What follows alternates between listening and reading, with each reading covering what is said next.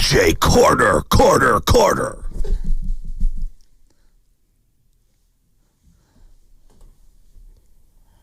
Are we ready? Are we? I'm ready. Game 2 tonight. Western Conference semifinals. T-Wolves Warriors in Minnesota. No Steph Curry, though. He is going to be out at least the next 3 games, according to reports. A strained, left hamstring for one Stephen Wardell Curry. The first strain of any muscle, I guess, outside of an adductor strain a few years back. But as far as this injury, this is the first time he's ever dealt with this. He's 37 years old.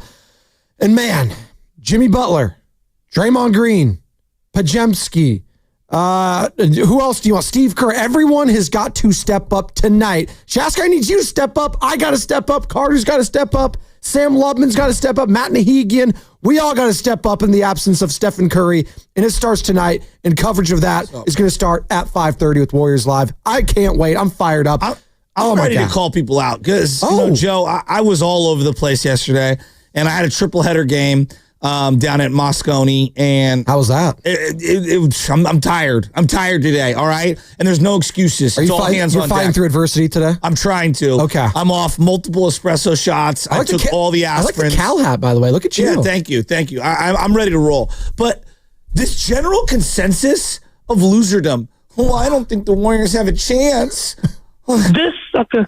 They're going to get blown out the way OKC blew out Denver because they know they got the one win on the road. I think with no Steph, they're cooked. They're cooked. You're a high-level loser, bro. I mean, really? Is that what we've become? Like, honestly. You got Steve Kerr, you got Draymond Green, and you acquired Jimmy Butler, playoff Jimmy, and all of a sudden we're waving the white flag. I've taken nonstop calls on Jonathan Kuminga could be a star for the last 3 years, and we're giving this team no chance. Pajemski just plays winning basketball, but he's got no shot tonight? Like, since when did this fan base tuck their tail and run? Stop it. I'm legitimately ticked off at various sports fans. I was going to say, where are you seeing this? Was that your practices yesterday, your games yesterday? Everyone. There's this general consensus of, why even play? Sports is why you play. If you didn't play the games, we'd never know who Brock Purdy was. If you didn't play the games, you wouldn't know and have moments like Marco Scudero many moons ago. If we didn't play the games, it would be played on paper. OKC would already have the championship. Well, Jason Tatum, if it was on paper, would have hit a shot to win a game last night. Oh, you mean like this? It's Tatum. Robinson's on him. Tatum maneuvering. Oh, the ball knocked away. Another great defensive play for the Knicks. They got it. They've won it. New York has gone up 2 games to none. And defense again at the end. Kevin Harlan on the call for TNT. The Celtics are down 0-2. No one gave the Knicks a shot in the second game. They got blown out in almost every game during the regular season against that Celtic team. Look, I'm not here to say that it's going to be easy. I'm not here to say that you shouldn't have worry. Of course you should have worry. Steph Curry's one of the greatest players in any sport we've ever seen. I think he's the greatest Barry athlete of all time, and that's a sentence. Yes. That's a sentence, all right? And I believe that to my soul. But that being said, like, I'm legitimately ticked off at the Bay Area sports fan. Wow. And you know what? The problem is this, is that we got a lot of front runners here. And when things are going well, no, it's the truth. When things are going well, we get calls. But if there's a little bit of adversity, everybody's, oh, well, we got the one win. We got the one win in Minnesota. Well, can we just win one of the next 3? No, screw that. I want to win tonight. Like Draymond Green's been telling me he's the greatest defender of this particular generation. Go out and show it. I've been hearing about playoff Jimmy for about 20 years now, it feels like. I watched him drag the carcass of a bunch of overrated Miami Heat players. Show me tonight. I think our roster is as good, if not better, than those Heat teams he dragged. If you want to tell me that Pajemski is a guy that one day down the line could be an impact starter, I'm talking high-level fringe all-star, show it to me tonight. All I need is a one-game sample. Moses Moody, you've had stretches. Tonight's the night to have a game. Jonathan Kuminga, here is your opportunity. Here it is, right now. So I'm not taking no nonsense from the Bay Area sports fan today. You guys want to dial up 888-957-957. Well, we got the win. Well, we mission accomplished. Can we just hold the fort down till Steph comes? No. Tonight's the night you let the world know Warrior culture is real. And Steph Curry, though important and though probably lots, if we're doing pie chart, a huge slice is Steph Curry. But there are other cogs in the wheel that made this dynasty go. Steve Kerr, Draymond Green, and the others. And I'm not taking no nonsense today. I might just take the rest of the show off. Shasky's on fire. And shout out to those watching on YouTube, brought to you by First NorCal Credit Union. For a low rate auto loan, apply online or just ask for First NorCal Financing at the dealer. We are streaming live on Twitch, Twitter, and YouTube all day long. And as always, we are coming to you live from the Laughing Monk Studios. Laughing Monk, righteously brewed in San Francisco. So Warriors, T-Wolves tonight. We do know that there's no Steph Curry. No, he's gone the next couple games at least. I don't even know if he's going to play in this series, quite frankly. But this is why you got Jimmy Butler. This is why you acquired a player of that caliber. This guy is the 1B to Stephen Curry's 1A, and now he's got to be the 1A. And someone else has to step up to be that true number 2, 3, 4. The list goes on. And it doesn't have to be the same player each and every night. It could be a different guy. It could be a Pajemski one night. Exactly. It could be a Buddy Hield the other night. It could be, hell, a Jonathan Kuminga, if that somehow comes to fruition another night. Sounds kind of crazy at this point, but you know what? He needs to step up. Everyone else needs to step their game up in the absence of one Stephen Curry. And I'm very curious to see how tonight's game goes, because tonight's game, although it might not tell us the entire story of the next 3 games that you know you're going to be without Stephen Curry, it sets the tone, I think. Yeah. Like, you don't want the loser mentality. This isn't a loser mentality to me. Just because you don't win tonight potentially doesn't mean that you could still send a message tonight. Exactly. Show me the heart of a champion. Correct. That's what I want to see tonight. Agree. Don't do what the Denver Nuggets did yesterday, as far as I'm concerned. You never were in that game. Did you hear Aaron Gordon in the postgame? No, what did he say? He's basically saying effort level should not be we should not be discussing our effort level at this point in the season. And he called himself out. And Chris Finch, we played it ad nauseum, head coach of the Minnesota Timberwolves, calling out the effort level of his players and his star, Anthony Edwards, yesterday. So I expect Minnesota to come out with their hair on fire, if you will. But same with the Golden State Warriors. You're out of Steph Curry the next 3 games. Miss me with, we'll just take the L here and then go back home and everything's going to be okay. No, that's not how, you need to know what you have starting tonight. And I'm very curious to see what Steve Kerr does. What kind of wrinkles is he going to use? It's all hands on deck. All hands on deck starting tonight. Shout out Below Deck. Captain Lee, where are you at? Captain Steve Kerr in the building. By the way, tremendous interview yesterday with Steve Kerr on with Willard and Dibbs, talking about the loss of Steph Curry, talking about it all. Now leading into this series without him, is he going to be a play? Is he going to be a factor anymore? We don't even know. We're hoping in a week's time that he comes back, but listen, this is a hamstring injury, man. You have to be very careful with this sort of stuff. So we don't even know if he is coming back. So you got to go tonight and the next couple games like he's not coming back. And I'm very curious to see how Jimmy Butler is going to look, because I don't need him to be the greatest shooter of all time, but I do need to have him with the ball in his hands more often than not tonight. That's the facilitator. It runs through Jimmy freaking Butler going forward. That much I do know. Joe, there was a guy many years ago who told me you have to make the most of all your opportunities.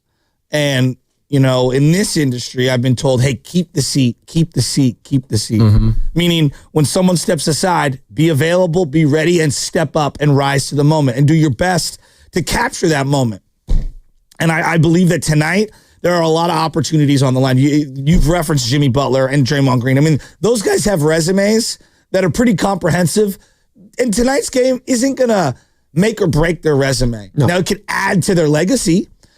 But there are guys like Brandon Pajemski who are super young in this league, who I believe in. There are guys like Jonathan Kuminga who wants to show the entire league as well as the Warriors themselves, this is how good I can be.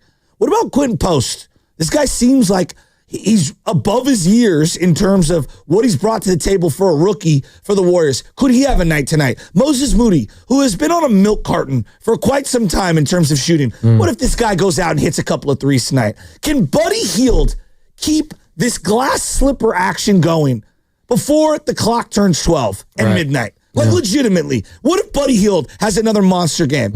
Can GP2 absolutely dog Anthony Edwards and make him a little more ineffective?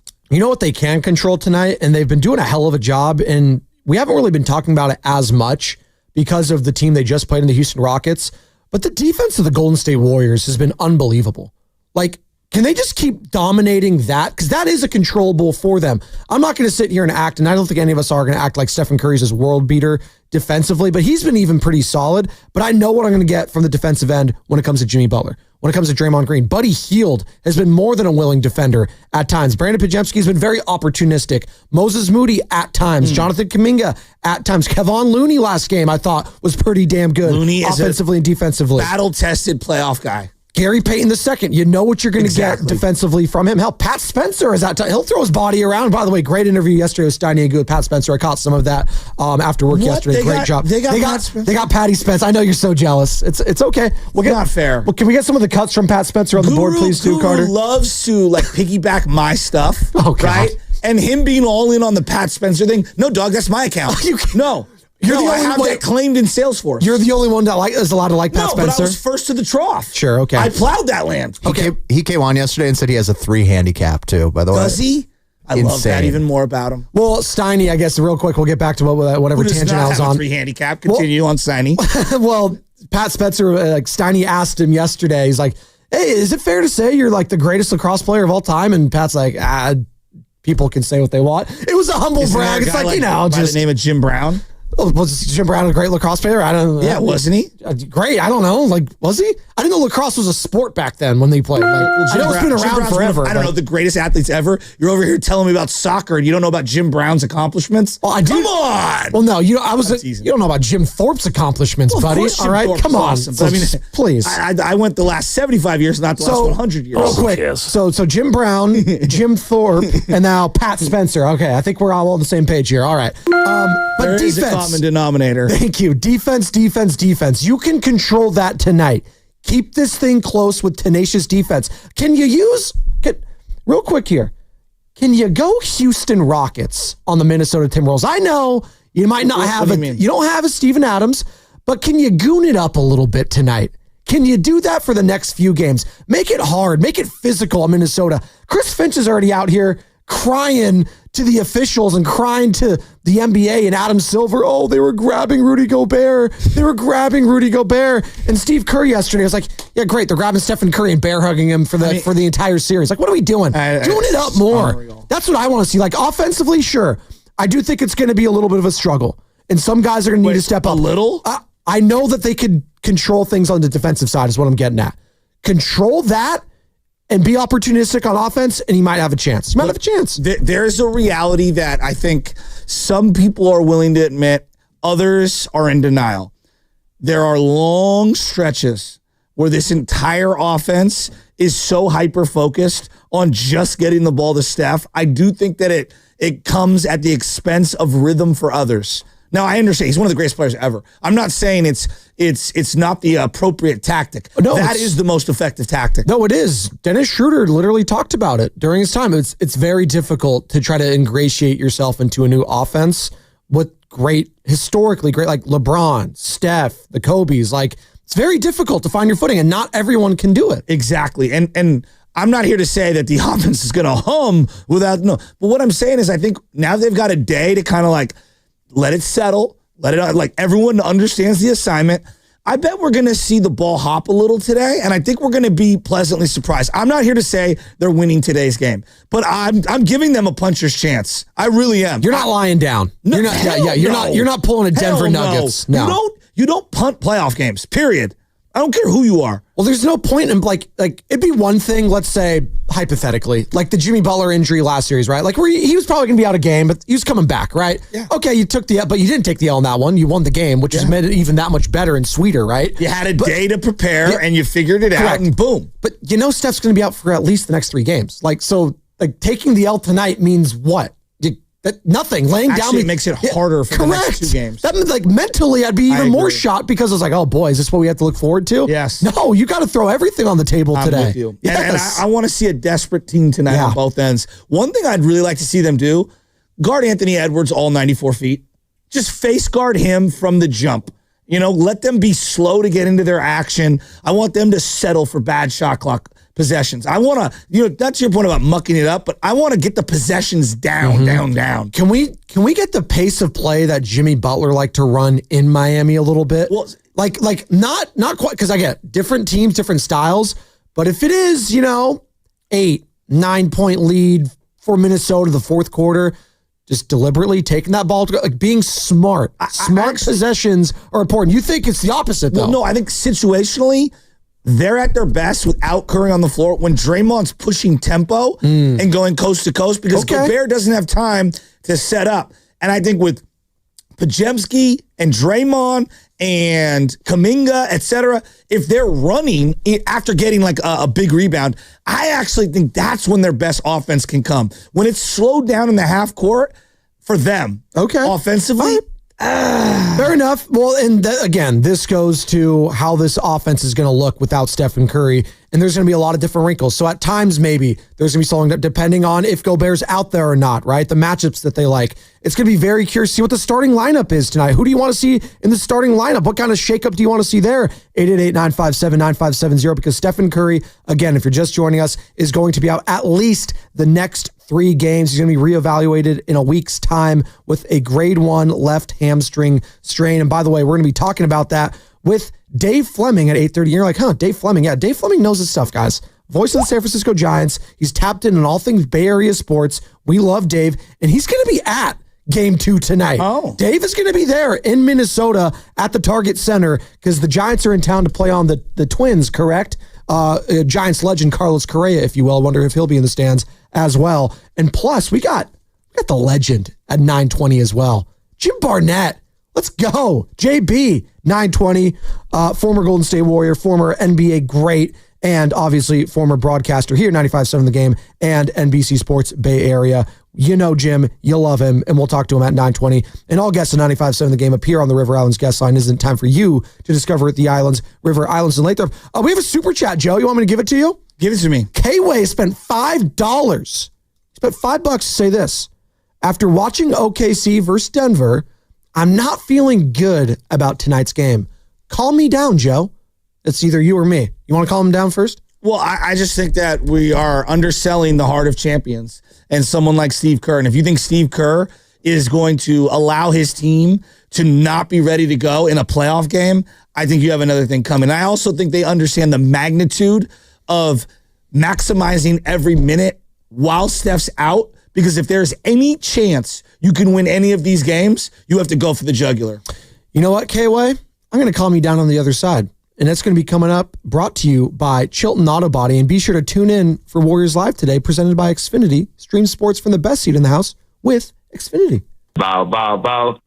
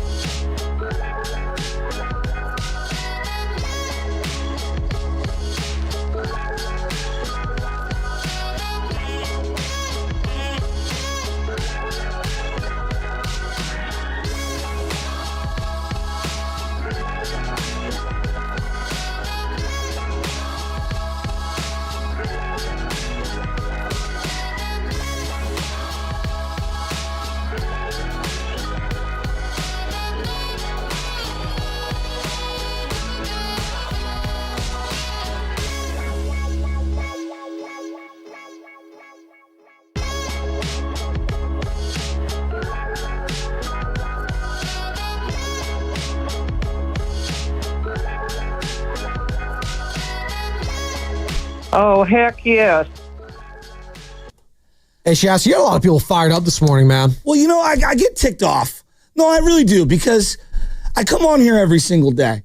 And You do. I bring opinions. You do. And this is just how I base my life. My dad said it to me many years ago. He goes, Joe,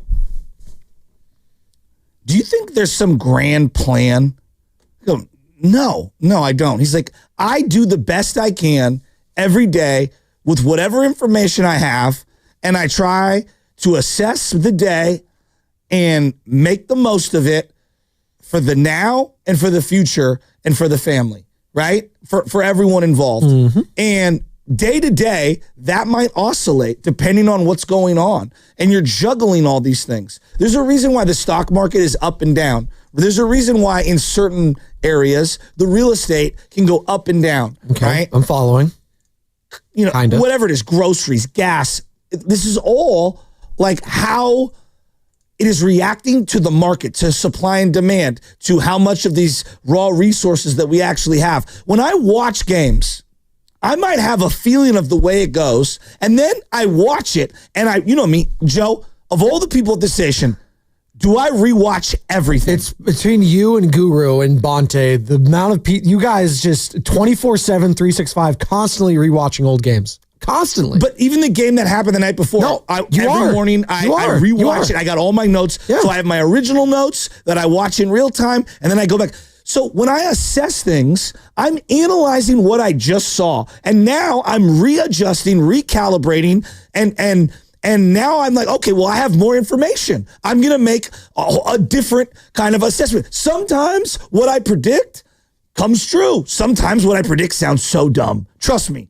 I thought Trey Lance was going to be good. That did not age well. Still a possibility. Right? Not giving up. Didn't age well. But there are other times where it's just like, hey, like I thought this was going to happen and something else happened. Shasky, you said that the Minnesota Timberwolves were going to win in 6. Well, yeah, and then the game got played. Well, they still might. So you still might be right, but you don't want to be. You don't want to be right. But yeah. I think after watching them closely, the matchup between the Lakers and Minnesota, which I watched those games, it doesn't correlate to the matchup with the Warriors and the Timberwolves. That doesn't mean that they can't adjust in tonight's game and totally blow them out of the water. All I'm saying is that my opinions on these games, on these players, on this stuff is oscillating all over the place. 888-957-9570. That's the number to call or text on the Boxer and Gerson Work Injury Attorneys text line. We want to hear from the people today.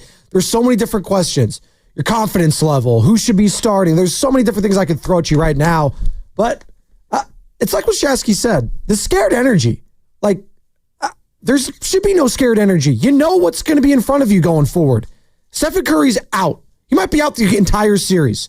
Like, you can't lie down tonight. That makes no sense for tonight, for the next game at Chase Center, the next game after that.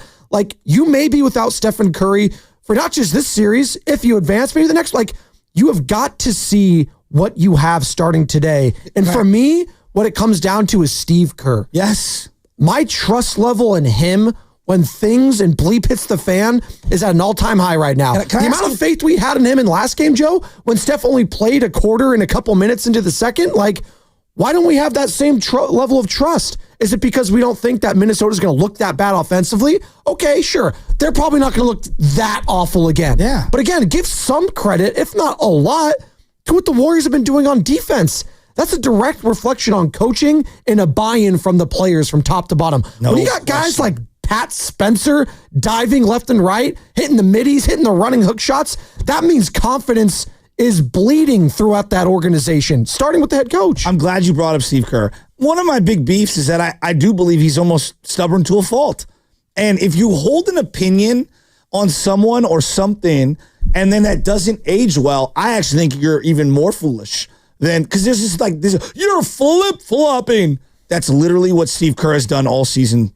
And in the last 2 months, 3 months, it's probably been one of his best tactics is to kind of make the subtle adjustments. For example, I think it was right that Kuminga got kind of played, onto the bench, essentially. I think that was the right move. I also think the right move now is maybe trying Kuminga a little more, given the circumstances of where we're at. I think tinkering with Guy Santos and Quentin Post in small, limited minutes in game one, even though both in the prior series looked unplayable, but giving them a fresh start and trying something new and having fresh perspective, that is the stubbornness that he would have been stubborn 2 or 3 months ago and rolled with whatever was working and just laid there. He wouldn't have made the adjustments. So I'm glad you bring up Steve Kerr because I just feel like he's on it right now. I really do. And I trust him to find a way to maximize whatever he's got on that bench and whoever he's going to start with against Minnesota. I really do. We got some calls I want to go to. Jason in Concord wants to join in the conversation. 888-957-9570. Jason, good morning. How we feeling about game 2 tonight in Minnesota? I got two things before I talk about the game. One thing before I talk about the game tonight. First of all, what do you guys think? What is your thought about NBA schedule? Why is it just one game in between? I mean, I really believe, honestly, that Stephen Curry's non-contact injury is because of the schedule of the NBA. Why? I mean, their priority should be to leave their all-stars on the court and not off the court. Stephen Curry's gone all the way to 7-game series and then played Game 7 and have to go and play 20 hours later across the country. It's ridiculous, in my opinion. I'm sure there's a way to keep their all-stars on the court. Why not minimum of 2 days at least? Well, real quick, I'll let you finish, Jason. I will say this, and I hear you on that, and I know you're not making an excuse because everyone has to deal with this right now. It doesn't matter the team. It just affects the Warriors more so than other teams because of their older players. But at the same time, we can say that, but we can also say, man, this has been one of the greatest playoffs we've seen in the NBA in quite some time. The ratings are up. It's crushing it. This has been one of the greatest second rounds I've seen in quite some time. So, yeah, I hear you on that, but at the same time, the NBA is like looking like, no, things are going well, so we're going to keep doing what we're doing. And they're capturing this momentum because it is every other day. Yeah, but plus all these injuries, real quick, I'll let you finish, but like, he's also been in the league for 15 years. He's 37 years old. So he's 37. Whether I think it's all these things. It's the schedule. It's his age. It's the wear and tear. It's the energy exerted over the last 2 or 3 months. It's never one thing. It's all of these things. And Jason, this is why we were talking about why it would be like a crazy run because of the age of these guys. We've never seen it before. And this is kind of why a lot of people were hesitant on it. And the route they took, which was losing the last game of the regular season and being in the play-in. Now you can finish, Jason. Thank you. Yeah, one last thing on it. I really believe if they would have had one more day of rest, that we wouldn't have to be talking about Stephen Curry not being able to play the rest of the series. Look like. I mean, I hope not. I hope at least he's back toward the end of the series. Anyway, tonight's game. What do you guys think the points are coming from? I mean, if Pod and Moody keep doing what they're doing as of late, we're in big trouble. They need to step up. We got to have some point. I mean, you're looking at 25, 30 point missing. That Curry's not there. Where are they going to come from? It's a great question. It's going to be difficult if these guys don't show up. It's a great question. I think they're going to need contributions from everybody. Like right now, they need Quentin Post to hit a couple shots. They're going to need Buddy Hield to give him 15 plus, right? Like, and he's been on fire. So who knows what we get from him? Podziemski to me is the key for tonight. I think if Podziemski has a good to great game, this team is going to be in this one, if not, in the lead late in the game. Wow, yeah, because Podziemski's that important. He's a tone setter, and when he's hitting, it really balances the floor. When he's got the midi going, it opens up the floor for his passing and his energy. And if he has an all-around great floor game, that tells me everyone's contributing. And again, it's going to be the mixing and matching from the head coach, Steve Kerr, riding the hot hand. Who's hot? Who's not? It's going to be a Rubik's Cube puzzle, if you will, tonight and going forward in this series. And by the way, Steve Kerr, he joined Willard Dibbs yesterday. It was a really fantastic interview. It was so great, Joe. We're replaying it at 7:20 right here on 95.7 The Game. So I can't wait. So there you go. To see it. And I just, look, we can have the conversation about the schedule at the end of the year.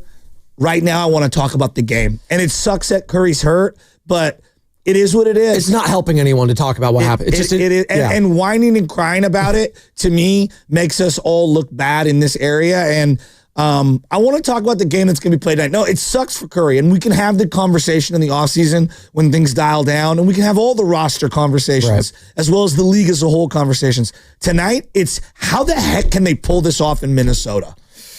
It's going to be the question, right? You're saying it might come down to Brandon Podziemski, the head coach. Who is the most important, Warrior tonight, heading into game 2. And I say Warrior because it could be the head coach. It could be Steve Kerr riding Jimmy Butler 40 plus minutes, 42, 43, or sticking with, hell, Jonathan Kuminga, right? We keep waiting. Is it going to be a Jonathan Kuminga game? He's going to get some run. He's going to get some opportunity. Can Moses Moody make some plays? Who's it going to be tonight for you? 888-957-9570. We're up against it. We're going to take a quick break. Come on back. Manny, cilantro. We'll get to you on the other side. I do love some cilantro, by the way. Real quick, coming up on Friday, we will be giving you a chance to win a pair of tickets to the home opener for the Valkyries on May 16th. The Golden State Valkyries inaugural season is here, Joe. And fans, you don't want to miss the first ever WNBA season in the Bay Area. Catch Tiffany Hayes, Kate Martin, Kayla Thornton, and the Valkyries all summer long at Chase Center. Tickets are available at Valkyries.com. And we're going to talk about the Valkyries on the other side. Because what if I told you the Golden State Valkyries hold the key to the Golden State Warriors' future in the playoffs? I'll explain on the other side, and it's going to be brought to you by Fremont Bank. Here for you, here for good.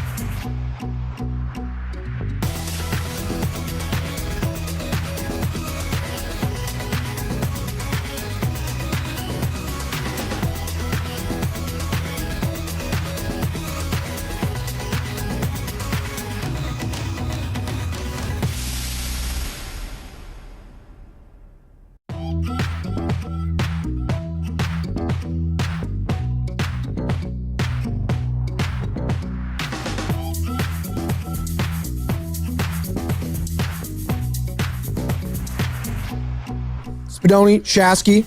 Brought to you by Golden State, serving the Bay Area for 3 generations. When you succeed, we succeed. Visit goldenstatelumber.com. We got a stacked show here today. Almost an hour down. It's been flying by. Dave Fleming, 8:30, voice of the San Francisco Giants for NBC Sports Bay Area and our 95.7 The Game Giants insider. But he's not just a Giants guy. He's also tapped in on the Dubs, and he's going to be at Game 2 tonight in Minnesota at the Target Center. So can't wait to talk about that with Dave Fleming. And Jim Barnett, Warriors icon, at 9:20 as well. Plus, check this out. Steve Kerr, who joins Willard and Dibbs every single week. Yeah, he joined them yesterday. We're going to replay that interview at 7:20 today. So Steve Kerr, if you missed any of that, 7:20, we're replaying that. He has some great insights on Steph, the injury, Pat Spencer, Draymond Green, Jimmy Butler going forward without Steph. How's it going to look? How's game 2 going to be? All of that. We're going to be hearing that at 7:20. But in the meantime, we do have some calls. Manny, Cilantro, Joel, we'll get to you in a second. Heading into game 2 tonight, who is the player you're circling that has to have a big game for the Warriors to have a huge upset? Hey, listen, it can happen. I know a lot of people are scared. A lot of people are saying, oh, we're over. It's no Steph. We're cooked. Hey, a lot of people thought the Knicks couldn't win again yesterday. And they were down 20. The Knicks were down 20 again. And they won the game. Now, the adjustment level of the Boston Celtics and Joe Mazzulla and Jason Tatum, Jalen, just, my God, can you get some easy shots? Like the stubbornness from that team and that squad, the arrogance was on full display these first 2 games, especially yesterday. I don't expect that from Steve Kerr. Now, they don't have the firepower to probably get up by 20 again, but I do know that they could dominate one side of the ball, and that is the defensive side. I've seen it, and they can do it. Now, offensively, it's going to be a challenge. If you want Brandon Podziemski to step up, I think you're going to continue to need more from Draymond, from Jimmy, from Buddy. Those guys need to keep their foot on the pedal. But some other guys need to step up. Who does that need to be for you, Dub Nation? 888-957-9570. This is a big one tonight, and I think that the leaders on this team, Jimmy Butler and Steve Kerr and Draymond Green, I think it's going to start with them. And I think we're underrating. We're just underrating their compete level. Those guys in particular. Sam and I were just discussing it, and we can get into it in a little bit. The Miami Heat teams, there's some names on there that are household names, but there's a lot of who? What? You have to be a pretty tapped in on the NBA to know who some of these guys are. Hey, Max Strus. The Strus is loose. Got to be on that League Pass live. Gabe Vincent. He's got 2 first names. You can't really trust a guy like that.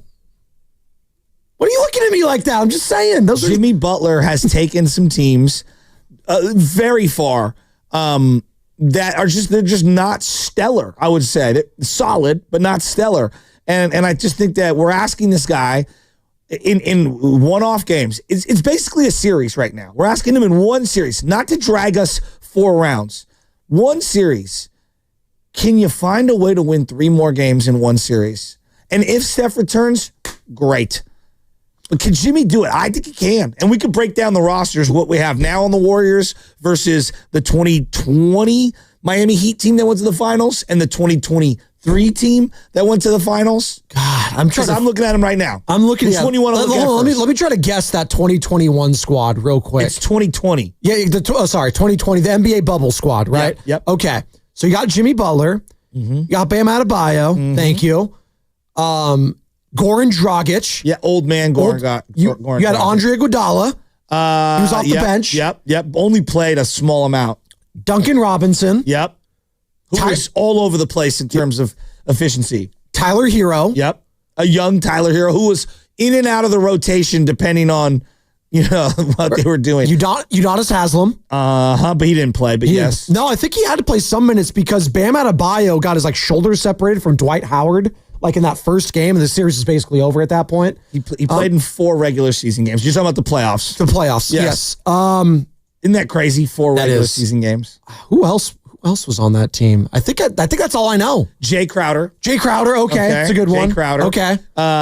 Kendrick Nunn. That's right. All right, off the bench. Kelly Olynyk. Derek Jones Jr. There you go. But a lot of those guys weren't playing a lot. Yeah. Right? It was primarily Jimmy Butler, Bam Adebayo. Yep. A rookie Tyler Hero, Goran Dragic, Jay Crowder, Duncan Robinson, and a little bit of Iggy. Wow. And they got to the final. And then famously, that meme with Jimmy Butler looking exhausted is from that series. And if you just look at the ages, I mean, a lot of these guys super, super young. Goran Dragic, 33. Jay Crowder, 29, had been on a zillion teams. Iguodala, 36. They had no shot in that series. They had zero chance. That Lakers team, I know it's the bubble, but they were really good defensively. And then they had LeBron and AD offensively. And then Rajon Rondo turned into a Hall of Famer again at 35 years old. It was incredible. Now the 2023 team, would you like to try that one? The more recent. Let's do it. Miami Let's Heat. go. Give it to me. Now, Jimmy was 30 in the first one. Okay. So he was a much younger player. He was 33 couple years ago when he took the 2023 team to the final. So we saw Jimmy and Bam, Tyler Hero. He was hurt. Tyler Hero He was hurt. only played in the one game. That's right. He was hurt. Duncan Robinson, who was very ineffective. He was in it. Duncan Robinson was all over the place. He was all over the place. Gabe Vincent played a lot. Max Strus played a lot. And there's a name that I'm going to say that you'll never guess. Most people won't. And you're like, you're going to know right away. Who is it? Caleb Martin. Caleb Martin. Yeah, that's right. Again, but if I said Caleb Martin, 888-957-957, no, people wouldn't know who I'm talking about. No. Kyle Lowry. That's Miami right. Fans hated. Big Victor butt. Oladipo played a couple of games. Yep. I mean, it wasn't a lot. Victor Kevin Oladipo. Love. Yeah. Oh, K-Love. That's right. Yeah, I mean, old is man. that a world beater team? No. Now, I'm not saying that they're going to go to the finals and they without Steph. They need Steph back. I'm not saying this is easy. This is a ridiculously difficult task ahead of them. I'm saying I still think they got a puncher's chance tonight. And I really, truly believe there is a path to winning this series, even if Steph doesn't come back. I'm not saying it's easy. And I'm not saying that they're going to win every one of these. I'm saying there's a path and there's a chance.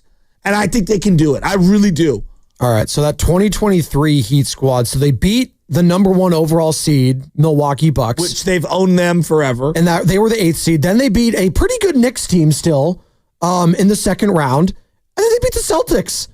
That was an unbelievable run. That's Giannis. I know. That's Jaylen Brown. That's Jason Tatum. Hell, Julius Randle. And was Jalen Brunson a Knick then? I don't think he was quite a Knick yet, but it's still a pretty damn good Knicks squad. Whenever Thibodeau's going to be coaching that team, they're going to be playing ferocious defense. Julius Randle is definitely on that team. Here's what I would say about both of those teams. The shooting around Jimmy was extremely important. Yes. And so that's why I look at tonight's game for the Warriors. Okay, how can they win in Minnesota? Well, Jimmy's going to be the main piece, right? And playoff Jimmy comes alive. I need Pods to shoot better. I need Moody to shoot better. You're definitely going to need Buddy Hield to go on a heater. I think Draymond Green's extremely important in the half court for them in terms of just being an offensive threat. Kuminga. Can Kuminga move without the ball? Can he just move without the ball tonight? Just be a cutter. Jimmy will find you if you just move without the ball. GP2, we always undersell how much GP2 plays in these games. Kevon Looney. I do believe that they have guys that can rise to the moment. I do. Now, it's imperative that these guys actually play well, but I think they can do it. For one night, I think they can do it. So I teased before we went into this, and we're going to get to Manny, Cilantro, Joel. We'll get to all of you in just a second, but I teased why the Golden State Valkyries might be the key for the Warriors advancing in this series. And you can be like, wait, what does a WNBA team have to do with the Golden State Warriors? Yeah. Well, we learned that the reason there's a 4-day gap between Game 5 and Game 6 in the Warriors-Timberwolves series is because of the Valkyries and because they have a home opener on Chase Center's floor. Now you're trying to figure out, well, why? Well, because the Warriors, if it does go to a Game 6, Warriors-T-Wolves would be at Chase Center, and that probably would have been on that Friday. But the league were like, okay, we're trying to grow WNBA. We have a relationship, partnership. Joe Lacob's tight with Adam Silver. He's the owner of both teams, obviously. So they got dealt a favor scheduling-wise. So now instead of it being every other day, there is a 4-day gap from Wednesday, Game 5, to a potential Game 6 on Sunday. That has the Valkyries written all over it because in between that on Friday is the home opener on May 16th. And I know you're going to be there. You're going to be excited, right? Go Valks. Go Valks. So in a weird way, if Stephen Curry does truly come back for a Game 6, You could thank the Valkyries potentially for that and him getting extra rest. So next Isn't that year, crazy? Well, it's not that crazy. Next year, if Joe Lacob is really about that life and he really wants to throw a monkey wrench in there, schedule a zillion exhibition games for the Valkyries in the first couple rounds of the playoffs. So like every other day. So we get 3 days of rest. Hey, so that's if you're a Warriors fan and the Warriors end up Hilarious. advancing. The Warriors end up advancing. You can thank the Valks and you go to Valkyries.com to go That's get your so tickets. cool. All right. Let's go to cilantro. Yeah, I love some cilantro, by the way. I love a little chopped cilantro. Right. In Irvington. Makes a taco. Cilantro, good morning. How we feeling about this series potentially without Stephen Curry? I kind of want to refer back to Shasky 20 minutes ago when he was given the hype talk, the pep talk of, this is what champions are made of, blah, blah, blah. I'm sorry, Shasky, man. You sound like a Raider fan to me, where every year is your year. Wow. This series is ruined. I think that we're going to lose the next two. I think that it's maybe game 4 might be ours, but I don't have any hope in winning these next two games. You know what? Why even play tonight then, Why even watch? You should go bowling tonight. Why watch, Hear me out.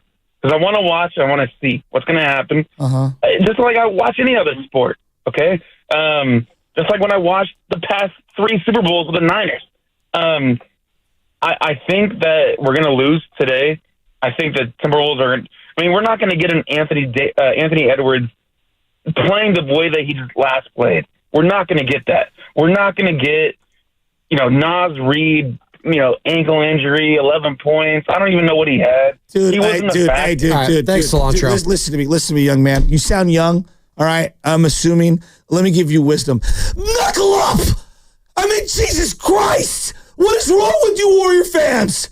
You've watched the greatest run of basketball and a little hint of adversity, and it's like, we're not going to win, and the Amber's are going to destroy us.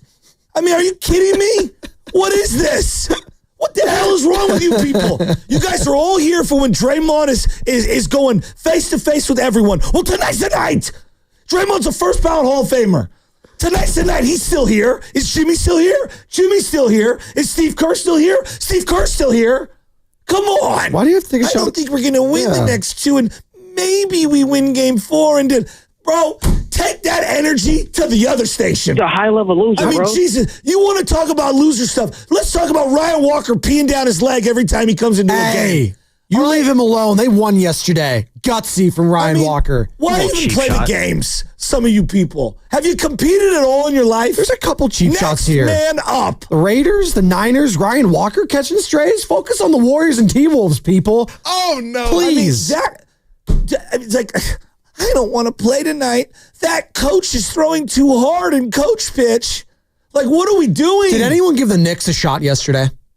Did anyone get... No, seriously. I didn't give the Knicks a shot before the series started. Every game against the Celtics was a blowout during the regular season. They were down 20 in both games, and they're going back to New York. That arena is going to be insane, by the way. Up 2-0. The Pacers. I don't think a lot of people gave the Pacers a shot. They're up 2-0, heading back to Indiana. Joe, you're a little more aged as a father. I'm learning. Thank you. Yes.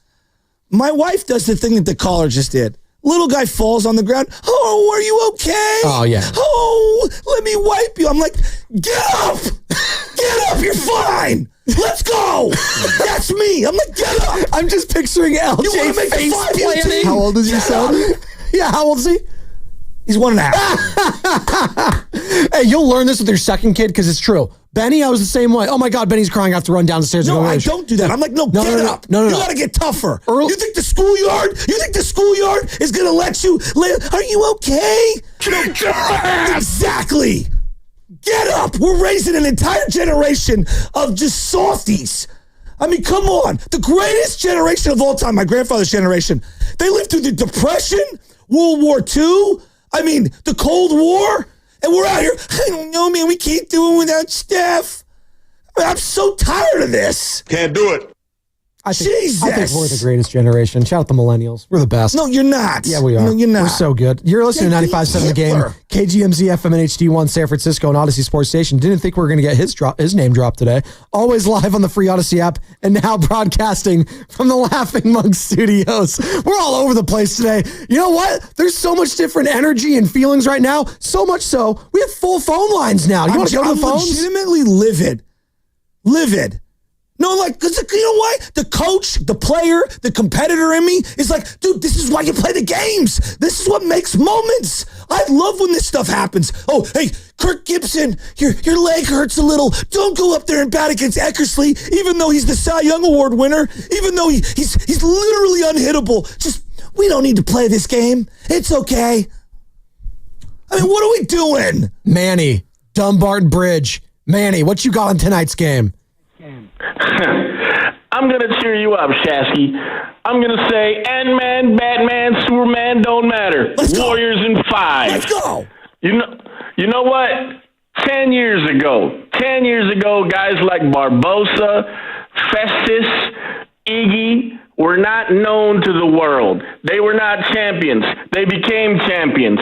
Guys like Pods, guys like JK, Quentin, those names are going to go down in infamy as having turned this Timberwolves team on its you-know-what, because they are going to win with or without Steph. Because like you said, Kerr is still there. Old man River Draymond is running that engine just fine.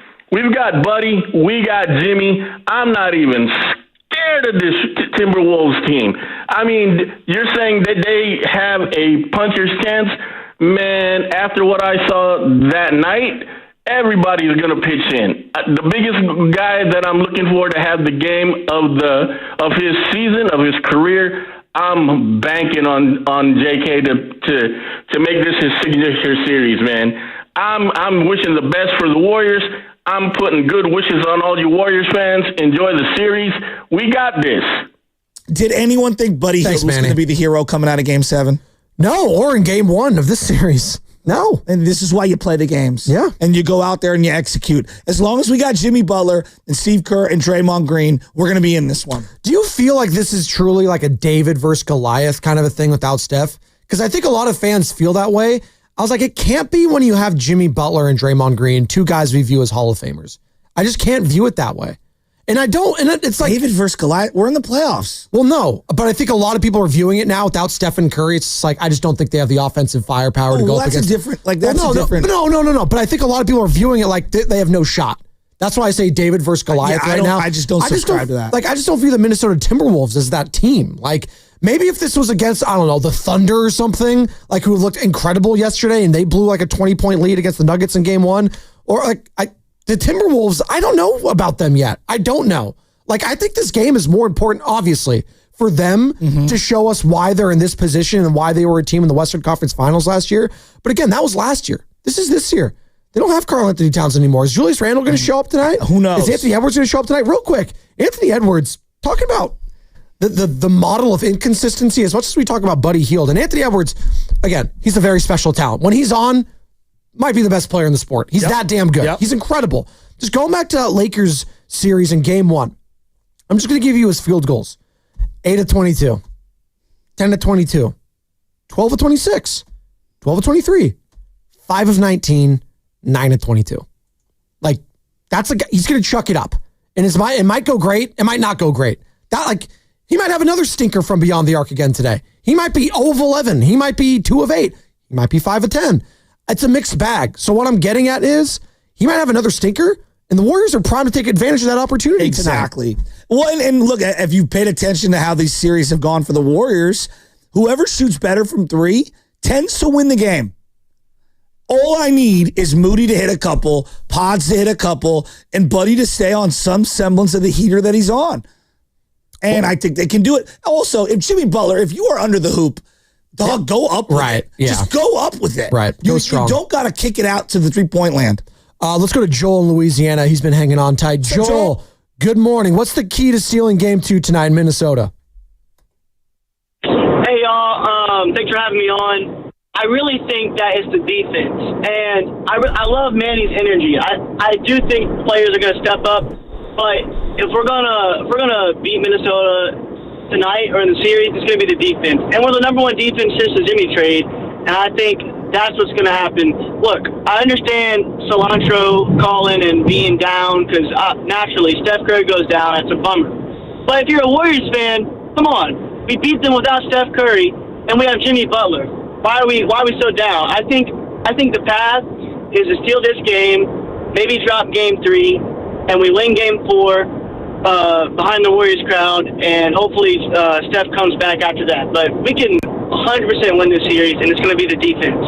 I agree. Thanks, Joel. Joel in I Louisiana. think throwing the kitchen sink at Anthony Edwards is a huge part of tonight's, strategy. You have got to make him inefficient. You've got to make him one way in terms of he's only going to drive into the lane and finish over 2, 3, 4 bodies.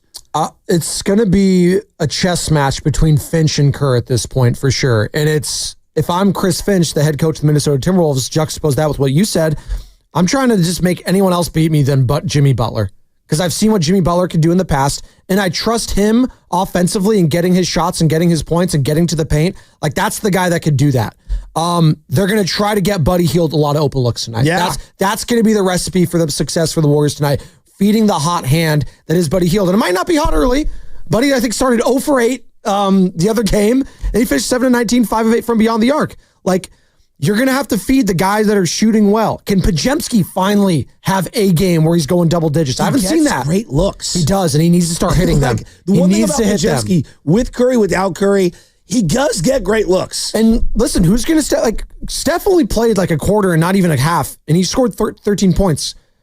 You need 13 points to someone else now. That, at the very least, you need someone else to step up and get 13 points. That's why I thought that the handful of minutes from Quentin Post were encouraging, and I thought Kuminga, the more he played, the more comfortable he got. Watch us have a Kuminga game tonight. We're going to know early on in this game, I think. Could you imagine if that happens? We're going to know early on. No, it'd be incredible. The aggression from the younger players. Did you hear that? What? If Kuminga has a big game, what? John Lynch will be scouting the entire Bay Area as we're backpedaling, to back up the Brinks truck for Jonathan Kuminga. John Lynch is doing that? Yeah, because we'd Not be Joe like a Lacob? DB. Oh, got it. Okay, I hear what you say. Well, John Lynch has to worry about Brock Purdy. When's that news going to drop, huh? Yeah. Is he finally going to sign? No, this is part of how do you endear yourself to a fan base? I think about this all the time, right? Willie Adames, brand new Giant. How does he endear himself to the fan base?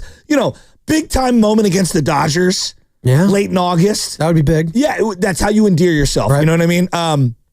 Ricky Pearsall catches a big touchdown to win a game, or does something like a big block for Christian McCaffrey against the Rams in the fourth quarter. That's how you endear yourself to a fan base. Brock Purdy against the Cowboys in the playoffs. Against the Seahawks, right? What has Buddy Hield done the last 2 games? He endeared himself to the fan base. Yeah. Pat Spencer, headbutting dude the other day, and then having the game that he had the other night. Jonathan Kuminga could flip the narrative of his entire year with a couple of good games. We're not even saying great games. A couple of good games. All right, we're going to push Steve Kerr, D-Dubs, Derry, Oscar, Mike, Duke. We're going to get to all of you. We got full phone lines. We're fired up. Game 2 tonight. Shasky wants to know your energy level right now. There's no scared energy allowed on this show today, according to Joe Shasky. You scared? You nervous? Why? 888-957-9570. And it's brought to you by San Francisco International Airport.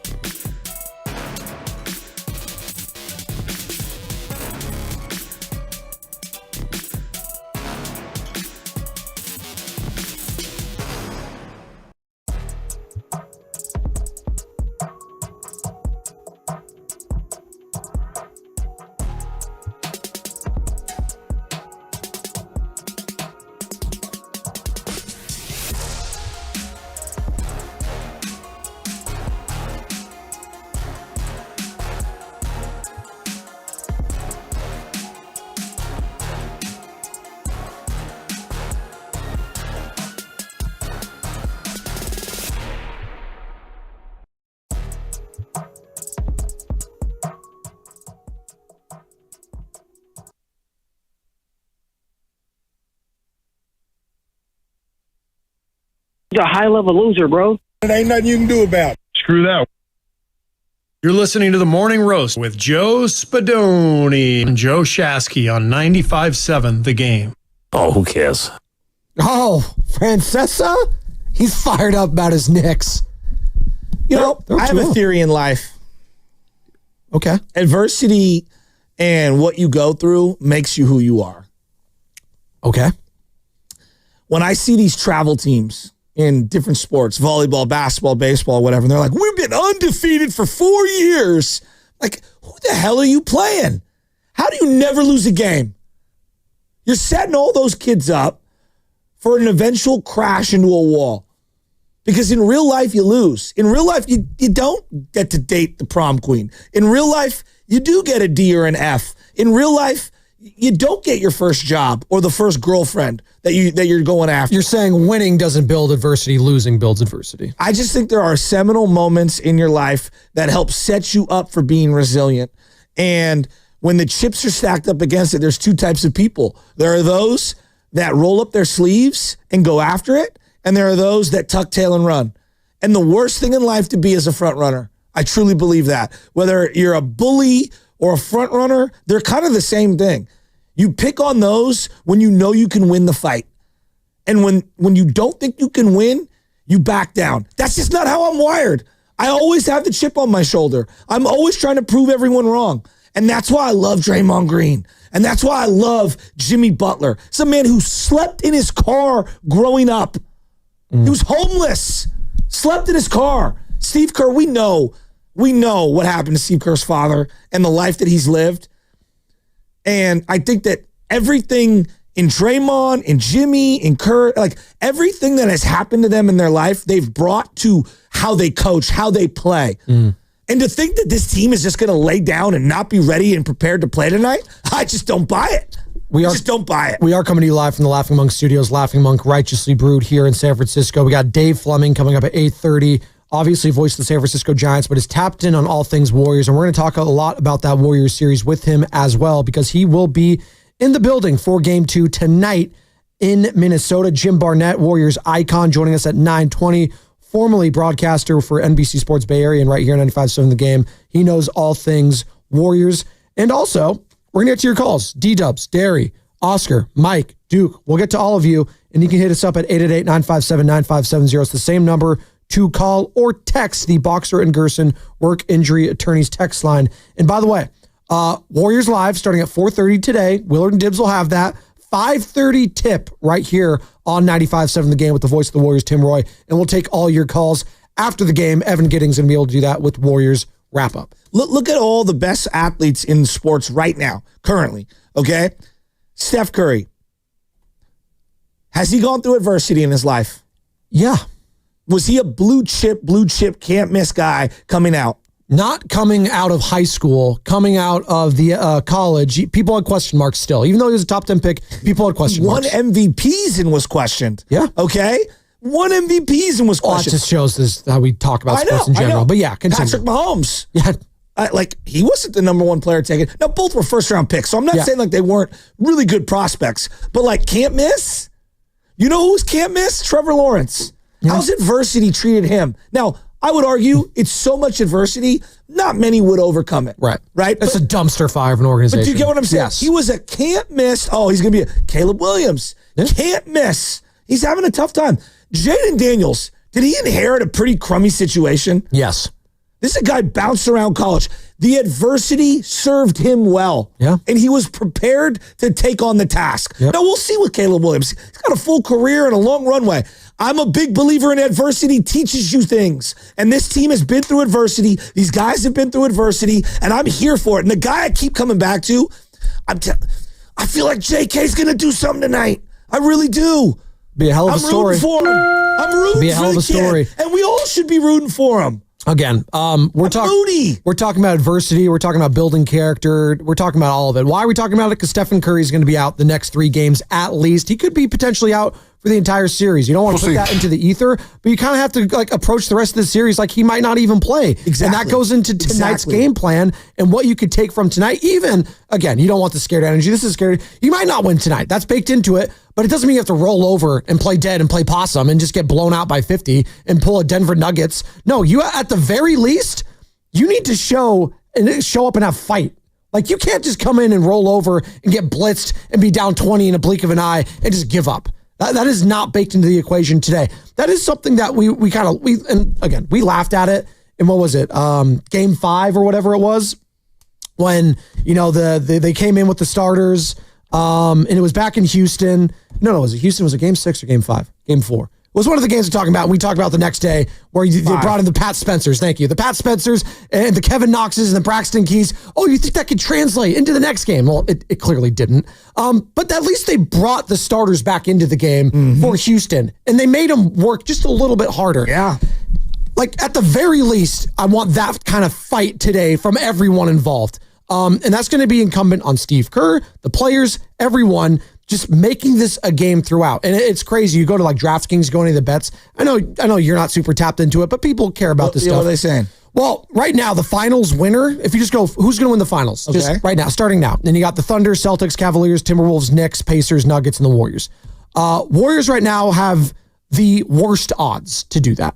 Plus 2,500. So, like, if you're betting on them, it's a long shot for people right now. Thunder are the favorites at plus 130. This is just right now where we're at with all these series. The Warriors, who have Steph Curry, Jimmy Butler, Draymond Green.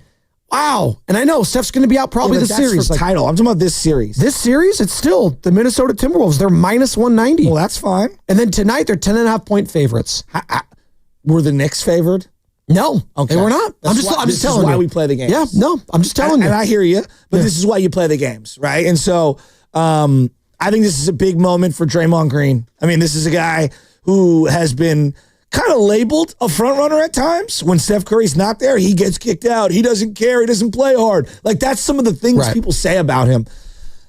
I think tonight, if he could will this team to a win, it would be one of the great feather in the cap moments for his entire career. Let's go to Oscar in Stockton, 888-957-9570. He wants no scared energy tonight for game 2. Oscar, good morning. How are we feeling about tonight, man? Man, what's going on, Shasky and the Dome? I'm fired up, man. I'm just getting tired. I'm like Shasky, man. Don't call the radio station talking about we gonna lose and you scared. If you scared, stay home. You understand me? We the Golden State Warriors. What make you think that Minnesota is gonna do what we done? They can't. They too inconsistent. You just read Edwards his percentages. I've been watching the games. Yeah, he got bedazzled, but they do a lot of incredible shots that they have to make. And they don't play team offense. And that's what's going to help us out because we play team defense. And people got to understand, the Warriors got a culture. Okay, Steph is out. That's my boy. But now it's time for, like you said, we got Pajinski, need to step up.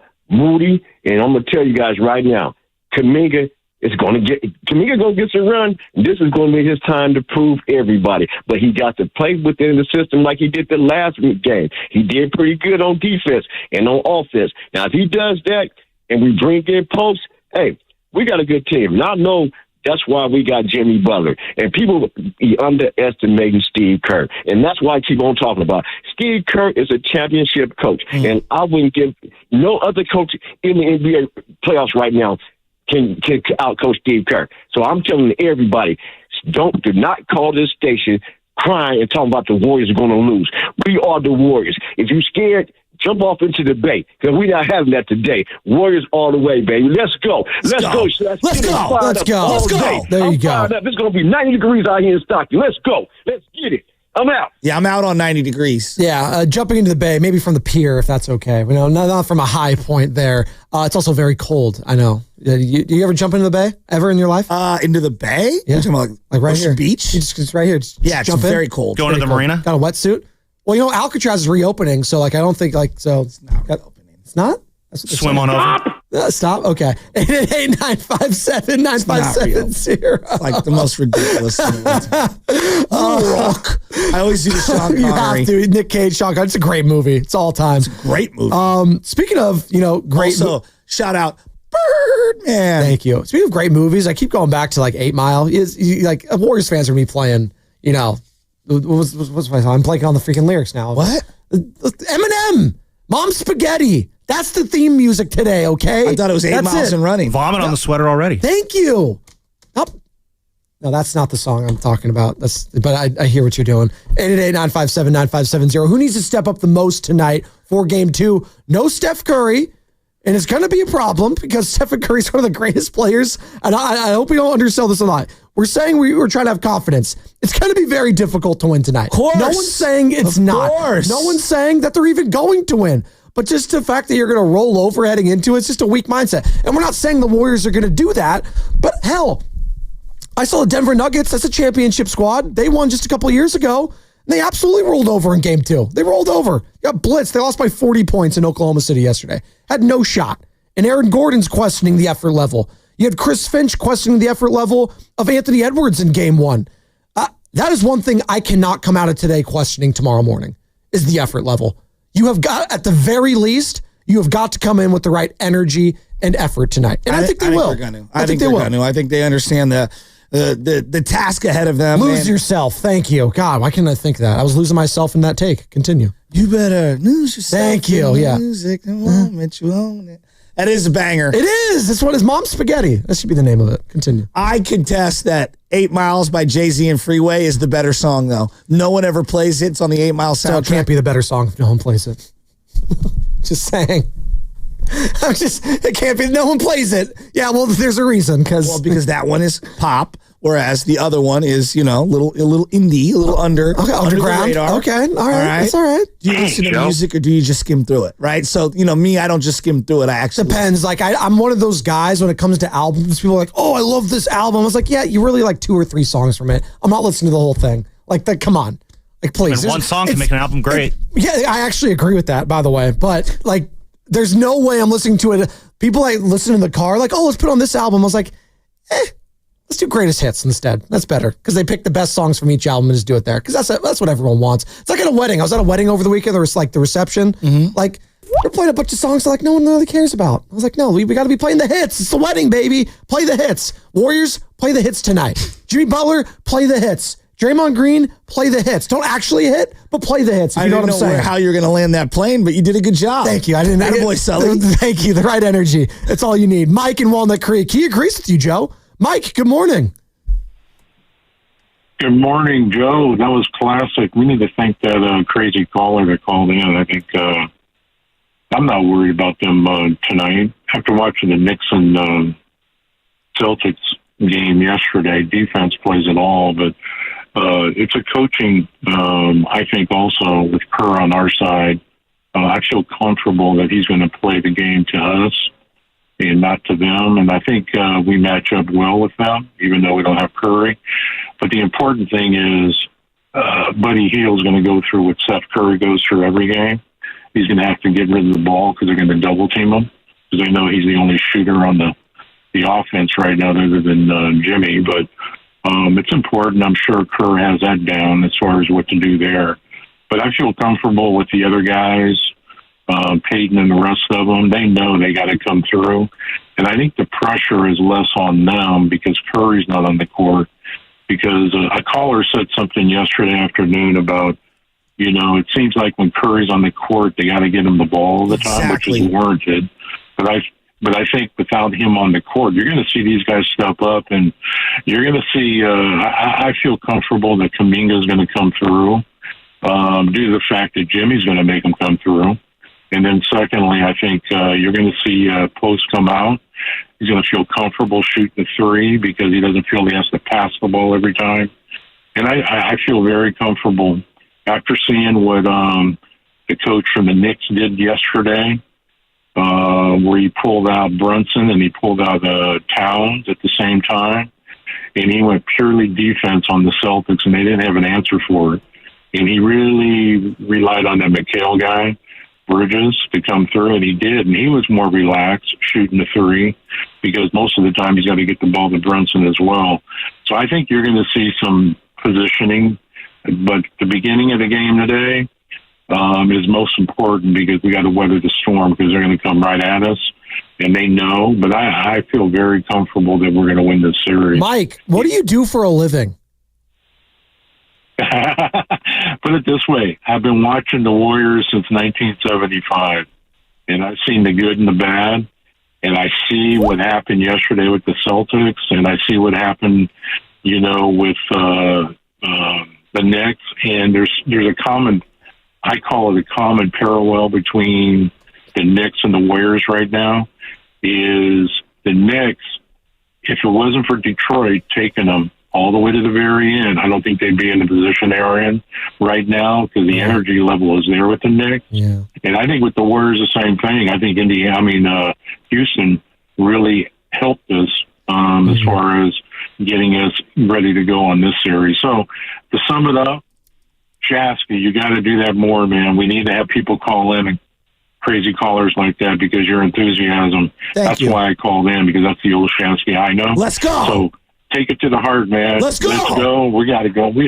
We'll win tonight. So just hang in there, guys. Good job like always, man. I listen to you guys every morning. You guys correct me up. Thanks, Mike. I really appreciate it, Mike. Just to completely dodge my question when I asked what he did for a living. I know, dude got off press coverage so quickly. I thought it was Justin Jefferson. It's the way he laughed it off and then moved off of it. That was elite right there. Let's put it this way. I've been watching Warriors basketball since 1975.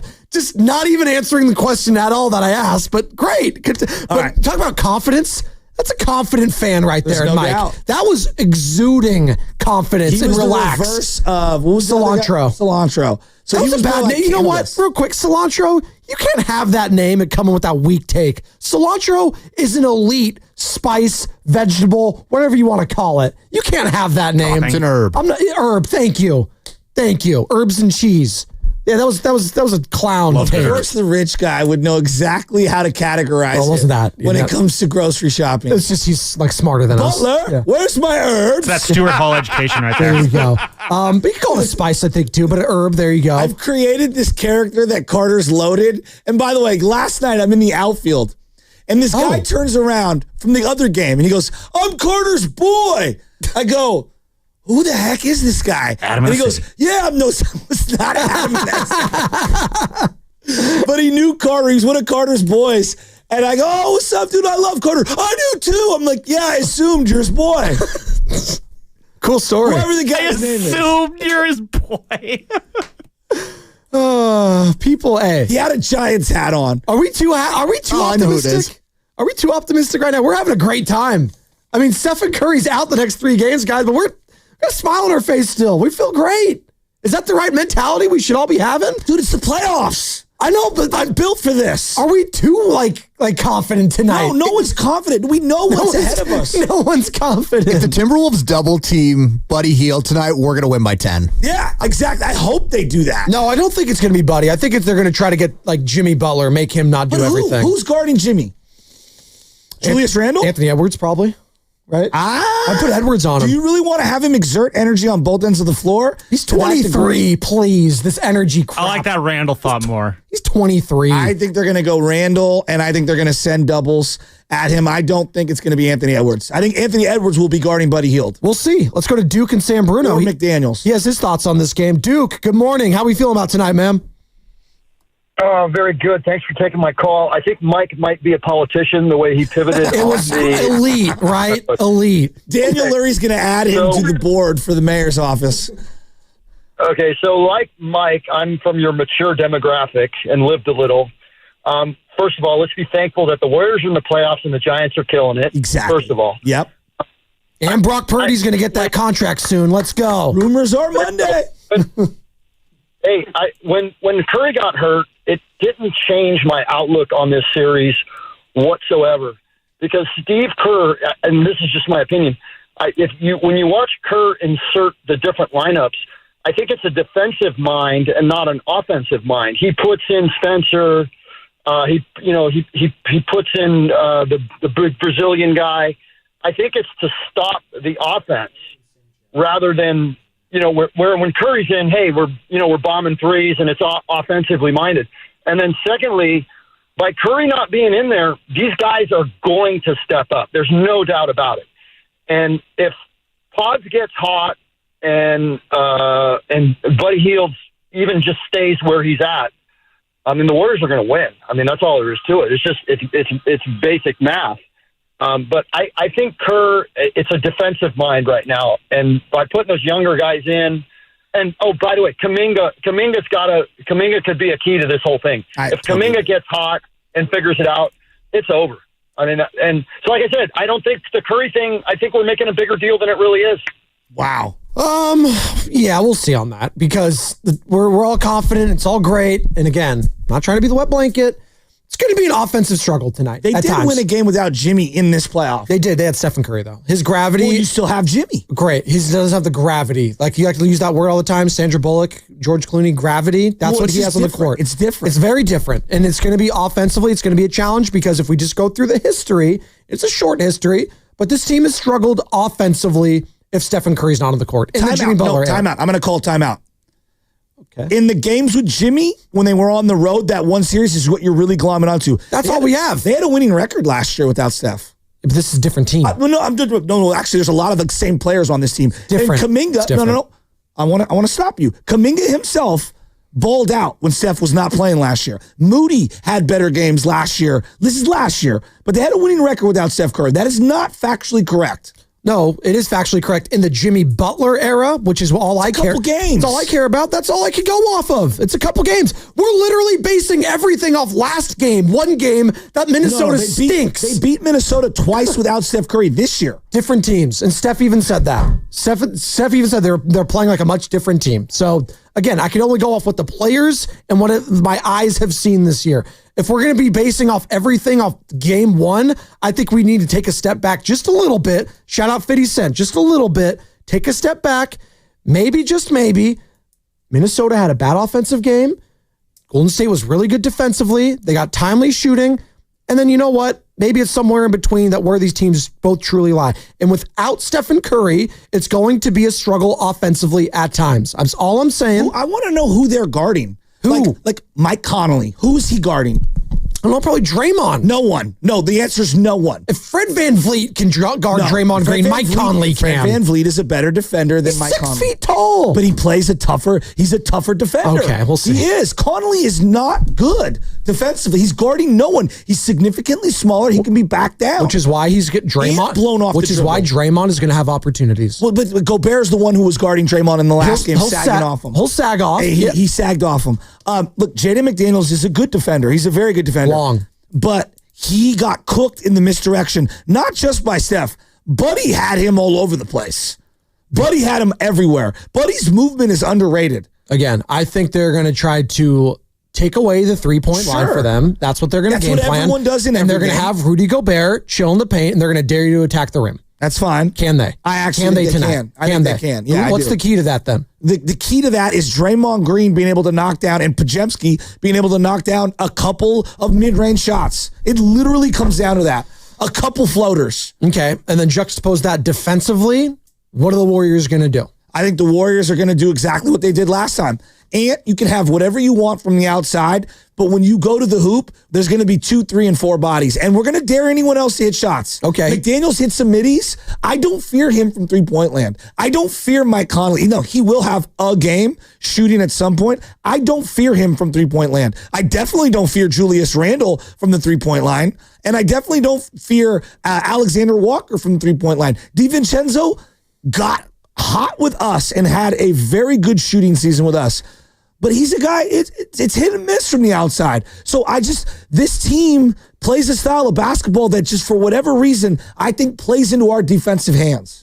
888-957-9570. What is the key to tonight's game 2? If the Warriors are going to come away with the win and shock the world, quote unquote, they're 10.5-point dogs on the road. How are they going to do that? That's what I want to know. Say this. No Steph. The guy for me tonight, forget Edwards, because we know he'll get his at some point.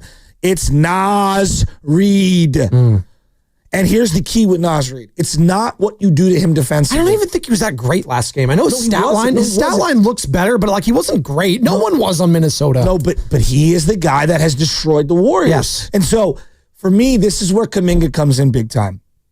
Getting him into foul trouble. Right? He's he able to do jumps that. a lot. Yeah. He's on defense, he's kind of like a jumper and he leaves his feet a lot. Can you get him back into foul trouble? Oh, let's go. Is this Derry or Dari? It's one of them in Nevada wants to join the conversation. Derry, what are the keys to winning game 2 tonight if you're the Warriors? Good morning. Hey, good morning, boys. How's it going? I'm so ready. Hey, yeah, good. Hey, same here, boys. I'm pumped. I know it's going to be a good game. I'm actually, I know that Steph is listening to the morning roast. So Steph, hey, get better, buddy. You'll get better. We'll need you out there. Hey, but I'm excited. I'm excited to see different numbers out there. I like the last game how Kerr played. Different players. We threw Looney out there and he played great. Kuminga out there. I think that's what we got to do. We got to play different guys out there, try different players, and then just see how it goes. Create offense. We know what we can do in defense. So let's just see, throw Kuminga out there for a little bit, then bring him back out, throw Looney out there, throw some ties, just throw different guys at them, and then see who gets on a streak. But we got this, man. We got this, Warriors. I'm actually excited because I know Steph's going to come back.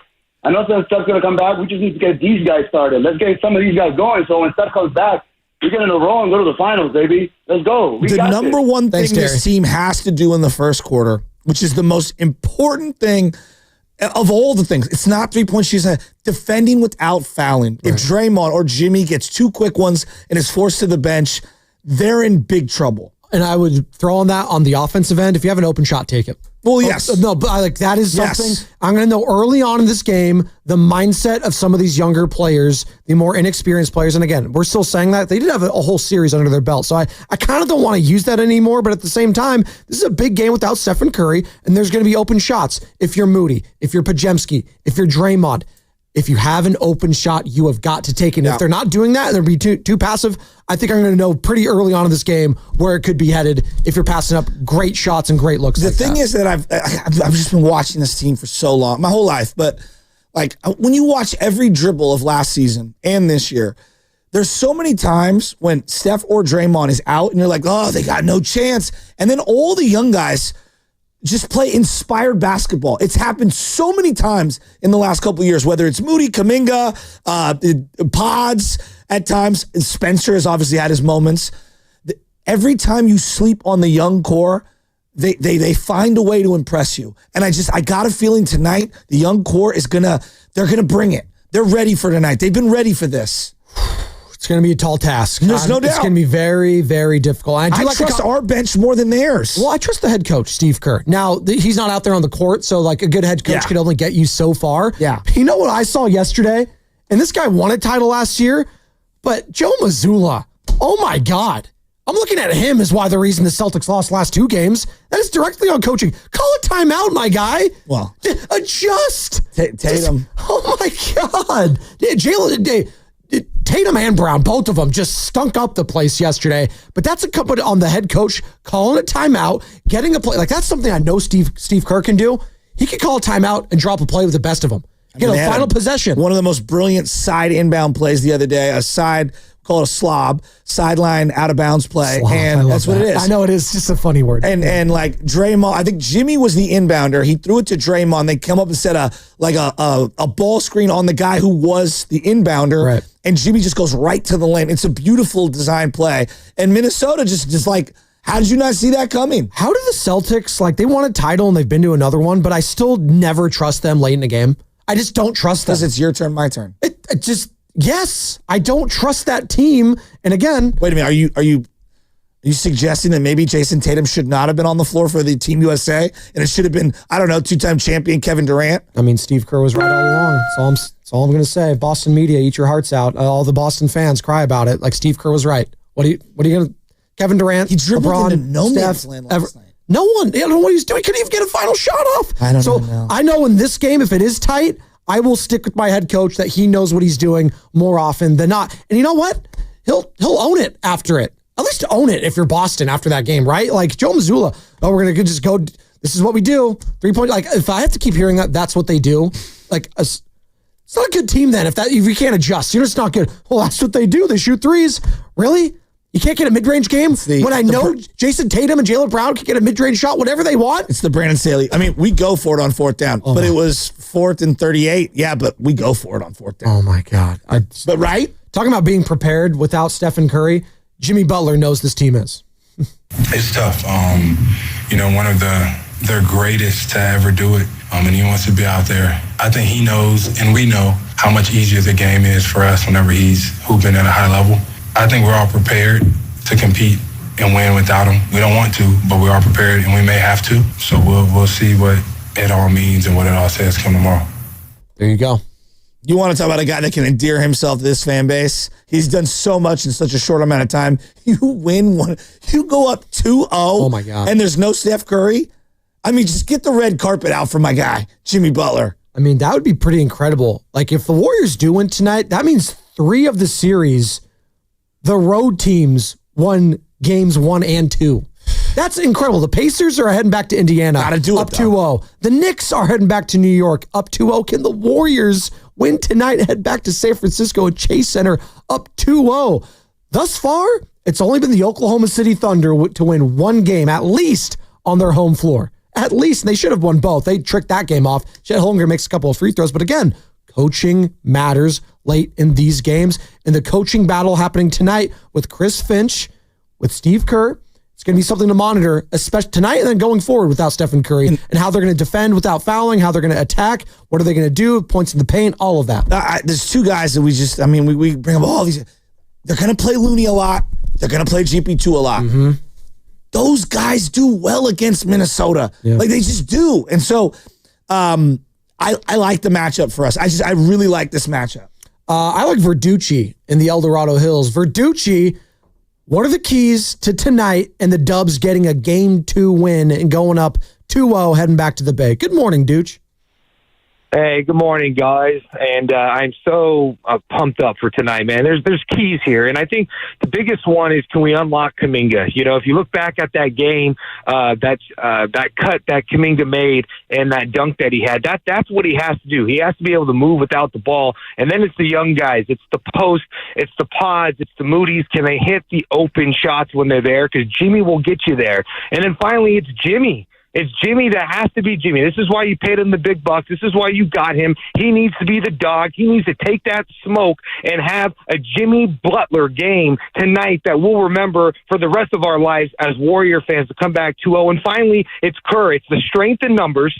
It's being able to use your whole bench, because if you look at Minnesota, they really only use 8 guys.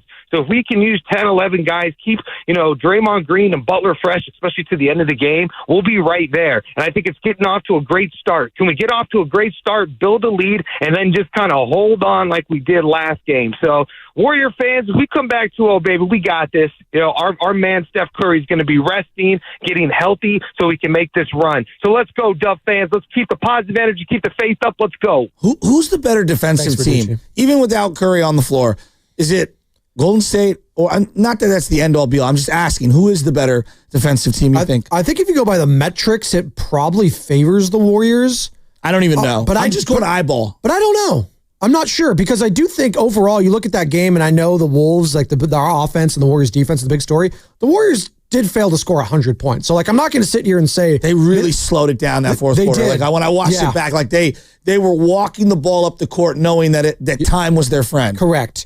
So that's going to be a factor tonight for sure. The defenses, and I know the Warriors can control that side of the ball because Stephen Curry wasn't a major factor on that side. Now, offensively, it's a different question, and that's going to be the tail of the tape, obviously, because the league is about buckets, as we know. Bonte likes to say it. You like to say it. You got to put the ball in the hoop, and the Timberwolves are just awful at doing that. So give the Warriors some credit, but I expect the Wolves to be howling a little bit earlier on in this game, and maybe attacking the paint is going to be a point of emphasis early in this one. I want to hear from the Bay Area. Pods, Buddy, Dre, Butler. That's what we think are going to be the first 4 starters. Yes. Who's your 5th? Are they going to go Quentin Post? Are they going to go Moody? 888-957-957. Who do you want? Who do you want? I want Kuminga. I think Kuminga plays. The more he plays, the better he plays. And I think that he can get his own shot. And as a team is looking for someone to be able to put pressure on that rim, I would like to see him. Steve doesn't like the Draymond, Jimmy, Kuminga combination on the court. Again, you might not have a choice in this case. My options aren't great. And I don't think that, again, I know Steve has said that in the past, like the numbers like back that up, but they haven't played enough. Like it's such a small sample size. What is like 30 minutes? But do you like Kuminga against this team? I haven't seen enough. I haven't seen enough. So yes, I would like show me. Yeah, show me. I mean, I can make an argument for Gee. I don't think he'll go that way. I can make an argument for Moody. Boy, his shot is just. What about QP? Quinn Post. Get some size out there. Start the game. Is that a little rich for you? I like him in the See, I like him when you sub in GP2. I would bring Post in with him instead of Looney. I would try that first, or maybe Post is in that third wave of subs. That's I don't another know. guy you mentioned, Gary Payne II. Is that too much non-shooting? I don't like GP2 starting. Okay. I love his energy. 7-minute mark. He's really good at feeling out the game and coming in and immediately having an impact. Whereas Kuminga, I don't think is really good at that. I don't think Kuminga is good at coming into a game that's already off the bench and just immediately hitting the ground running. 888-957-9570. Hit us up, call or text that number on the Boxer and Gerson Work Injury Attorneys text line. Who do you want to start tonight? I mean, do you start Looney? Stephen Curry. Do you start Looney? Go with the veteran. That's going back to spacing. I know. That clogs things up, and that scares the hell out of me. And I love Loon. I like Loon off the bench. Correct. Especially if Loon gets a quick foul or two early in the game as the game's physical or whatever, that could really, stymie them down the line. They need Looney. I have a feeling, and again, this is just a feeling. I have no evidence to back this up, but like how series go, I have a feeling they're going to be calling a lot on Gobert tonight. I think the Warriors are going to be as they should be, physical with him. And I do think there's going to be a short whistle tonight. I do. For some reason, why do I feel like that? Every game the Warriors play against Gobert, there are 3 or 4 what I call box out fouls. Yes. We're just trying to box him out. You get an off-ball foul. And there was a couple on Looney last game. He ended up the game with 3 personal fouls, and I'm sure most of those were on the box out and just hacking on top of him and maybe forcing him to go to the line, right? And maybe that's another strategy. Hack a Gobert tonight. Maybe that's something you go back to. It might be Post. I want to hear, who do you start? I think Post is for me. I think I'm going Quentin Post. Who are you going to start in place of Stephen Curry? If we all think it's going to be Draymond, Jimmy, Buddy, and Pods, who's going to be that 5th guy for you? 888-957-9570. Relax. In the meantime, let's hit the injury report. That would be funny, though. I'm kind of here for it.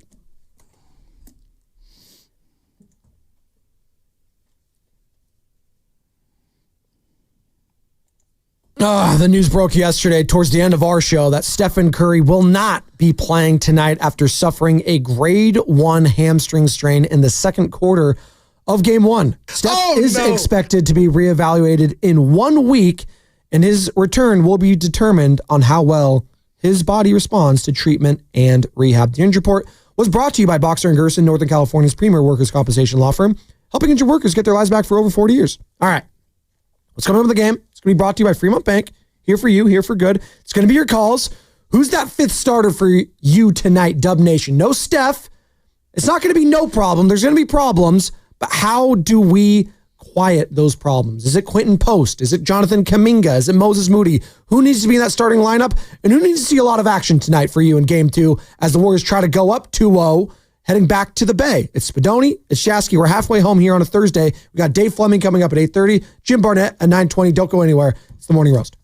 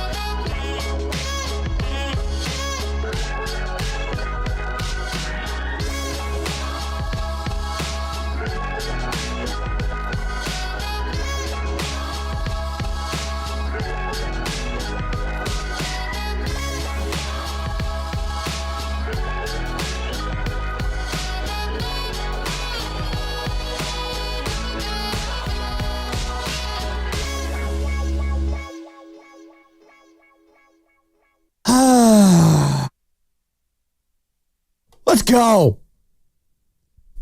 Halfway home. It's a Thursday here in the Bay. It's beautiful outside. The sun is not shining, but it's a typical San Francisco day. I'm feeling great. Shasky's feeling great. He's got his Cal hat on. He's got his San Francisco Warriors sweatshirt thing on. Carter's fired up. Sam's fired up. Game 2 tonight. 4:30 Warriors Live right here on 95.7 The Game. 5:30 tip. Again, Tim Roy on the call. We'll have all that coverage leading up to the game. After the game, Evan Giddings will have Warriors wrap up. But we're talking about said game. No Stephen Curry. If you're just joining us, you've been under a rock, you've been out and about, you've been sick, I don't know. Stephen Curry's going to be out at least a week. The next 3 games, he will not play with a left hamstring strain. Whoa. I got to pause you. Sure. Carter's in my ear. Carter's holding up a handle of a door. Look at that. He's got the handle of the door. They're locked. They're locked in the studio. Lubman is furious. He was making tacos from yesterday. He was making me some too. Oh, he's making you some. Yeah, I'm hungry. They're both stuck in the studio. Hold on, take a picture real quick. The boss. Turn on his mic. Turn on his mic, Carter. The boss. What is going on? In here. Sam just called me in my office. He's 5 feet away and said, "Can you open the Coach, I'm stuck. Come get me." The door handle just came off, and I said, "No." You let him suffer? Trapped. It's a trap. Should I turn? Wait, let me turn the camera so that it sees Carter. Carter, wait, can I get this one out? Here, I got mine. It's over there. Do yours. Yeah, it's over there. Carter, show the handle. There you go. Who pulled the handle off? That was me. Lubman, he doesn't do anything gentle. I'm teaching my son gentle. I do some things gently. Okay, let's relax here. This is chill, dog. This is pause. I don't even believe that, actually, if we're going to go to that level. I do not believe that for a second. I do stuff gentle. What are you talking about? The boss has now opened the door. So that's the producer equivalent of our mics breaking on air. Yes. Is them getting locked into the producer's studio. And I feel so bad for Carter. Could you imagine being locked into a studio with Sam Lubman? Well, he's in there every single day. Oh my God. 5 o'clock. So. What was that movie that, Dead Saw, was it Saw? Saw. Yeah. Being trapped in a studio with Lubman would be like being trapped in, what was the name of the killer? Jigsaw. That's what it would be like. The person you least like to be trapped in a studio with. 888-957-9570. That's actually a great call. That is such a great question. Game 2. It's that one right there. And then he brings tacos in. Thank you. And then he flicks the hair. He put the salsa verde on there like I like too. You know what? You guys, there's just so much. God, man, I showed up with no energy today, Matt, and these guys, they're just carrying me. You need a little cilantro on that taco. I do. I actually, apparently cilantro, the guy that called in that started the Shasky rant. Did you bring that clip up? He's friends with Steven Langford. Of course he is. Formerly nice guy Steven here at 95.7 The Game. Steven's at KCBS now. He walks in, he's like, cilantro's my homie, dude. It's like, wait, what? What? He's probably a Raider fan. That's why he brought up the Raiders. That makes sense now because Steven's a big Raider fan. Carter, how scared did you get when the door handle came off and you realized you were trapped in a tiny little 4x6 studio with Sam Lubman? I was more scared, to be honest. Yeah, I was fired up. As Joe is taking... Guys, it is game 2 in Minnesota. What are we doing? Step your game up. You're not ready to play. You're not ready to produce. You're not ready to host. What are we doing? Says the guy who's always the latest coming back from breaks. Okay, let me just tell you something. I want to make this very clear. All right? When you're Barry Bonds and you hit a comebacker, you don't have to sprint to first base. Wow, we're going Barry Bonds. Oh, so hold on, what's the analogy here then? He just compared himself to Barry Bonds. That's what I thought. Means none of the records matter. So there you go.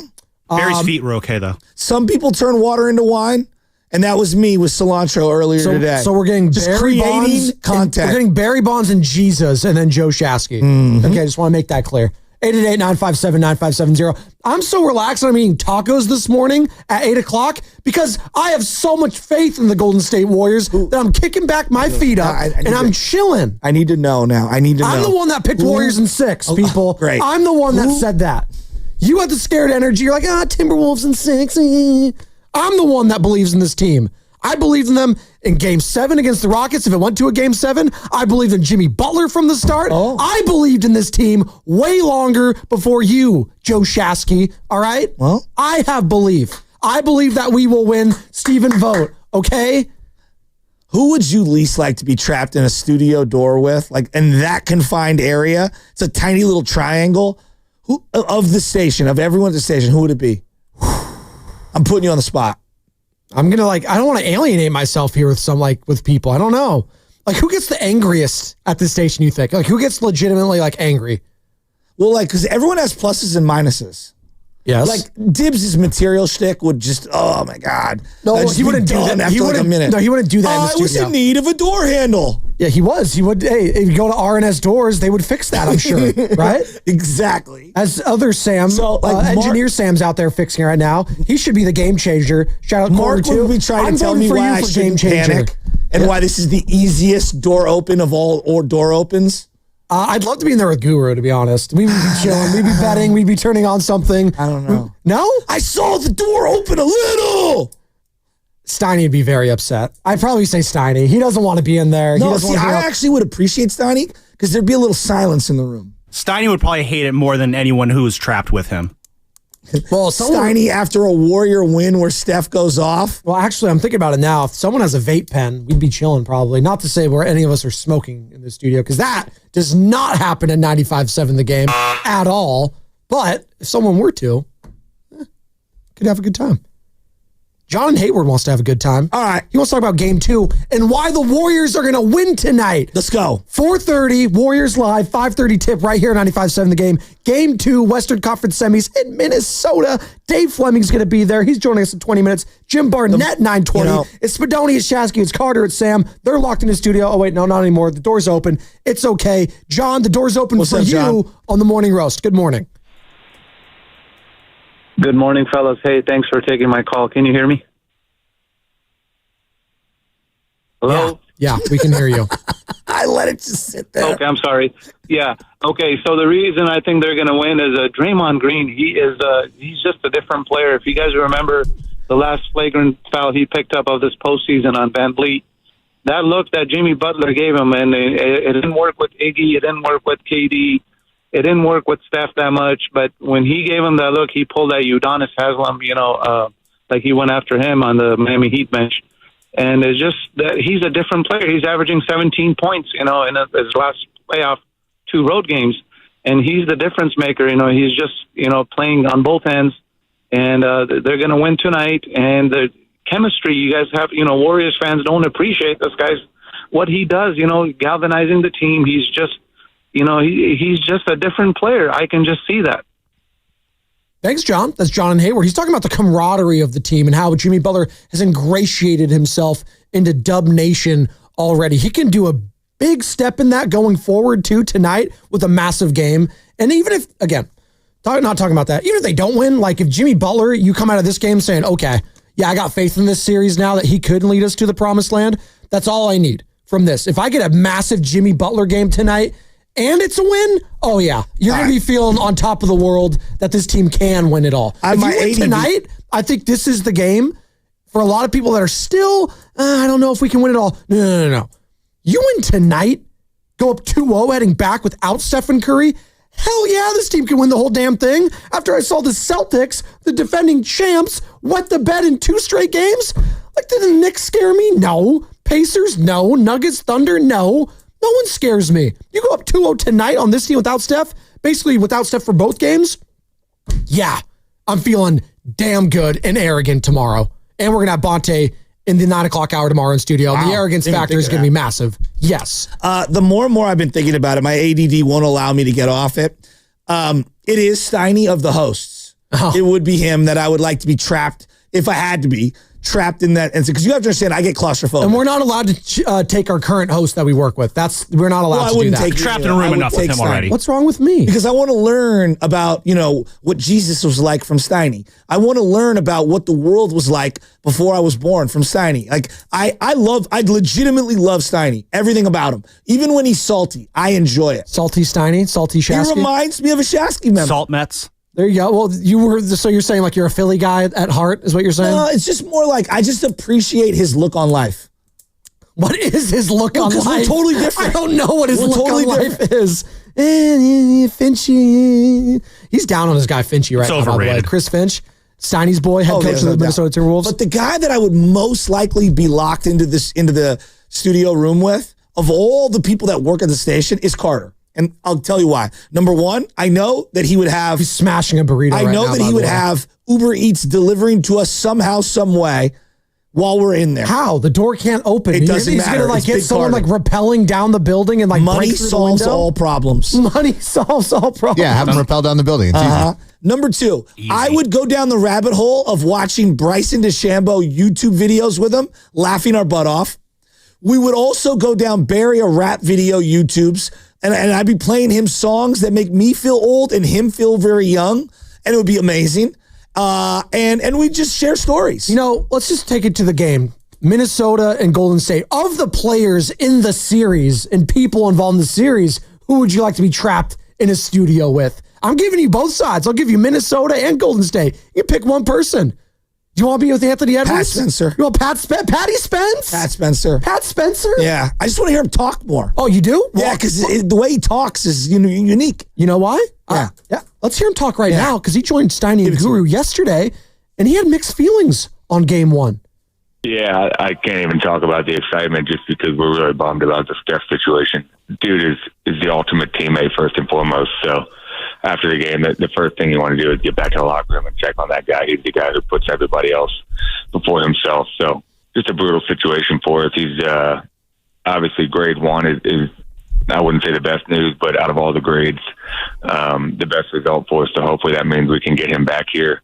We have the ultimate belief in Jimmy, Draymond, and the rest of the crew to hold it down while he's out. So, my number's been called sparingly throughout the year, and hopefully I've gained the trust of a lot of the guys in the locker room, Steve and the staff, and we're going to put together, our best game plan and give these guys a go. What's so funny? The Guru. Yeah.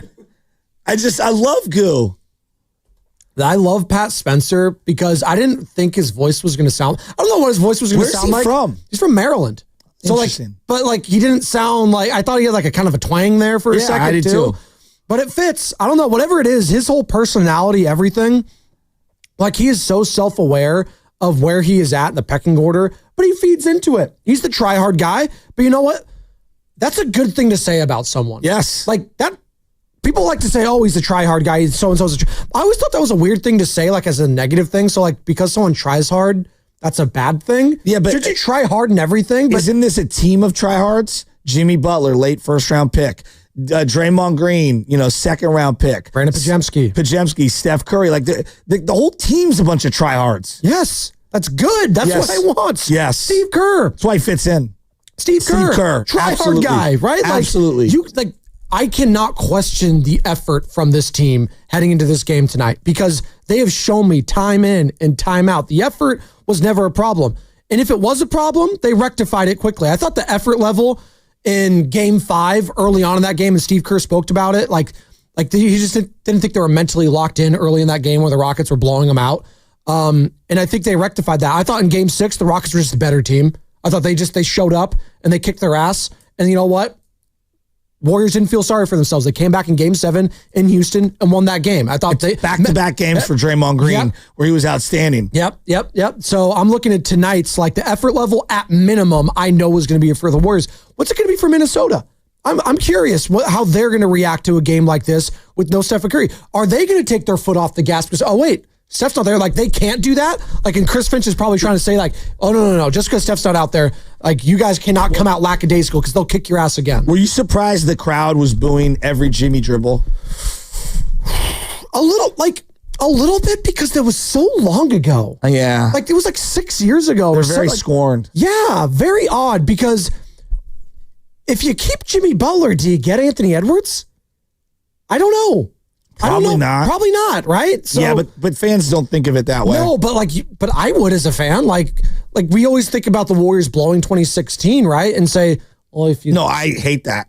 I know you do, but fans think like that. Like Bonte always says, yeah, but I got Kevin Durant. Yeah, but no. The loss was awful. I know it was. But those two championship wins back to back. Two separate things for me. For you it is, but for a lot of fans, like that's how they rationalize things. So in a way, if I'm a Minnesota fan, it's like, oh yeah, Jimmy Butler, like, yeah, but we got Anthony Edwards, right? So I guess I get them booing him. Like I'd boo Draymond Green more because he put Rudy Gobert in a chokehold for Christ's sake. Is there any like, could you see a scenario where Draymond is the best player on the Warriors for the whole series and they pull it out? No. Whether Steph returns or not? No, Jimmy Butler has to be the best player on this team. Was he in game one?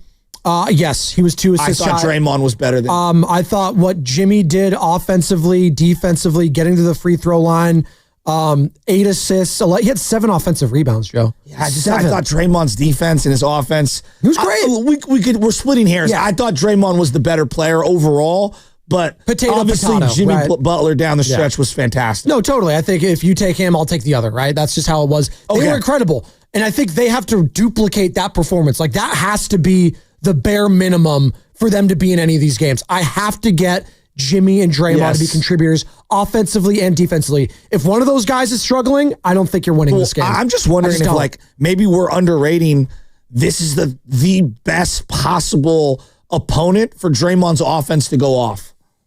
Maybe. Again, like he clearly despises Rudy Gobert. I'm curious. It's a personal grudge. I'm curious to see how the defense is going to go out to start this game. Because with you think they make the adjustment and not have Gobert on him? Maybe. I think they're going to do something different tonight. Whatever that is, we'll see. But I'm very curious to see the chess match that is Steve Kerr and Chris Finch. And it goes back to the starting lineup. Again, that's the question we've been asking, 888-957-9570. No Stephen Curry. We know it's going to be Draymond, Jimmy, Pods, Buddy. Who's going to be that fifth starter? Or do they shake it up completely and just have Jimmy, Buddy, Draymond, and Pods have been struggling shooting the ball? I'd be surprised if Pods wasn't starting. I'd just be very shocked. He's going to start. He's going to start. He's just been getting consistently 30-plus minutes. Start? Well, exactly. Well, your boy Pat Spencer, maybe. But again, I know. I'm kidding. But Quinn Post, you go big and try to get some shooting there with QP because offense is going to be at a premium tonight. I know the defense is going to be there. Can you get to 100 points? Can you get to 100 points tonight? That's going to be a big deal. I don't know. Can the Wolves get to 85, 90 points tonight? I think they can. Why do you say that? Because I just don't think they're going to be as poor as they were last game. But who do you fear offensively? Anthony Edwards. I think he started getting it going. He started getting it going late in that game. Yeah. And he knew his 3-point shot wasn't there. He just drove to the rack. It was unstoppable. Where are the other 60 points coming from? Naz Reid, I think he's going to be consistent. I agree there. Jaden McDaniels, he didn't shoot the ball great. He had a couple of nice middies. But he's not going to score 20. No. Is Mike Conley going to be 0 points again? No. He's not going to score 0 points again. I think maybe not in this particular game. He will have a game. I just don't think he has a lot. And I don't think DiVincenzo is going to be that awful again. Like Fred VanVleet was bad for the first couple games last series, and then he started getting hot, and all it takes is a game to get hot, and then the confidence is there. But then Jalen Green went down. And sure. Well, Jalen Green just had one game. He stunk offensively the entire series. So maybe that's just baked into the equation. Tari Eason didn't have a great series. I think this is going to be, if I was betting something tonight, I don't know what the over-under is on Anthony Edwards and scoring. I'm taking the over on whatever it is. He's going to have north of 30 points. What is the over-under on his scoring? Yeah, I'll go to right now. I'll check it. But the other one is Naz Reid. Well, we referenced him, yes. So I'm going right now. Let's go to NBA. Let's go to this series. Because like Julius Randle, to me, he can get whatever he wants. I just don't care. It's very, again, I call it Mozgov-ish because when Mozgov was scoring, the Warriors like, yeah, we'll trade twos for threes. I'm saying minus 110, 29 plus for Anthony Edwards. I'd go north of that.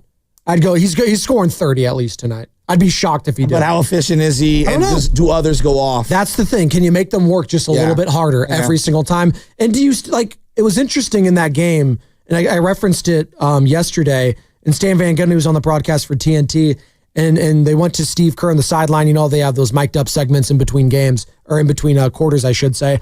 And Steve was like, keep attacking them. Like, keep pressing them on the 3-point line. Don't let them get off like a good 3-point shot. And Stan Van was like, I don't know if I'd be preaching that, Steve. Like, they can't buy a bucket tonight. Maybe you just let them keep shooting them. But Steve was like, no. Keep pressing them on the 3-point line. Make them attack the paint. Is that going to be the game plan tonight? Like, I'm not sure. If Anthony Edwards is chucking early and he's missing, do you just back off and say, okay, just let him chuck the 3-point ball and they're going to be missing? I'm curious to see what the game plan is there. I thought they did a good job contesting shots. That's the first. But the other part is, again, like Julius Randle just takes a lot of hard shots. Yeah. He takes a lot of bad shots. And you're like, dude, I want you to take that poor, one-legged fadeaway runner. Like, it's just, I don't know, man. Nikhil Walker-Alexander, he might have a moment in this game, but I don't fear him at all. Jaden McDaniels, he can score 8 to 10 points, but I don't fear him offensively as a threat like that. I don't think you feared anyone really offensively in the Rockets series other than Şengün, and then we were all laughing at Fred VanVleet until we weren't, right?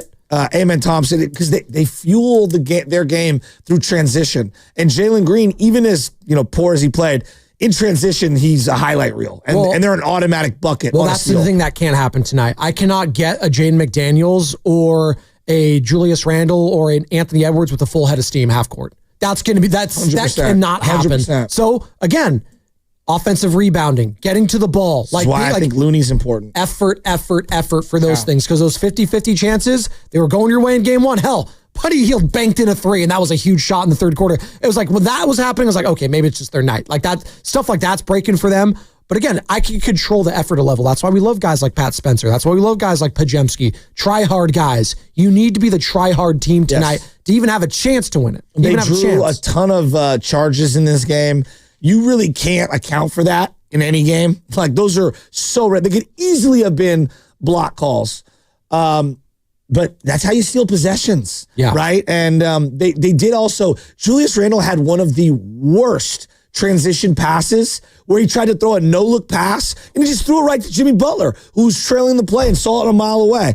Like, this team's IQ in the half court's not great. Do you know what he was doing late in that game, though? That does concern me. He might start it early in this game. Was getting drawing fouls. Yes, he can get to the free throw line. He's a big body, and doubt. Draymond playing with that 5th foul. Like, he knew he couldn't do anything. So Julius Randle was playing bully ball, and maybe that's something they go to early to try to get him confident, get his shot flowing. Then you have to, try to double team him. They check it out. I don't know. So it's going to be a load early on in this game, and I'm very curious to see just Julius Randle in general, because if Julius Randle plays well, more often than not, the Wolves are going to win. Like that, he's kind of the barometer here. But like you were saying, he's taking a lot of bad shots. The whole team took bad shots in that one. That's kind of what they do. Kind of. Like, I just thought they went into that game one and just thought they could, play through their mistakes early on. And they got down so early and they started pressing and they were cooked. The crowd was almost non-factor until midway through the fourth. They booed them off the court in that first half. They all stood up in their T-shirts and they were going kind of crazy in that fourth quarter. Yeah. But the Warriors stabilized things. What's coming up in the game is brought to you by Valvoline. Dave Fleming coming up next. Voice of the San Francisco Giants. We'll check in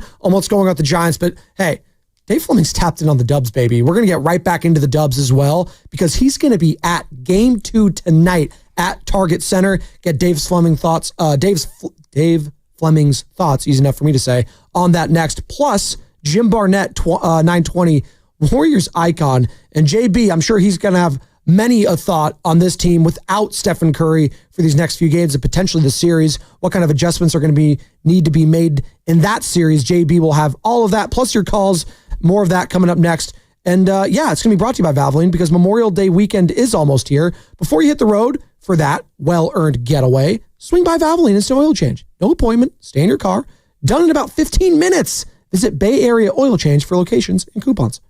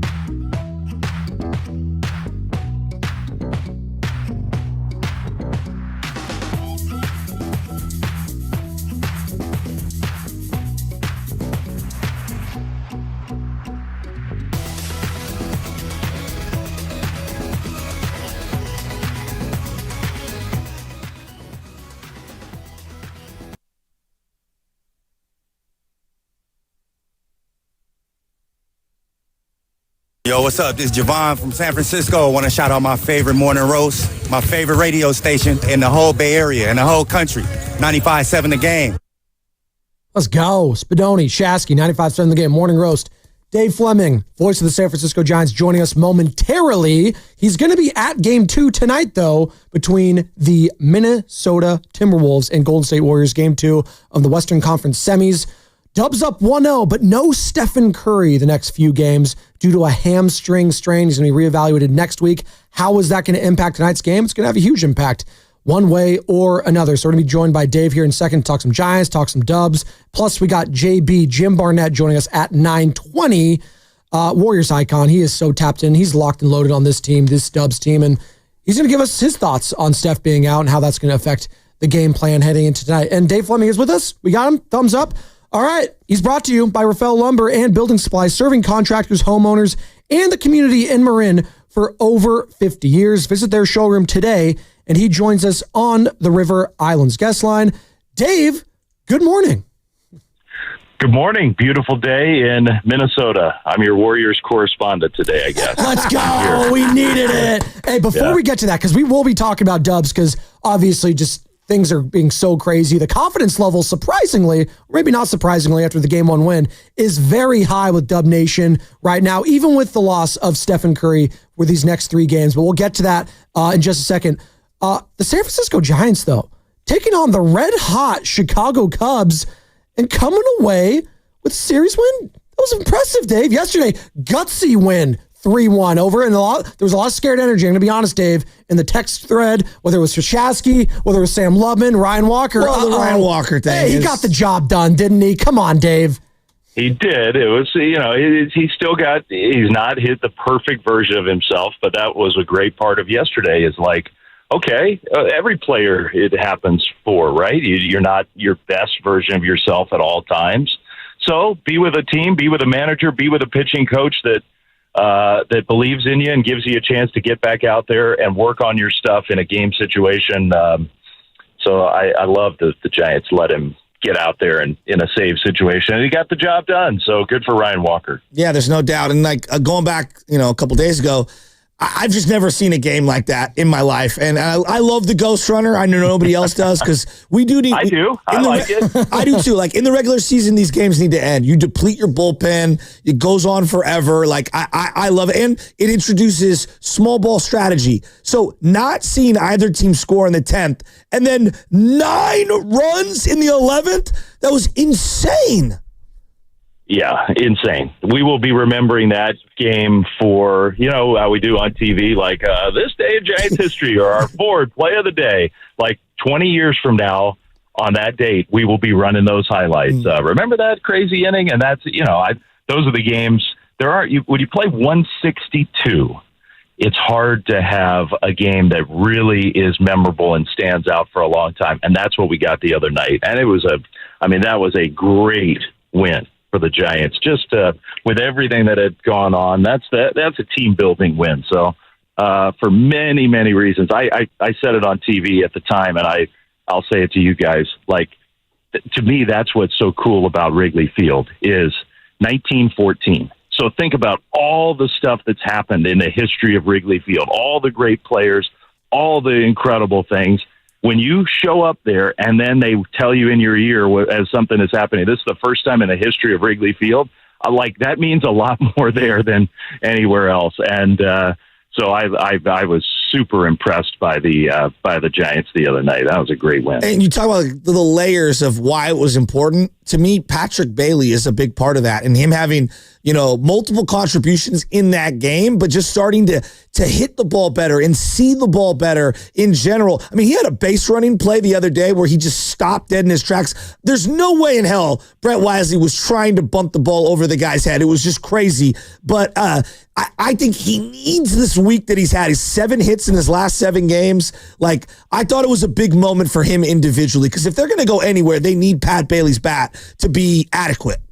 Yeah, I agree with you. I thought it was by far his best game of the year that night. Like, they don't win that game. They don't even come close to winning that game without him. And it was in every way. It was in all aspects.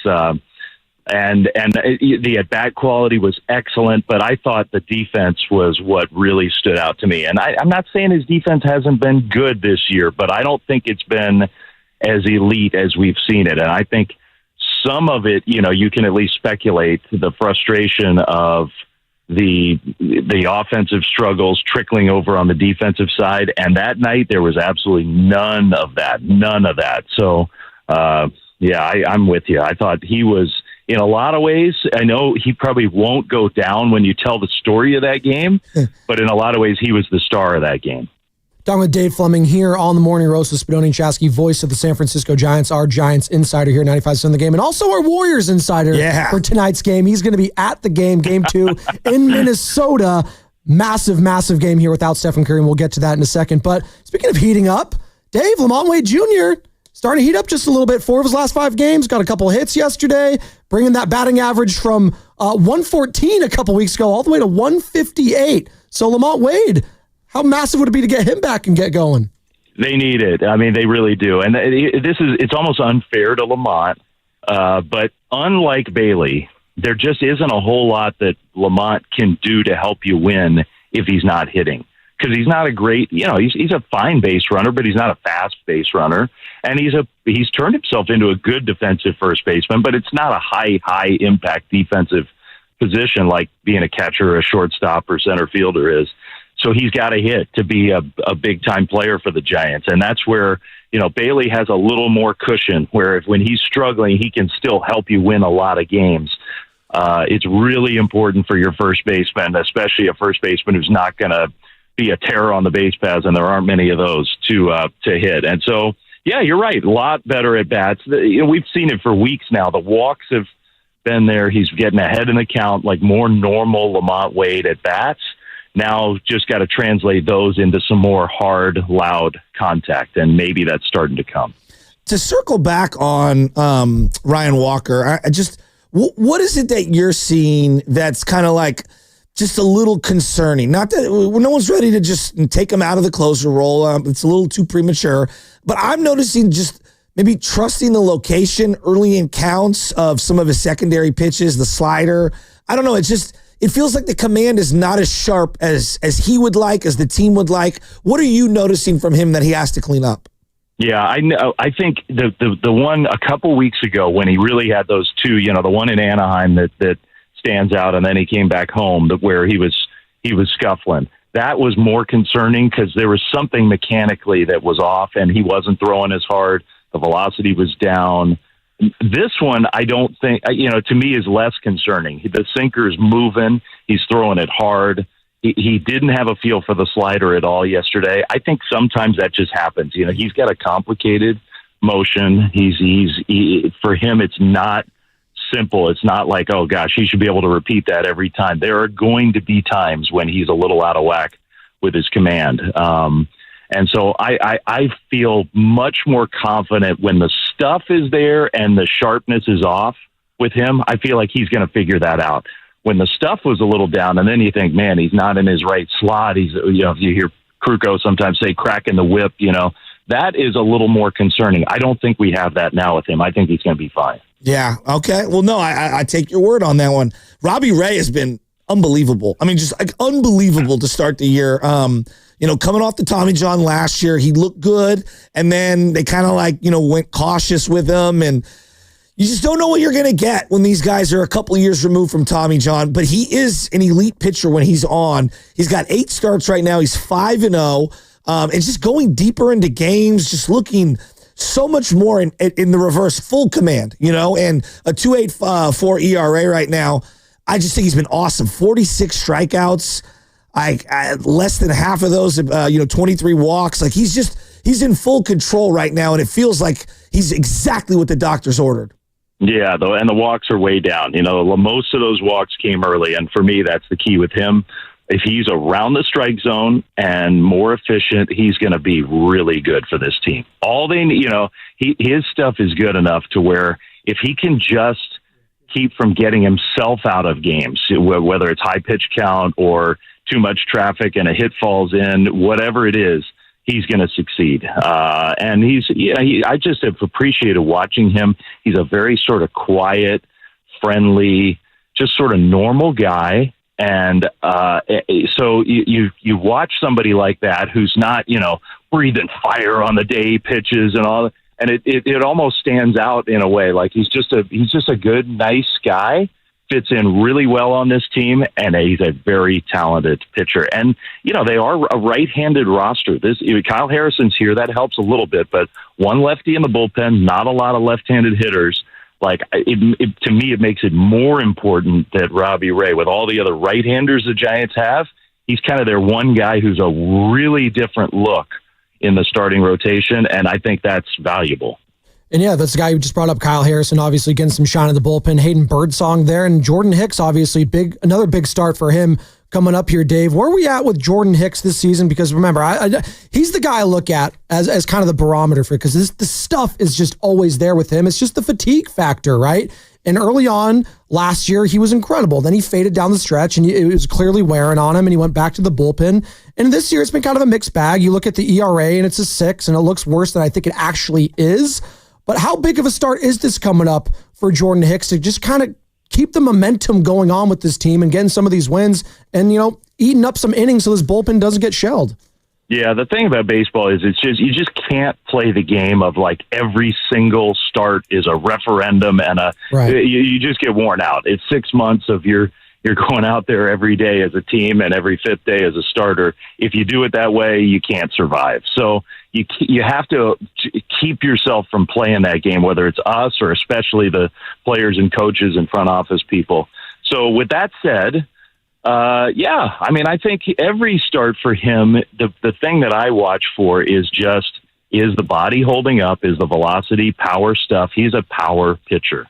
The way for him to succeed is with that power stuff. And I think, he's done a nice job this year of sustaining the stuff. The body is definitely stronger, and that's what I'll be watching for with him is because by this point last year already, that stuff was definitely on the decline, and the velocity was definitely going down. And every time out there, he was losing a little velocity. That hasn't happened. He had one weird start this year, maybe, first time without an extra day of rest or whatever it is. Sometimes you get that dead arm early in the year, whatever pitchers want to call it. Anyway, I think other than that, I've been impressed by the way his body is held up. And if that happens, pull up the advanced metrics, pull up FanGraphs or Baseball Reference if you're a baseball nerd like me. Those sites have him as the Giants' second most valuable pitcher so far, because the underlying stuff has been so good where you just figure the ERA is not reflective of the way he's pitched.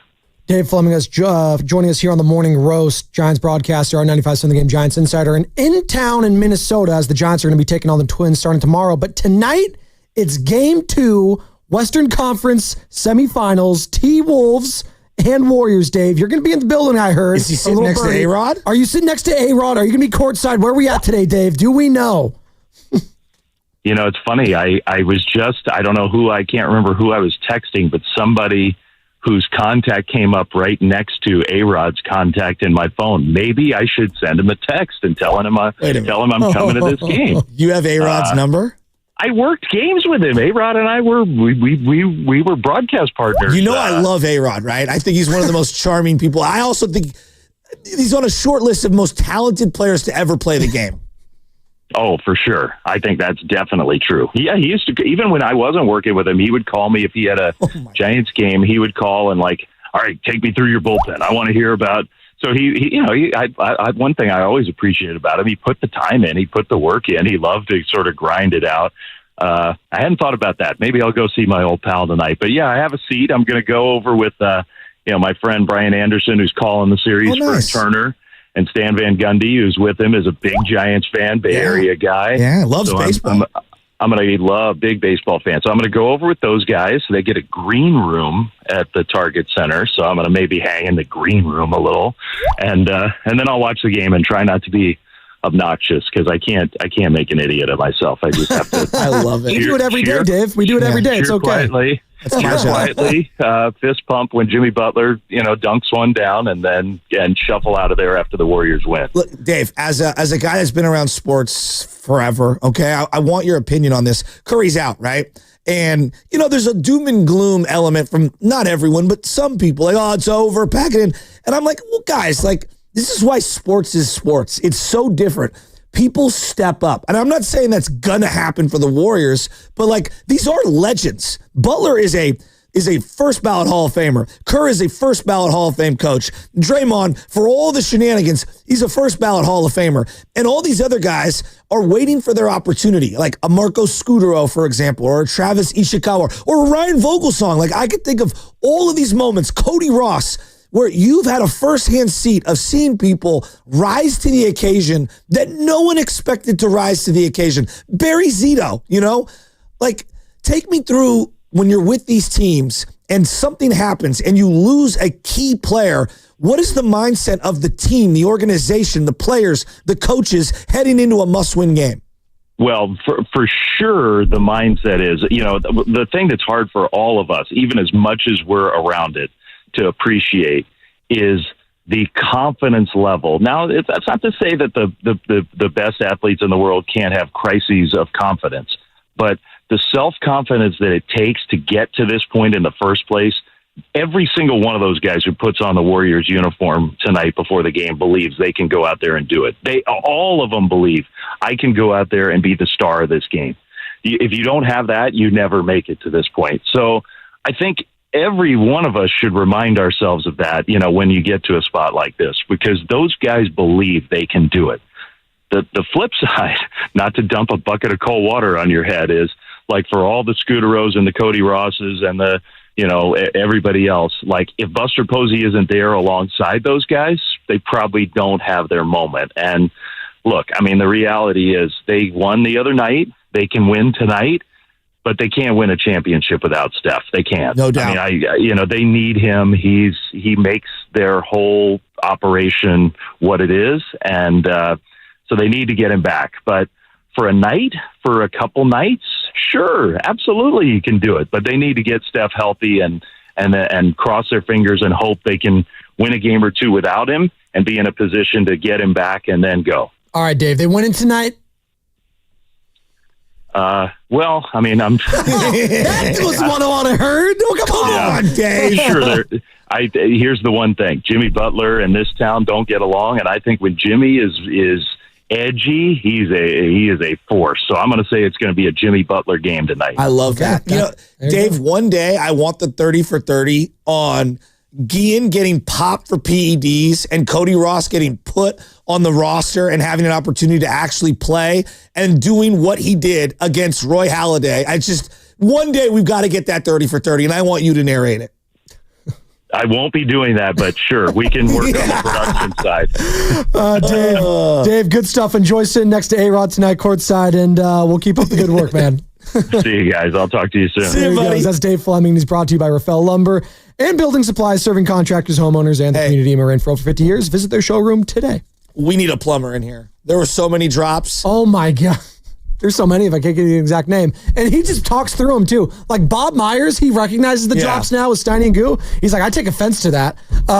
Dave just pushes through. He's like, yeah, I know. He's well aware of the drops. I know Tiger. I was cool with him at Stanford. I know A-Rod. We were cool. He works very hard. Brian Anderson, Stan Van Gundy. You think he name drops Joe Shasky at all? I highly doubt that. Hey, he's confident. I know this psychopath.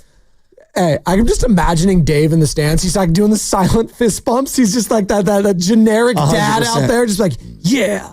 You think he's gonna be wearing what is he gonna be wearing tonight? Let me defend Dave. I've watched him watch his son play ball. He is not the silent fist pump guy. He's rooting for his son. He's rooting for all the kids. He's a normal dude. Okay. He's a very normal. That's why I love him. I don't think he's anything but normal. When he comes on here, I think that's why people he ingratiates to the people and to the the fans, Giants, Warriors, whatever, Bay Area. This just is a normal guy. Like, that's what we like. And like, that's why we like Kruk and Kipe, because they feel like just normal guys are hanging out with us, talking the game. Like, you don't need to be more than that. And that's what he is not. And he knows what he does, and he does it very well. So we appreciate Dave Fleming And again, game 2 tonight in Minnesota, 4:30 Warriors Live, 5:30 tip right here on 95.7 The Game. It's TNT game. So again, he just said, Brian Anderson. 95.7 The Game. Well, I was trying to set you up. No, I said it already. So you kind of. I was going to ask that again. Like, what channel is it on? It's on 95. It's on the free Odyssey app. How about that? There we Download go. the Odyssey app. Take it wherever you need to go. Did I say free? It's free. Download the Odyssey app. It is great. And you'll get Evan Giddings after the game. So there you go. There we go. Oh, no Grandy? No, they did the first round series was them in tandem, but then they're alternating, I think is how it's going. Oh, it's like the Celtic offense down the stretch. Your turn, my turn. No, thank you. Jaylen Brown. Who's Jaylen Brown and who's Jason Tatum between Grandy? I'm kidding. We're not going there. We like both of them. Nahegan is Joe Mazzulla. I'll be Peyton Pritchard. He wasn't very good yesterday. You don't want to be Peyton Pritchard. He wasn't very good. You want to be Jalen Brunson is what you want to be. Guys with money. Mikal Bridges. There you go. Sam back there, the producer Sam, other producer Sam, engineer Sam has been crushing it. We got some calls that we're going to get to here in a second, but I want to get back to what we were talking about when it comes to the starting lineup tonight. No Stephen Curry. We got Draymond. We got Jimmy. We got Buddy. And we got Pods. Who's going to be that fifth player that gets the call? Is it going to be Kuminga? Is it going to be Moody? Is it going to be Quentin Post? I think I'm going to go QP today. Who are you going to go? Who do you think he's going to go to? Not who do you want. Who do you think Steve Kerr's going to go to tonight in place of Steph? I don't know, man. Yeah. I really don't know. I don't know if it's going to be Looney or Moody. Like, I feel like it's Looney or Moody. Looney would be interesting. I don't know if I want Looney, though. I know. I don't know if I want that. I don't know if I love that. I'm just trying to think, like, who does he trust right now? GP2, Looney. He always trusts them more than any of the audience does. I think he trusts pretty much everyone right now outside of Kevin Knox, Braxton Key, and Trace Jackson Davis. He played everyone last game almost. His trust level, right? Yeah, but there's degrees of trust, right? Like, I trust my wife much more than I trust, any of you guys. I love you guys, but like, come on. That hurts. You can come to me for anything, Joe. It's not that I'm going to, have the money if you need it, but I'll be there in spirit, emotional support. I'll be there for you. Emotional support only. It's like takes you so far. Wow. All right. Sometimes you actually have to. I'll tell that to my therapist next time I see her. This emotional support's only going so far with me. I'd like some more money. Can you pay me to do this therapy? Is that what you're saying? Is that what you're saying? Come on. Emotional support's all you need in life. And you're emotionally supporting the Dubs tonight. I'm emotional. Okay. Steve Kerr was on yesterday with Willard and Dibs. Talking about emotional. It was an emotional locker room for a moment when Steph got hurt.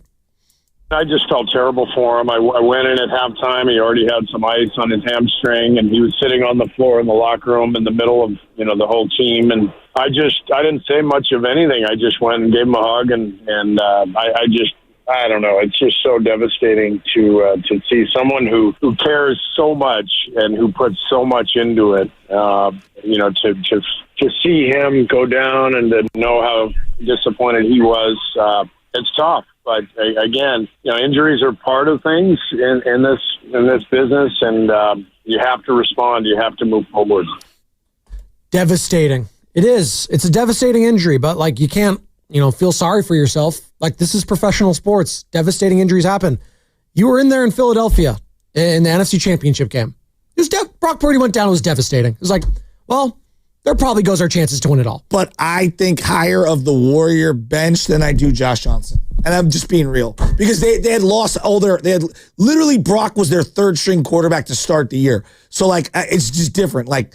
If they also lost, Moody, Buddy, and Kuminga, you know what I mean? It'd be the equivalent of playing Josh Johnson is like playing Kevin Knox in a starting role. Would you agree? Sure. Yeah. I think the most devastating. Sure. No, I'll agree with that. Josh Johnson. He's been like 700. I know. I think he's still. Is there anyone you put below Josh Johnson to start a game? Yeah. Trey Lance. Chris Wenke. Trey Lance. This is fact. Let's just come on. You didn't want to say it. I would. Trey Lance. Trey Lance won a game against the Texans. Josh Johnson has won more games in his career than Trey Lance has. I watched them both. It's a crazy take. Josh Johnson's like 40 years old and is getting backup opportunities. Trey Lance is going to be the CFL. It's not even close. He's a good guy. Let's not. Thanks. He's a good guy. That's awesome. Josh Johnson. The worst thing you can say about an athlete. I disagree. I watched Trey Lance win a damn near play-in playoff game. Not that he's great. I'm not defending We're going back to that Texans game.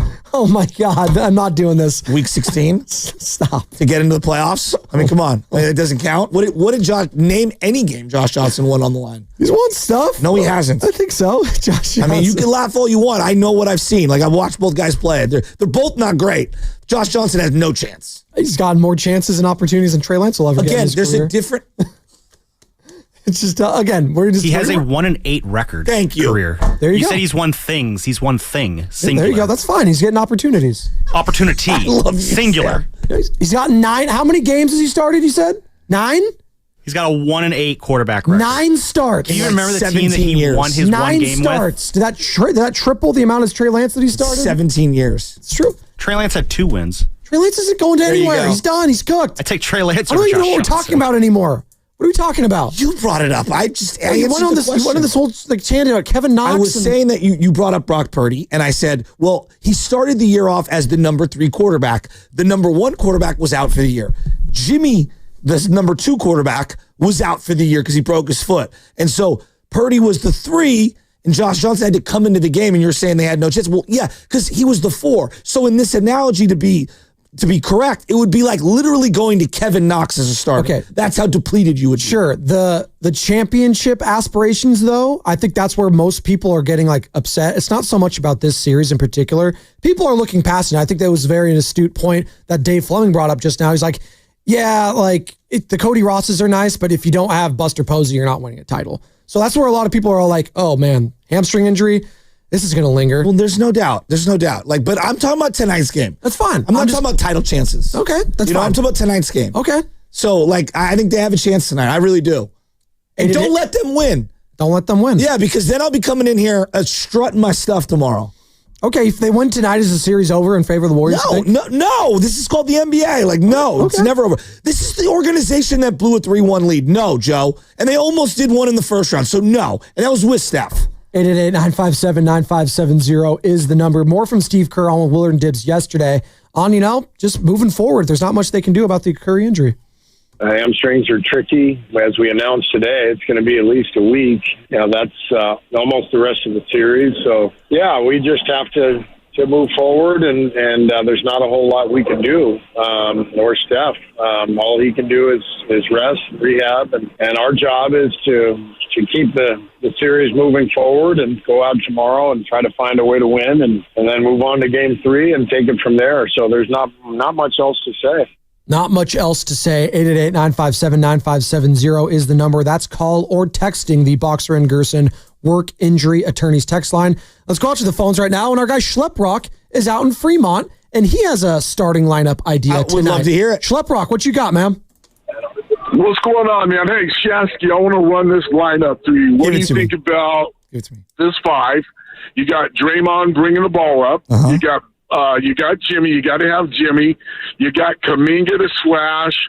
You got Buddy to space, and you got Quentin Post to space. So you got your best moving guys out there, and Kuminga, and I'm going to put Jimmy in there. To get Pods is off the bench. Pods is coming off. I mean, this is just a lineup that you can throw out there if you have to come to something and you're trying to. Oh, I see what you're saying. Something. Yeah, I like it. I'm not saying it has to be a starter, but I mean, you got your two spacers with Post and Buddy, and then you guys got guys moving to the rim in Kuminga and Jimmy, and then you got Draymond, just overseeing it, bringing the ball down and doing what Draymond does. I mean, is that like a fantasy? No, I kind of like it. Thanks, Schlep. No, well, I like the size of that unit and lineup right there. The size. You know who's going to play, I think, tonight because they need some floor spacing and some second possession chances. I think you're going to see some Gee tonight. I think you're going to see 7 or 8 minutes on Gee. Again, another try-hard guy, which we like. We want the try-hards. We want all the try-hards. Plus, he can also knock down a 3. Yeah, no, absolutely. You need all the offense you need tonight. And throw anything against the wall, see if it sticks, ride the hot hand. And I think that was one of my keys to the game like last series is Steve Kerr, ride the hot hand. Yeah. Whoever's balling out, don't just take them off just to take them off. No, there's young legs on this team, ride those young legs. If it's a JK game, which we've all been waiting for, ride the JK game. Let him go.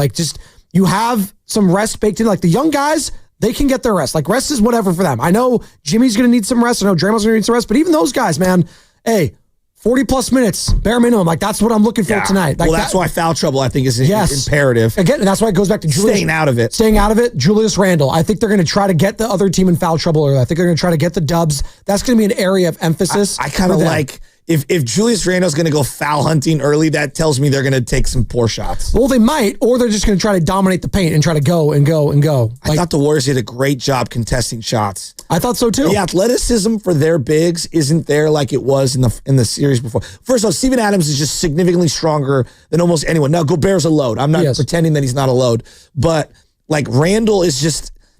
I don't see him as the passer that Şengün is, and he just takes bad shots. You're listening to 95.7 The Game, KGNZ FM and HD1 San Francisco and Odyssey Sports Station, always live in the free Odyssey app, and now we are broadcasting live from the Laughing Monk Studios. We got Jim Barnett coming up in about 18 minutes, 9:20. You are. You were yelling. You're pulling a guru. You're yelling a lot. The phlegm's coming out, not Dave Fleming. Well, but it's the phlegm. hard. What's hard? You know, when your back is sore and you're carrying the station, it's hard. Okay, so we got carrying the station. It's a joke. We got Come Barry on. Bonds comp. We got Jesus Christ you got compared to. Who else do you want to throw in there? Gandhi? You want that? Howard You want Stern. Moses? Howard Stern? Okay. Anyone else you want to check out? Just compare yourself to? As though we're going it. Darth Vader? Luke? Who else? Jean-Luc Picard? I'm just going nerd. Kind of more of a Yoda guy. Okay. I'm more of a Jimmy in San Jose guy. He's confident tonight. Failure is the greatest teacher. Jimmy, what do you got in tonight's game? You feeling confident? Joe Spadoni. Joe, you know what? I'm always against Joe Shasky, but today, super confident. You know what? I think the Warriors are going to come out swinging and fighting, and I just, like that dude that called earlier, Cilantro, like, bro, how are you not going to have faith on these boys? You know what I'm saying? Feel me? Perfect example real quick. Barcelona, Inter, fucking a bunch of nobody. Yeah. He's talking about Inter Milan, though, comparing them to the Barcelona game, because I know you don't care about soccer. A lot of other people do. Inter Milan doesn't have the names that Barcelona has. Barcelona has phenoms. They have Yamin Lamal. They have Robert Lewandowski, the Polish striker, right? You've heard that name. Absolutely. They have, Rapinha, right? They have a bunch of people. A lot of Brazilians. They have a lot of great players. Inter Milan, not a lot of household names. They didn't. And they won nonetheless. All right? Now, the Warriors do have household names. People know who Jimmy Butler is. People know who Draymond Green is. People know who Steve Kerr is. Outside of that, yeah, a lot of people like Brandon Podziemski's probably not as much of a household name. Guy Santos, Pat Spencer, Moses Moody, not as much as household names, if you will. And those guys are going to need to step up tonight. There's no doubt. Yeah. It's an all-hands-on-deck game. I wonder how creative Steve Kerr is going to get. Like, is this a game where you over-experiment to try to just overcompensate for Steph not being out there? And I don't even know what that looks like. Is that more zone? Is that less zone? Are you running more pick and roll action to get the offense going? You do anything and everything tonight. I don't even know, man. Like, there's everything is on the table for tonight and then going forward without Steph. I would like to see full court ball pressure on Anthony Edwards. Yeah. I think all of my wings, like Kuminga, GP2, just really frustrate him. I would guard him the full length of the court, face guard him, and really just give him that Steph treatment. Do that. Do you have a Dennis Schroeder type of defense tonight? Well, remember Schroeder in that Lakers series against the Warriors who's just being a pest to Stephen Curry? Oh, yeah.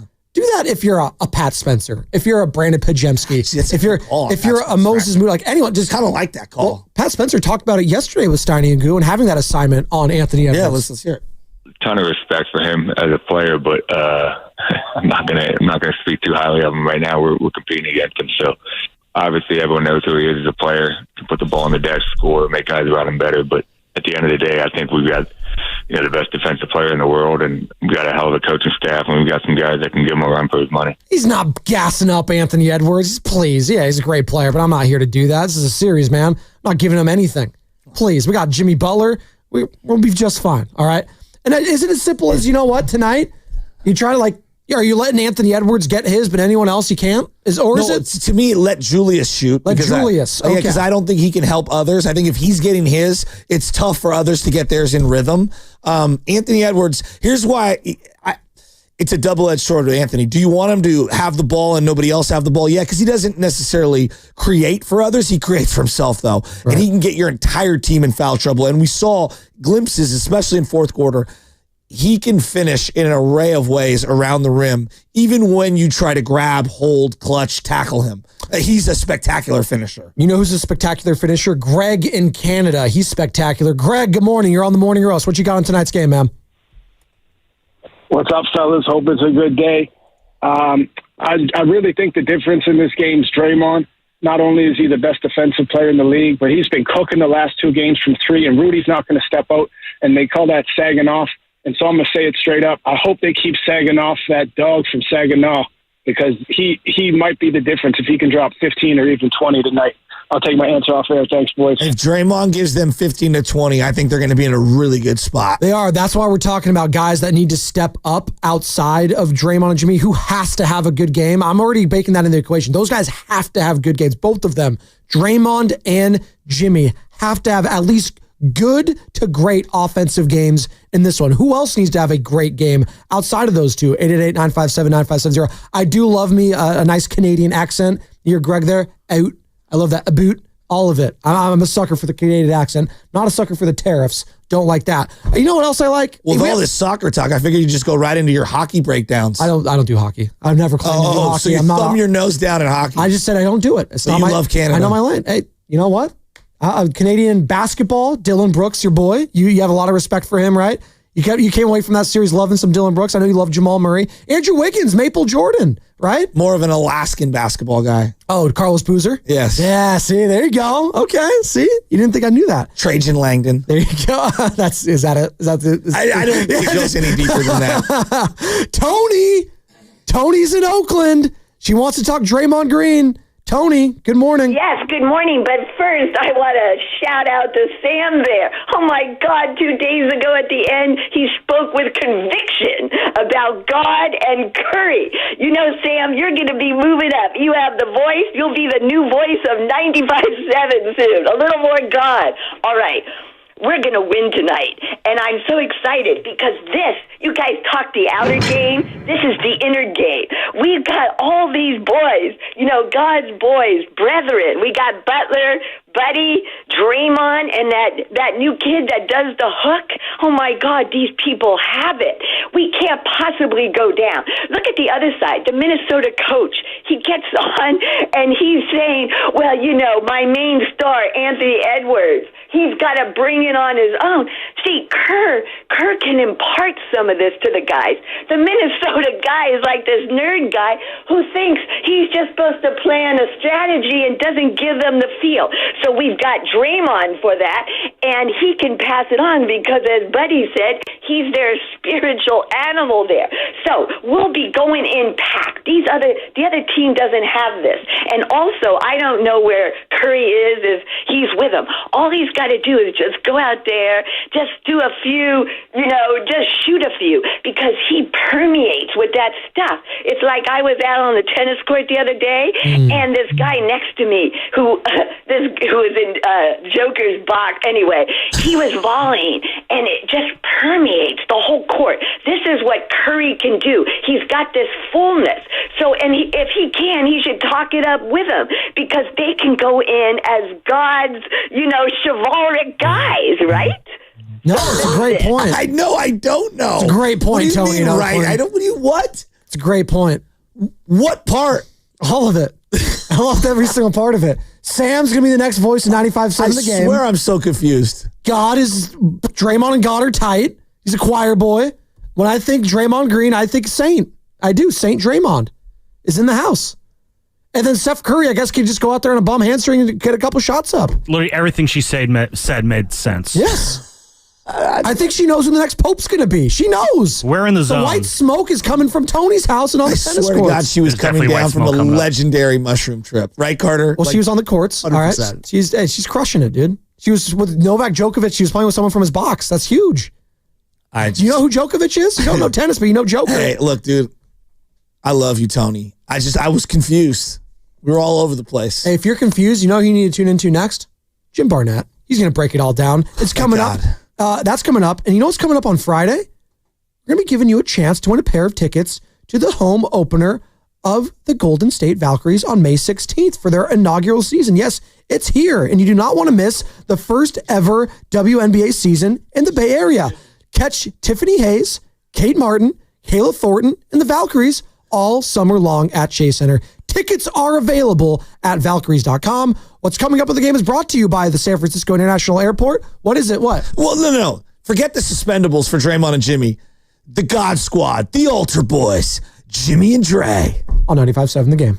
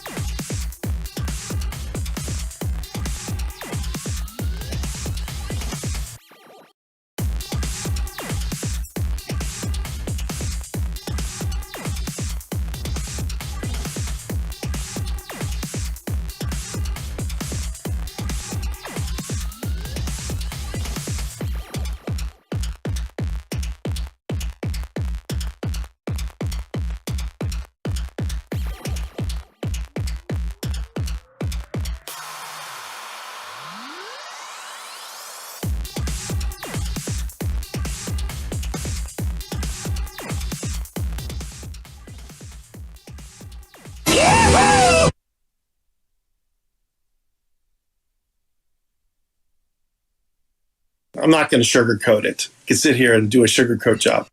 This is Big Pun from South City. You are now tuned in to the Morning Roast with my boy, Original Joe, and the one and only Butcher Boy Shasky on 95.7 The Game.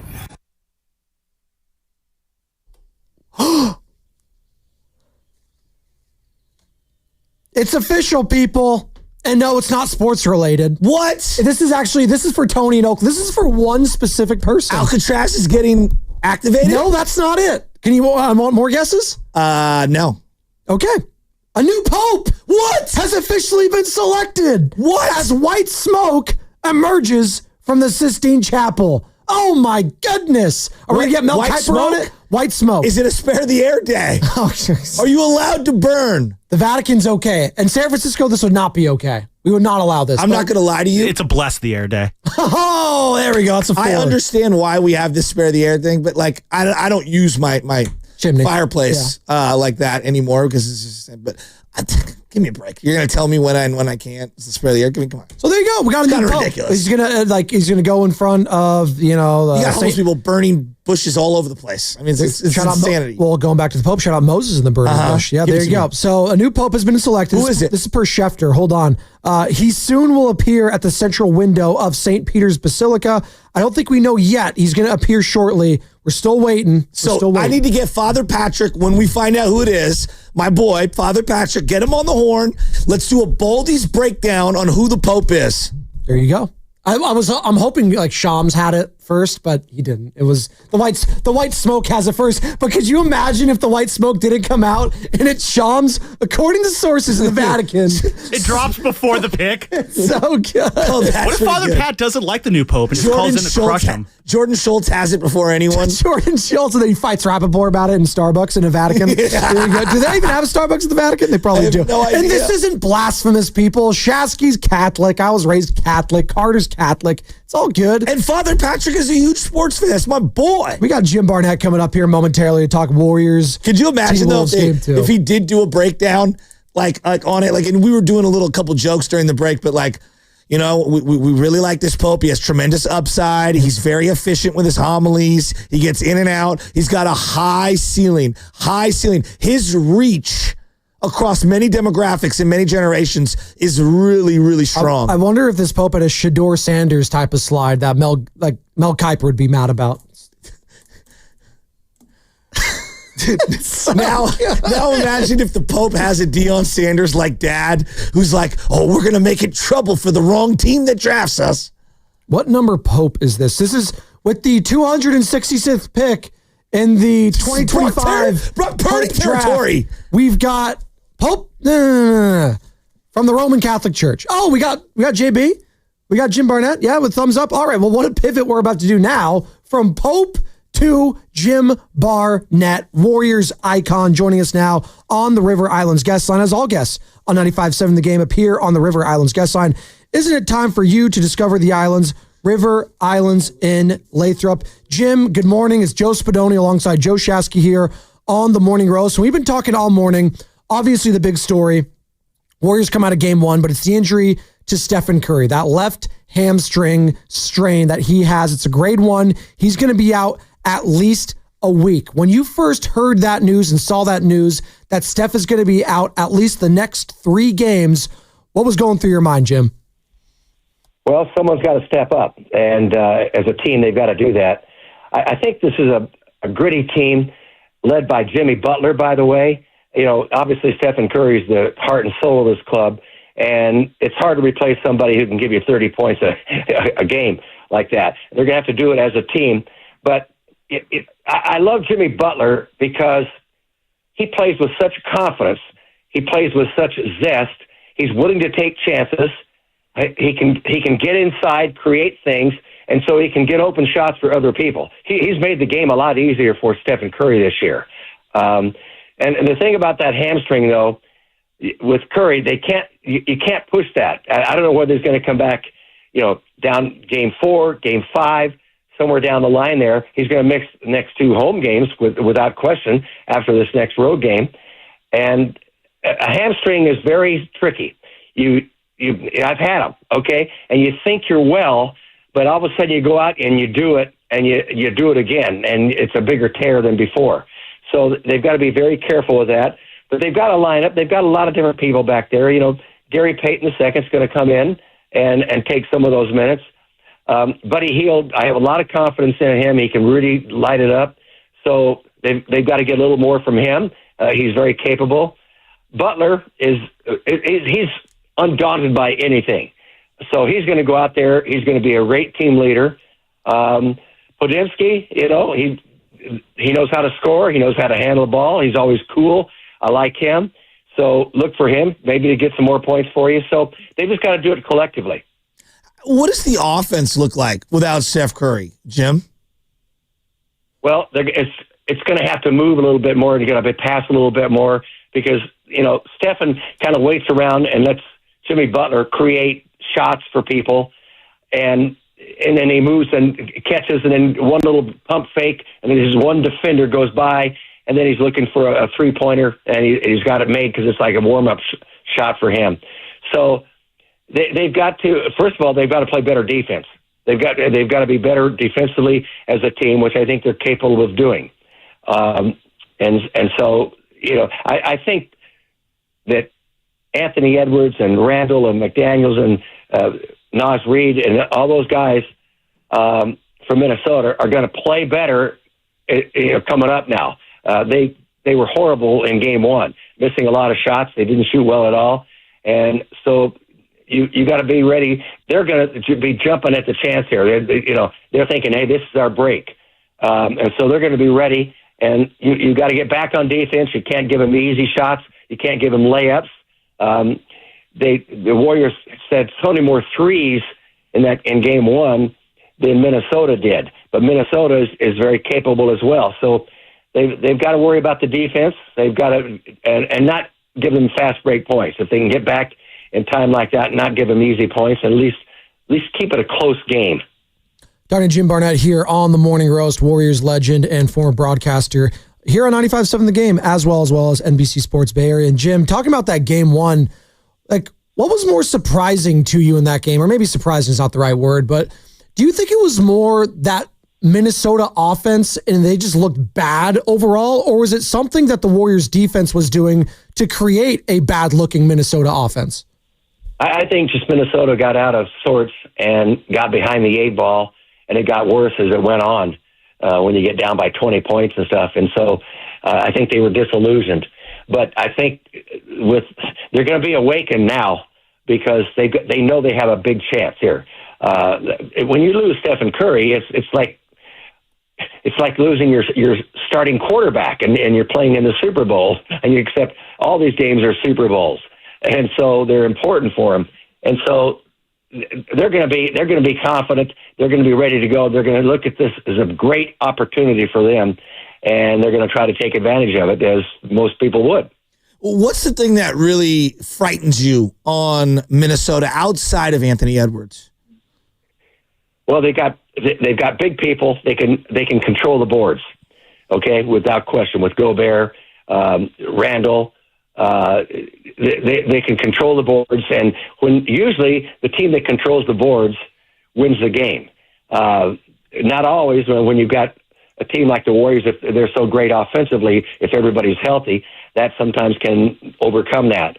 But I guarantee you, the confidence of Minnesota has just now risen, and so you've got to stop that. And a lot of this game is so much mental, and you're prepared and you're ready for it, and you believe in yourself.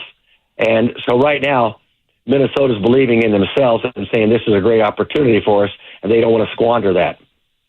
Jim, what do you make of Anthony Edwards, the player, from his rookie year till now? Obviously, the talent is undeniable.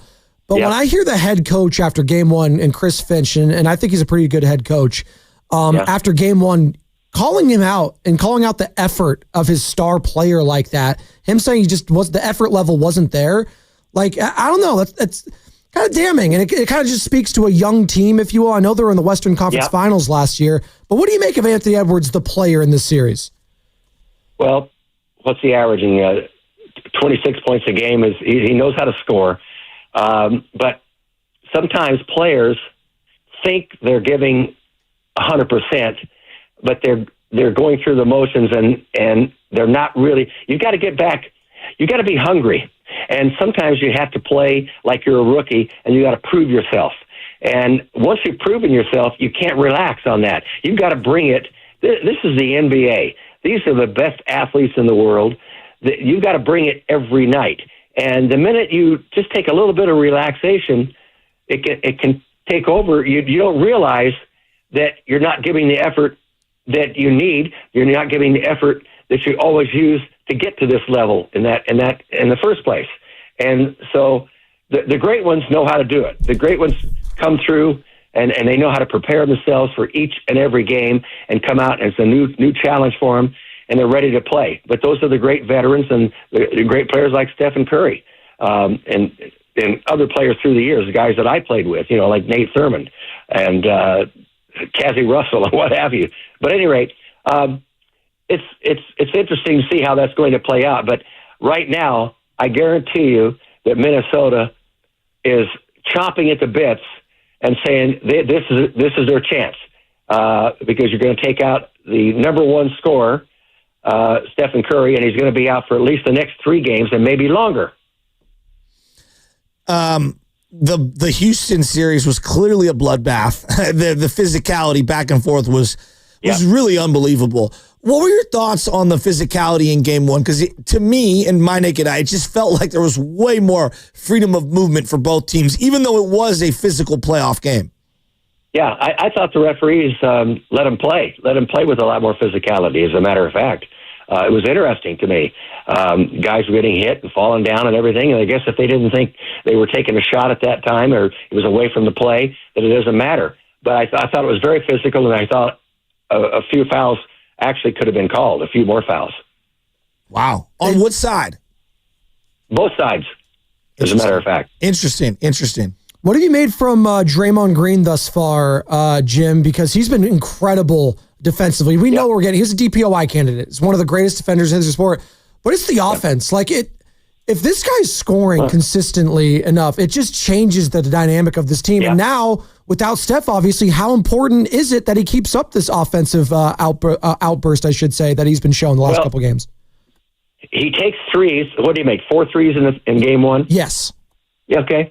Well, because no one comes out and guards him from there, and they don't expect it. And now he's got confidence in that, and they're gonna need more points from him. And so don't deny it. Green is a competitor. I mean, I've never seen really a better competitor than Draymond Green. He's 6'6", but he plays like he's 6'10", and his shot, he goes out and his 3-point shot, especially in game 1, really looked good, and they give it to him. So they want him to take that, and all of a sudden he burned him with it. And so look for him to settle that. He believes. One thing about Draymond Green, he really believes in Draymond Green. He really believes in himself. Has such a great confidence, and so they're going to compete, and it's going to be a heck of a series here. But the next 3 to 4 games are going to be they're going to be really, really tough because no matter any way you skin a cat, there you're going to miss Stephen Curry, a guy that can give you 30 or 35 any given night. And they've got to replace that. Jimmy Butler's got to score a little bit more. Buddy Hield is capable of doing that, certainly. And I expect him.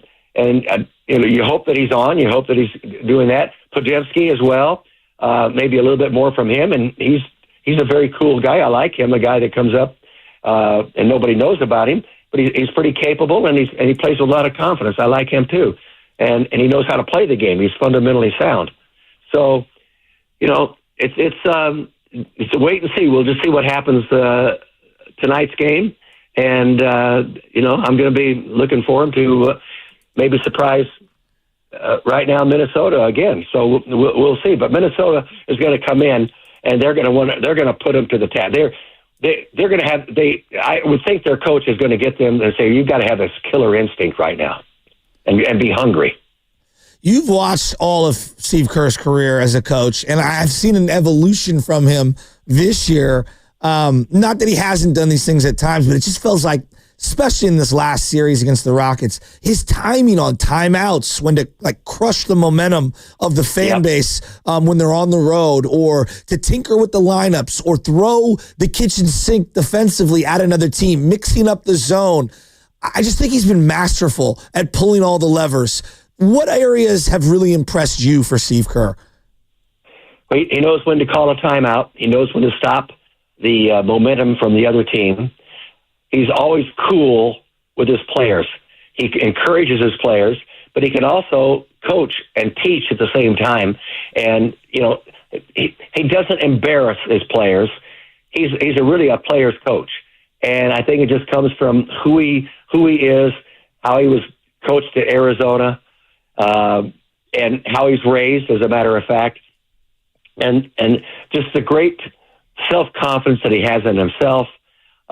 He's the type of guy that you want your daughter to be married to, okay? He knows how to get along in society. He knows how to treat people. He knows how to give discipline, but also with love. And it sounds kind of funny that way, but I think he's a very special, rare human being. And anybody that's associated with him, whether it be close family tie or a great friend, they benefit from Steve Kerr. He's a great teacher by his actions on and off the court. I can't tell you how much praise I give Steve Kerr for what he does for people in their lifetime. I just think he's a very special kind of human being. Hey, no, it's great stuff there, Jim. Real quick before you head on out of here, we appreciate the time. It's been great stuff. Two of your former teams going at it in the East right now. Boston, the defending champs, down 0-2 to the Knicks. I'm shocked. It's shocking, right? Right. It's crazy. Yeah. But Brunson is a guy that he thinks he's the best player in the world.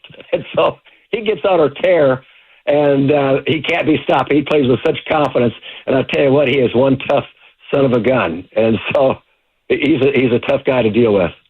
Hey, Jim, great stuff, man. We really appreciate the time. We'll do it again soon. And hopefully we're talking to you and the Warriors maybe advance to another round, but they're going to have to do it potentially without Stephen Curry these next few games. But great stuff, Jim. We appreciate the time.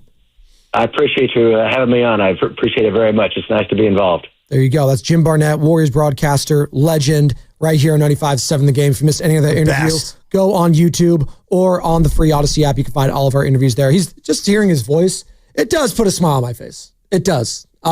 He's just a guy for a lot of Warriors fans and people that grew up in the Bay, and you just listen to him and the reverence that people and former players have for him. I always loved it when like the Kobe's or the LeBrons or whatever, they'd go up to him and like dap him up. Like everyone loves Jim. Kruk and Kipe obviously have gotten their just due as like their impact on people loving baseball. Right. Anytime, any game I coach, there's an air ball and an offensive player gets it, I think of Jim Barnett saying, air balls always go to the offensive team. Yep. It is the book of Barnett rules. Leapers like to leap. He's 100% correct. People that are over athletic always love to get themselves in these crazy positions and never jump stop and leave their feet consistently as defenders. You got to force someone else to be like, don't let the best player on the opposing team beat you. He was always like, gotta double him, gotta get it out of LeBron's hands. Make a guy beat you with his offhand. Correct. Right? Like little things like that to me are what I call old school fundamental isms from your dad, who we all kind of view Jim Barnett in a way of like a family member. Right. And he taught me so much about the game. And so, no, I love him. And being able to interview him for someone like me who grew up listening on KICU days of the Warriors, it's a pinch me moment that it doesn't get lost on me. It is pretty crazy. You just look at it, and we think of him as the broadcaster, obviously, but like the career, you always go on his Wikipedia page, you go on his basketball reference. He's the Forrest Gump of the NBA. Dude, he played on the Boston Celtics with Bill Russell. He played on the Knicks with all their championship players. He played on the Golden State Warriors, obviously, with the likes of a Rick Barry. Like multiple expansion teams, the Blazers. The Jazz. Was he a Pistol Pete? Did he play with him? Like I don't even know. Like Sixers, like iconic brands. He's been a part of all of them. It's incredible. And he famously had that shot, the Rip City shot against the Lakers in 71. So yeah, Jim Barnett, he's just what a life, what a basketball life. And to be able to talk to him, get his thoughts in this game, in this series, he's still on top of it, man. Absolutely. I've told this story 1,000 times. It was like 2008, I believe, because it was after We Believe. Baron Davis is bringing the ball up the floor. It's late in the season. They basically went 48 wins, which was the most ever at the time without making the playoffs. Right. And the West was so loaded. Baron's bringing the ball up the court, and somebody's coming to steal the ball from behind. And Barnett is right there at the action, at the scorer's table. And it was right, like from me to you, where I can almost reach out and touch you. Yeah. Baron, look out behind you! And it's just, he wanted them to win so bad. And he represented all of us.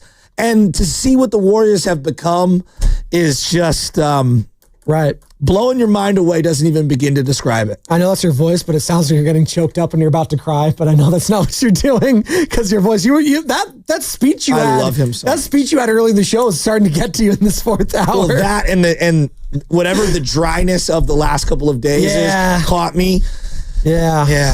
Hey, Jim Barnett. I'm fighting through adversity. You're fighting for your life. Like the Warriors without Curry. There you go. And they're going to get it done tonight. We'll see. 888-957-9570. But JB, we're talking about Jim Barnett, the Hall of Famers. Rick Barry, Nate Thurmond, he referenced in the interview, Bill Russell, John Havlicek, Walt Frazier, Earl Monroe, Pete Maravich, and Julius Erving. Yeah, I'd say that's a pretty incredible career to have teammates like that. That's pretty freaking sweet. It's not bad. It's like having a teammate like Joe Spadoni when you look back on it. It's pretty awesome. And Sam Lubman and Carter Chickering. That's going to be the highlight of Joe Shasky's I love you career. guys. I love you guys. But no, it's not. It'd be like playing for the Grand Rapids whatever. Wow. We're the Grand. Do you guys hear now that? That's how you pick up your teammates. Thank you, Sam. We're the Grand Rapids whatever. And Joe Shasky on 95.7 The Game. Hey, Steve Kerr. That's how the 2002 Giants fell playing with Barry Bonds. I'm teasing. No, he's Wait, not. the 2002? 2003? What team? Any of those teams. Well, no, what team? What do you, dude, they had Kent on the 02 team. What are you MVP. talking about? JT Snow. What are you talking about? Better than Brandon Bell, as we know, JT Snow. Steve Here's Kerr. a great question from the 510 Zucci Man. Sure. Jim Barnett and Rick Barry are in the same room. Who gets the last word in? Boy, it's a great question. The doorknob come off on that room too? Or? Is John Miller also in there? The greatest question of all time. That is a great question. By the way, Jordan Mara on YouTube spent $5 to say this about Steve Kerr. Kerr's in his bag right now. Expect another coaching masterclass tonight.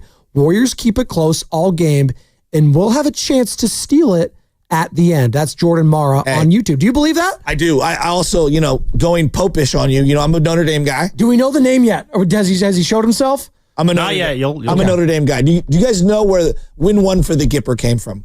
No. Where did that come from? From Notre Dame? Yeah. Newt Rockney? Come on. Nobody knows? No. The movie? No. All-American? No. Win one for the Gipper. No. Where he's urging the team to win one on his in his honor? Nope. I've seen Rudy. That was about Notre Dame, right? Win one for the Steffer. Steph's at shoot around. He has a smile on his face. Of course he does. You excited? Steph coming back early? He's got aura. He's got aura. He's him. He's got aura. Well, He's aura. He's rebounding for guys. oh, okay. That's what he's doing. That's what he's doing. You know who has aura? Jimmy Butler. And now it's a luxury to have a player like that, isn't it, Steve Kerr? What a luxury to have a guy who has performed the way he has in the playoffs over the years, and the way he carried his Heat teams to the finals twice. He's an incredible player and leader, and so it's a huge luxury to have him. Do we think like Steph's at shoot around because he's feeling better, or he's just got to get up? Like, why is he at shoot around? Does it mean anything? I'm just asking. I think it's to put a smile on the guy's faces. The fact that Steph, that if he's at shoot around, I would assume he's going to be courtside, probably wearing like a suit or whatever he's wearing, right? No? I do not want him rebounding. Like, sit down, dude. Just get away. Just sit down, please. Well, I'm actually a little surprised he's even there still. I thought he would be back in the Bay. Like, I thought he'd just be like hanging out, just whatever, chill. But maybe he wants to be with the team. Like, is there anything like shot in the arm wise, just seeing Steph on the bench tonight for the Warriors, just seeing him? I mean, I think just having his IQ and being able to pick his brain, there's no doubt about it. Yeah. Like having him there is plus his smile, his energy. That's what I'm getting at. Like just seeing his presence there, even if he's not in the game, that does give me confidence if I'm like a Pat Spencer, if I'm a Moody, a he Keith might Santos. be able to calm Draymond down in a moment of chaos. Like just thinking about it, like stuff happens. That was the Bob Myers rule way back once upon a time, right? Bob Myers would come down from the stands. All right, Draymond, hey, let's It's all good. That's Steph's role tonight. If Rudy Gobert tries to get in his dome, if Anthony Edwards tries to get in his dome. I think it's the other way around. I think Gobert's the one who gets in his own dome. Does he? Well, that's the French way right there. Steve Kerr talking about Draymond and Jimmy leading the way once Steph went out last game. We're the number one defense in the league since the Jimmy trade. What we did in Houston in Game 7, holding them under 90, this is not an accident. Draymond is the best defender I've ever seen in my life, and he's playing at such a high level at that end of the floor. And then, of course, Jimmy is Jimmy. I mean, he's one of the best players in the league. He controls games. I thought he controlled the whole fourth quarter. He knew exactly what he was doing. We didn't really need to score. We needed to take care of the ball, and we needed to defend. And those two guys held down the fort, under a lot of pressure on the road against a desperate team. That was really impressive. They never got it under 9. Going into the fourth, I think it was 20. We knew they'd make a run, and they never got it below 9. So that's a hell of a job to finish the game. And no question, Draymond and Jimmy are the anchors, now with Steph out. And Buddy Hield hit some big shots. Gary Payton made some big plays. So just a great effort to close that game out. Steve Kerr on yesterday with Willard and Dibbs. If you've missed any of that interview, you can find it on the free Odyssey app or on YouTube, where we archive every single one of our shows. And again, each and every week, Steve Kerr will be on with them. And hopefully next week is not like the last week, because, if it's the last week, that means the season's going to be over. But 3 games to go without Steph at minimum. You win one of them. And if it's tonight, cartwheels. Oh, are you kidding me? The arrogance is going to be off the hook on a Friday. Talking about a payday Friday and the Warriors being up 2-0 Friday, heading back to Chase Center. Oh, we'll be feeling great tomorrow. Spectacular. I might have 10 tacos. What? You know who the crew chief is tonight? Who? Oh, Scott Foster? No. No. Wait, how we haven't heard, when's the last time Scott Foster did a Warriors game? He's going to be under investigation for the whole Donnie thing. He's not, call it though. what it is. Ed Malloy? Nope. Tony Brothers? Catfish. Oh, Tony Brothers. I actually like this. Do you? I like it a lot. They won the last Jason game, right? Goebel, by the way, I'm so over him. Get over yourself. No. Who does he think he is? Jason Goebel. That's who he is. He's going Goebel. Am I right? Catfish. That's a 2. Tyler Ford, Brian Forte. You'd recognize Forte. He looks younger than he is. He's related to Matt Forte, Bears running back. No, totally. Okay. No. One guy is a white guy. Doesn't answer the question. Doesn't mean they can't not be related. Just saying. And he's not rapping Forte. He's not. Thank you. This is not the Players Club. More champagne, Mr. Forte. Every time, right? 888-957-9570 is the number. We got about 5 minutes. Hey, if you want to talk about albums that bang, Don't Fight the Feeling, 1994, rapping Forte. There's not a bad song on that album. I remember it well. I was 1 year old when it came out. I listened to it. Get a dose of my brand new mix for your tape or your compact disc. Oh, dude, he just goes off. Were you allowed to get those when you? How old were you? 10 when that? 11? How old? I was 12. 12. Okay. When that came out, Players Club. It was one of the biggest songs. KML played it all the time. So it was a mature, right? Explicit album, but you could still just buy it and go there and just buy it, or did you need your parents' permission, or how'd that work? I had older cousins. Okay, that's how it worked. And so we would tape it off the radio back in the day when we'd have the dub. So my sister and me had these little boom boxes, and we had all these blank tapes, and you would tape it off the radio, and you had to wait. Oh my God, it's coming on! You go over and you push play and record simultaneously. That's your generation's version. My generation's version, when we were that age, we did that for our cell phones. If we didn't want to pay for the ringtone, you recorded it off the radio. So that's a generational thing. It would be Super Hot Mix 94 Summer 1. You know what I mean? That would be the label. You know what I mean? And then there'd be song after song after song. They'd be all over the place. And if you timed it just right, some people were good at the mix, some people weren't. Right. So it really depended. No, so I had 5 older brothers, right? So my mom would not want to buy me the Marshall Mathers LP, right? So Eminem, I'm 8 or 9 probably. So of course, Eminem's everyone loves Eminem, right? Of course. I want the album. I don't care if he's cussing. I hear my brothers doing it all the time. My mom, what he says about his ex-wife. How dare he? I am not buying you that album. My brother Sam hooks it up. He bought me it. He bought me it. He bought me the game. He bought me all the stuff. So we used to go to this place called Creative Music, and shout out Big Joe on Ocean and Mission. Creative Music was like a local tiny record shop where you could thumb through everything. Right. They had every underground rap album possible. And that's where we would go. And it didn't matter if you were 17, 18, it just didn't matter. Joe was the man. The place smelled like incense and weed. All right. And he had a ton of jazz songs, but all the local artists would literally go over and drop their stuff off. So you might run into a Mac Mall, you might run into a JT, you might run into somebody there. And that's where we used to get all of our albums. It was that or Tower Records at Stonestown. My opinion, Mac Mall is still one of the hardest beats of all time. I think we have it in the system. I pulled it when I was a producer as one of the beats. It still goes hard. Can we not have a wardrobe malfunction tonight? Can that be like within the realm of possibility? Let's just not have that so we can just watch the game at a normal time, 5:30. Joe, did you make mixes for girls? Did you ever do that? No, actually, one of my good friends, Les, if he's listening, shout out Les Zem. He made me a mix once. He made like a dope ass CD that he made for himself and also burned it. He burned a separate one for me. But no, I never made a mix for another female. I did not do that. Like Keith Sweat, I Love You, Volume 6. No. Damn, son, where'd you find this? Oh my God. That would be the best. That's a throwback right there. Oh my God, that would be the best. Give me that one more time.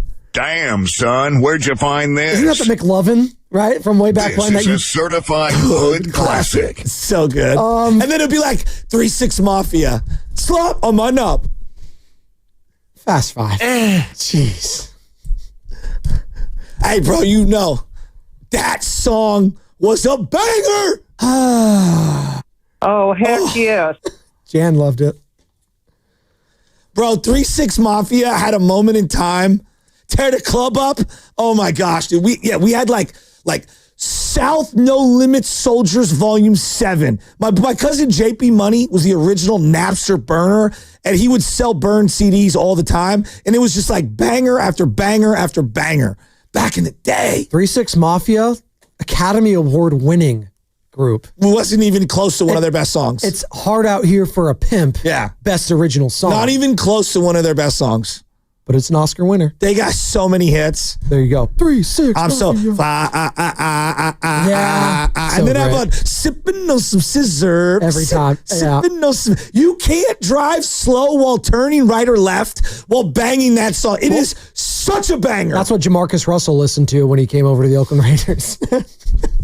Dude, I went to the grocery store to get blueberry syrup for the little guy. Everybody only has maple. I don't want organic maple, natural maple. I just want blueberry syrup. You know what hits is the Smuckers, and it's blackberry syrup. I promise you, you will never go back. It is so damn good. Blackberry syrup from Smuckers. Don't knock it till you try it. What's your final thought today, heading into Game 2 of the Western Conference? Here's my final thought is this. I miss, like as much as I love the convenience of Amazon and being able to have big box stores deliver everything and anything at the turn of a button, I do miss walking in to an independent store like Creative Music and just like, as I go, I guess, Amoeba, and I'm just kind of like going through everything. Still out there though, right? Like old school shopping where you just thumb through everything and look and like archive digging. I used to do this at Marshall's. I used to do it at Ross. There's just something about the old school way we used to shop and knowing someone and feeling like I'm giving my $25, my $20 to someone who I actually know, who lives in the neighborhood, who like knows your name. And like you could go in and not feel guilty if you walked out not buying anything because you knew you were going to support them next time. Like, God, I miss that era. The record stores, going to Blockbuster or something. Go out on Friday night, you hit Blockbuster, like Hollywood there Video. are very few flower shops like there were back in the day. Yeah. But I still have this with my laundromat. Shout out Portola Cleaner right there on Mariloma. Mm-hmm. By the way, get those flowers now. Mother's Day this Sunday. All right, you guys can all shout. What was that? Cardi did a little eek. Come on, get mom. You better get mom flowers. Comes up so fast. You definitely just reminded Carter. Rest in peace to Joe from Creative Music, a Frisco legend and someone who really pioneered rap music in the Bay Area by being able to deliver it to all the people like myself. So Joe was a freaking legend. Him and his wife, two of the greatest people of all time. Well said. Sam, final thought. My final thought is they're waiting for this Pope to come out, and in true morning roast tradition, he's probably going to emerge on the balcony at like 10:02 because that's just how things work here. My final thought, though, is I'm excited to see a true playoff Jimmy game tonight because in the past he's had to share the court with playoff Steph. So I'm kind of curious to see how Jimmy does with the stage to himself tonight. And I think that'll be a big reason why the Warriors will go up 2-0. Wow. Calling his shot Let's right call there. Sammy. Going up. Slamming Sammy Lubman. Future 95.7 The Game representative. Voice. And host. The future Oh, voice. voice. That's what it was. I forgot the word. It's like the Terminator future when you're like, John Connor, you need to go back in time and save the future. Sam Lubman's running 95.7 The Game. Why would you need to save the future from that? That's what you want. Matt Hegan's going to come back in a cop outfit with the picture of Sam. Have He's you just gonna seen, take the handle. this boy? He's gonna take the handle off the doorknob. That's what he's gonna do. It's going to be a young picture of Sam. And then we get the Terminator guru. Come with me. Come with me, Sam you Lubman. gotta come with me. Come with me if you're tired of getting pushed around. I'm tired of getting pushed around. What you got, Connor? My final thought of the day is I don't know if anyone saw Kristaps no. Porzingis presser yesterday, No. but he had some comments in which he said he believes now that the Celtics don't have any pressure on them, and it could be a blessing that they are down 0-2. I think that is the weakest thing I've ever heard, honestly. Just soft. Could you imagine Kobe Bryant ever saying that? No. I mean, it's just pathetic, if you want my opinion. Dude, we need to start raising more wolves in the worlds of Jerry 100%. West. That's right. No more dogs. I'm so sick of it. They're puppies now. Dude, I'm so sick of it. I was getting into it with my wife over this. I'm like, no, he's gonna get bullied at school. No, I'm not saying he needs to be a bully, but toughen up, doggy. The world is cruel. I tell it to Benny, too. You don't take anyone's bleep. Well, I don't use those words, but you get what I'm saying. By the way, a little just not breaking news, but NFL-related news. Jadeveon Clowney released from the Panthers. Want to take a flyer on him, Joe? Yes. Jadeveon Clowney? Would you? I mean, I'm a sucker for Jadeveon. Okay. Always be ready for a 1-year deal with Jadeveon Clowney. I think my final thought is I do think the Wolves will tie it up tonight, but that doesn't mean the series is over. I think the Warriors keep it close for what it's worth. That was Fast 5, brought to you by Xfinity. At home or on the go, you'll get the fastest internet to all your devices. Steiny and Goo next. Brought to you by Fremont Bank. Here for you. Here for good.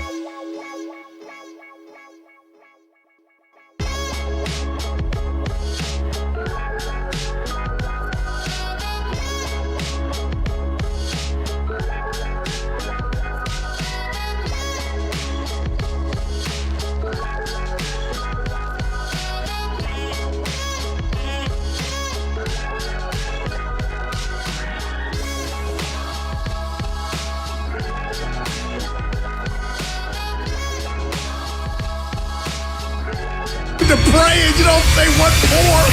He brings the perspective. Yeah, I think they both have a great point. Get off me, text line. He's truly one of a kind. That is wow. Oh, my God. And he's doing a great job. I need you to man up and say what you really want to say. Simon, you're doing a great job. The Caucasian. And together, they're Steiny and Guru. Yeah. On 95.7 The Game. So, about an hour ago, I'm looking at my phone, looking at websites, looking at the news, and I hear white smoke is trending. White smoke. And I thought, finally, we got a nickname for Pat Spencer. Look at you. I'm not mad White at that. smoke. Yeah. Yes, no? No, I like it. Not exactly white chocolate, old school Jason Williams, which will be the best nickname for any white hooper in the world. Play with a flair like he did, but I like that white smoke. Yeah, Pat Spencer. You got to get that to him. You got contacts. We just had him yesterday. This is, first of all, it's a celebratory day when the new Pope gets announced. Take it from a diehard Catholic. And, it's a celebratory day and white smoke. I thought, Pat Spencer. Yeah. I saw some people wanting a nickname, and now it's up to Dub Nation to take it home. Look at you. You guys place any wagers? No, and that's what's sad. I was raised in the Baptist church, Evan, and when I heard you guys talking about it, I said, were there any odds? And there were. The Italian's the favorite. What can't you bet on these days? First baby of the new year. Can you bet on the boy or girl?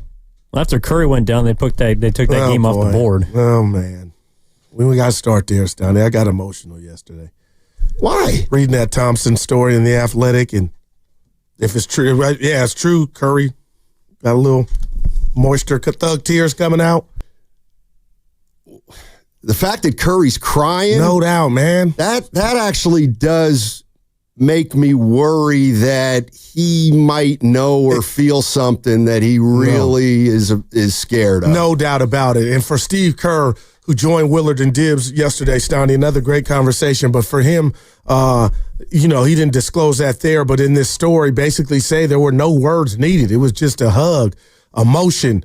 But again, Stoney, I'm hoping it's just a week. But when I hear that and that reaction, and as fast as these games are coming, I'm like, man, and like you always talk about, Stoney, he's not 27, he's 37. He'll be back. It's just about winning. I know Evan and the others laugh at what I'm about to say here, but I just feel like these Warriors, without Steph Curry, have something to prove. And when you talk about Jimmy Butler and what he did in Miami with what he did, I mean, he's got more than that on this team, I believe. So I'm not counting him out. But again, a sweep is on the board. It's about tonight.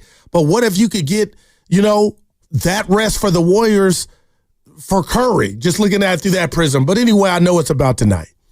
Again, Curry's definitely going to miss games 2, 3, and 4. And the fifth game of the series is next Wednesday, which is the day that Curry's going to get reevaluated.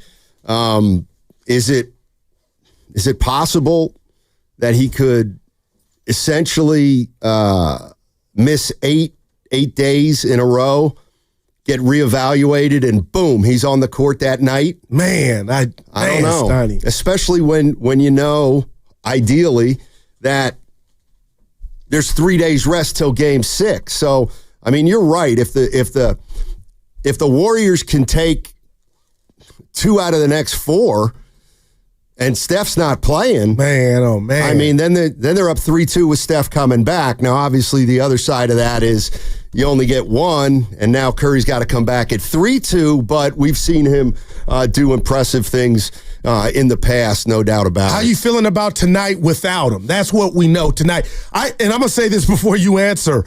I said it, and I never have a problem admitting I'm wrong, and I'm wrong a lot, right too. But I said the Rockets were not buttoned up, and that would be the death of them. And I was wrong. They showed me that they had moxie, got up the mat down 3-1, and took it to 7 games. Stoney, I'm being honest. I think the world of Ant-Man, but there's a lot of childish signs that I'm seeing from him, and I'm just wondering, they were the flavor of the month in a sense, and last year they had a great year. But if somehow they go down again to a Steph Curry-less Warrior team, what that will do to them and their psyche, I don't know, but it will be a bad look in the conversation, or the volume will be louder on what Minnesota is and what's going on with Ant. With that said, do they got a chance tonight? The Warriors? Yeah, the Warriors. Of course they do. Okay. Of course they do. Let me ask you this. Do you think the Celtics are out of that series against the Knicks? No, not at all. And not at all, and man. So just as bad as they look, not at all. I love you for asking me that. Yeah, I mean. But the Celtics aren't many yet, though. It's like they've won it. You know what I mean? Yeah.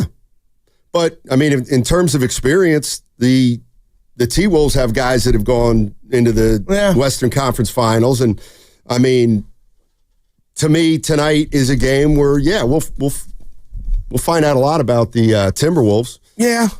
Do you have a problem with me? Well, I have a problem with you saying, hey. I have a problem with you saying. Bring it down now. I have a problem with you saying before the show, Steiny. Oh. What if the Warriors sweep Minnesota? Would your boy be in trouble? Oh, yeah. I said, yeah, probably. Fancy, because he's getting a lot of love right now for how he handled his star. But with that said, did you catch Ant-Man after the game when they talked about how bad the team collectively have been shooting from three? Mm-hmm. And him and Randall and they're just laughing like, Ant, you can't laugh. Or maybe you can, Stoney. Do I want him to go home and cry and open the Bible and take pills? Like, what do I want? The bounce back will be tonight. Okay. All right. And you know that for sure? No, I'm just saying for him, it better be. I mean, that's his personality. And I get it. That's his personality. And I get it. He wasn't very good, and they weren't very good, and he got to the podium, and, he said, hey, whoever's fault it was. Yeah, right. We lost the game. We got to play better. I'm like, damn, man. That's who he is. Yeah. I mean, he does not. Yeah, right. That's how he handles losses. And you're right. It might not be the best way. It's there's other ways to lead. I'm not sure how much of a leader he is, but the one thing that I can tell you personally, knowing Chris Finch, is the one thing Finch has told me about Anthony Edwards is Anthony Edwards told Finch to coach him and coach him hard if he needs to. And so they have a deal where what Finch said to Anthony Edwards after the game, I mean, Edwards knows it's coming if he plays like that. And apparently, and you never know, but apparently he's okay with the way Finch coaches. You think you ripped the team after the game? I do. And I think, and people, and why do you say you do? We're gonna talk about obviously the coach's comments. Right. Finch had some stuff to say about the officiating and Rudy Gobert and stuff like that. To me, it was like, this is kind of what you do. I think they stunk in game one. I bet he hammered him in a big way in the locker room. Yeah. And then he comes out and hammers him to the media and calls out Anthony Edwards. And then I think today, now he's like, all right, now I'm going to defend him by talking about the officials and making sure they know I got their backs. And he's planting a seed, and it's about it's about the dozenth seed that a coach or a player has planted in the postseason. And we've seen the greats do it. Phil Jackson comes to mind. I think he's the master of it. So, yeah, like you said, Stoney, like I said, there's one game and a lot of minutes left in this series. Mm-hmm. So we call that from the Yoon, Stoney in the streets, politicking. And that's what he was doing, put that bug in the rest of the year. But, I mean, these are the offs. And around the whole league, the game is being played more physical, with more physicality, and the refs are letting it go, and I love it. Yeah, I think most NBA fans do love it. And also, I mean, I'm to this day, I feel like the Warriors are not at a disadvantage when the game is allowed to be physical. I think that's something that we've just kind of assumed because of we only view it in the terms of Steph, how teams are guarding Steph. But the reality is Draymond guards opposing players the same way. He's a master. Right. Yeah. I mean, guards his man like everybody guards Steph Curry. All right, 888-957-9570 is the number. I got a simple question for Warriors fans, and it's this. How do you win tonight's game without Steph Curry? How do you win that game tonight? And then secondly, who do you start? Who do you start for Steph Curry, or does it even matter who starts? 888-957-9570 is the number. Memorial Day weekend is almost here. Before you hit the road for that well-earned getaway, swing by Valvoline Instant Oil Change. No appointment. You just stay in your car, and it's done in about 15 minutes. Visit Bay Area Oil Change for locations and coupons. What's up, y'all? Guru here, and I want to talk to you about getting yourself in peak condition, not just for the game, but for life. And that's why I'm excited about the Abundant Life Weight Loss Summer Sale. Listen up. This is a life-changing...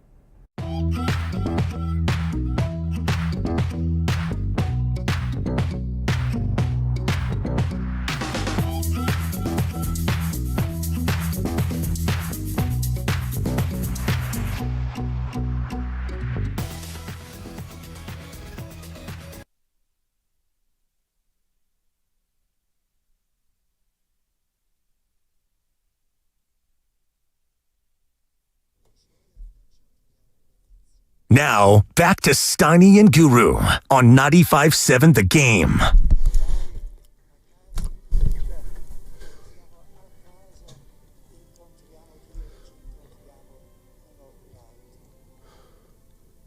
Goo, I don't know if you know this. I'm half Italian, and I can translate part of that. And he said, despite Steph Curry's absence, he still has the Warriors in 7. All right, I got you. All right, new Pope.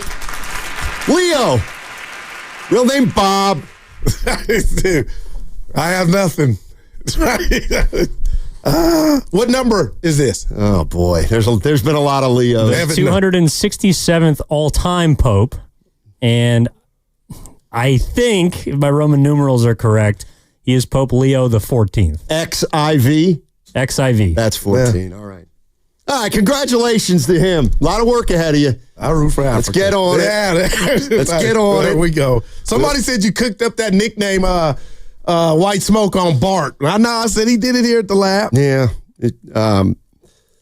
Yeah, let's go. Let's go, Pope. You're on the clock. World peace and starvation. Good luck. Get going. No starvation and world peace. Let's go. And a cure for cancer. Okay. Yeah. Sure. All right. Warriors, T-Wolves. And no Steph Curry tonight. Do we have... Wait. Oh, we do. Okay. So Steph Curry was at shoot-around today. Oh, we got it. He was at shoot-around, and he was asked a question about, obviously, the hamstring, and we'll give you the latest. This was a half hour ago, and this is Steph Curry talking to the media. Yeah, specifically about his target return date.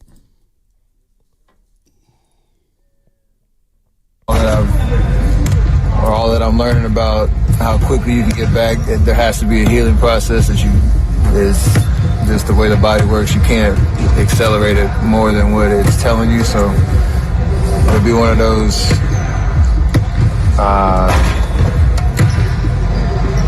after a week, like really reevaluating every day to kind of understand when it's safe just to even think about playing, let alone like how much can you push it. You've never had any tech. Wow. Ooh. Yeah, I heard you. What stood out to you? I heard about playing. I heard the reevaluation next Wednesday, and that'll give us an idea of when I can think about playing. That's what I heard, man. Yikes. Yeah, I mean, the initial report yesterday was at least a week. Yeah. Right. Not I can come back after a week. Right. I mean, I'm starting to think best case scenario is Game 6 that Sunday. And Evan did some work earlier, and Drew Holiday in this playoffs had a grade 1 hamstring pull. Okay. And he missed 11 days. 11 days is what he missed. So I don't know if that, I know every case is different, but that was Drew Holiday's timetable. Right. So 11 days would put us with Game 6. Would that constitute Game 6? I think he can get to Game 6 in 11 to 13 days. Yeah, I think it's like 12 after the initial injury. And then we hadn't even talked about the not that I know what it's like, Steiny, but the mental part of this. This guy uses those hamstrings. He runs. Yeah. So you got to come back and they can, hey, you're good to go, but can you be the best version of yourself? So I'll tell you what. Yep. You know me. I react to new information with the best of them. And I think with Jimmy Butler, I feel a bit more confident than I did had you told me before Game 1 Steph would be missing 3 games or so. And I think they can go here and take a stranglehold on this series, Steiny, without Steph Curry. And you might call me crazy, Evan. I'm waiting on it. I think Moody is... he's searching for some things, Pods too, but Pods would start. Steiny, what if I told you I'd give Kuminga a shot to start tonight? Well, with the game in your back pocket. I'd be shocked. Okay. And the reason I'd be shocked is because the whole reason Kuminga isn't getting a lot of playing time, according to Steve Kerr anyway, is that Kuminga, Draymond, and Butler just don't work. Yeah. So, I don't know. This is Steve Kerr was on with Willard and Dibbs yesterday, and good convo. This is what he said about Jimmy Butler. We're the number 1 defense in the league since the Jimmy trade. What we did in Houston in Game 7, holding them under 90, this is not an accident. Draymond is the best defender I've ever seen in my life. and he's playing at such a high level at that end of the floor. And then, of course, Jimmy is Jimmy. I mean, he's one of the best players in the league. He controls games. I thought he controlled the whole fourth quarter. You know, he knew exactly what he was doing. We didn't really need to score. We needed to take care of the ball, and we needed to defend. And those two guys held down the fort, you know, under a lot of pressure on the road against a desperate team. That was really impressive. They never got it under 9. You know, going into the fourth, I think it was 20. We knew they'd make a run, and they never got it below 9. So that's a hell of a job to finish the game. And no question, Draymond and Jimmy are the anchors, you know, now with Steph out. And Buddy Hield hit some big shots. You know, Gary Payton made some big plays. So just a great effort to close that game out. All right, Steve Kerr went on to say that they're going to run a lot of their offense through Jimmy Butler the rest of this series. And, you know, that tells me the Warriors they might really kind of double down on trying to get into the half-court game and running some clock with Butler and then starting the passing rotations that hopefully end up in an open shot. Yeah, and I'll say this, just going off of some lab work last night, rewatching the game, Steiny, as much as we laugh and we talk about the putrid performance that Minnesota had, offensively in the second half, they got it going a bit.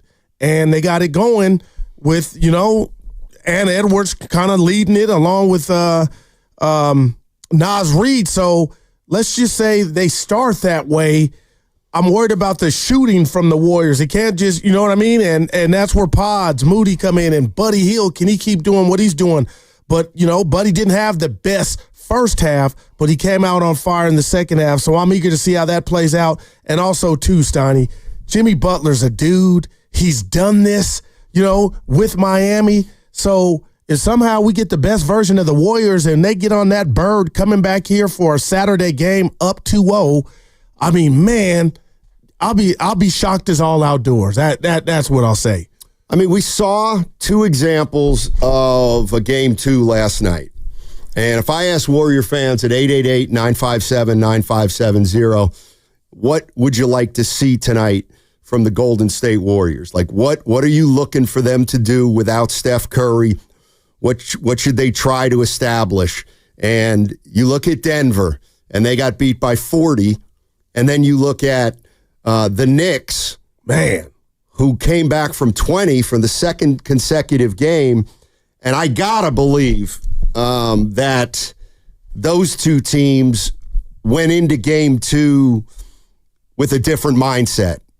The Knicks had a game to play with, and they never gave up, and they were down 20 in the third quarter, late-ish third quarter. Facts. And Denver, it sounds like, at least according to Aaron Gordon, he was questioning the Nuggets' energy level and their commitment. So game 2 went the way you'd kind of think some series would go, with Denver kind of laying down after they got down big, and then the Knicks doing the other thing where they found themselves down 20 but started to go to work. So I don't know what to expect from the Warriors tonight. It's kind of funny. Or the Timberwolves. Yeah, no doubt. And this is a big test for Minnesota and Ant-Man. And I'll just tell you this, Donnie, after just having a couple nights or, you know, to sleep and process the last game, how much of Minnesota's ineptitude on offense was the Warriors' defense? I think it was a part of it before you answer, but I think a lot of it just was Minnesota was tight and had some lemon booty. I mean, Steve Kerr said it. Their defense, the Warriors' defense, got a lot better once they got Jimmy Butler. And to me, it's always one of those things that is a little bit of both.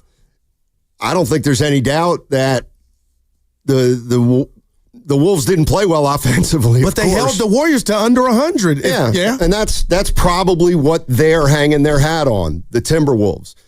I got to believe they're saying, hey, guys, you know, the defense was good enough to win a game. We just got to be better offensively. And you would think that would maybe especially be the case tonight if Steph Curry's not playing. I mentioned I would start Kuminga, kind of just, you know, I know that's coming out of left field, but Steiny, I expect Buddy to start along with Pods, Jimmy, and Draymond. Who would you start? Like, who's the leader in the club? We talked about the new Pope. Who's going to win it? Who would get this spot? Who would you give it to? Post, Peyton or Moody?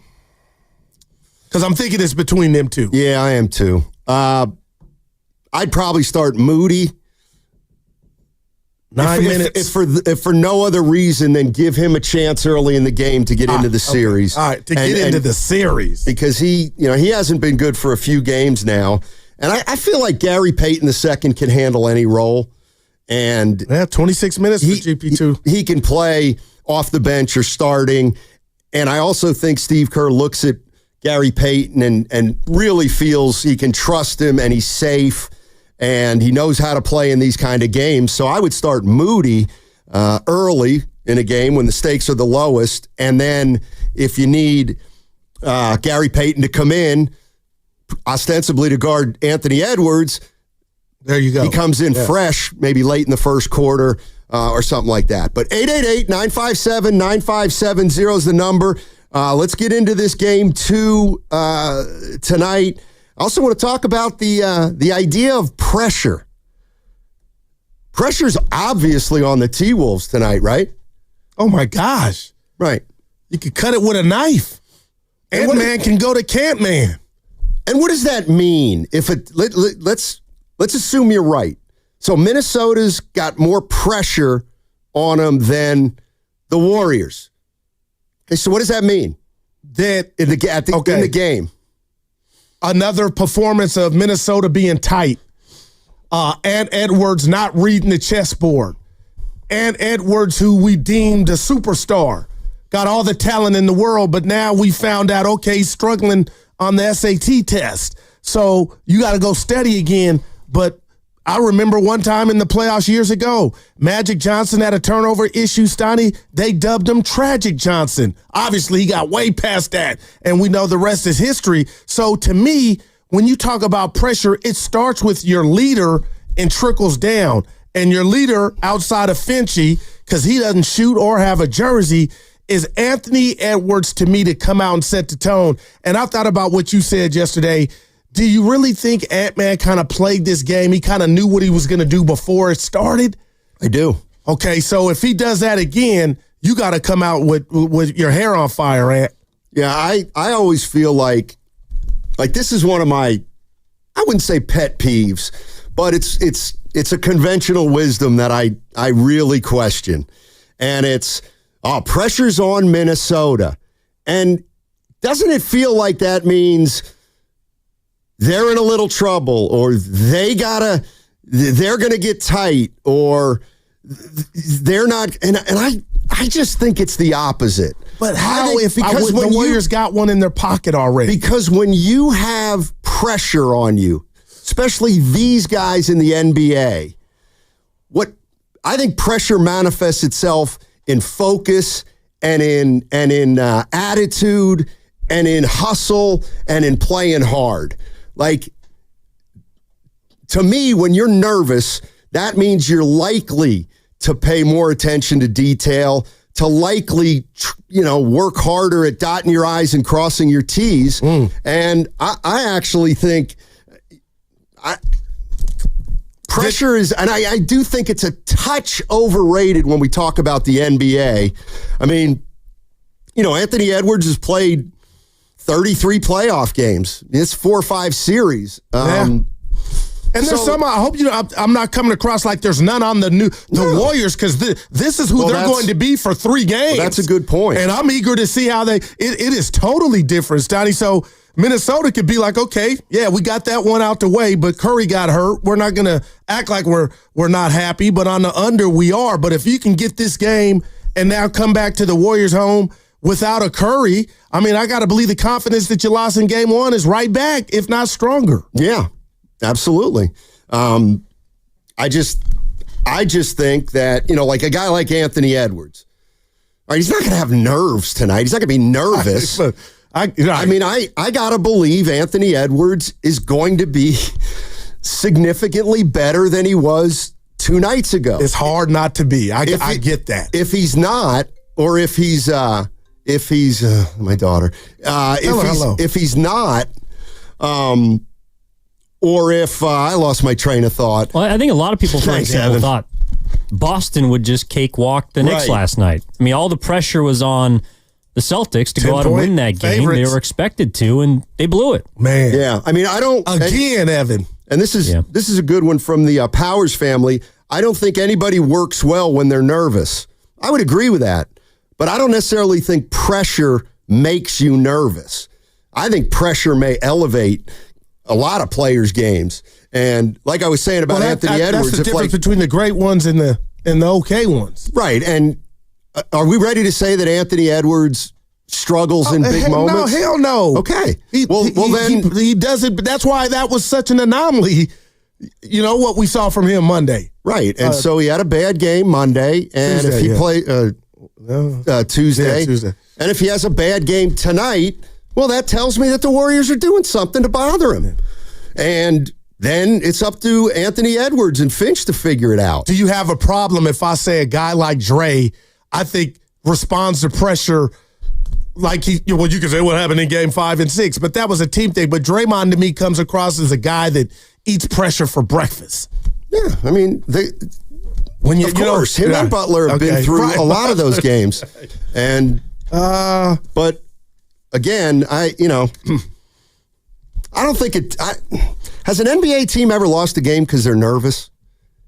It feels like they lose games because they lose confidence, or they start giving up on a game plan, or they see the writing on the wall that the other team's better. What about 2016 Game 7 from both the Cavs and Warriors, where nobody scored a bucket until LeBron got the layup in the last 5 minutes of a climactic game to win the series? Would you say there were nerves? I would say there's unbelievable defense being played, and it's harder to make shots, and Kyrie Irving made the biggest shot of the game. Yeah. And LeBron made the biggest defensive play of the game. And that's what that came down to. All right, 888-957-9570. Let's get into it, Warriors fans. What's your expectation level? Let's just talk about game 2 tonight. Without Steph Curry, who are you going to start? How are you going to try to get tonight? You got to take it one game at a time, and man, I mean, this is the game. You get this one tonight, Warriors. Man. You got to be feeling great coming home, despite Steph Curry's despite Steph Curry's injury. And I do think if the Warriors win tonight and take a 2-0 lead, that is something that the Wolves are going to have to deal with clearly. And maybe the silver lining is that they get Curry back for the Western Conference Finals if they get it done here. And if that happens, I know you're talking about tonight. I get it, DJ Quick. But the bottom line is you're 4 victories away from getting back to the finals and possibly getting number 5. So just think about that, how things have changed since Jimmy Butler's been to town. If you got to the Western Conference Finals, you'd be 4 victories away. So you've assumed 3 more victories and then 4 to come. Well, no, I'm not assuming like tonight. Well, you just in said, my mind. You just said if the Warriors win this series, then I mean, okay, we can talk about winning the series. No, hold on. Hold on, Stoney. How I got there is you saying if the Warriors win tonight and come back here up 2-0 and put this thing to bed, then they'd be in the Western Conference Finals. And then I jumped in and said that would constitute them being 4 victories away from the finals. Right. But, okay, I got you. Yeah, and you know what, Goo, you're right. If the Warriors win the next 3 games, that means they will have swept the Minnesota Timberwolves, and they'd be 8 games from winning it all. Yeah, it's simple. Just go win the next 3. Exactly. Go ahead and sweep them. Now, I want I know you got, again, you know the coach. That's your guy. But you agreed with me when I told you my assessment on the SAT score for the Rockets collectively. I just felt like, you know what, the grown-up is not in the room on the court. And you were like, Goo, I get that. And I apologize. I was wrong. They shocked me. How far are you off from giving Minnesota that stamp of, Goo, they're not buttoned up like I thought? Because if they lose tonight, that shows me, Stoney, you're blown an opportunity. I mean, you're not wrong. You're not wrong. Well, right but now I am, because they're four quarter. They can win tonight. But it feels like every conversation starts, Steiny, if the Timberwolves lose tonight, then what? I mean, then they're down 0-2 and they're in trouble. Like that's kind of all there is to it. Like, but I anticipate they're going to come out at home and they're going to play hard and look like favored. the team that they did coming into the playoffs. But here's the other thing. I mean, they've played one game. Just one game. I don't like to say, well, Edwards is struggling in this series. Well, I guess he is. But well, no, it's one game. Well, exactly. But it was so bad, you just wonder, can they shake that off? Can they do the Mariah Carey? What do you think? Hey, seriously, what do you think off the top of your head? Do you think Minnesota can shake off their first loss in the first game? You're gonna, Evan. I'm gonna shock you and I think the answer is yes, but I want to say hell yes, but in a crazy way, I think the worst thing that happened to them is Curry out, because now I feel like not them letting their guard down, but they might be thinking, oh, it's gonna be easier than we thought, and it may not with this tenacious defense that the Warriors are showing without Steph. I mean, that's why anybody who's saying, oh, the Warriors are, they're done. I mean, Evan's going to give you some numbers on the other side about why Warrior fans should be optimistic about the rest of this series, because the Minnesota Timberwolves have a little bit of a track record. Let's just put it that way. Let's see. Pressure is 1,000% on the Wolves. Good. Yeah. That means they're going to play. They're going to play like a pack of wolves. That's what you do when there's pressure on. You got to win at all costs. Will they be howling tonight, Evan? We'll see. No, we don't howl. No howling. Oh, I'll say it. We don't howl in the middle of a series ever. Got you. And I'm using we in a fun way. Don't come down my road. Well, they are. White Smoke, Pat Spencer, new nickname, White Smoke. I want to hear him respond to Let's get it out there. Let's get it out there. All right, 888-957-9570 is the number. I see Marco, Will, Dale, Sean, and I got a number, or Evan's got some numbers on the other side that I guarantee you're going to give some Warrior fans just a little bit more hope. Tune in for Warriors Live today. Presented by Xfinity. Stream sports from the best seat in the house with Xfinity. That segment was brought to you by Crystal Geyser, Alpine Spring Water. Our transition decision-making was diabolical.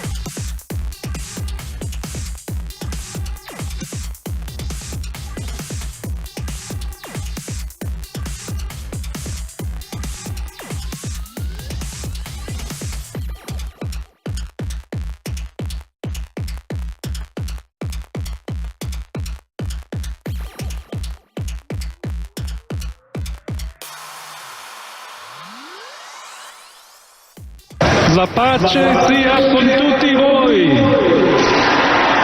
Peace be with you all. Now back to Steiny and Guru. Take it away, Steiny. All righty. Get better, Chef. Warriors Timberwolves game 2 tonight, 5:30 from Minnesota. If you're just joining us, Steph Curry was at Warriors shoot around today, and he talked to the media. And I'm just going to catch everybody up because this is what he said. And we may have more sound from Steph Curry, but this is what he said to the media in Minnesota about what's going on with his hamstring. This is new, and all that I'm learning about how quickly you get back, there has to be a healing process that is just the way the body works. You can't accelerate it more than what it's telling you. So it'll be one of those, after a week, like really reevaluating every day to kind of understand when it's safe just to even think about playing, let alone like how much can you push it. All right, that was Steph Curry, and I'm asking Warrior fans, you read anything into that? If I was at the bar, I'd tell him, give me a double. Because it wasn't cryptic, Steiny, but it's letting you know this is serious, man. I mean, it felt like he put a lot of qualifiers on it. No doubt. Like, in a week, we'll get a sense of when it's even realistic. And you can't manipulate or trick the time. You know, a sprained ankle, hey, Steiny, what's your pain tolerance? Maybe you go out there, there's no man. This is delicate. All right, let's go to Marco in Sonoma. Get us started here today, Marco. What's going on? Hey, guys. Thanks for taking the call. Sure. So a lot of stuff has been thrown out there, but tonight's going to be a tough one for the Warriors, I think. I just don't think you're going to see Edwards play like he has. To all the points you guys had, I think Reed's going to have a better game. And honestly, I think the pressure's on the young guys for the Warriors, right? And I think, defensively they're great, but I saw Pods, I saw Moody pass up open looks, over dribble, over pass, and get closed out on when they, got to trust themselves to take those first couple looks. And I think the pressure's on them to show that they could do it without, step around. And there's a lot to do there. And I just don't see Edwards being that superstar, getting called out by his coach, rightfully so.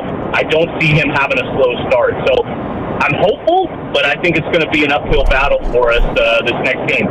And with regards to Steph, I think he's managing expectations. He's really good about doing that. And I think he's not getting people too up, too down. He's just going to see where it goes. Right. And we just got to wait and see. I hope he's over-promising, and then he's gonna, or under-promising and then over-deliver on that. But final thing, I like White Smoke. Thank you. I like that kid. Thank you very much. I like appreciate that.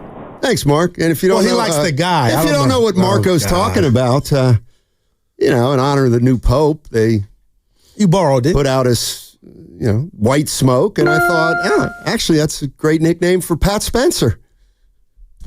And Evan liked it, and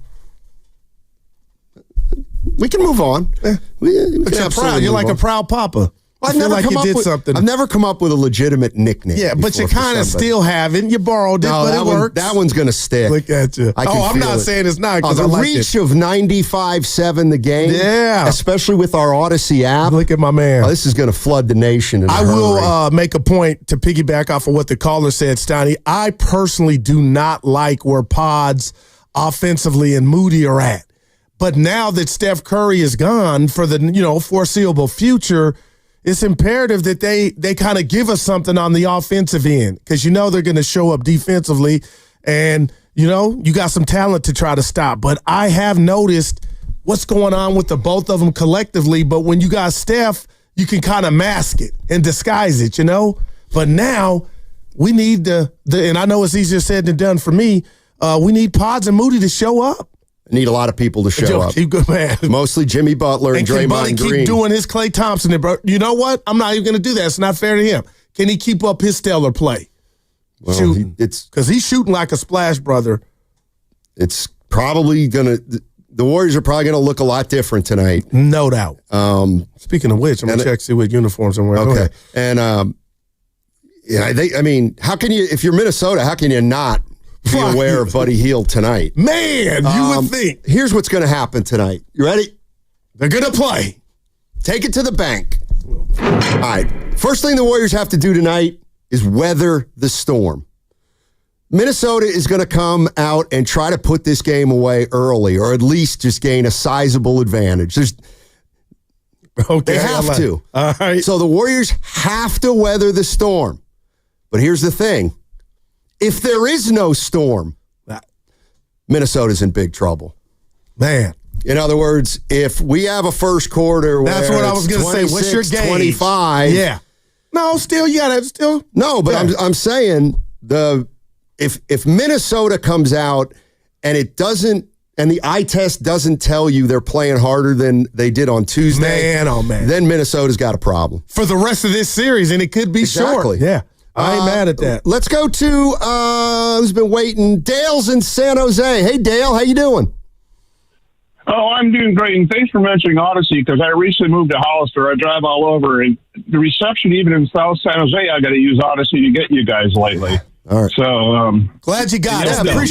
Appreciate the effort, man. Anyway, so the important things is you're talking about pressure, and it's really goes to my number one reason why we have been winning games or losing games in the playoffs. And I think there's three keys. It's a mentally you got to be in the game, and especially Draymond. Draymond was so locked in those last few games. He's playing his best, and then of course you got to focus on defense, because I think when we lost to the Rockets, they shot outrageously high percentages, I think twice their season average. Right. Yet when we won, we had them shut down. I mean, just like we had the Timberwolves shut down. And, of course, turnovers. It's funny because in that final Game 7, Houston had very few turnovers, but we had fewer. And so it all goes back to pressures related to mentality. You got to have your head in the game. And I'm just so glad I get to listen to you great guys. This is the best channel on the radio dial, even though it's not on my dial down in Hollister. I put my headset on and listen to you guys. Oh, that's love, man. Thank you, Dale. Appreciate it, man. Yeah. And it's kind of stuff that makes my day. And our day. Well, you can have your own kind of day. I mean, I'm just saying it makes my day. If it makes your day dynamite, if it doesn't, it doesn't. If it does, that's great. You don't like to share. It's not about sharing. Yeah, it is. He gave us both a compliment. And if it hits me, it hits me, Mark. Come on. If I say we appreciate it, then I'm assuming you appreciate it, and I don't want to do that. I'm a man of the people. I love all. I know you're among the greatest of all time. I just did not want to speak for you in that moment, not knowing. Yeah. We all love compliments. There you go. Warriors will be in their home white. Oh, what's their record? What's their record in their home white? That I can't help you with. That I do not know. Right. I want to know. It's out there, but they'll be in the home whites. Sean's in Petaluma. Hey, Sean, how you doing? What we got here? Dynamite. How you guys doing? Hey. Oh, nice. Doing well, thank you. Hey, so I just want to say a couple things. I think that the Game 7 definitely really helped us because, I think we were just ready for this high intensity playoff basketball, and apparently, the Timberwolves were not. But tonight's going to be completely different, and we just have to accept that that they could win and they could beat us up bad, but that doesn't mean the series is over. And on top of that, I'm gonna spin it with a freestyle. Remember me? I was at UPS on my way home. Kept it cool. Man, signing Guru off the dome. You just said that I wrote it down, but I didn't do it yet because I've just never been a clown myth. You know what? Pat Spencer's going up to 30. How we do it? Yeah, you know that we heard me. Yeah, we keep it cool. Yeah, I'm waking up early. Yeah, we do it, man. You gotta get it for sure. Peace. Oh my goodness, Tiny. And you started that with the white smoke. Everybody just, run it to a mic. I'll be honest with you. Way to put yourself out there. You're better at understanding whether that was good or not. So what did you think of it? E for effort. That's it. That's great. Hey, he had the little Wolfman Jack. Evan doesn't know who that is. He's too young. Yeah, I give him. Yeah. What do you give me for this? The Game 1. Remember Willard was in here. What do you think happened Game 1? I know what happened now in Game 1. Okay, here's what happened in Game 1. The Warriors played the Houston Rockets. And the Houston Rockets defended the Warriors absolutely as well as you could. No, incredible. And they were playing at an intensity level that was very, very high that entire series. Yep. Minnesota Timberwolves go into L.A., win game 1, all right, lose game 2, and then win the series. They were in control of that entire series. They had a confidence that they knew they could beat the Lakers. And the bottom line is this. The Warriors' first-round series against Houston was significantly more intense than the first-round series the Timberwolves had. And I think the Timberwolves came out like they were playing Game 6 against the Lakers, and the Warriors came out playing like it was Game 7 against the Rockets. And breathing that they're not even seeing those red jerseys anymore. Like they might. I told you that. Yeah. They might literally have not been prepared for the Warriors' intensity because they hadn't seen it in the postseason. And that would make all the sense in the world. And tonight we'll get to find out, more of an example if that's true. But that's why I told you, Stotty, in a crazy world, going 7 with Houston might have been the best thing for this Warrior team, meaning that Minnesota's good defensively, but not Houston good. I think 6 would have been perfect for the Warriors. You know what I mean? Well, man, now that the chef is out. Yeah. I hate that for him at 37, man. I really do, Stotty. I think that's why those were the tears were there, man. Nobody would say it doesn't stink, that's for sure. You're listening to 95.7 The Game, KGMZ FM and HD1 San Francisco. Always live on the free Odyssey app, now broadcasting from the Laughing Monk Studios. Laughing Monk, righteously brewed in San Francisco. Let's go to Chris in San Jose. Chris. Hey, Chris, how you doing, man? Hey, good morning, gentlemen. I've been laughing at you guys because you guys have put everything in this little man's pocket, and I told you he hits the ground, he falls down all year long. What was going to happen? Knowledge gives us the ability to predict, and I don't know why you guys are not predicting it's over because Chef will not be on the floor. He'll be somewhere making cookies and pies and cakes. Hell of a shooter, great ball player, but you can't hit the ground every time and expect to last when you're 35 and 36. Are you surprised that he's hurt? Tell me, are you surprised? I am. I am surprised. I'm obviously and not he as hits the ground like that? But I guess when you say ground, he's got a strained muscle. His first in his 16-year career, so I don't think the ground caused that. Dude, Guru, you got some athleticism in you. You know eventually it's going to pop or tear. That's if you go for it. If you're playing hard, you're going to hit it. Now, we've been lucky. He's lasted all this long. Oh, great, yes, good. But now, time gets you, man. Time will get you. You can only grab that microphone how many times before you pull something in your elbow? Wow. Is that for me? Yeah, you do it. Yeah, you're right. Hey, you're right, Chris. I'm never far away from broken Mike. It's absolutely true. Thanks a lot. I appreciate the call. But I gotta say this to that, Stotty. Chris is the guy I was after Curry got hurt, and my boys threw me out to chat because I was too negative, not trying to be, but he's saying it's over, and come on. This is first strained muscle in his career. That's probably why it hurts too, though. A little more than just missing. Come on, man. See, it's funny how you and I look at things differently. James, yeah. You saw the Curry injury and you're like, wow, he's never had this in his whole career. 37 years old, he's never had it. Exactly. Yeah. Like, a lot of fatigue. A lot of fatigue. Are you going to play this, E? All right. This is more. Steph Curry was at Warriors shoot-around today, and he spoke to the media about 25 minutes ago. And here's some more of what he told the assembled media in Minnesota. This is on if there's any temptation to try and play through his injury. There will be, eventually there will be conversations like that. I'm not even anywhere close to that right now, so I'm not rushing it.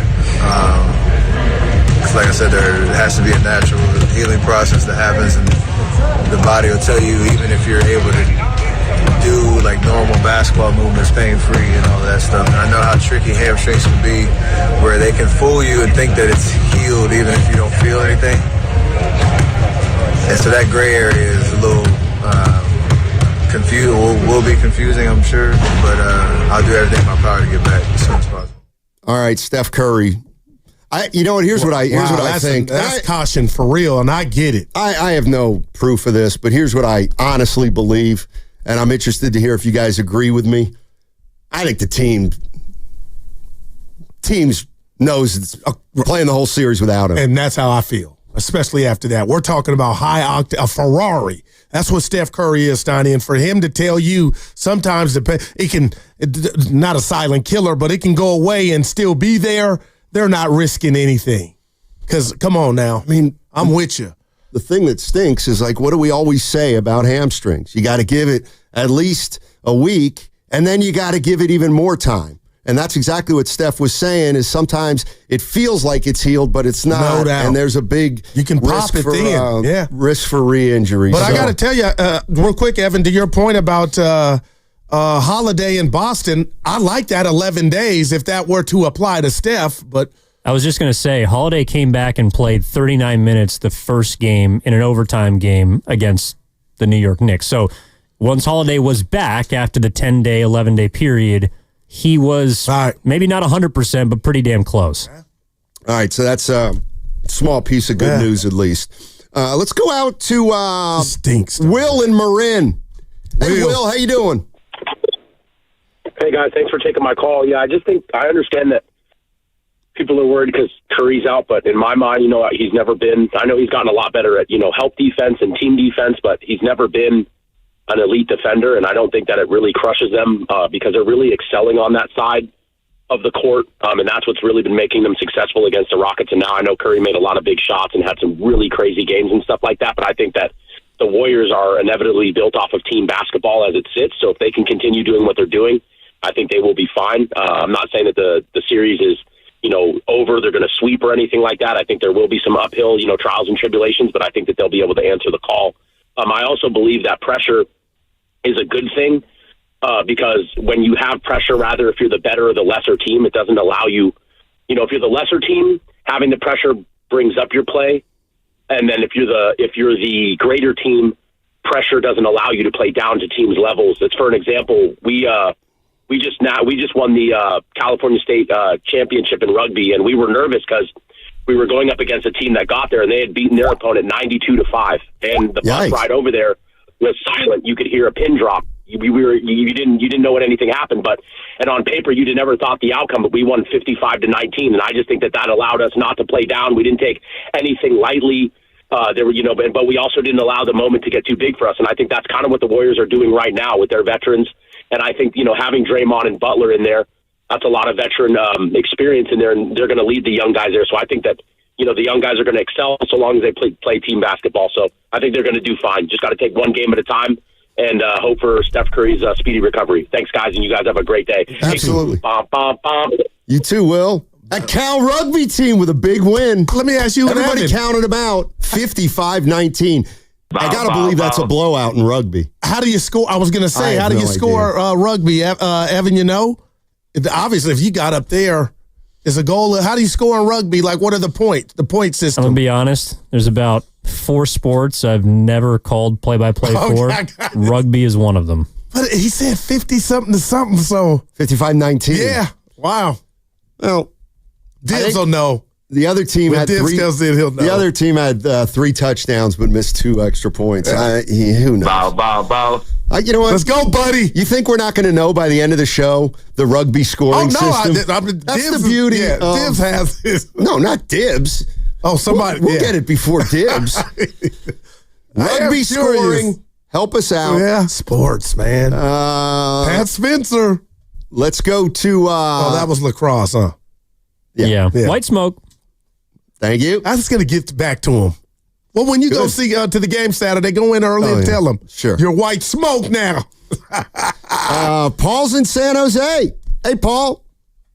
What you got? Hey, boys. Hey. I just wanted to bring up the Warriors' draft success in the last decade. If you look at their best players right now, Steph, Clay, R.I.P. Clay, and Draymond, I think they were drafted number 7, 11.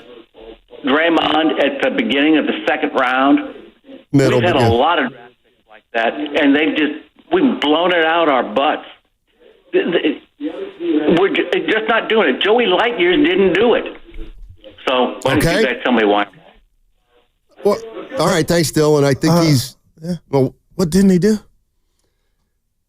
That was Paul. I think what he was saying is all the best players that are here, Lacob had nothing to do with. He got Kevin Durant here.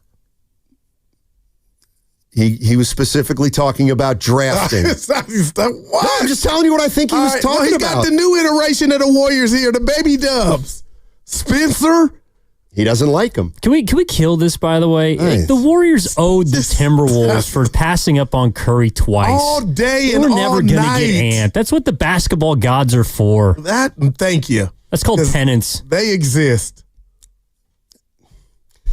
Yeah, one of the reasons they had a 7, they had a 7th pick, an 11th pick, and then they struck gold with Draymond in the second round. When they started winning, they had very few early picks, but for the 1 year. I'm not trying to be a smart ass I'm just being real. It's our show. We can do it. What category are you putting Kuminga under right now? I don't know the categories. Went hit or miss? I don't know. What do you mean? Just in regard to what he's been since he's been drafted. Miss. He's been a miss. That's what Miss/disappointing. Maybe not all his fault either, but the bottom line is that was a miss. Moody, that's a plus. He's got to get going. Moody, well, I'll tell you what. Moody to me is, what was he, 14? Yeah. 14 pick? Yeah. Thought it was 11. I think Clay was 11. I don't know if Moody was too. But 14. Look, if Moody was the 14th pick. No, you're right, 14. 14th. I don't think you're saying you struck gold with the 14th pick. But he's still on our team making contributions. Right, but they drafted Pods at 19 who's making more contributions. I don't think Moody was a bad pick. No, and I guess that's where I'm at. And for much of this I don't season, think he was a great pick either. Well, I guess I'm just enamored with he's been improving so much to the point that he cracked the starting lineup. Now I would like to tell the young fella, especially with Steph going down, you don't want to be forgotten about if Kerr feels he can't trust you. And maybe it's just this series. But man. 888-957-9570 is the number. Let's go to Dylan in Modesto. Modesto. Hey, Dylan, how you doing, man? Oh, you know what? Hey, Dylan. Hey, Dylan. You there? Dylan, you there? Bob Dylan. Dylan, let me push you to the other side because we're up against a break right now, and I want to give you a shot at talking for more than 30 seconds. So we're going to get you in on the other side. Sorry about that. It's all right. Real host knows the clock inside and out. All right. 888-957-9570 is the number. How do the Warriors win tonight without Curry?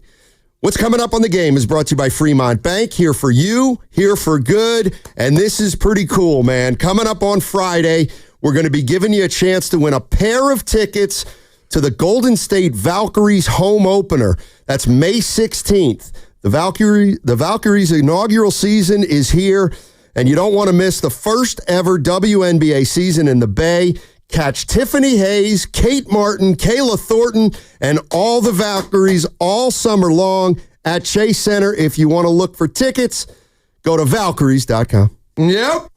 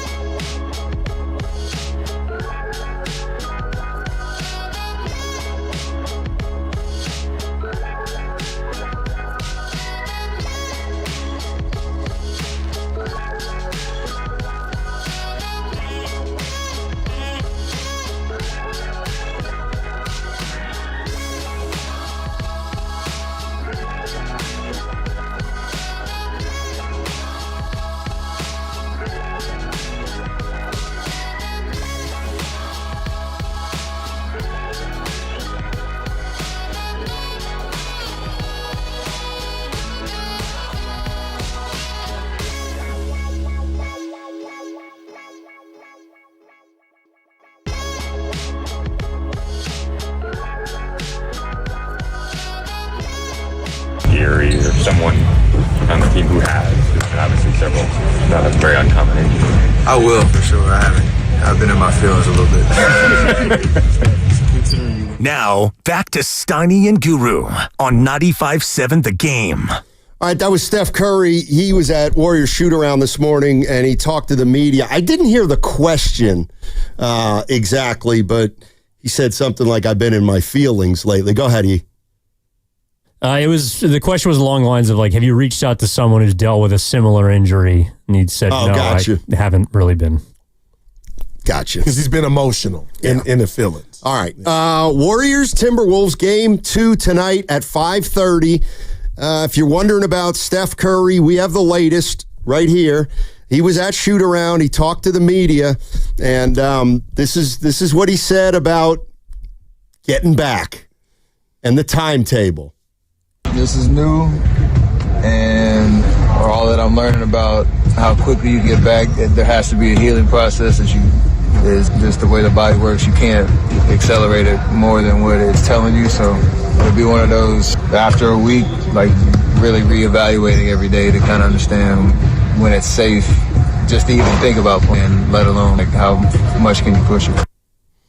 All right, so that was Steph Curry. Let alone playing, Stein. Well, that was what struck me. Man. That was what struck me when he said, we got to reevaluate it every day to see when it's safe to even play. Man. So I got to believe the Warriors are prepared to play this series without him. I'm totally with you, and I'm going to put the right on the table. Early, brought to you by Echo Pest Control. Right now, currently, Steiny, how good are the Golden State Warriors? Or, for that matter, how far can they go without Steph Curry? Because I've been thinking about it, and I've been watching that game again. They're not bums by no stretch, led by Jimmy Butler and Draymond. Well, if they don't have Steph Curry, can they win this series without Curry? I think it's going to be tough. I think it's going to be real tough. But it's within the realm of possibility. And then if he comes back, hell, all bets are off. Now, if he's gone. Yeah, I mean, they can't win a title without him. I wouldn't think. Because it's going to look totally different, like you said. I mean, could you imagine that? Curry's out for the rest of the playoffs and they win it? I've been thinking about it so much, Evan. I went Nick Foles and Carson Wentz when he went down and all was over. And he led him to the Super Bowl. And I'm not calling Jimmy Butler or Draymond Green Nick Foles, but it would be without that impactful player. Come on, guys. I think it'd be even bigger. It would, no doubt. That would be assuming that someone, we're going to take your Nick Foles analogy, that someone steps in, plays for Curry, and then is better than him in the postseason. Buddy. Let's go to Dylan. Dylan's in Modesto. Thanks for hanging in there, my man. Appreciate it. Dylan in Modesto. What's up, buddy? It's all good. Thanks for taking my call, but Butler is not Nick Foles. Come on now, we're disrespecting him when he says that he's Nick Foles. No, I just said that. Butler is Curry in this sense. To be honest with you, we got a dog. And then, like I said, about Minnesota takes a lot of bad shots. They're a young team. And Jimmy gets everybody involved, and Jimmy's going to push the tempo. And, you know what I mean? I'm very confident with this one. I'm very confident with Jimmy, and I'm very happy that we went and got him. And, you know what I mean? People kind of thought that it wasn't what it was, but I don't even know any other player that we could have gone and done this with almost. Yeah, that's all I wanted to tell you guys, because, like I say, you guys could look up his career. You guys are very basketball people, and I think you guys feel very confident with Jimmy. And, just because we're in the Bay, some people might have not watched these other years that he's played out here, but, those Heat teams weren't kind of that good, and they were kind of like us. They have Bam, that's kind of like Draymond. You have Tyler Hero, that might be like Pajinski, but you know what I mean? You might say that's kind of a little high stretch right there, but I'm just telling you guys, it's going to be good, I think. All right, thanks, Dylan. And that's why I preference Steiny's saying Jimmy's not Foles. He's actually Steph Curry now. You meant somebody other than Butler, obviously. Right. Yeah, but I'm just saying, it's so crazy what we do in our world and how our minds think and what you like and don't like and vice versa with myself. But I look at a guy like Butler like he has a ring because I know what it takes to do what he did with the Miami Heat. So now he's your Steph Curry in regard to your best offensive all-around player, and then you play off of him. Everybody steps up a notch. And to Evan's point, with my Nick Foles analogy, some are going to have to try to do it 3, 4, 5 notches. Who do you guys think could be Nick Foles?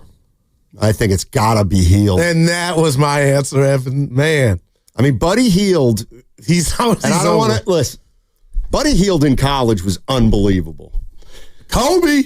And one of the stories I heard was, one of the reasons the Kings loved him, Vivek Ranadive, is because he thought Buddy had some Steph Curry in him.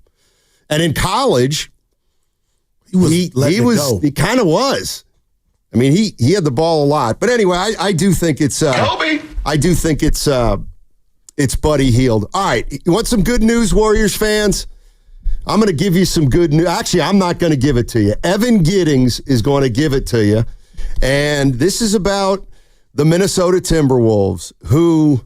Give it to me. I was reading a lot of stuff on them, and a bunch of players and media made reference to they don't do well when the other team's great player doesn't play.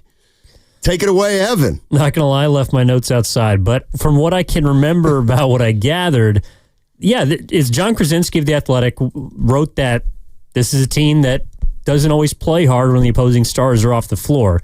I wrote down the specific dates, but there's like 4 or 5 instances this year where they lost to a good team, but missing their guys. Like, for example, middle of the year against Boston. Boston had lost, I think, 4 out of 7, and they didn't have Jaylen Brown or Kristaps Porzingis. Wolves lost that game at full strength. There was a game towards the end of the season against the Indiana Pacers where they didn't have Tyrese Halliburton, where the Wolves were playing good basketball. They lost that game. There's a game in early April against Milwaukee where they didn't have Giannis Antetokounmpo. The Wolves lost that game at full strength.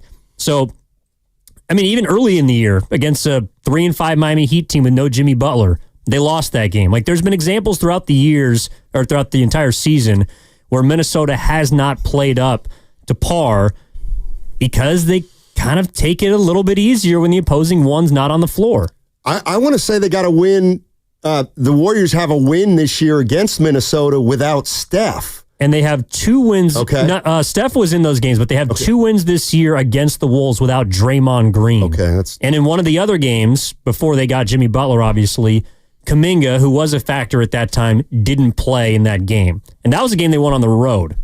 So they got that trait, Stoney. I'm not going to call it a letdown trait, but why not? They don't pounce. You can. They don't pounce on an opportunity that you would think would enable your chances to win. Why wouldn't you call it a letdown? That's what it seems to me. Because I want to be afraid. No, they had that. Afraid what? I ain't gonna miss it. I think you're afraid to get me upset if you say they're gutless. You know what I mean? Would I be afraid? Well, if you say, dare I call that a letdown team? It's like, no, they are. Well, I hate to pop your bubble if that's where you're going down this road. Stoney, you have no affiliation with Minnesota. Exactly. So you don't have to be afraid to say anything about Minnesota. I will say what the little tea leaves are telling me after tonight, because now we're talking about, okay, you got your one stinker out the way. Warriors had a stinker in their last series, right? When they got beat by 51 points.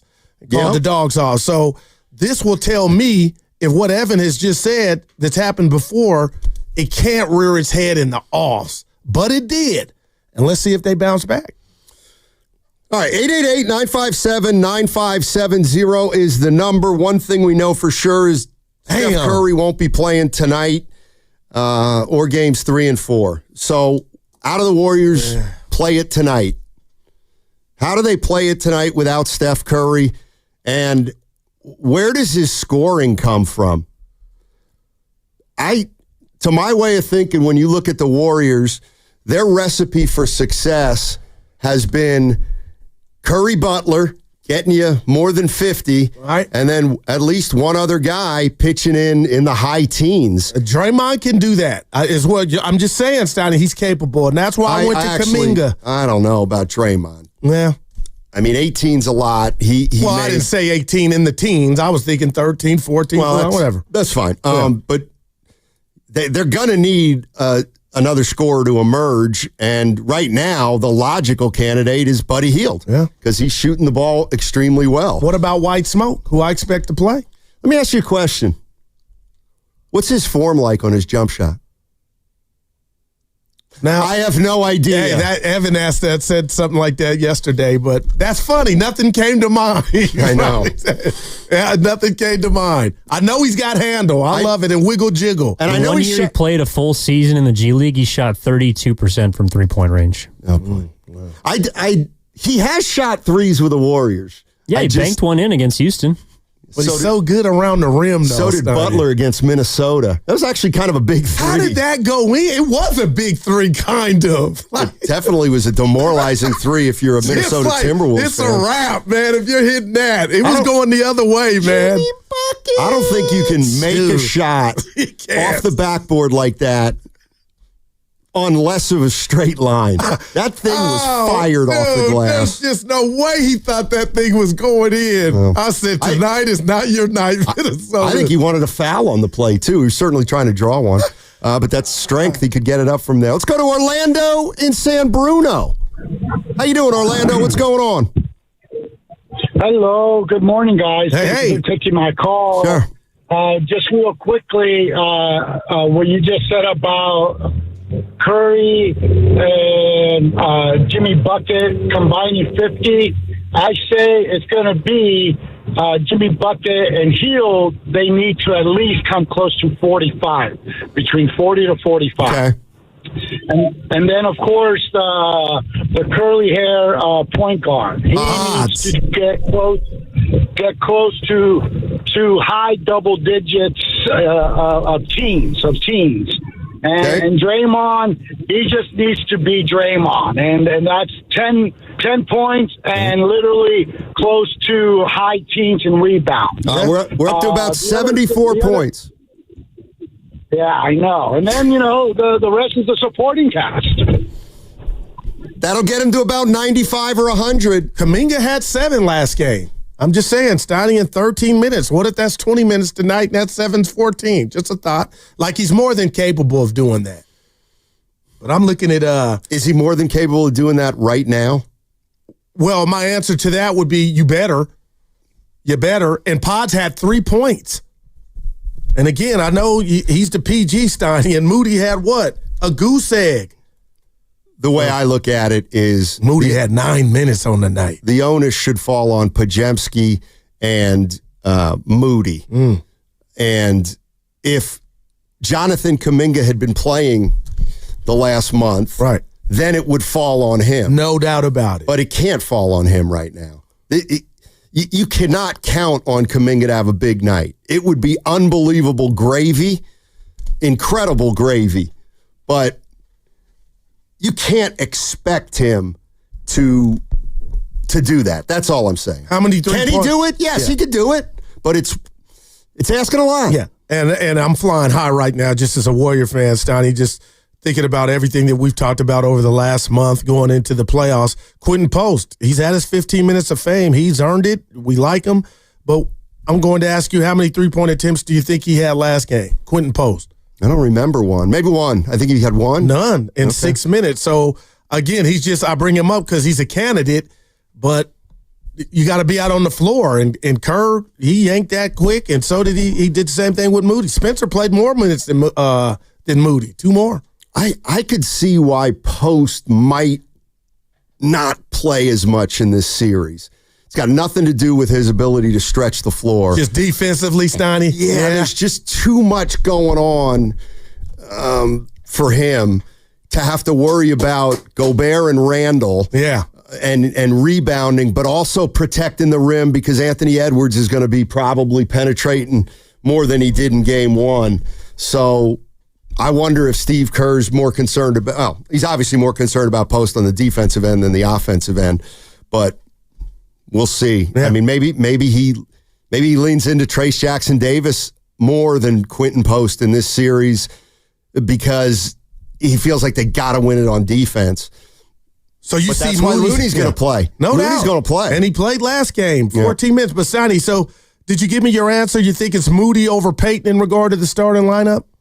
I'm just guessing, but I would start Moody because get him back to try to. Yes, and also because Peyton, I feel like Peyton he can handle a chameleon. He can handle anything. Yeah. So he started. He's come off the bench. He's played a lot. He's played a little. He hasn't played at all. I would start Moses Moody because he's slumping. He's slumping and see early if he can make some shots and then come in with Gary Payton II. That's what I would do. David in New Orleans. There he is. What's up, David? How you doing? Man, I'm good, man. What's going on, fellas? Hey.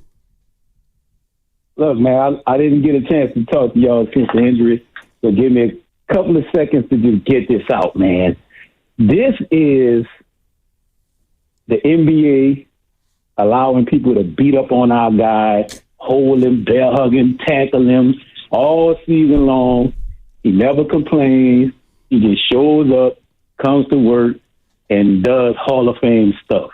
And so I was kind of upset about that when I saw it, especially coming out of that Houston series. I'm like, man, that's a direct result of that, of them allowing him to get beat on like that, man. He's the only star in the NBA that's to me that I watch that don't get a fair whistle in that regard. But I digress. Anyway, I just wanted to get that out. So in terms of, I think they can win, man. I think they can win. I think they can win some games without him. I think the only way we'll be able to do it, though, is if we lean into our defense.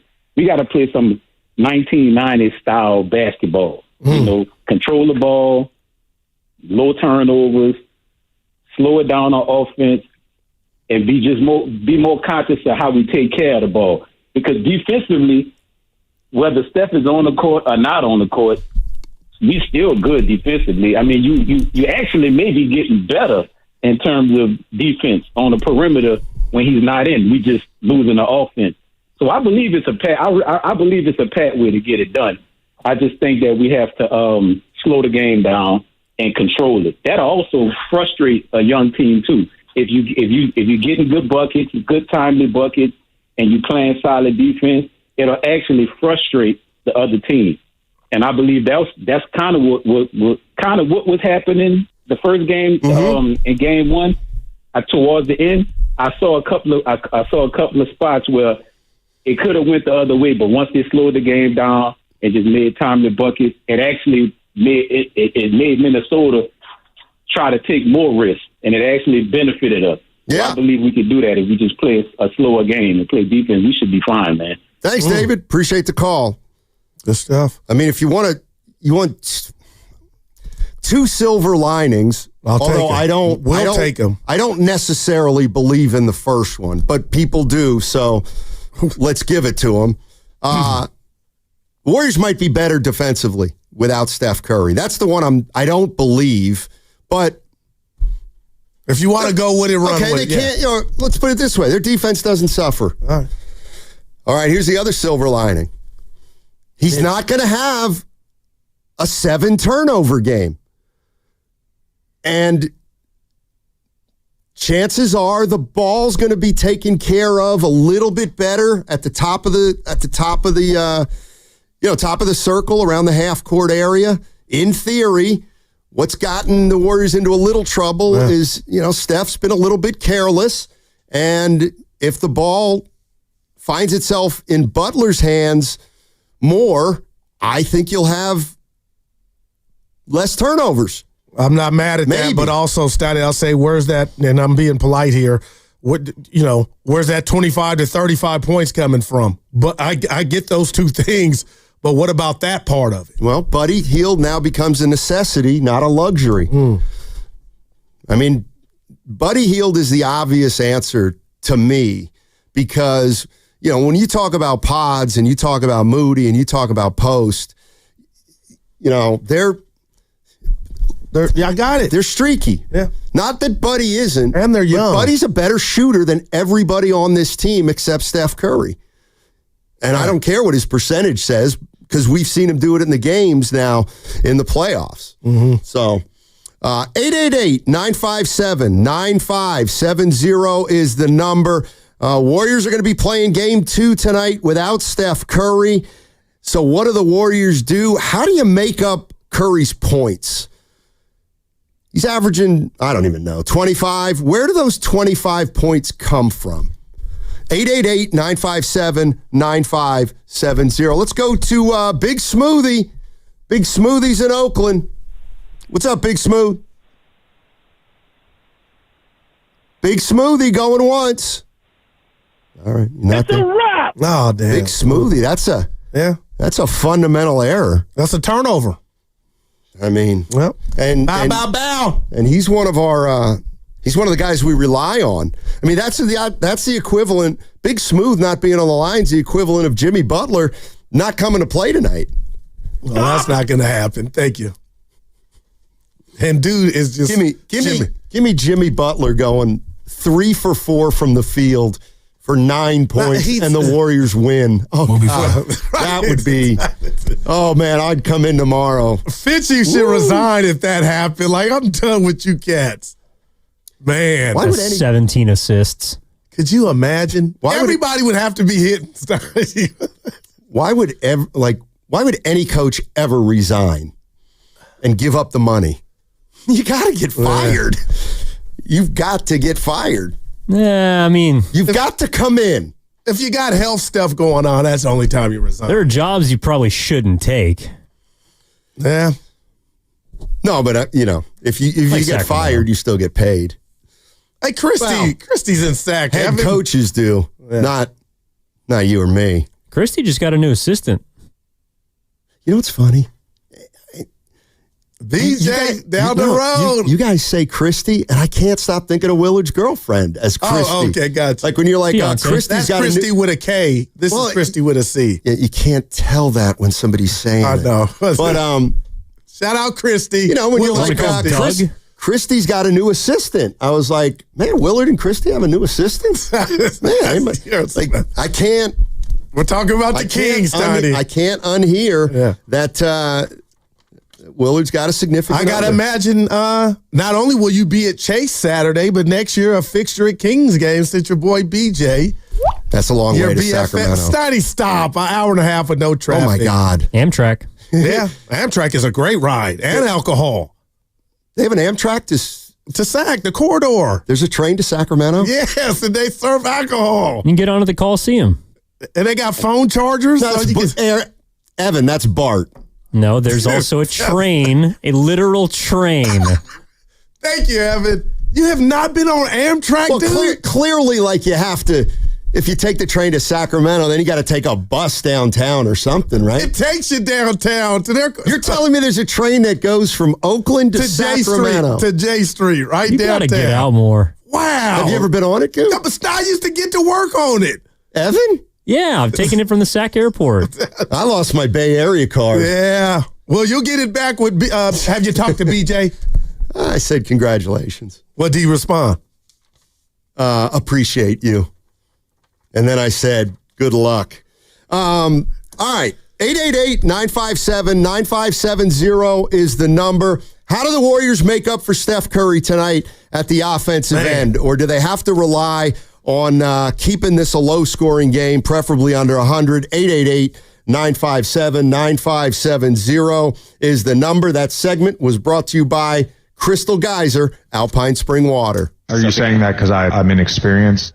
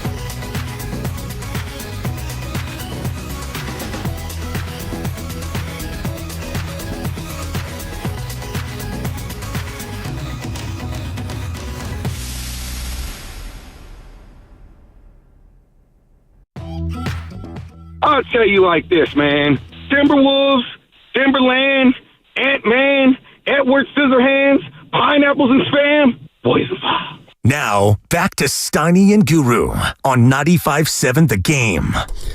Warriors T-Wolves, game 2 tonight. Yeah, 5:30, baby. you can hear it all right here on 95.7 The Game. We'll get you ready with Warriors Live at 4:30, and then the Warriors Live postgame show after the final buzzer. Warriors look to take a 2-0 lead. Are you ready? How about this? By the way, Stoney, Oh, yeah. Hey. called Warriors Wrap-Up. Okay. I'll have it tonight. Thank you, E. E-Dog. Appreciate it, E. How about this? I'm being accused of being Pollyanna-ish.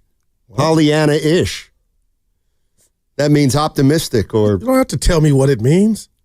I'm not even really sure. I think it means you're high on something, or you talk about something like everything's perfect. My guy Harry is calling me out. I love it.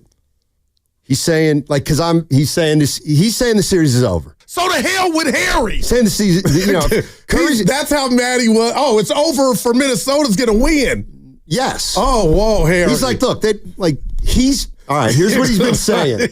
Here's what he's like. You guys on 95.7 The Game. Hey, he said you guys have all lost your minds thinking the Warriors still have a chance in this series without Curry. But Harry's the one that was he was what word am I looking for? Offended like we all were by Minnesota's performance in game 1. Well, that's what he said. He said I don't think that's gone away. Like, I got to see it. The only reason they won the last game was because we saw an event that has never happened before. Minnesota played the worst game of any NBA team in NBA history. He says, he's like, Matt, you need to be realistic. Where are the Warriors going to get enough scoring to win the game? I got an answer. Pods can't make a basket for the life of him. Moody's been doing nothing for a while now and has lost his starting job. Peyton is worth 8 points. Green had one good game. Don't expect a bunch of threes again from him. JK is showing nothing. He can't last 2 minutes on the floor. So tell me, Matt, where? Tell me, because I'd like to know. The only reason they won is because they were so terrible, meaning the Timberwolves. I got it right here. They're going to score 107 points, Harry. All right. And here it goes real quick. Pods will have 11. Jimmy 27, Dre 10, Buddy 21, JK 11, Loon 4, GP2 13, Moody 6, and White, what's the nickname? White Smoke. White Smoke 4. What would you have Pods for? 11. Give it to me again. Pods 11, right. Jimmy 27. Okay. Oh, you guys waiting for me to be wrong. Draymond 10. Okay. Buddy 21, JK 11, Harry. Okay. Looney 4. Okay. Peyton the second 13, Moody 6, Spencer 4. That's 107. Yeah. 107.99. Take that, Harry. For data. He also says, and Butler will get the Curry treatment. Yep. But that. Now this to me is okay. You tell me if this is relevant or not, Warrior fans. Butler's played 3 games with the Warriors without Steph Curry this year. Remember, Curry had the tailbone thing. Oh, okay, good call. 3 games Jimmy Butler's played without Steph. They beat the Bucks at home, 104-93. I was there. They lost to the Atlanta Hawks in Atlanta, 124-115. Awful. And they lost to the Miami Heat, 112-86. Oh, man. And that was Butler's return to Miami. Yeah, no, I get it, just man. Put it into the hopper. That's all. Put it into the hopper. So do you come out if you're Minnesota and double Jimmy? No, I don't. You just do whatever you're going to do. I want the ball out of his hands. The last thing I want him to do is be Magic Johnson and doing everything under the sun in the paint. Like, they're going to play through him, right, Steiny? So I'm like, I got to take him out. And if Buddy can do what he's been doing, second half in game 7, that's how we lose. But it can't be Butler hoisting up getting anything he wants. We had a philosophy at Franklin and Marshall College. The dips. No, I'm just kidding. There's always 2 ways to look at that. can the Warriors really win this game only on the back of Jimmy Butler? And I know it's not like Butler's going to score 107, but, I mean, he's done some hellified stuff in his career, though. To me, the best recipe for the Warriors is, more people involved, not less. Strength in numbers. Yeah, because the other thing is, let's say Butler goes out and gets 40 tonight, but they lose. It's at that point, where do you go? I mean, you got to have everybody. But that's when you feel the brunt of not having one of your best players. That's why you need what's more likely to happen, Stoney? Jimmy Butler get 40 or other guys have outer body experience and do their, get their buddy healed on. If you thinking 3 or 4 dudes are likely to do that, I think the advantage is Minnesota. So you got to go with what you know. And Jimmy's been here where he knows it's just him. And that comment is not getting a lot of runs, Stoney. I know he was I'm going to practice my one-on-one game because I know next game without Steph, they're going to need me to score. That don't mean you're getting 40, but he's going to be more assertive. We'll see. Jimmy says a lot of things. But you know what? I mean, this is where if you want to give the ball to Jimmy Butler and let him play one-on-one, I mean, good luck for 4 quarters. They got to get. I'm not saying you are. But what if I told you Eric gets 40 for Minnesota?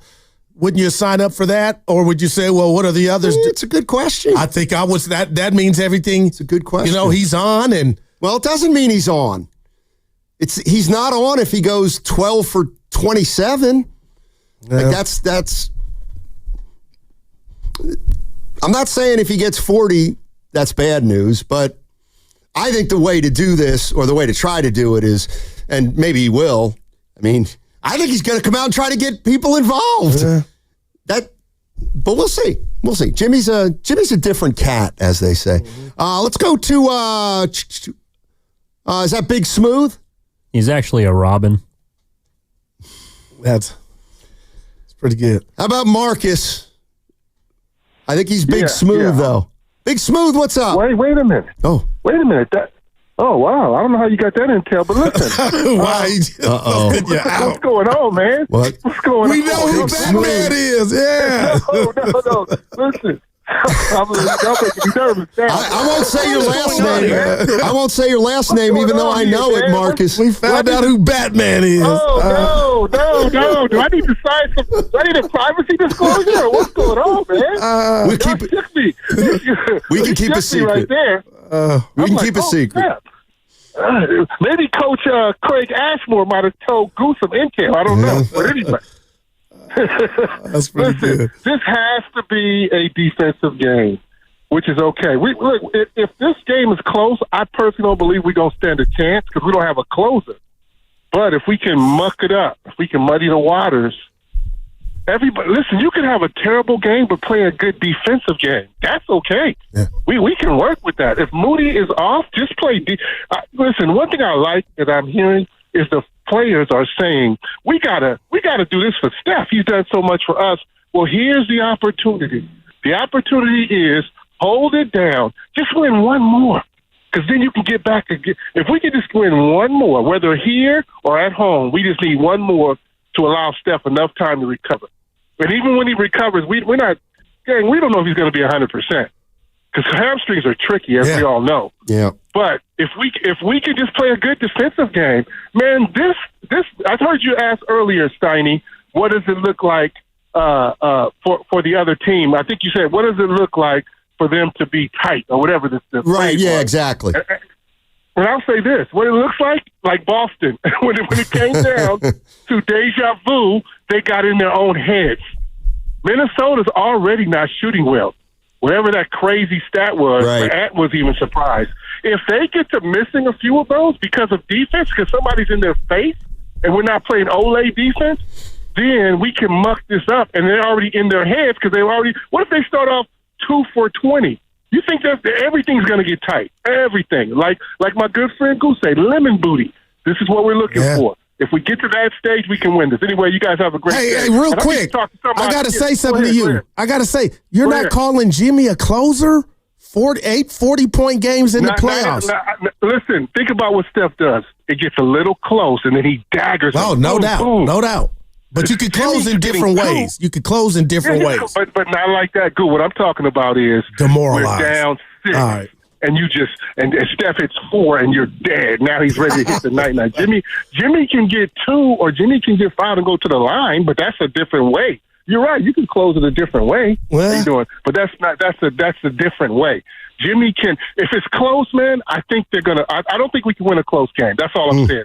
Wow. But if we muck it up and we get that score down, we're gonna win this. And all we need is one. All we need is one more. Anyway, you guys have a great. You too. Thanks, Big Smooth. Well, Big Smooth. He used to be Big Smooth. My man. We found out who Batman is. Oh, man. Big Smooth, there's something in 2025 called caller ID. Yeah, no doubt about it. Pollyannish means you have unwavering optimism. Well, that's my nickname. No, it wasn't. You got kicked out of a text chat because of your negativity. No, that was because of the Curry injury. I think I was crying inside. And let's just focus. Grow up. No, I'm being real. Sports. No. Let's talk about a guy that's not just what he does on the court, it's off the court.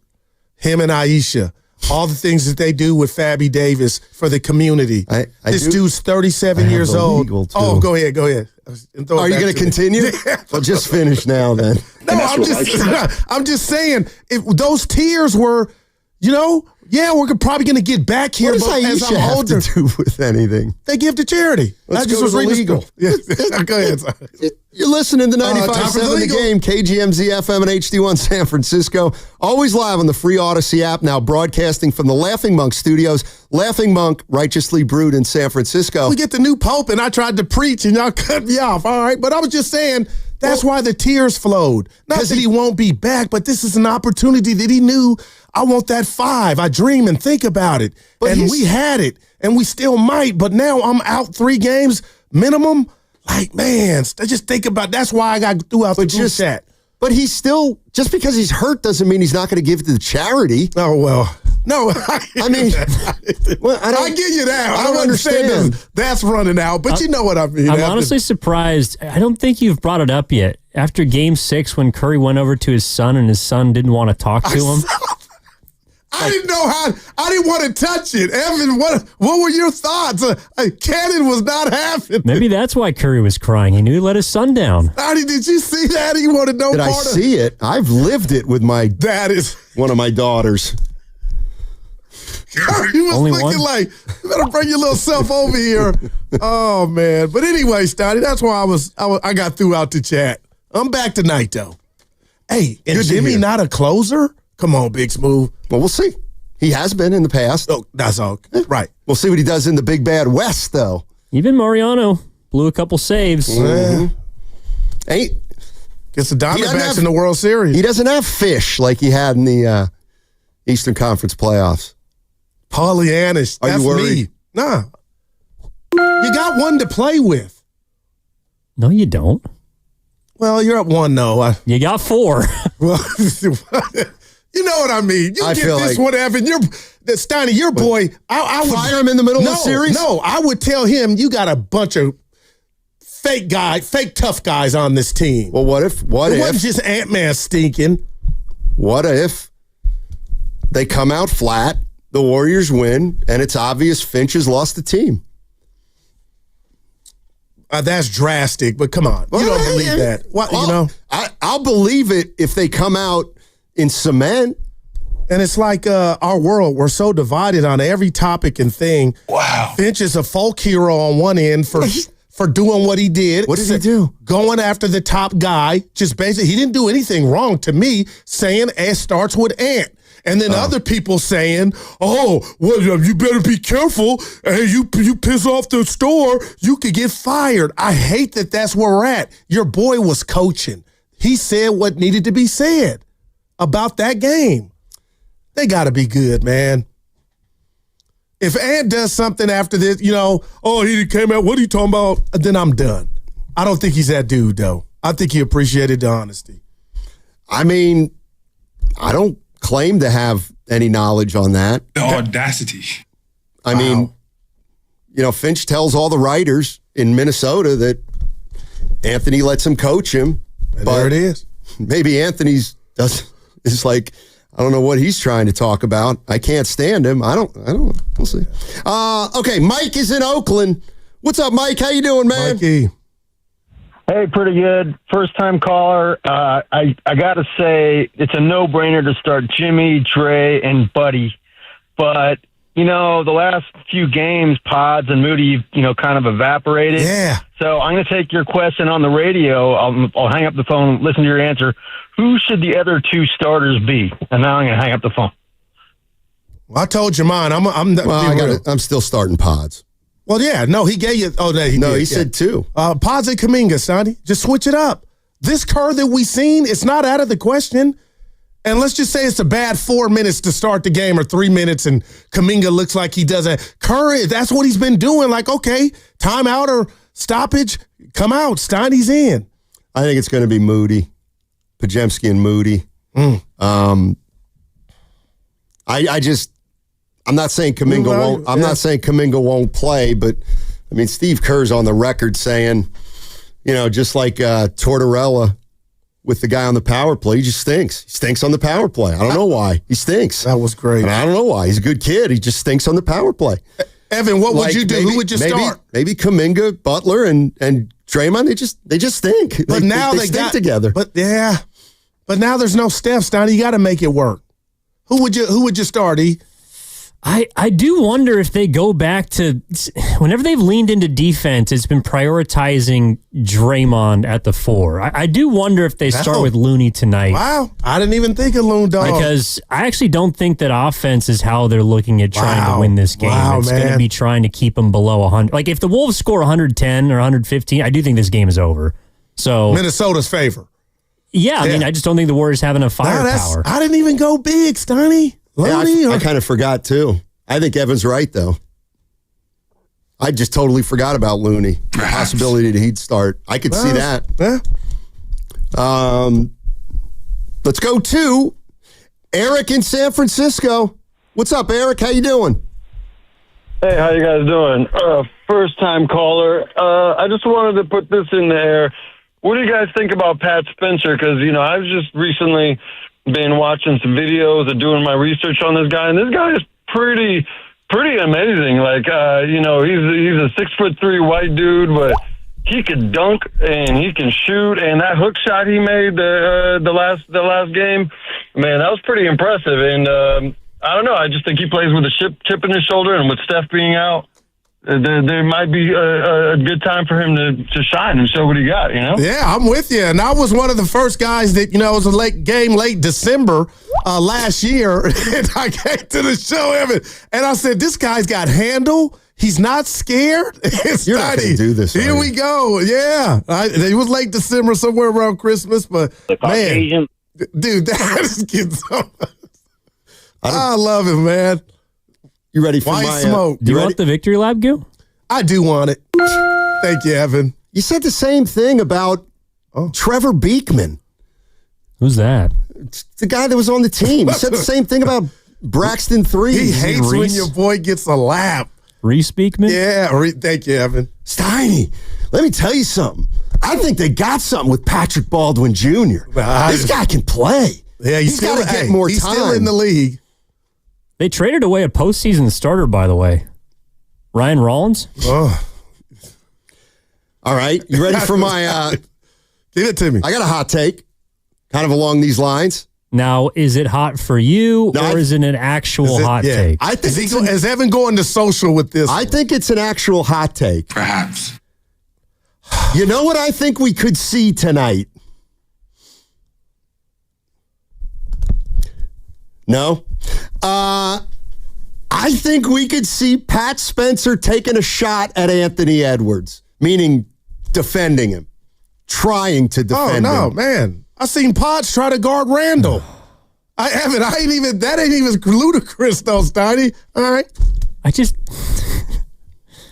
Like, your definition of a hot take is like... What? Lukewarm for the average human. Is it? He's going to have to guard him if he's on the floor. Do you know how mad Anthony Edwards is going to be if he sees Pat Spencer matching up with him? Well, he wasn't that mad last game. But, Steiny, that was equivalent to saying, hey, if you drive on the freeway, you could get in an accident. That's what that thing was like. You really, Pat Spencer. But not that he couldn't play. He was like, what are you doing looking at him? How long have we worked together? It's going on 8 years. You have advocated for the 12th to 14th man to play more for 8 years. You got one. Congratulations. That is my thing. It's not like he's got a huge role on the team. But the fans are gravitating to him, that's all. That's because he's got a new nickname, White Smoke.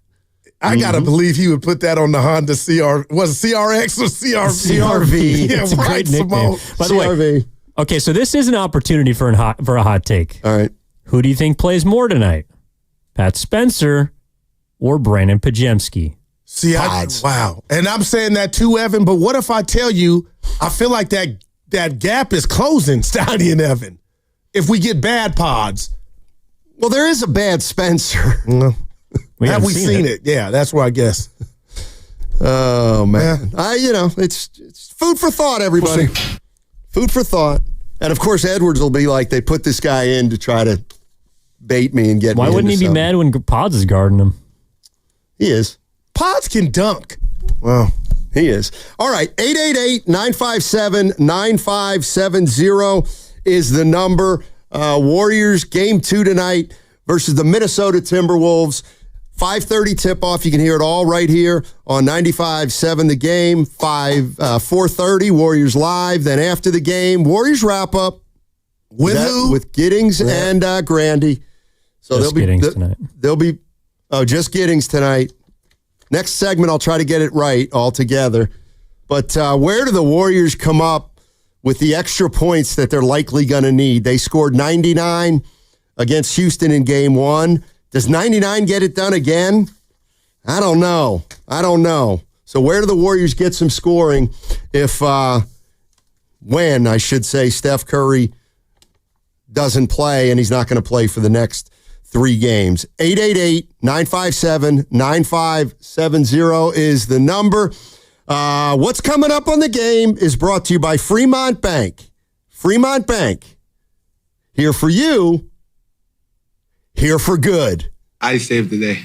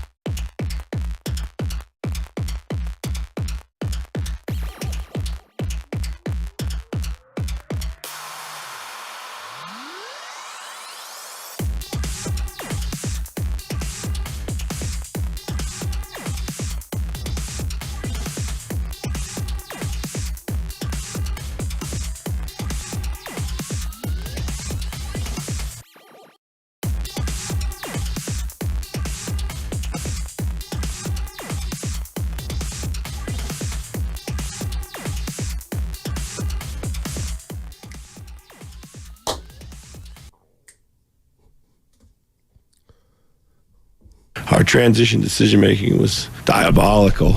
And that's what life's about. Now, back to Steiny and Guru on 95.7 The Game. I don't know why that cracks me up. I want to meet him, Both man. of those- Will you introduce? No, seriously, because of that. I'm sorry, what? You going Saturday, right? I got to assume you're going. Yeah, I'm going to. Okay. I'm going to be laying low, though. Oh, gotcha. You know, You going to do a little locker room action? Not the Warriors. Going to be laying low until we see him on TV next to A-Rod. Dude, remember you had that bright orange sweater on? It was yellow. Yellow with the. It was like a hoodie. Look at Warriors my man. colors. I was in them. Yeah. Hey, we got game 2 tonight, and let's go. Warriors are up 1-0 in this series, and we've gotten our little. It happens every series, so I have a responsibility to play it. People are calling my guy a whiner, which happens in the opposing city. I think there's been about a dozen, at least, complaints about the officiating. So here's what both coaches are saying after game 1. This is Chris Finch. On defensive rebounding, they do a lot of fouling, holding, shoving, pushing, and tackling Rudy. That's clear. We'll send a bunch of those clips into the league. In fact, I'm not sure I know another player in the league with Rudy's pedigree that is allowed to be physically beaten on the way he is. And so, we gotta address that one way or another. Go ahead. No, you know what? It wasn't more the fouls. It's Rudy in general, man. And I'm just telling you, watching that game, I'm like, Rudy, you got to meet the moment, man. This is prison ball, thug life out here. Goons, everybody swiping, doing what have you. And the refs are like, you got to get strong. So when I hear that, that's not the old traditional, to me, Phil Jackson crying to the refs. That was more, I got your back, Rudy. Because the dude that put you in a chokehold is doing it now in a different way. Because it's Highway 880 out there in the paint, Stoney. It's traffic. Like that, okay, that was an example of, I think, and I love you for it because you're thinking about me. I feel like you held back there on Finch. That bothers me that you think I don't have that gene. He is crying to the refs. But it was more specifically about Gobert, and then he said the league's kind of like it happens to him all the time, and that's on Rudy. But I didn't watch that game once and feel like, the Warriors getting away. You're playing Draymond, Jimmy, and all these other youngsters trying to make a name for themselves, and that is the Rat on the Table brought to you by ATCO Pest Control. All we talk about in basketball is points, dunks, I'm the president of it. But the bottom line is this Warrior team defensively is what really is the metamorphosis has been incredible, Steiny. And that's why they really, truly beat the Rockets at their own game. And now I know you're like Minnesota thought they were playing the Lakers. I want to say something to you. I'm going off here. I got to slow down. This bad shooting, I think, started for the Wolves against the Lakers. But it was okay because they got away with and won the series. Nothing to see here. So as much as we expect a bounce back from Minnesota tonight from shooting the ball, Stoney, if that continues, we got to tip our cap to this Warrior defense, man. And Buddy Hield, too. Everybody. And that's the way I would look at it is, did the Lakers defense stifle the Minnesota Timberwolves in Game 5 and force them into 7 for 49? I don't know. All I know is that the Timberwolves were 4th in 3-point percentage this year, and if they continue to shoot poorly from 3, they're not going to win the series. Here's more Finch. There was a play last night where Podziemski clearly grabbed him, and then he sheds Podziemski, and then he gets the foul. So we'll certainly try to take justice into our own hands whenever we can. I think it's the nature of physical sport. But by the same token, my God, you should see some of these clips. They're just like, they look like pulling guards and linemen out there just taking shots at Rudy. So, wow, now that's extreme, Steiny. And you're using pods as the comp? Big man, little man, come on. I remember the play he's talking about. Yeah, I do too. Shove them. They were all incredible. Look what happened. All right. Yeah. Steve Kerr was on with Willard and Dibbs, and he told Finch to shut up. Every game is physical around the league. It's, the way the playoffs are played, It's just, both teams are going to foul all the time, and that's what I see. I mean, the first 10 plays of the game last night, I thought Steph got bear hugged on the 8 of them. And so I got my own complaints, and that's the same way in the Houston series. And Chris is justifiably going to look at the film and see plays where they got fouled. And every coach in the league, Kenny Atkinson right now, I mean, I've seen Kenny's comments the last couple of games.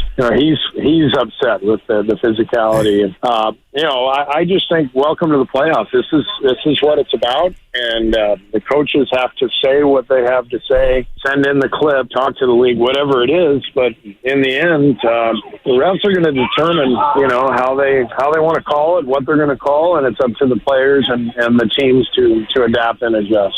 All right, that was Steve Kerr yesterday. I love it. And the call, here I go. This is all par for the course. I'm trying to poke at you now, though. Yeah, what? I can say Steph's hammy probably, if it was going out, it's gone out because there's been a football component to him dealing with what Houston was doing. That takes energy. That takes your legs. And, yeah, he didn't cry one time, but that caller that started the show with that's why he's, it probably did what it did. I get that, Stoney, but he never once used that as a crutch, Steph Curry, to say that's why. Well, I disagree with that completely. I think you watch what they're doing to him. He pulled his hamstring because they've had 7 games in 13 nights. But what about the physicality of, him getting guys off him? Okay, well, it's the playoffs. Yeah. It's the playoffs. He's been through playoffs 10 years of his career. But my point is, as a basketball player, you're exerting more energy trying to get guys off you, even though you're not complaining and it's the playoffs, you're using more petrol. Okay, fine. It was a reason. What does it matter? No, I'm not saying it's the sole reason. I'm saying that you're working harder is what I'm saying. It looks to me like if it wouldn't have happened last game, it happened this game.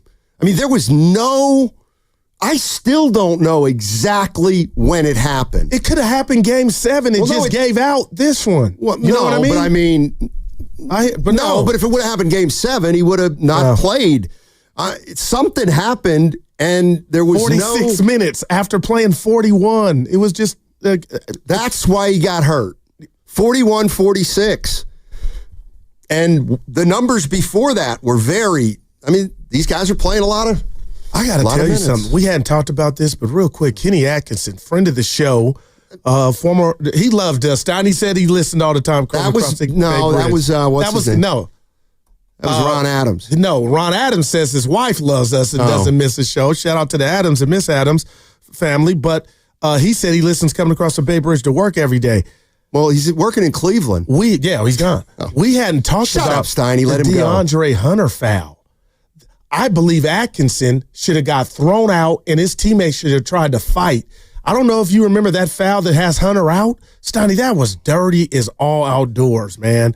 I don't know if you caught it. Lay up and then knocked him out the air and he fell on his stuff.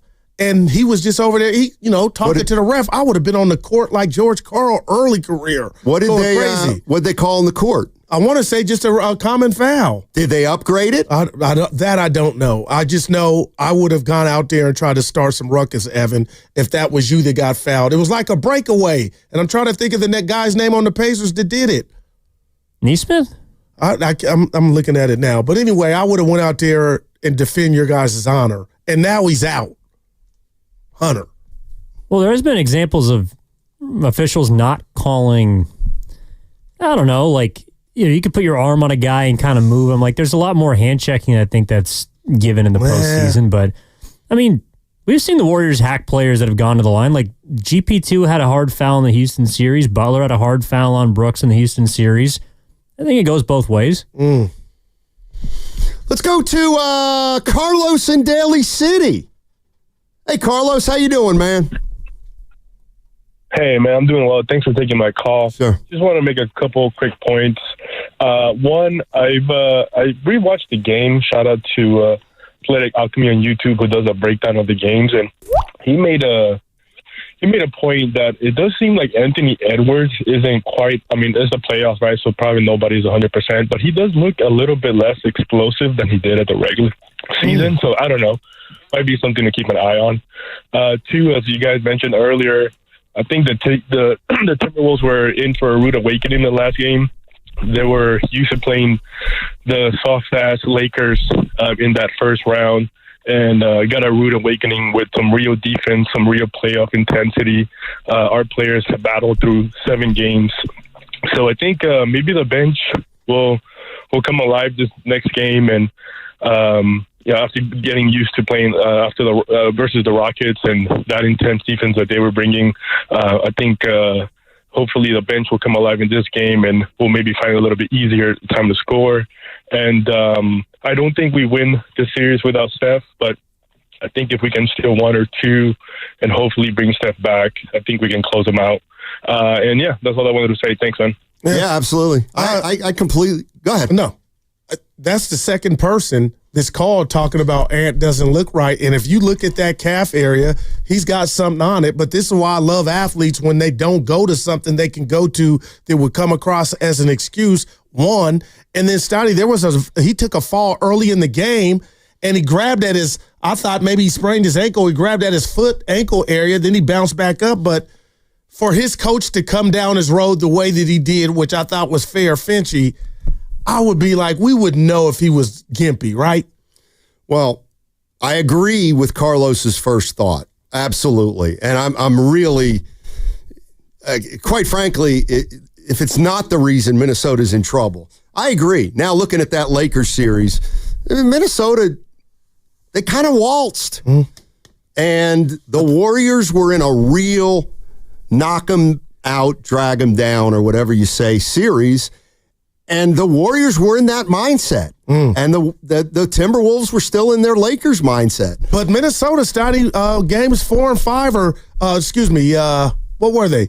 Games 3 and 4, Friday and Sunday, went down to it was high intensity. Minnesota had to come back, so it wasn't like they just waltzed through those games. No, that's exactly what happened. They outscored them in the fourth quarter by 45 points, meaning, like, there's a switch. To me, that looks like, yes, a little bit, because they clearly had confidence against the Lakers, knowing that if they got them into a 5-minute game, they were going to win it. That's what it felt like to me. 888-957-9570 is the number. Let's go to, how about Tony in Oakland? What's going on, Tony? How you doing? Hey, what's up, fellas? How we doing? Hey. Doing well. All right, so, Steiny, I just want to give you props for that nickname for Pat Spencer, White Smoke. That's a 10 for me in my personal book. Wow. Sweet. But, from the Pope. Yeah, so, man, I actually think, I'm a Warrior fan, but I actually think we can win this series without Steph. I mean, obviously with Steph, it would be a big help. But I think we still could win this series, even if he doesn't come back.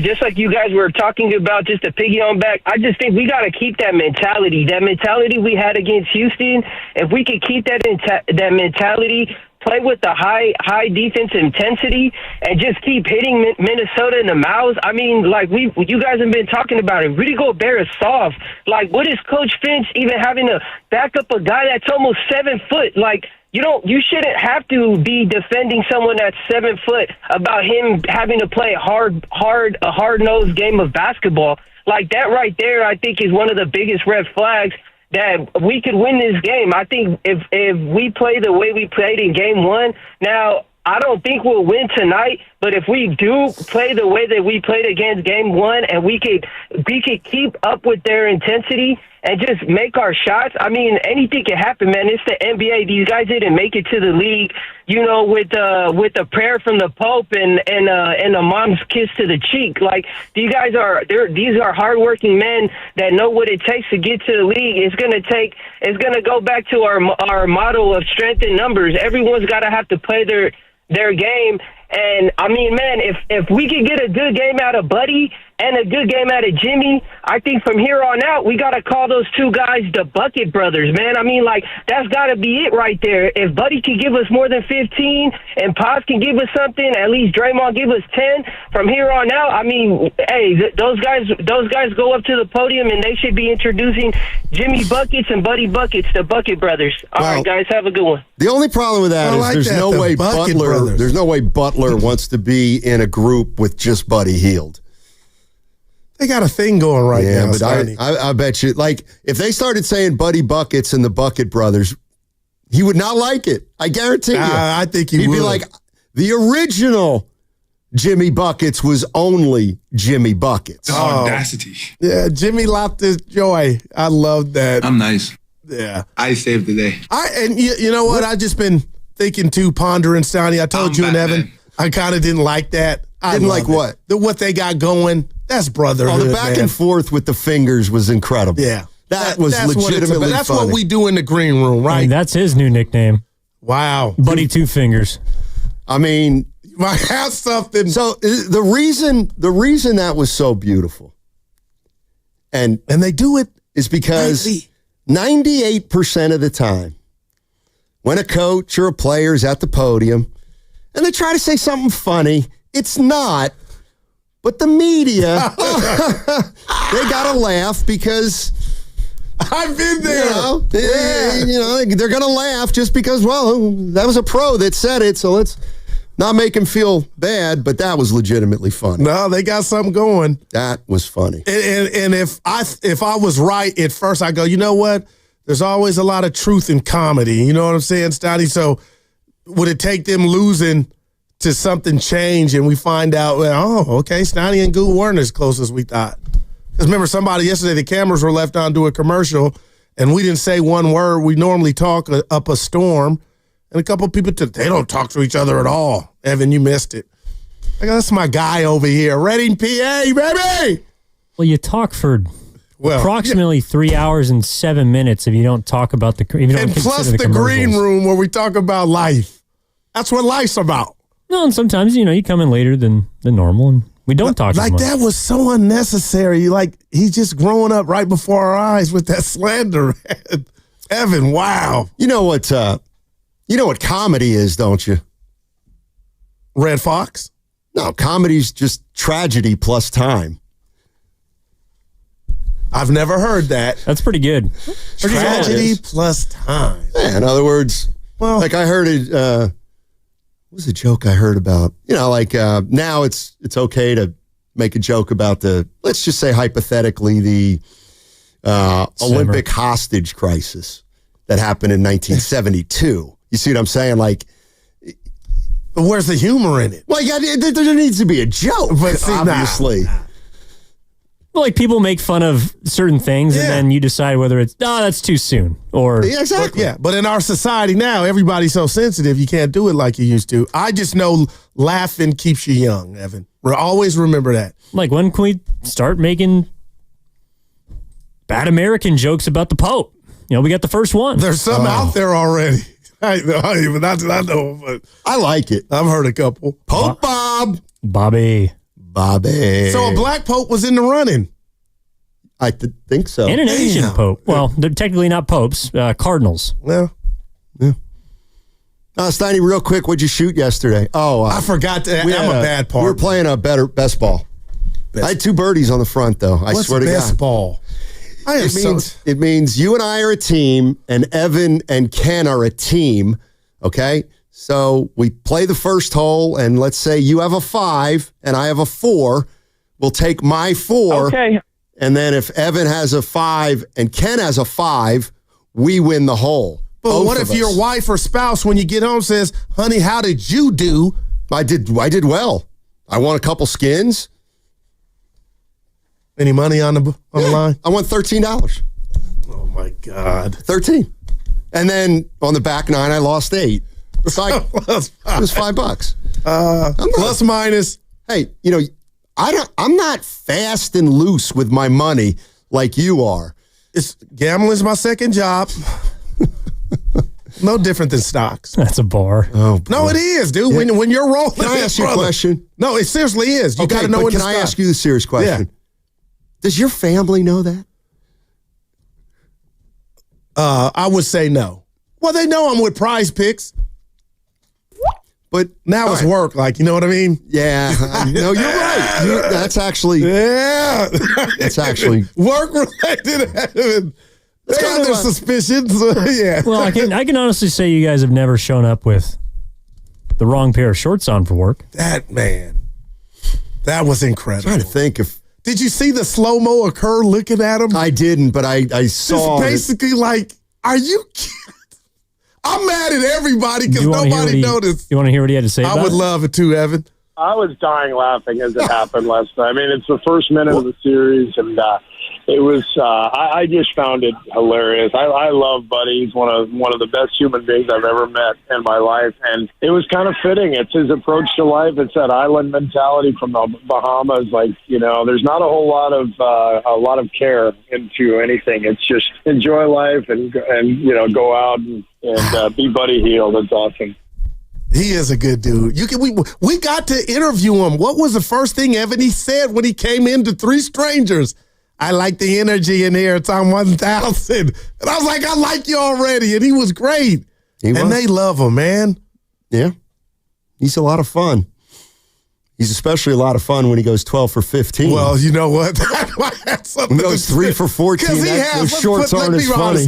He's been public enemy number one, right? Well, we can't front like that didn't happen. I mean, we could do a whole show on people that badmouth Buddy Hield for 82 games, and now he's the biggest reason you're up one in the second round. That's what's known as facial. That's a facial on some fans. It is pretty funny. He has one of the most historic Game 7s, honestly, like in history. He had 9 threes in a Game 7. Next game, he shows up with the wrong shorts on. But the game they had to burn a timeout. That's what was so incredible about it. Boy, if I would have heard Fitz on the call. He wanted a T on it. I couldn't believe they allowed it to, I thought it might be a T. I did too. I figured there might be some rule about uniformity. Yeah.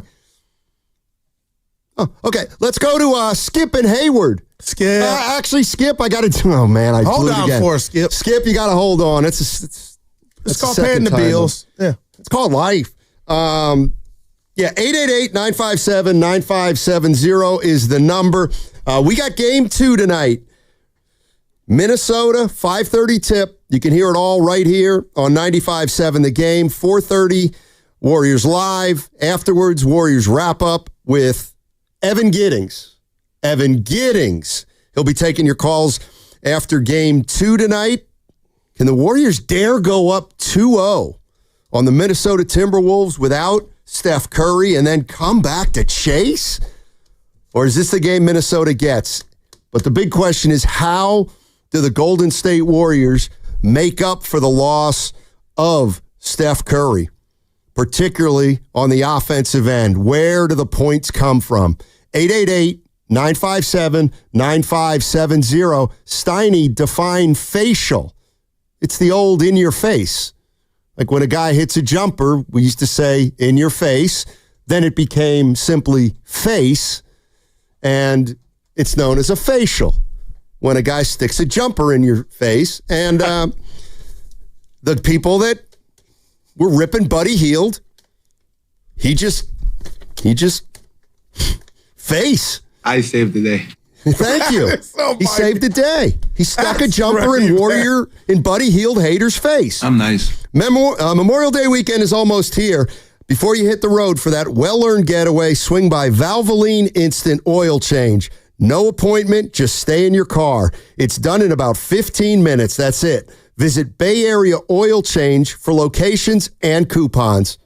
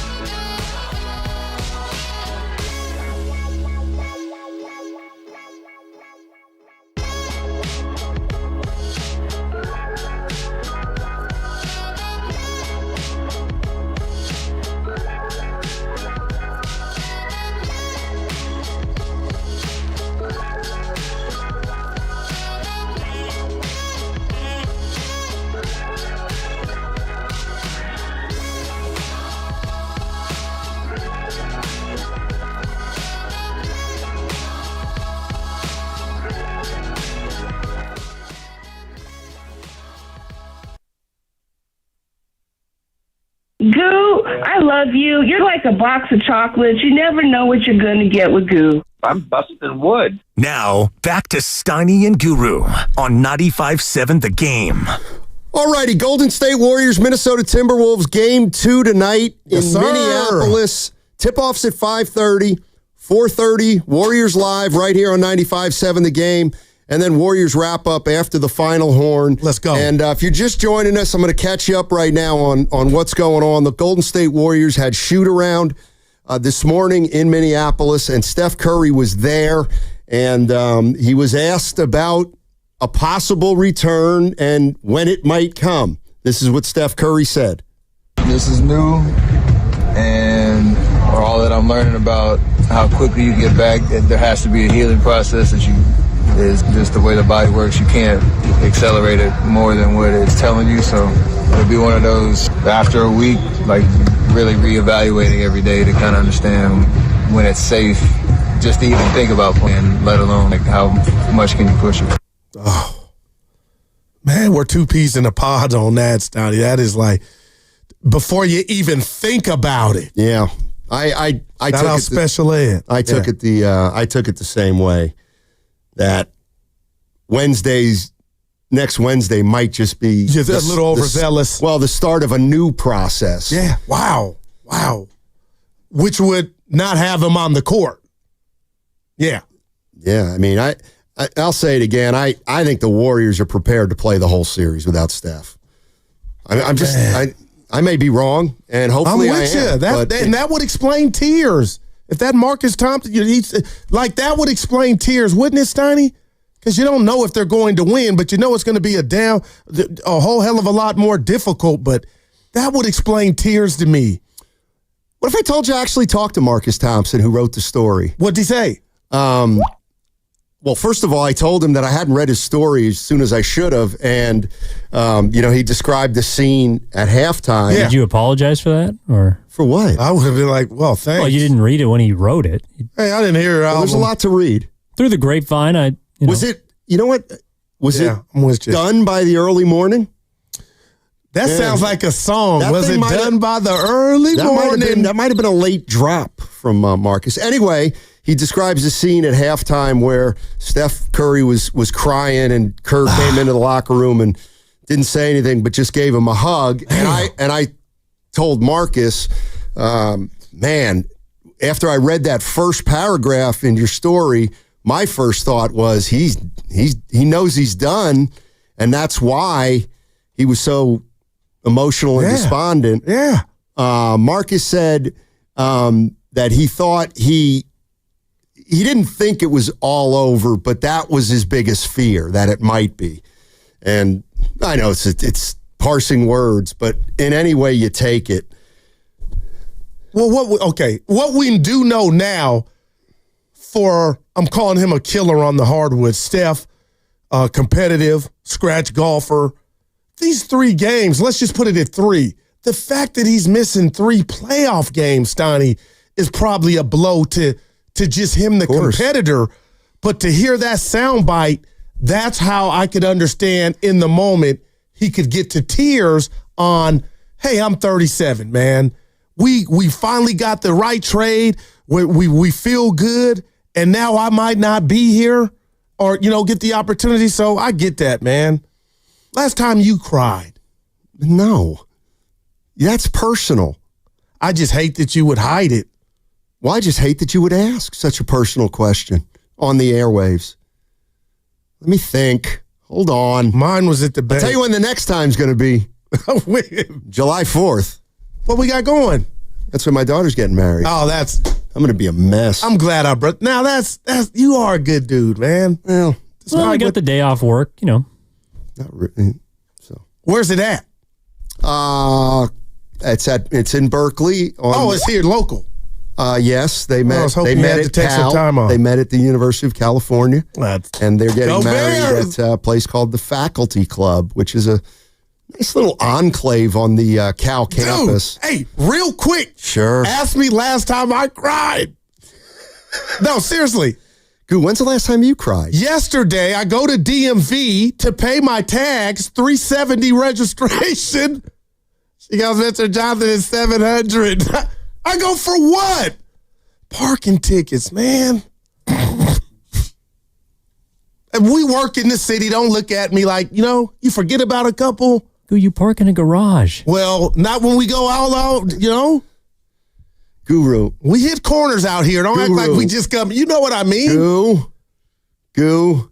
I pick Evan up at the bus stop here, might double park and come back. Like, once you they turn, always come back to get exactly. you. Like once you turn 25, you realize they never go away.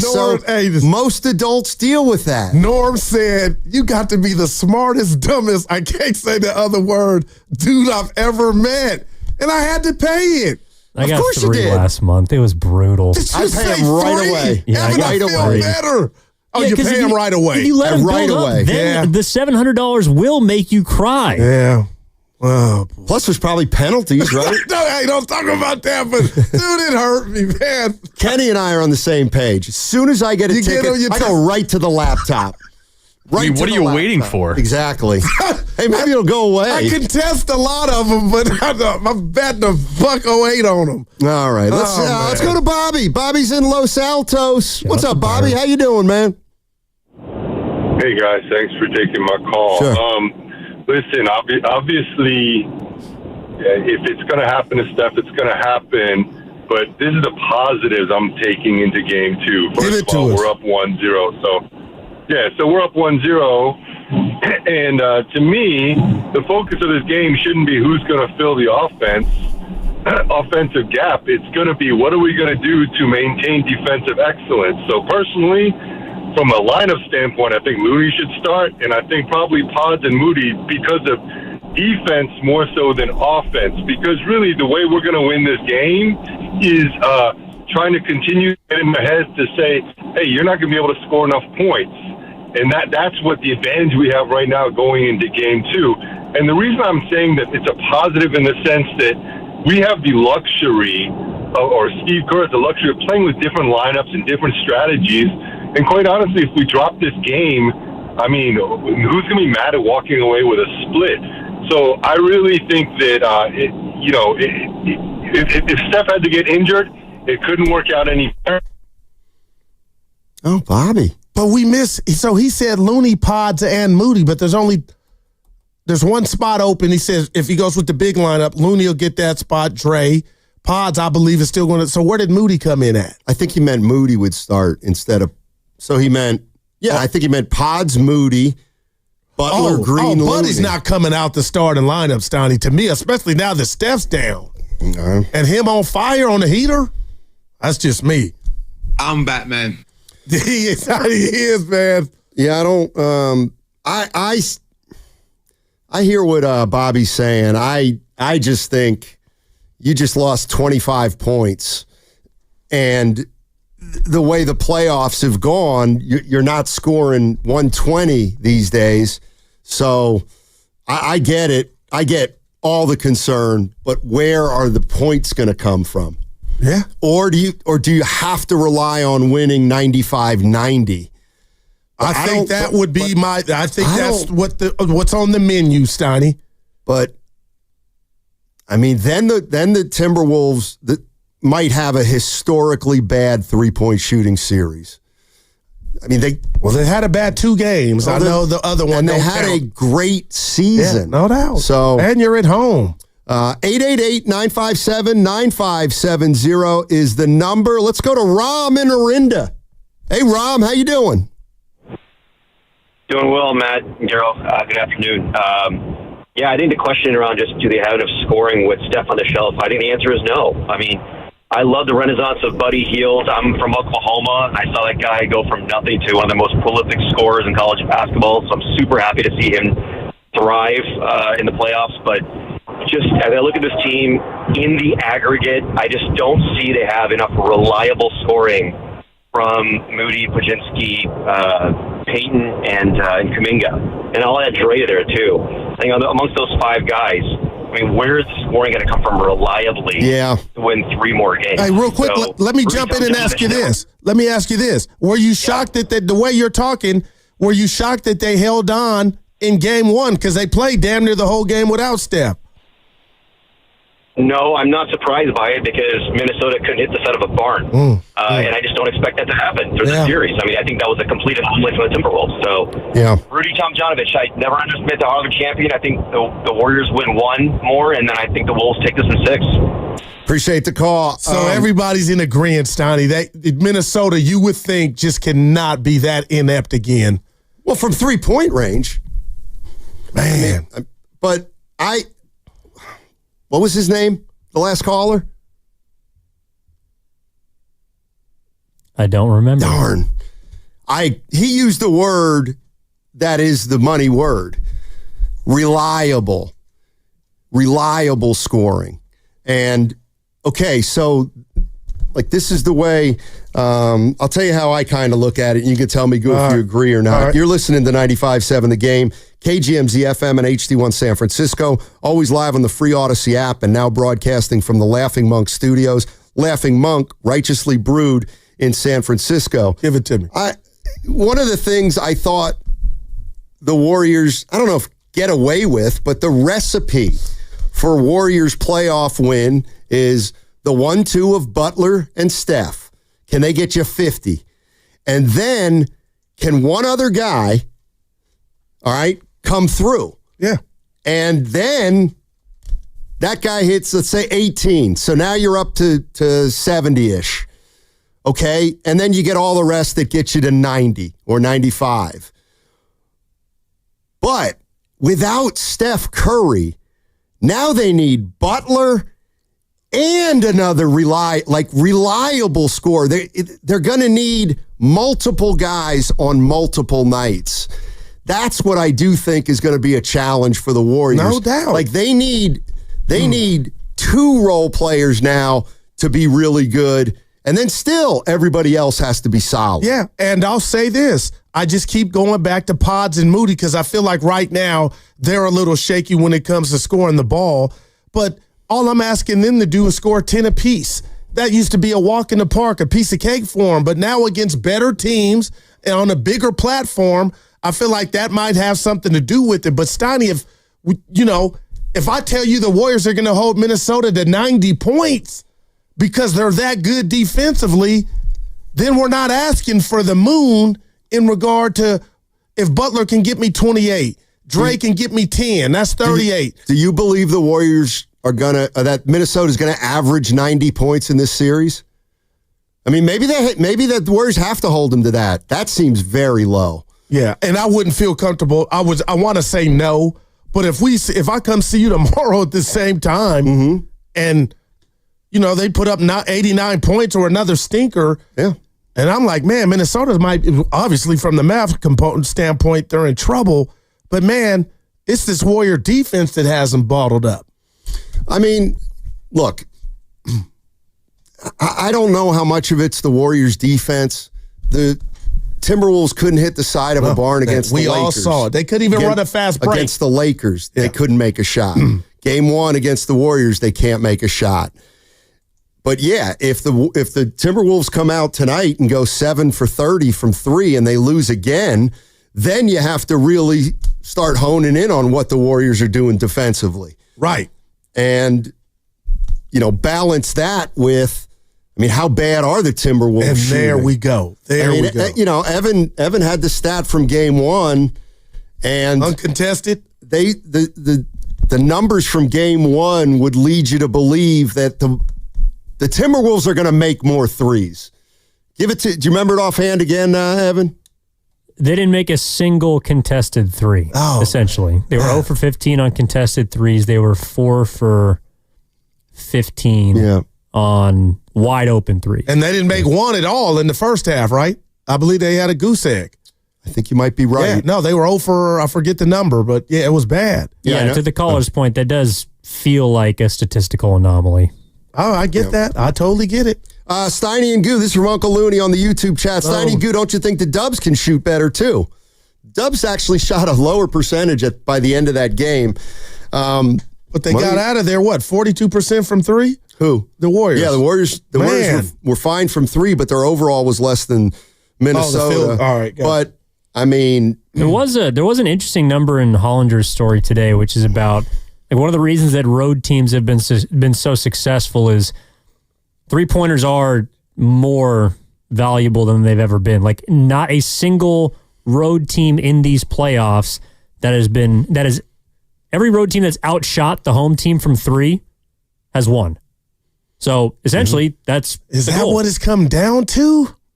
Yeah. When the Boston Celtics go 15 for 60 from the 3-point line, they don't deserve to win. And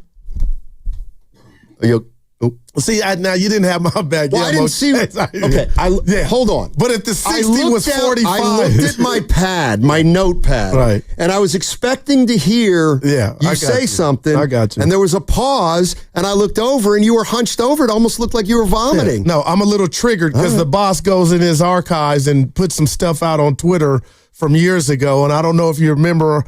I had to burp, and you go, "Oh my God, what was that?" And I was like, "You could have handled it different." But it's pretty funny. But anyway, what if you knock that 60 down to 45 or 40? But the game's already been played, so you can't. You can't do that. But you know if you're on or they not. were 10 for 40 last night. Yeah. Man. They're 25 for, 100? They're not done either, though. I'll believe it when I see it. Well, you're probably right. Yeah. But you'll say the T-Wolves are done when they get down 0-2. But the T-Wolves aren't the Celtics. I get it. Yeah. Hey, somebody brought up Anthony Edwards and his health, and he doesn't look right.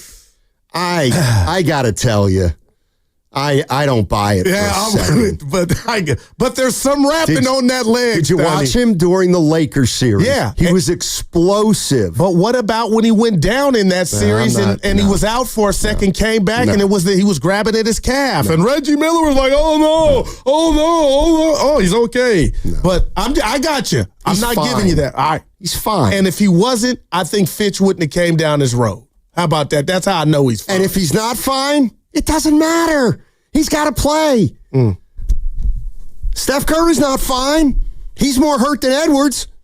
Yeah. Let's go to Skip and Hayward. Oh, Skip E. Hey, Skip, how you doing? Hey, what's going on, Steiny and Guru? Thanks for taking my call, man, on this beautiful Thursday. Sure. Look, I know that, Steiny, I know you like old school basketball, and I know you complain about how the league is, how bad the league is. Why don't we get back to steals, fast breaks, and rebounds? How about that, Steiny? How about we play defense? Defense, you know what that is, Steiny? If we continue to play the defense we've been playing, we will be successful. But if we don't get back on defense, if we don't get the steals, if we don't get the fast breaks, if we don't get the rebounds, we will get blown out. Also, you guys, I had that sprain, that grade 1 sprain. Yeah. It took me 2 weeks to heal from it. 2 weeks. And then I was worried about if I was going to re-injure it after 2 weeks. Thank you, guys. Thank you for my call. I'm out. Thanks, Skip. I would say this. He wasn't coming after you, was he? It was like you weren't an advocate for defense. I don't know. But anyway, go ahead. Let me tell you what the worst thing you could do is if you're the Warriors. The worst thing you could do is get back on defense. You want to encourage this team to fast break. Hit it, Evan. How's this team on the break in transition? Our transition decision-making was diabolical. Oh, man.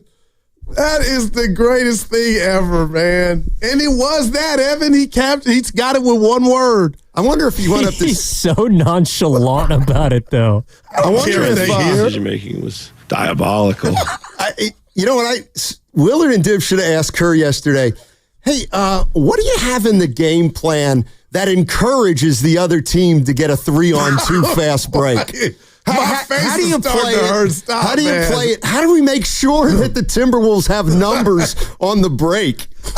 I'm picturing Julius Randle. Ant had a bad one. Julius had a bad one. It's like, dude, what? The goal is to score, man. Yeah, the Steve Kerr's. Well, we actually really like Randle bringing it up the court in a 3-on-1. Oh, boy. We have all 5 guys crash, but Harry, we don't give a rat's behind about defensive balance. Harry might have really hit it out the park, Snotty. I mean what I'm about to say. That might have been an all-time playoff performance for the world. I mean, that's how awful that thing was, man. 31 points at halftime at home. Oh, boy. Nick in Ohio. One of our favorites. What's up, Nick? How you doing? Pretty good, gentlemen. Yeah. But as far as the name for Pat, nickname, I like White Smoke, but why can't it just be Smoke? Alex Haley, the author of Roots, he says, you're going to come up with a title, make it one word because it's more poignant and memorable. Yeah. Oh, wow. I think Smoke describes it all. Yes, he's white, a white guy. He's doing good. But Smoke, I think it's... Yeah, I was just thinking of the Pope, that's all. But I hear you. Oh, okay. And thumbs up to the great Roots author. Alex Haley? Yeah. You see that? Go ahead, Nick. Of course I have. Hey, guys, something I saw after the bad losses in Houston on Facebook or YouTube or whatever, I saw, and I haven't heard anybody talk about this. Maybe I just missed it. But Curry made an announcement that he's retiring after this season because he just can't keep up with the young cats, quote unquote. And I thought, well, let me verify this. So I couldn't get any kind of verification, but the video is there. It's him talking. He's at the podium, and you guys know anything about that? No, I don't. Google it. Steph Curry announces retirement. Oh, I think. Wow. Thanks, Nick. You know what, though? I'll make you feel better. It happens to Guru twice a week. What? You fall for something. Oh, you get duped. Hey, and by the way, don't you dare, when I said, have you seen Roots, be offended. Oh, I was. Oh, okay. What do you mean? Really? Yeah. Oh, so you've seen Roots. Come on, So have I. Okay. Have you been? I don't doubt that. Have you been to the African American History Museum? That I have not. Oh, okay, I have. But my father has. I'm sure he has, because that's important to him. But why would that crinkle your... Yeah. Put your wig back on. No, I'm good. We're good. And you did the way you... Hey, come on. I'm Malcolm X when the course. Roots was a long time ago. But it still applies to what we got going on. Yeah. I don't want to get fired. 6-part series, I believe. Well, by the way, there's already a Smoke. It's Dave Stewart. That's true. And there's a Smoke rapper, lives across the street from Norm. Smoke on IG. He can rap with the best of them. Where's he from? San Jose, but he lives in the Union. Smoke. Steiny. He's got Moving bars. on up. Yeah, when you come to Norm's party next year, you and Evan, you'll meet him.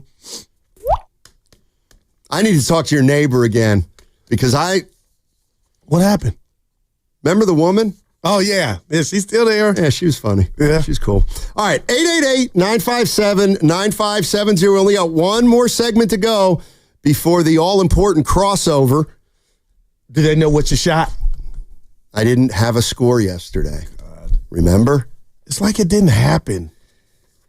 Well, I got extra money in my wallet, so it happened. Oh, boy. It happened, baby. I made it up. All right. 888-957-9570. Last chance to get in for today. Tip-off, 5:30 right here on 95.7 The Game, 4:30 Warriors Live. And then, of course, Warriors wrap up afterwards.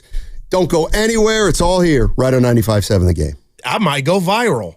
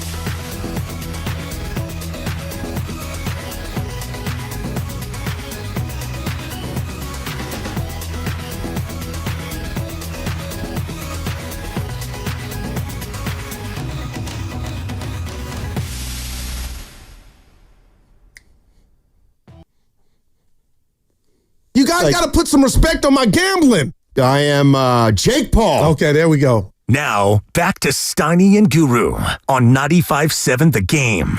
And you're going to be mad. Why? We got a new leader in the clubhouse for Pat Spencer nickname, our boy Leroy. Does he need a reason? Wow, that's pretty good. You remember the 2000 NBA slam dunk competition that was here in Oakland? The which one? Vince Carter when he showed I was out. there. Okay, I was under the basket. And he did the thing with his hands after he's like, basically it's over. Yeah. That's what this is with Leroy. So the new nickname for Pat Spencer is, going back to 1985, right. A show called Spencer for Hire with Robert, what was my guy's name? Robert Urich. Yeah, and Avery Brooks. Stoddy Spencer for Hire. You know, it's funny. I've seen a lot of that on the text line, and it just didn't do it for me. Are you seriously saying you don't like that? I don't like that. Wow. I like White Smoke. Well, you stole it. Well, we did here too. But Leroy, I feel you, baby.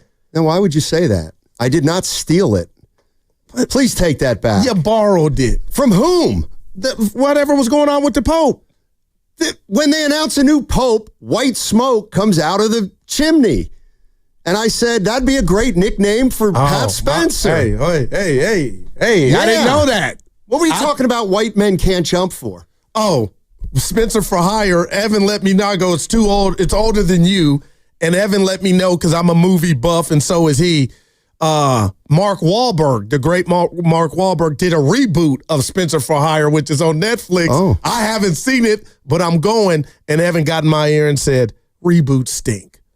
No, White men can't jump. But they redid that. I kind of liked it. Yeah. Had the white rapper in it. What's my boy's name? Eminem. There's more than one white rapper. Hold on.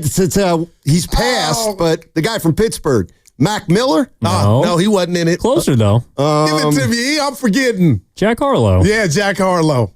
More like Whack Harlow after that performance. But the script is the script, so I kind of liked it. And it's about basketball. You'd have liked it. I don't necessarily like basketball movies. In fact, The Fish to Say Pittsburgh? First of all, I can't stand the guy who started it. All right. White Men Can't Jump is a cult classic. There's always something in a basketball movie where you're thinking, yeah, it doesn't. Nah, it doesn't work. They were playing pickup. Venice Beach. Woody Harrelson's jumper was so broke, it wasn't even funny. Well, in the 80s, everyone shot weird. No, they didn't. Hey, that's a great one. Didn't.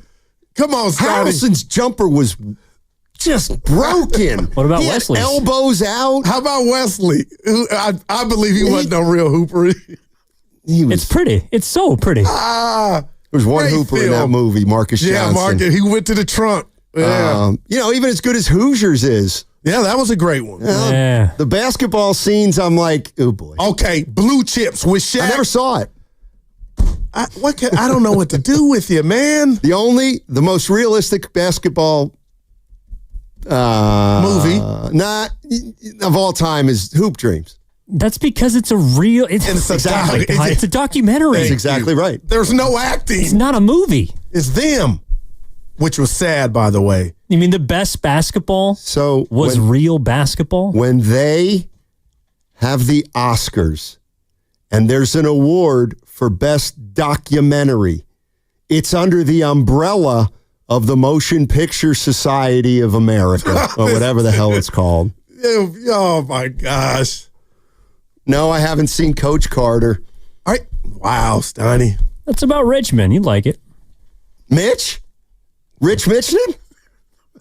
So I'm asking the great Rich Mitchell. Hey, who I did see All-Star Weekend and told them I'm the guy that called you that. He didn't even know. He lives in L.A. How would he know? He listens to Bay Area. And he doesn't have the Odyssey app. Dude, stop. Him and Bonte are boys. Let's go to Luis in Hayward. Luis. Hey, buddy. Hey, how you doing? Doing well, thank you. Game night. Game day. Game night, man. I'm excited. So, I heard you guys talking about Steph, saying, everyone's kind of worried about when he's going to come back, and everyone's, trying to be a doctor, it seems like. I think he'll just be out for, I would say, about 3 games, by game, what is that, game 5, 6? he should be back. Yeah. Game 5, he should be back. I think if we could take one out of these 3 games, I think we'll be fine. But honestly, I think we could take 2 out of these 3 games, in my opinion. If we put, in my opinion, the starting lineup, we insert Buddy Hield, Kevon Looney. Kevon Looney, man, I've always been a big fan of Kevon Looney. Shout out to him. I think if he be a little aggressive like how he was in Game 1, and we look more into zone tonight, make Anthony Edwards beat us with a 3, don't let him get downhill. I think we should be fine, but if we can get at least 1 in these next 3 games, I think Warriors fans, don't have a worry, and Stephen Curry should be back by Game 5. All right, that's optimistic. Can I get a quick shout out as well? Sure, why not? Real quick. Huh? I just dropped a new Christian single. If anyone wants to check it out, "House on the Hill," Lil Lou. Okay, Lil Lou. Check it out. Yeah, House Lil on the Lou. Hill. Christian rap. Yeah. See, now I'm going to listen to it because it doesn't sound like a Christian song title. House on the Hill. You know what I mean? I would expect the Christian song to be Glory Be. Well, he's an artist. It can go so many ways. And I'm Stop gonna listen Sinning. to it. Yeah. Or Lil Lou. Or The White Smoke. Yeah. That's the first single. Yeah. Why didn't we break it to him? And we're not trying to be negative. I don't know It's who like you're me get Lil Lou. Oh. Curry's not coming back. But he's so good. But that's what he means to people. Actually, you know what movie? And I don't know the movie. I'm going to ask for help here. And I might need Evan. The most realistic basketball scene I've ever seen. What's the movie with Philip Seymour Hoffman taking jumpers outside and he's saying, "Let it rain"? What is that movie? Along Came Polly. I don't know. I think that's it, so Evan. funny. I think that's it. Now, he had a bad jumper. I'll tell you who didn't. Denzel. Stop. Stop it. He got game? Spike Lee? I know the movie. Did you see Denzel shoot? He played who? Oh, my God. He really scored on Ray Allen in that scene. Wow. Like, the whole point of the scene... Jesus Shuttleworth. Jesus Shuttleworth. Yeah. The whole point of the scene was for him to lose 10-0, but he scored 3 times. I almost teared up watching that scene, man. He wins. Anyway, go ahead, Stoney. No, I didn't really have anything. But why are you mad at Denzel? He had a nice jumper in the movie. Did he play it for them? I know that's where he went. Yeah, I know that's where he probably played in high school. Yeah, and then let me tell you what happened. What happens to a lot of guys like that. They have a high school. Oh man, like that. They have a high school career. They get to college. They realize they're not good enough. They come home on Thanksgiving break and say, "Yeah, the coach didn't like me." The coach didn't like me. I know a few like that, but that's I'm transferring. Incredible. You said like you've been through it, Starty. No, you're right. I just wish you would have went D1, You're right. man. You're right. I did, Goo. I did. Halfway through freshman year, I was like, I got to get out of here. Transfer portal. Nope. It's called sticking it out. Yeah. And what about your boy from Bama trying to get with the current president to ban the portal? I don't know who you're even talking about. Saban. That's what ran him off. And now he's trying to get it banned. He misses coaching so much. Evan, I'm disappointed in him, man. Who? Which one? Saban. Get with the times. But soon as they had a voice or could do something, bye. Oh, man. You guys know who the most honest man in sports is right now? Steve Kerr. Paul Pierce. We had to even talk. I'm with you. Dude, I love the dude now. Tell us why, Evan. So Paul Pierce yesterday on his show, Speak, on FS1, said that if the Boston Celtics lose to the Knicks in Game 2, he would walk to work in his robe, barefoot, approximately 15 miles. And so today, he got out of bed with his robe on, and he walked to work barefoot. A man of his word, guys. Incredible. That is. And Kashan and Rick Bucher's on the show. They tried to talk him out of it. Say the series. Don't do it. And he did it. That's impressive. You gotta love nobody guys would have that. Nobody would have made him go barefoot. He said it. Do you think he did? He was taking videos of himself. Yeah, like walking along the sidewalk barefoot. in a robe. With barefoot. Yeah, in a robe. Oh, man. in a row. He lives in the valley, too. There's probably some elevation. Dude, he walked You gotta 15 respect miles it, on Uncle like Looney, I'm with you. concrete and macadam. Man, glass. It's over. All the stuff he... Tell you what, now he'll really need that wheelchair. Man. I mean, goodness gracious. But that's how confident he was in the Celtics. What's going on there? The coach has I'm smarter than everybody. Hey, no. I'm out on him. No, Evan and I have decided we like him. Oh, for what? He's weird. Missoula? Yeah. Yeah, I kind of like him. Call the timeout, coach. Gosh. He doesn't have to explain himself to anybody. But he's a champion. He didn't call timeout because in the previous possession they got a dunk. Yeah. They didn't look like champions Well, last shame night. on you for thinking you were going to get another dunk. Come up with something else. Hey. Well, how about a real shot? Quick, Michael Malone. What did that chip do for him? Got him fired. That was 2 years ago. Well, what have you done for me lately? Johnny Jackson. That's a 2. Let's go to Jason in Philly. Your boy. What's up, Jace? How you doing, man? Yo, what up, guys? Hey. I'm doing well. Hey, I'm looking at the rest of this series from 2 vantage points. One as a fan that says, yeah, the Warriors can get it done, but the other side, just as a basketball guy, saying there's no way. But I'm hoping the best. I don't think Steph is coming back. I wouldn't. After watching KD, I think they're going to be really gun-shy with him, and there's no way I'm risking Curry tearing a hamstring just to maybe get to a Game 7.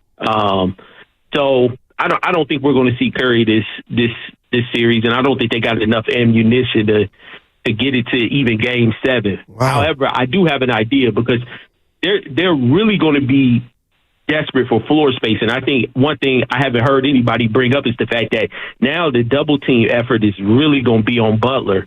And there's no one else on that court that's going to be able to break that pressure. And the way that Butler was able to do it in Miami was, fill the court with shooters. And we don't really have consistent shooters. Hill would be the closest thing to that. So the guys are really going to have to shoot the ball well. But my question is, I know they're probably going to spread the court. I agree with you guys when you said starting Moody tonight, and you'll have Moody, Pods, Hills out there. But I wonder, and I want to see what you guys think. What do you think about getting TJD out there? I know he hasn't been that great down the stretch, but he'll give a vertical threat, which will help Jimmy when he's in that high post, mid post area, when he's on his dribble drive, to kind of help space the floor some more. I'm curious to what you guys think about that. Good call, man. Thanks, Chase. I actually have some real talk right here about actually this. In a weird way think Trace Jackson Davis might be better equipped in this series than Post. But, no doubt about it. And I'm going to say this. Defensively, yes. I don't know about offensive. All right. And you got to pick and choose, right? I'm sorry, go ahead. And not just be a fool right now to double back on Coach Kerr and so much of woulda, coulda, shoulda, and when's he going to play? Why is he not playing? Been about Kuminga. But, Stoney, we got to see it happen. Obviously, I don't want it to happen. But at some juncture, I would like to be somebody explain to me, and maybe the coach, I know TJD is not the best finisher.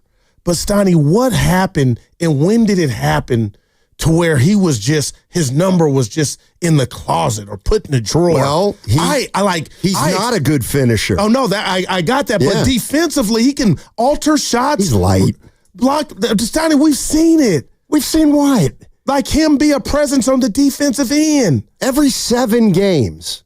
This is the playoffs. Come on, Goo. Well, I mean, at his best, he's okay. That's a lot of size. And again, nobody's taken advantage of him yet. But even the Rockets did to a degree to get back in the series, and he was just an afterthought. So I guess I'm just asking, I ain't telling you he's Lou Alcindor, Stoney, but nothing? Well, the Warriors out-rebounded Minnesota by 10 that in the first game. That happened. And they held the Timberwolves to 88. So we're talking about 6 more games and adjustment. Well, but there was no need for Trace Jackson Davis in that game. And you know what? to me, it's the kind of thing where if Trace Jackson Davis plays, it means they're running low on options. That's what it means to me. Or, we got to try something and hopefully find something. And I'm still high on Post because of his 3-ball, but can you not get manipulated or taken advantage of defensively? So we'll see where that goes. But like I said, that Houston series put hair on some of these guys' chests, these youngsters, in regard to how fast and the pace. You got to keep your head on the swivel, Stoney, and Houston could exploit that. So we'll see. I can't wait for tonight. 5:30, Stoney, not 6:30. 5:30 tonight. Yep. The one, somebody called in earlier, I forget who it was, but I thought about it, and I think he had a point, and he was like, I think the pressure's on the Warriors role players. And the more I think about it, I think he's right. No doubt. Because how come you didn't say it then? I said it this morning, about 10:20. After he called. Now, this is why I love the chat, YouTube chat. Mustafa Ward. Stop questioning the coaches to see these guys every day. Thank you. That sounds like Norm wrote that, but you know what I mean? Dust the guy off and see if the moment if they could take advantage of it. That's what sports is about, life. Who do you trust? Like, who has the better role players in this series? Like, that's the thing. To me, it's not even close. It's Minnesota. Without Curry on the floor, and assuming like Edwards equals Butler. Okay, you got Draymond. Right. He's legit. But then you got Pods and Pods has played 8 playoff games. But would you take Pods over Conley right now? I would. But I'm more talking about McDaniels, Reed. Oh, no, those are, come on now. Those are Julius Randle, DiVincenzo. Yeah. But 3 of those dudes are starters, though, Steiny.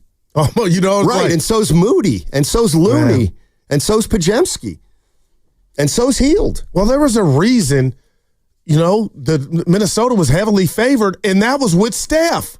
So just think about what we're talking about. I mean, they were favored because of the lack of rest that they got. Wow. And look what they did with that. Yeah. All-time horrible performance offensively. By the way, when I say role player, it doesn't necessarily mean the guy doesn't start. Yeah, I've noticed that. It threw me off. I don't care if Moody starts or not. He's a role player. But wouldn't he be a starter? He's a role player. I don't care if he starts. He's still a role player. Like if my son was in the NBA and he started and you called him a role player, he don't come off the bench.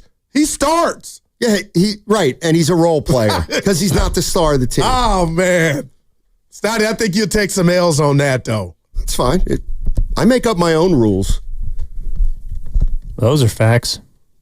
Like, for example, let's see. Just give me a team. And then name me a team. The Pacers. There we go. Yeah. Oh, they got some guys. Does Nemby start? Yes. Yep. Yeah, he's a good role player. But he's not. Evan, help him. Like 13 assists. And he's a starter. Yeah. You're a starter, so you don't get that label. You do in my book, and you can't change that. I wouldn't read your book. You can't change that. But you're cheating. Okay, so that's not fair, Steiny. So the Philadelphia 76ers, when they won a title, they started Mark Ivaroni over Bobby Jones. He came off the bench. Okay, he was a role player. Mark Ivaroni was a role player. He started, played 9 minutes, came out, played 9 minutes. He's a role player. But you understand the difference if he tells his grandkids, I was a starter on the championship team. Can. He's not lying. That's fine.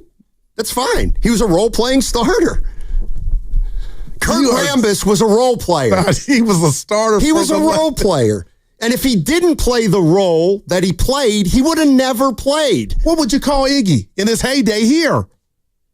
Oh, absolutely a role player here. He was a sixth man. Come on now. He played the role of adult in the room. I just think there's a difference. And I would take anything to get in the league. But Steiny, when you say role player, that's somebody coming off the bench. Yeah, when you start, you're a starter. Well, what about when you don't start all the time, like Moody? He doesn't start all the time. Well, there's a conversation. Yeah, he's a role player. And see, that's the problem, is people think if you're a starter, you're a star. No, you're not. You're just a starter on a team that you might be able to start on because they're not as good or they have an opening. I'm nice. What would you call Derek White in Boston? He's a role player. Stop it, Steiny. He's not. He's that dude's an assassin. My point is, look, it's Tatum, it's Brown. Holiday's a big name. Derek White is giving you more than Drew player. these days. Good role player. He can bring the ball up the court. What about Tatum? Hey, Kerr had the best day yesterday, right? With Tatum doing what he did. What was that last shot? There was no shot. What were you doing, JT? For like Iguodala, when he was in Philadelphia, he was not a role player. He was one of their best players. In Golden State, he was a role player. Who got his jersey in the rafters? Come on, Steiny. Role players don't get that. He got it for one game. That was epic. And now, now you're just at the Apollo right now. We're just listening to you. No, Draymond's not a role player. He's part of the big three. And one of the best defenders to ever do it. I said he's not a role player. But go ahead, fire names off. I'll tell you. I have my list of who's who. Rick Fox. He's a role player. Oh my God. He's like the easiest guy to define as a role player. Keep going. I love this game. Horace Grant. Role player. Steiny, he was on with Rodman, Pippen, Jordan. You're becoming me when you say all you care about is the ha-ha. Everybody we get is not a superstar. That's right. But they're to take starters on good-ass teams and say they're role players. Horace Grant had a role. Okay, what was Robert Parrish? He was a star. He's in the Hall of Fame. But I wonder why you're doing that different. Because Robert Parrish is in the Hall of Fame and Horace Grant ain't. What was Mo Cheeks? He was a star. He's in the Hall of Fame. Like, he was also a starter on a championship team. Bobby Portis when the Bucks He's a role player. Bobby Portis is a role player. I think you're being unfair. Yeah, probably. Well, see, you know it. It's just that I have some standards. Not everybody is great. Not every. Hey, I'll tell you what. Podziemski, he's a star. Nobody's Moody, saying I'll tell you what. Moody could be a star. Nah. Let me tell you something. Pat Spencer, given more time, I think he could be a star in this league. Pat Spencer, a role player? Well, that I got it, right. And real quick, Uncle Looney, Mikal Bridges. He's getting paid like the man. Mikal Bridges. Come on, Steiny. He is not a role player. Let me think about that. Stop. Let me think about Mikal Bridges. All right, we got to go. Yeah. That segment. We got crossover next. That means Dibley and Willard here. That segment brought to you by Safeway. And that's what life's about.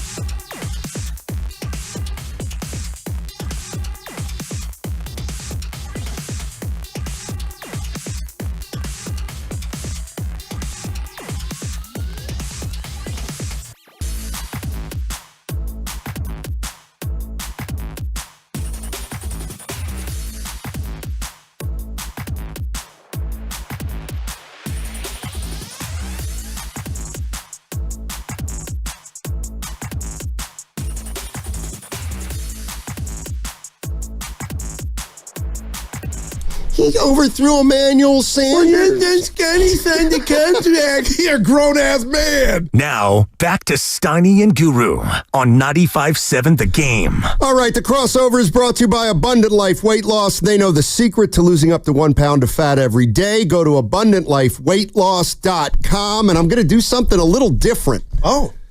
I'm going to play for Mark Willard and Dan Dibley what Steph Curry said this morning at Shoot-Around and get their reaction. This is new, and all that I'm learning about how quickly you get back, there has to be a healing process is just the way the body works. You can't accelerate it more than what it's telling you, so it'll be one of those, after a week, like really reevaluating every day to kind of understand when it's safe just to even think about playing, let alone like how much can you push it. I mean, yeah, just I almost teared up. I can't wait to hear you two. I fully understand what I think you're fishing for is sort of the like, he's going to miss the whole series type of a thing. Well, I think he might, and I think the team is he preparing for that. He absolutely might. I don't know about you guys. My mind was already kind of prepared for that. I've never thought Game 6 was for sure. However, what I'm hearing him say there is, like, especially for a guy who's never had this before, no clue which direction this will go. Maybe he'll heal quicker than they think. Yeah. Maybe it'll be longer. But you can't, like, in other words, they've got the best equipment, right? The best rehab people. And certain injuries with that, you can speed them up. This isn't one of them. No doubt. So when I heard Thompson. You're at the mercy of, whatever your spiritual thing is, you're at the mercy of that. And Dibs, when I heard this morning Marcus Thompson's article about, tears in the chef's eyes, and Coach Kerr, you guys were great with him yesterday saying there were no words. I just embraced them. And you hear that lets me know, man, I'm hoping he's back. But like Willard said, he knows this is serious, I guess. Yeah, it's serious, and it's something that he's never gone through before. And we're going to play the full Steph Curry press avail later in our show. And I know he sat there for 5 to 8 minutes or whatever, and he got asked a bunch of questions. And he even said something like, well, if it's an ankle or a knee, I know what that is. And that's what really struck me, because when you have the ankle, and he sprained his left ankle 4 times and his right ankle 17 times, whatever the numbers are, when you do that and you've done that, you know what that is. And when you do the knee, and you remember he slipped on Lake Montejunas against Houston back in 2016, and he had the grade 2 MCL, shout out MCL sprains, and he had that MCL. It's like, whoa,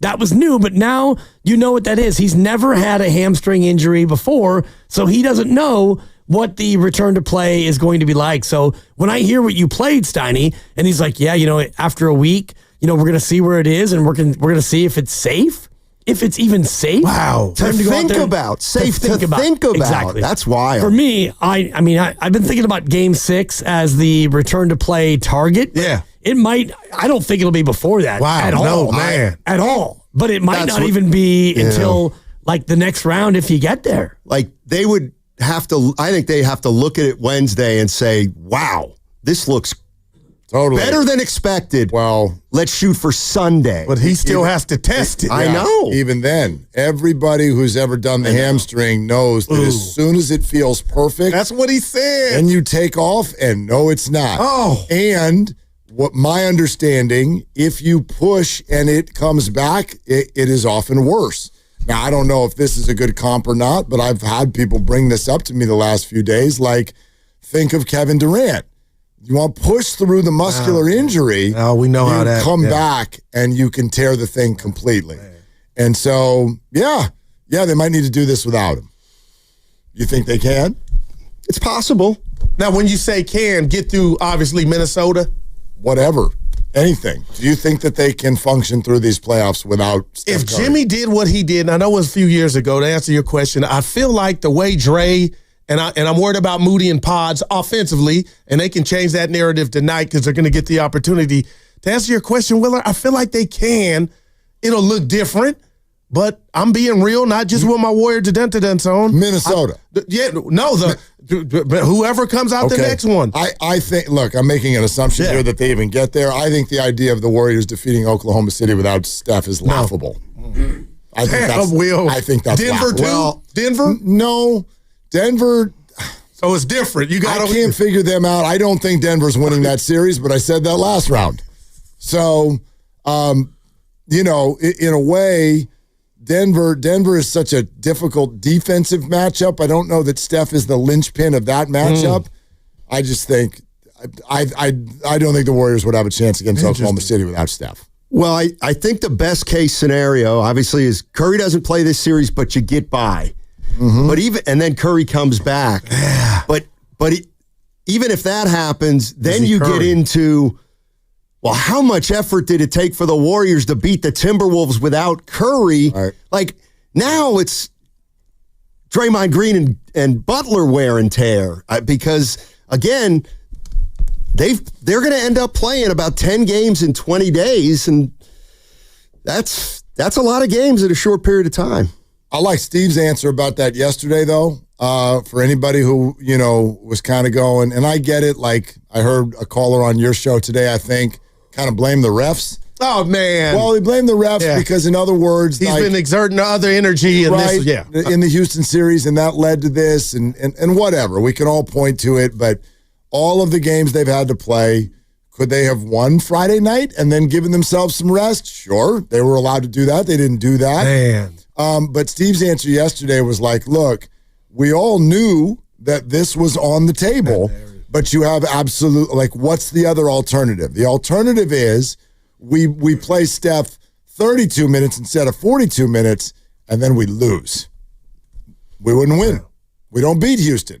So it's like it's a known risk, and you have to take it, and here we are. Steph Curry and Jimmy Butler have both already missed games. What do you feel like for tonight, though? Was that a one-off for many? Or do you think this Warrior defense, which is getting run, but it's they're tenacious, Oh, yeah. So do you think we could see something like that again to where they come back to the Bay up 2-0?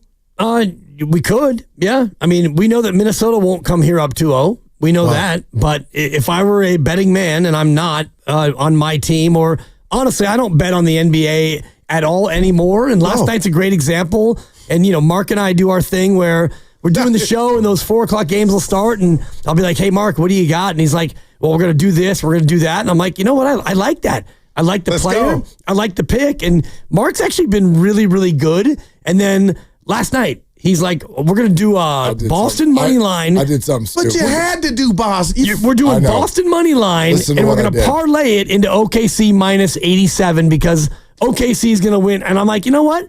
I kind of like Boston minus the points, but I like your approach because, you know what? Boston's going to win the game, right? Paul Pierce is walking to work. Paul Pierce is walking to work. I was just trying to stick the odds in my favor because I loved Oklahoma City last night. They're going to win by 1,000 points. I felt it. But when you do that, and you're like, whatever, let's say you want to throw 50 on it. You're like, hey, you're going to win you're going to win 40 for that. And I go, I got a way we could turn that into 60, which is parlay it with the Celtics, because for sure they're going to win the game. I did not like the spread, but for sure the Celtics are evening this series 1-1 one way or another. And then you were the one, you texted me because I was walking through the city heading to the car and I was talking to people, had phone calls to make or whatever, and your text came through. It's like, and I thought it was still in process. Man. Not done. Guru sent me something along the lines, Boston's choking it away again. And I was like, you're kidding me. And then by the time I looked at it, it was already over. Didn't Paul Pierce say, did he have he walked to work this morning, 15 miles in a row, barefoot. In a row. I mean, you guys better be careful with those. I'll do this. Yeah. You know, we saw 2 teams down 0-1 or 2 teams up 1-0 handle it differently. I think Denver's probably in a different spot than the Knicks. They got hammered, and I kind of thought the Knicks would get beat like that too, but they were getting beat. They just came back. The East is upside down. Are the Pacers going to play the Knicks in the Eastern Conference Finals? Is that where we're at? Cleveland's hurt too. No. Like, do you believe that that's now going to happen? They both have. I don't think Boston's dead. They have I think they're birds in hand. Yeah, but I just don't think. I think New York at home. You're going to beat them 4 out of 5, and 2 of them need to be on the road. I guess I could see that, man. Oof. That's hard. Or is this just a total meltdown? Because I think their coach thinks he's the smartest dude in the world. I don't like that. Missoula. Deep dives dibs. Yeah. Uh-oh. How many times in the history of the NBA has a team lost games 1 and 2 at home and then rallied to win the series? Oh, God, at home. At home. I want to say 6, Dibs. Oh, I would guess take lower. the under. Okay. I want to say the 6. Bucks. Did the Bucks do it in the finals? Or did they? Yeah, Phoenix. No, they were at home. But was that bubble? No, that was pre-bubble. Yeah. That was pre-bubble. The answer is 4 teams that have won a best of 7 after going home loss, and those teams are 4-24 all time. And the last one to do it is Boston in 2017. Okay. Yeah. So that's the percentage you're looking at. Actually, I'm sorry. The last one was, and I mentioned this before, Clippers Dallas 2021, where the road team won the first 6 games. Do you remember that series? Wow, that's man. Bubble. That's bubble, though, isn't it? 2021? That was the first year post-bubble. 2020 was bubble. But no fans? 2021 might have been limited fans. I think anything that happened between 2020 and 2021 doesn't matter with home or road because the environments were all messed up. That's fair. You know what I mean? I'm not going to say they don't count, but like being at home is not the same if there's nobody there. Let me see if I get the attendance numbers for that don't game. Make a lot of real noise. Quick, Dibs, you're listening to 95.7 The Game, KGMZ FM, and HD1 San Francisco, always live on the free Odyssey app, now broadcasting from the Laughing Monk Studios. Laughing Monk, righteously brewed in San Francisco. Yeah, and that was 2021 where it was road. And then the Clippers won at home in Game 7. Wow. Luka, 46 in a loss. And Chris Stapps, 11 rebounds for Dallas. And the Mavericks lose to the Clippers by 15. I actually remember that game. Luke had like 46, you said? Yep. Yeah, he gave up 63. Hey, it's a loss. You know, Willard, Goo's heading out. Yeah. Bye, Goo. He's got... it's okay. Yeah, we don't need to hide it, but he's gay. He's hurt. You asked me yesterday. Got to go in the locker room. You asked me yesterday. So what happened to Minnesota? What do you think happened? Yeah, what do you think? Here's what I think the biggest thing that happened. I'm a firm believer in that. If you're playing a team that has unbelievably high intensity, you can't manufacture it before you play them. And the more I think about it, the more I'm looking at the Warriors playing Houston, and that was a dogfight.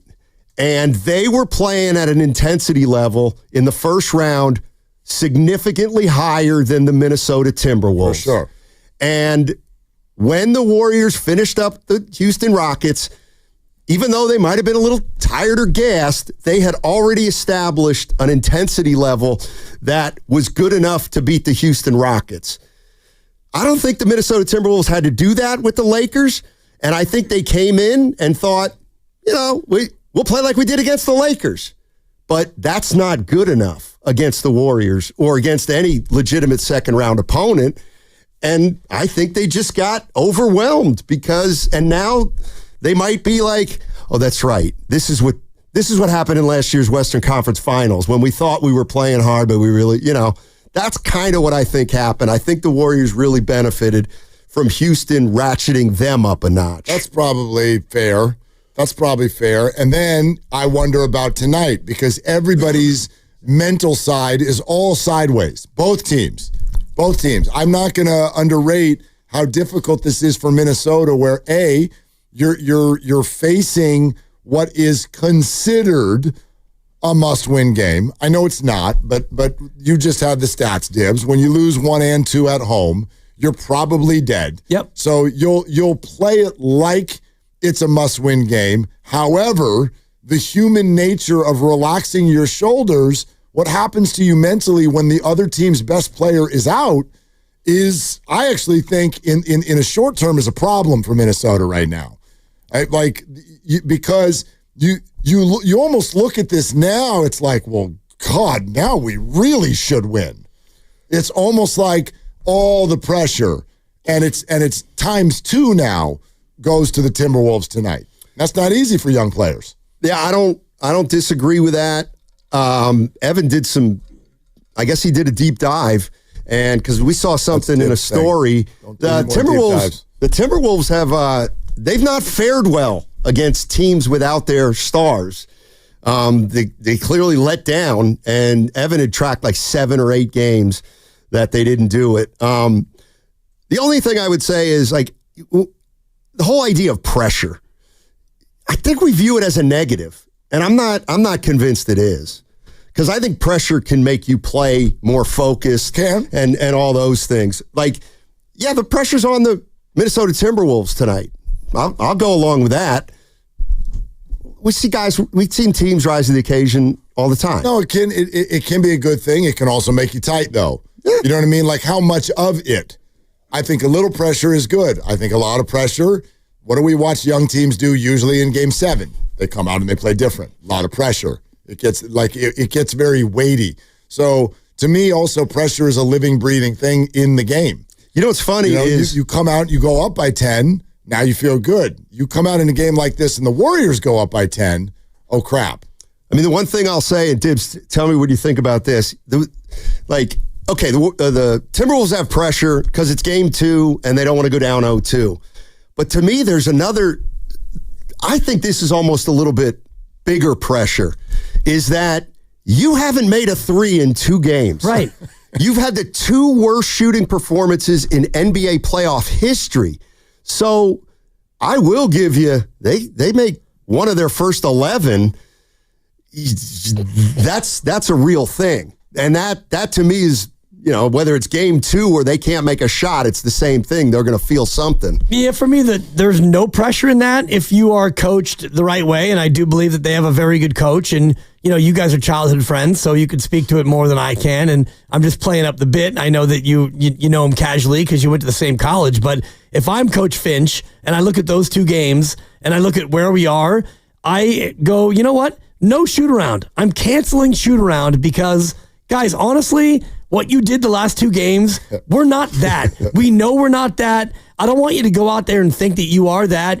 Just go out there and be you, because what they've been all year is number 5 in the league. In the association in 3-point percentage. They don't shoot as many as the Warriors, but they shoot it better than they have the last 2 games. So honestly, if I'm Coach Finch, I'm taking the pressure off them by saying, look, we know that we're not that bad. And yeah, the Warriors are a good defensive team, but just go out there and shoot. And you know what, Nas Reed, maybe you conduct a shooting clinic for all the fellas, and you pull everyone aside and you work on their form, or you do something to make light of what they went through, because Minnesota's not that bad. The Warriors D was good, but the T-Wolves were like almost historically bad. And you even said it, Steiny. They were historically bad. Yeah. Worst back-to-back 3-point shooting stretch by a team ever in the playoffs anyway. And I look at this game and, the Warriors, as much as they don't want to have the mentality of house money, and Mark likes the term gravy, and it feels a little bit like gravy, where your best player is out for who knows how long, maybe a week, and we'll play Steph's comments coming up, but Steph won't play tonight, and he won't play in Game 3 or 4, probably not 5, maybe not 6. So if you're the Warriors, this is a little bit of a deep breath game. Like, all right, if things aren't going our way early and often, well, then we can all kind of just, go home and realize that the mission is accomplished. And, you got the split in Minnesota. That's why I look at this game as being one that could get ugly. It could get really ugly. And again, I'm not a betting man. If I was, I would take Minnesota and liquidate all assets and lay the 10.5. Well, I think that the normal thought in a Game 2 situation like this is, that home team comes out and plays well. Oklahoma City did it last night. Boston did it for most of the game, choked it away. Cleveland did it for most of the game, choked it away. Minnesota, no different tonight. But try this on for size.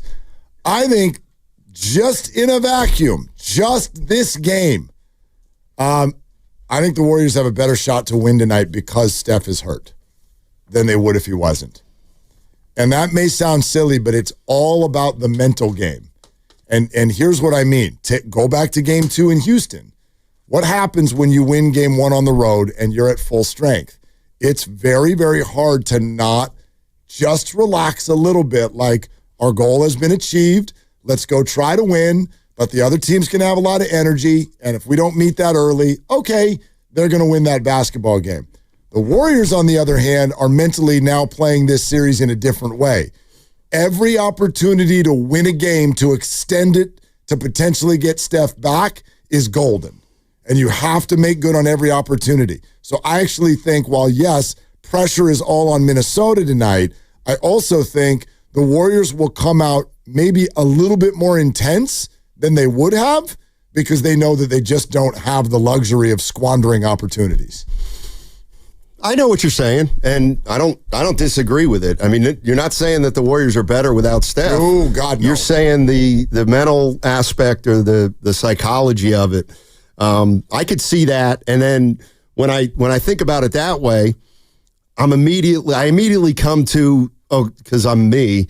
Well, let's talk about it pragmatically. The recipe for the Warriors wins are usually Butler and Curry getting you 55, another guy getting you 18 to get you to 73 or 75, and a bunch of other guys chipping in for 25 or 30. Like, now they need, they need a reliable player in addition to a lot of the role players playing well. And, that's challenging if you're trying to accomplish that with role players. Please stand up. Right. Please stand up. Whoever it's going to be, please stand up.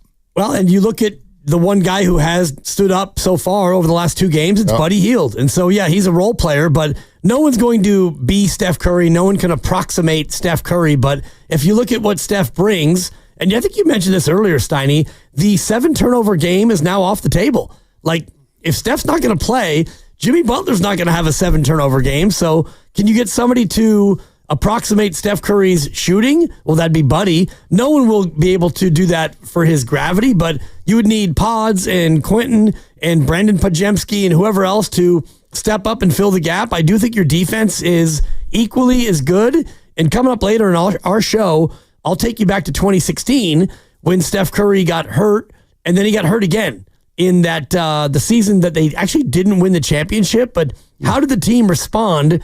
Who was on that team, and how did they go about winning those games when Steph Curry, he got hurt against Houston in game 1. Remember, he came back, and he got hurt in game 4. And when he got hurt in game 4, he missed 2 weeks. So how did they go from there to where they eventually got through the next series against Portland? That's coming up.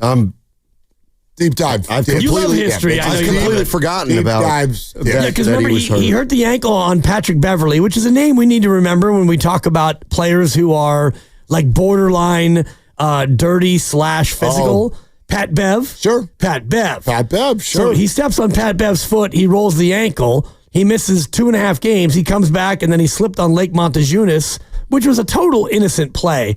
You remember Montejunas dove across the court, and then Steph just kind of ran into his puddle, and the MCL went, and he missed 2 weeks. Yep. And how'd they do? Well, spoiler alert, they did well. Different team. And and we can look at that team versus this team. A lot of other options that this team does not have. It's interesting you say that, because I did say that. Yeah, and that's why I found it to be interesting. I try to say as many interesting things as possible. This team, in my opinion, this team has as many options, quote unquote, as that team. Wait, what year? 16. I know KD's not there yet. No KD. But there are too many players on that team that made an NBA living by being night in and night out offensive performers. I don't know that this team has any other than Jimmy Butler. I know that Buddy Hield is an offensive performer, but he's wildly inconsistent. I mean, literally just thinking of Klay Thompson and Sean Livingston off the bench alone, Livingston's not an offensive performer per se. Oh, my God. He would come off the bench and hit every shot he ever took. Every 12-footer that he ever took went in. And it's a different league. It is. You've got Jimmy Butler. And that team had Iguodala. Yes, Iguodala. Klay Thompson. The key comp for me is, can Buddy Hield approximate Klay Thompson? And I'm not talking Game 6 Klay. And those names that we all just brought up were all, I don't remember about Livingston, but everybody was in their 20s. Everybody was in their 20s. Was 30. But if you want to talk about the depth, we can get into it. Let's get into it. Mo Spates. Yeah, dude, that's a Ian knockdown. Clark. But Mo Spates. Come on, what are we doing? Mo Spates is a knockdown, spot up 15-footer. Quentin Post. Oh God. Are you telling me that Quentin Post does not have a chance to be as impactful as most Spates. But I'm not going to use the word consistent. Quentin Post is what's he played in his life? 40 games? And some of them, he shoots the ball 5 feet over the rim, and he's totally played off the floor on defense. He's a rookie. I'm talking about people who've made a living doing this. Yeah, Ian Clark. Well, great example. No, but he's made a living doing this. That's pretty far down the list. All I'm saying is that team was pretty thin, and this team is a little bit thicker. I disagree. We can get into it. We'll talk about it. I disagree. Where are you going? I'm going to drive around the East Bay and look for. That sounds fun. And look for a house that's painted a color that we'd like to paint our house.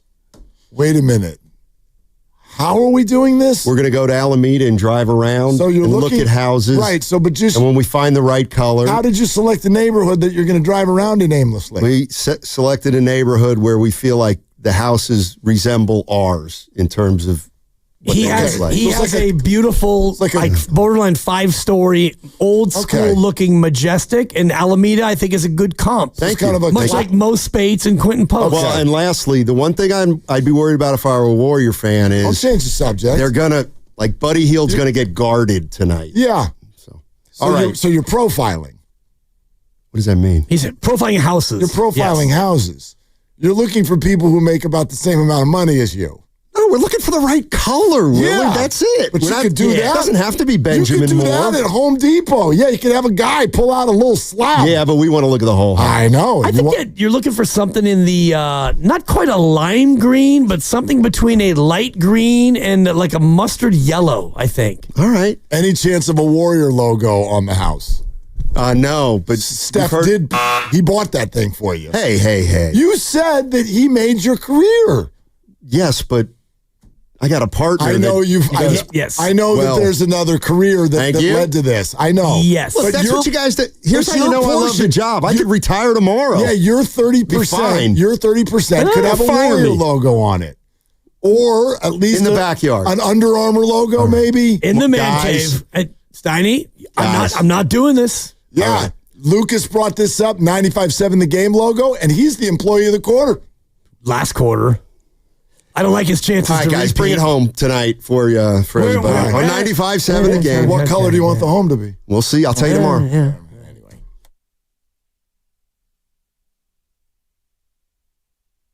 You guys are an intellectual feast for the smart sports fan in the Bay Area. Wow. You're pretty much the smartest guys on the radio. I agree. Good Lord, how big is your ego? Are they the funniest show in the Bay Area? Give it a laugh. Come on. You're a funny guy. Come on. Give me a laugh. You are funny, dude. Hit that S again. Are they the coolest show in the Bay Area? And no white boys. They cool. That's what people are saying. You guys are phenomenal. This is one of the most perfect ways that I could end my day, getting a chance to talk to Mr. Mark and Dan, We'll let you be the judge. Oh. All I know is it's a couple of Bay Area boys talking sports. I know nothing. Thanks. It's Willard and Dibs on 95.7 The Game. All right, here we go. Here we go, game 2. Grab our hand. We're going to take you there right here on Willard and Dibs. Warriors Live is only 2 hours away and change, but here we go.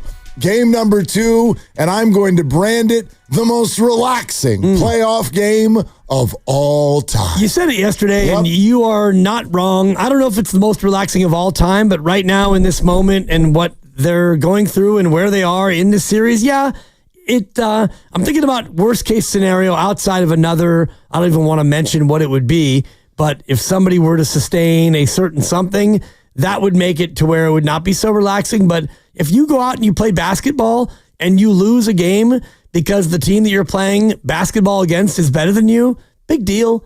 Big fish dinner. Well, but it's only like quote unquote shrug shoulders, big deal.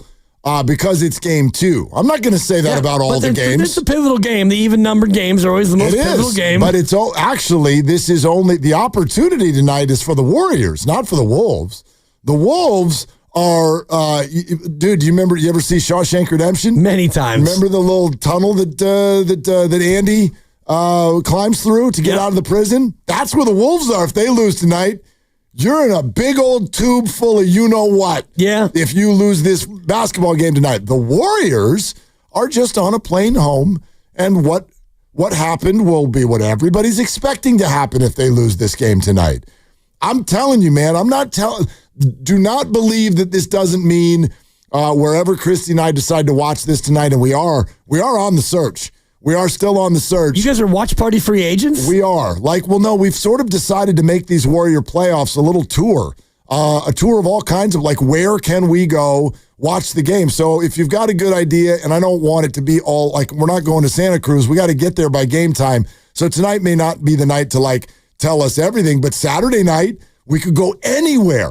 And we're picking different places to go for every single game. So would love your thoughts. Hit us up with that. But yeah, wherever we go watch this thing tonight, I'm going to kick my feet up. I will pump my fist if the Warriors take a lead. I will yelp. I will scream. I will sweat, all those things. But if the Warriors lose this basketball game, ... it's okay. It's okay. It's not okay for Minnesota if they lose this game. It's probably not. And that makes it the most, I didn't call it just overall relaxing, but it's the most relaxing playoff game that the Warriors have had yet. In a long time. Yeah, without a doubt. I mean, even when they were up, 3-1 on Houston, that wasn't really that relaxing because you were on the road and, you'd like to close it out, but, you realize that you go to Houston and you don't win. Okay, now it's game 6, and that's not relaxing because if you lose that, game 6, God forbid, you got to go to Houston, and you said it, and I kind of co-signed of oh God, if they lose, then you got to go back to Houston. I don't like their chances. So there's nothing relaxing about being up 3-1 with a game 5 on the road against a team that is young and hungry. And this one, yeah, it's a little bit relaxing. Of course, the Warriors want to win. There's no one right now in Minneapolis in a Warrior jersey thinking, you know what? We're just going to Netflix and chill this thing. No, definitely because not. We don't even really mind. Well, we don't have Steph, and so we might as well go out there and lose quick. But as a fan, I'm kind of with you where if they do lose, and I've predicted already, and I'm not going to do this the whole show because I don't want to be in a negative mind space, but I do think that Minnesota is set up to win this game. You think they're going to win by 30? Yeah, probably. Maybe 35. They might. Could be 40. They might.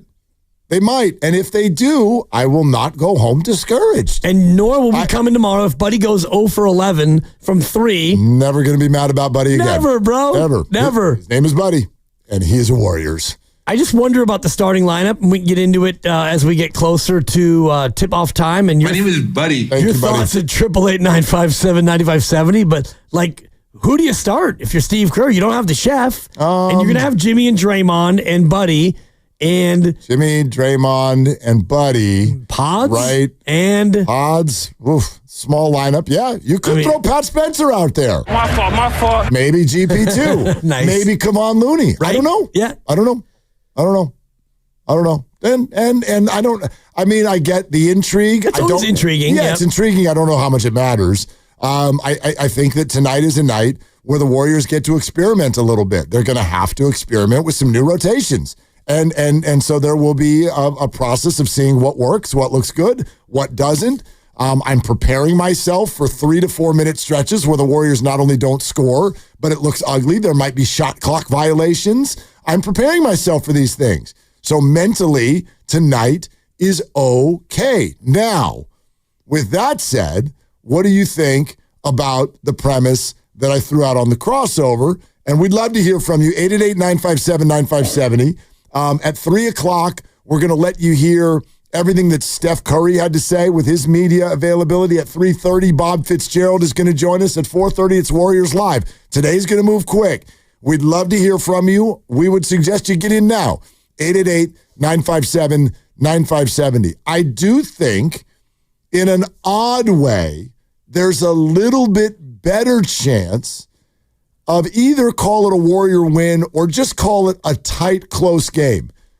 I feel like there's a little bit of a better chance of that tonight because Steph is out. And that, please don't take that meaning that the Warriors are better without him. It just means that the ingredients of this stew have changed in a very, very significant way. And we know the flow of a playoff series. When the home team loses game 1, they usually come back 2 nights later with a wrath never before seen in terms of the amount of desperation and energy they throw at you, and it's very hard to beat that. I know it's happened in the Eastern Conference in both series, but they were both weird games and totally gagged games by the home teams. So the reason I feel that, though, is I do think the mental approach to Game 2 for the Warriors is very different now that Steph is out. You do not have the ability to take your foot off the gas and say, it's okay, we're heading home with a split, and we'll get them on Saturday night. Because let's be real, you may well be an underdog in every game the rest of the way. That's probable. Yeah. You may be an underdog in every game for the rest of this series, or as long as Steph Curry is out. And so now you kind of play with that. You're like, if we need to get Steph back on this court, we have to take every opportunity to pluck a game off of these guys. Tonight is the first opportunity to do so. So you have to play, I think, with a little bit more drive and a little bit more focus than you would have if you were at full strength. Sure, and that's great, and I do think that that's a reality, but also you're dealing with a couple of veterans, and Jimmy and Draymond and Kevon certainly as well, and GP2, guys who understand the value of taking 1 out of 2 on the road, and I do think that there's a certain amount of a mentality of settling, because you've already, quote, checked the box. You went to Minnesota, you stole 1, and you don't have Steph Curry, your best player. So there's a little bit of a letdown mentality anyway when you're the road team who's already won a game. I do think about last night, Boston and New York, where New York had that mentality. And then they cut it to 12 or 13, and it's like, oh, you know what? We might actually be able to surge and win this, and they did. And they did. So the Warriors, I'm not going to say that they're going to fall down by 30 and lose by 50. And I was just being facetious earlier saying they're going to lose by 30. They might. I do think they might. I mean, if I'm Minnesota and I look at what you've done, 12 of 76 from 3 the last 2 games, I realize that you're probably better than that. And if you're Minnesota, this is not your last stand. It's not a must win. But you look at a team without Steph Curry and you've got to be licking your chops over the idea that this is the most winnable game of all the remaining games. I'm glad you mentioned licking your chops because it's gravy time. It's a gravy game, yeah. Well, I mean, the whole series is kind of a gravy series now. And I know see, I don't agree with that. I know you don't. I'm going to eat it. I know you don't. I'll explain what I mean by that coming up next. And do you kind of believe that? 888-957-9570. Is anything good that happens for the Warriors the rest of the way now kind of a bonus, knowing that Steph Curry is out for at least the next handful of games? What can really be expected? 888-957-9570. We look forward to taking your calls now. You'll hear from Steph Curry in a half hour. You'll hear from Bob Fitzgerald in an hour. Memorial Day weekend is almost here. Before you hit the road for that well-earned getaway, swing by Valvoline Instant Oil Change. No appointment, stay in your car. Done in about 15 minutes. Visit Bay Area Oil Change for locations and coupons. This is Willard and Dibs.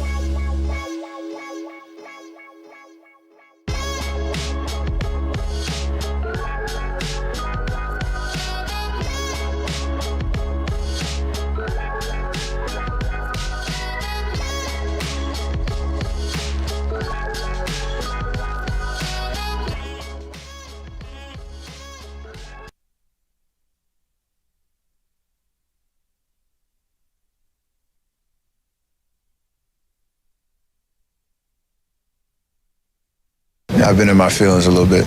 Now back to Willard and Dibbs. Take it away, Mark. Okay, Chef. Feels different now when he brings us back, doesn't it? Yeah, it's a little sad.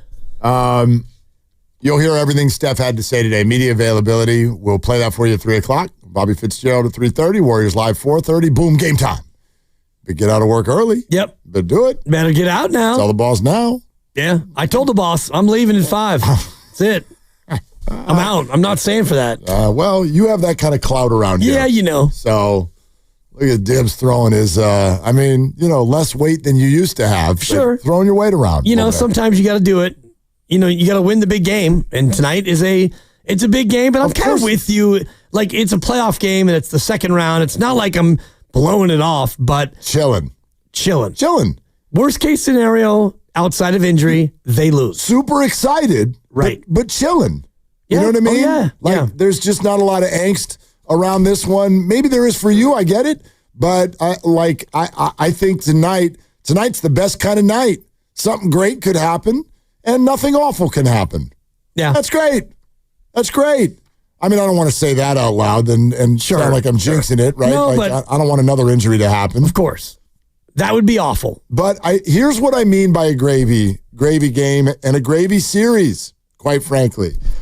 It does not mean that I'm just like, okay, Warriors lose. Oh, well, on to the summer. That's not my vibe. That's not how I'm doing this at all. There's still plenty of intensity about this. But it is managing these two words, hope versus expectation. Now, maybe, and I know you've answered this a couple of times this week by saying this, maybe you weren't expecting the Warriors to win, even with Steph Curry. But I think majority of Warrior fans, after what this team has done over the last 12 years, majority of Warrior fans, they like to swagger into the room. Oh, I'd like to see you beat Steph Curry and Draymond Green in a series. They don't want to face us in the playoffs. Go ahead and show me, Thunder, Shai Gilgeous-Alexander. Show me that you can actually do that, because people don't usually do that.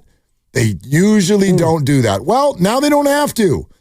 The Minnesota Timberwolves don't have to beat the Warriors with Steph Curry. They just need to beat the Warriors with Draymond Green and Jimmy Butler. And that's different. And so, for me, any expectation that you felt has left town. And you can be mad at that. That may not describe you. That's fine. But those are very, very different emotions. I hope the Warriors can win. I am cheering for the Warriors to win. I am optimistic that they can still make noise here. But you know this about me. I hate the word expectation. It ruins stuff. It just does. When you go in with massive, lofty expectations and they're not met, you come out all upset. And that's sort of where I'm at. I've promised two things now in these playoffs. One, I will never get mad at Buddy Hield again. And two, I ain't going to be mad at him no matter what happens. I can't be frustrated or surprised or any of those things with a basketball team in the NBA playoffs that cannot or does not win when its ultra, uber, super duper, international, iconic superstar isn't playing. He isn't playing. Expectation left town. It's gone. Yeah, for me, I still have expectation because you've got two other Hall of Famers and you've got a team against whom you're up 1-0. And so you've got home court. No matter what happens tonight, you've got the home court advantage. And I do look at your team, and your calling card has been your defense. And Steve Kerr, every time he joins us, and he joined us yesterday, and he comes on every week exclusively in this market on 95.7 The Game. He talks about how they're the number one defense since they got Jimmy Butler. And you lose Steph Curry, and I do believe that you still are a number one caliber defense in the association, even if you don't have Steph Curry. So you just have to go about winning these games in a different fashion. And I know you're an underdog, and you were going into the series even before Steph got hurt, but you've got a 1-game lead, and you have a way to go about and win a game or 2 games or maybe 3 without Steph. I don't know when he's coming back. If he's coming back, nobody knows that. But I look at what you have, and you have enough to beat Minnesota. I firmly believe that. So I'm going to have expectations. And if they don't do it, it doesn't mean I'm going to be gutted or call for firings or rip people. I'm not going to change my expectations just because Steph Curry went out. That's fine. And so there's a little bit of a difference there with how we're looking at it. Again, and somebody just hit us on the Boxer and Gerson Work Injury Attorneys text line and said, Willard, have some faith. Again, don't use the wrong word. I have plenty of faith. I have belief. I have hope. I have optimism. I have strength. All of these things that you use when you're rooting for your team. I do not have expectation. That's totally different. Expectation, think about that word now. Like the expectation you have of people when they're around you, whether it's family members, whether it's those you work with. You know what I mean? Like you being here today, that's an expectation. I expect you to be here today. But like, I'm not going to put that word on a lot of things, especially like, for instance, and I think last week you did miss the show because Milo was sick, right? Yep. Oh, yeah. Okay. It's like expectation leaves town. Yep. You got something going on. Now, we're not expecting that anymore. We're going to hope. We're going to hope that Miley gets better. We're going to hope that Dibbs gets back the next she's day. Better. Great. And you only missed one show. That's great. It turns into hope rather than expectation. And that's all I'm saying about the Warriors. I still have hope, but I'm not going to expect anything. And quite frankly, those of you who are parading around with a flag on your car, I never wavered. Stop. If I had thrown this at you a week ago, you'd have cried just like Steph did. I shared a bunch of the tweets that people were sending me after the Game 6 loss, and because I sent out, hey, how you feeling, Warriors, after that? And it's like, no chance, 0, it's over, Giants, summer, Cancun. Like, I got a whole litany of people who had given up, and then they win Game 7, and now our expectations are back. So I do believe that all of this is fleeting, and my expectations are not as high as they would have been if Steph was still here, but I'm not just going to say, well, I mean, it's over. They're going to lose in 5. And I'm not saying that either. I know you're not, but I do believe that this becomes a big-time test for Draymond, Jimmy Butler, and Steve Kerr in particular. Figure out how you can get this group without Steph to get this done. Yeah, and actually, the sort of way that we normally fan, to me, it morphs a little bit into intrigue. Like, that's how I'm approaching tonight's game. I'm a little intrigued more than I am like excited. LFG, let's get some drinks and scream. I'm more like, I wonder how they're going to approach this. Who is going to start? How are you going to attack the basket? All of those things. A little bit more, just take a step back, pretend you're in a parachute and you're just looking down on the game. And I wonder, how are you going to approach it? And maybe they find some lightning in a bottle. Maybe Buddy goes for 30 again. I don't know, but I sort of look at it that way because everything they are, the whole eye of the storm is gone. So you got to rebuild your city. Totally. You have to rebuild the whole thing. Dub Nation, let's get engaged before we go to the calls, okay? We do it before every game. Vote in our engaging Dub Nation poll on 95.7 The Game's Twitter page. This is brought to you by Shane Co., your friend and jeweler. You'll find the Bay Area's best selection of unique engagement rings and their unmatched free lifetime warranty. And boy, that really can come in handy. Visit shaneco.com today. Here's the question today. With Steph Curry out and going to miss at least 3 games, and there's no guarantee he'll play again in this series at all. So if he misses the rest of the series or even most of it, easy question, yes or no, can the Warriors win the series? Can the Warriors win the series without Steph? Yes or no? Go vote in the poll on the 95.7 The Game Twitter page now, and we'll have the results. We'll check in on that a little bit later in the show. Let's go to the phones. Jonathan is in Mariners Point. I used to play a lot of 9 holes there once upon a time. Hi, Jonathan. What's going on? Hey, guys. How's it going? That last little back and forth is exactly why I have Willard in the 95.7 power rankings and where I have Dibbs where he is. So thank you for that. I don't know if you can say that without telling us what your power rankings are, Jonathan. I have a feeling that I'm pretty low on the rankings, Jonathan. Go ahead. Dillard, what I love about you is you have the attitude of a 6-year-old with a toddler, and I appreciate it. So my rankings would go Shafty, Willard, Steiny, Goo, Dibbs, and then it's still out on Spadoni. I just miss Bonte so much. That's fair. Wow. What the hell do you love so much about Shasky? I'm kidding, Jonathan. Go. Yeah, go ahead.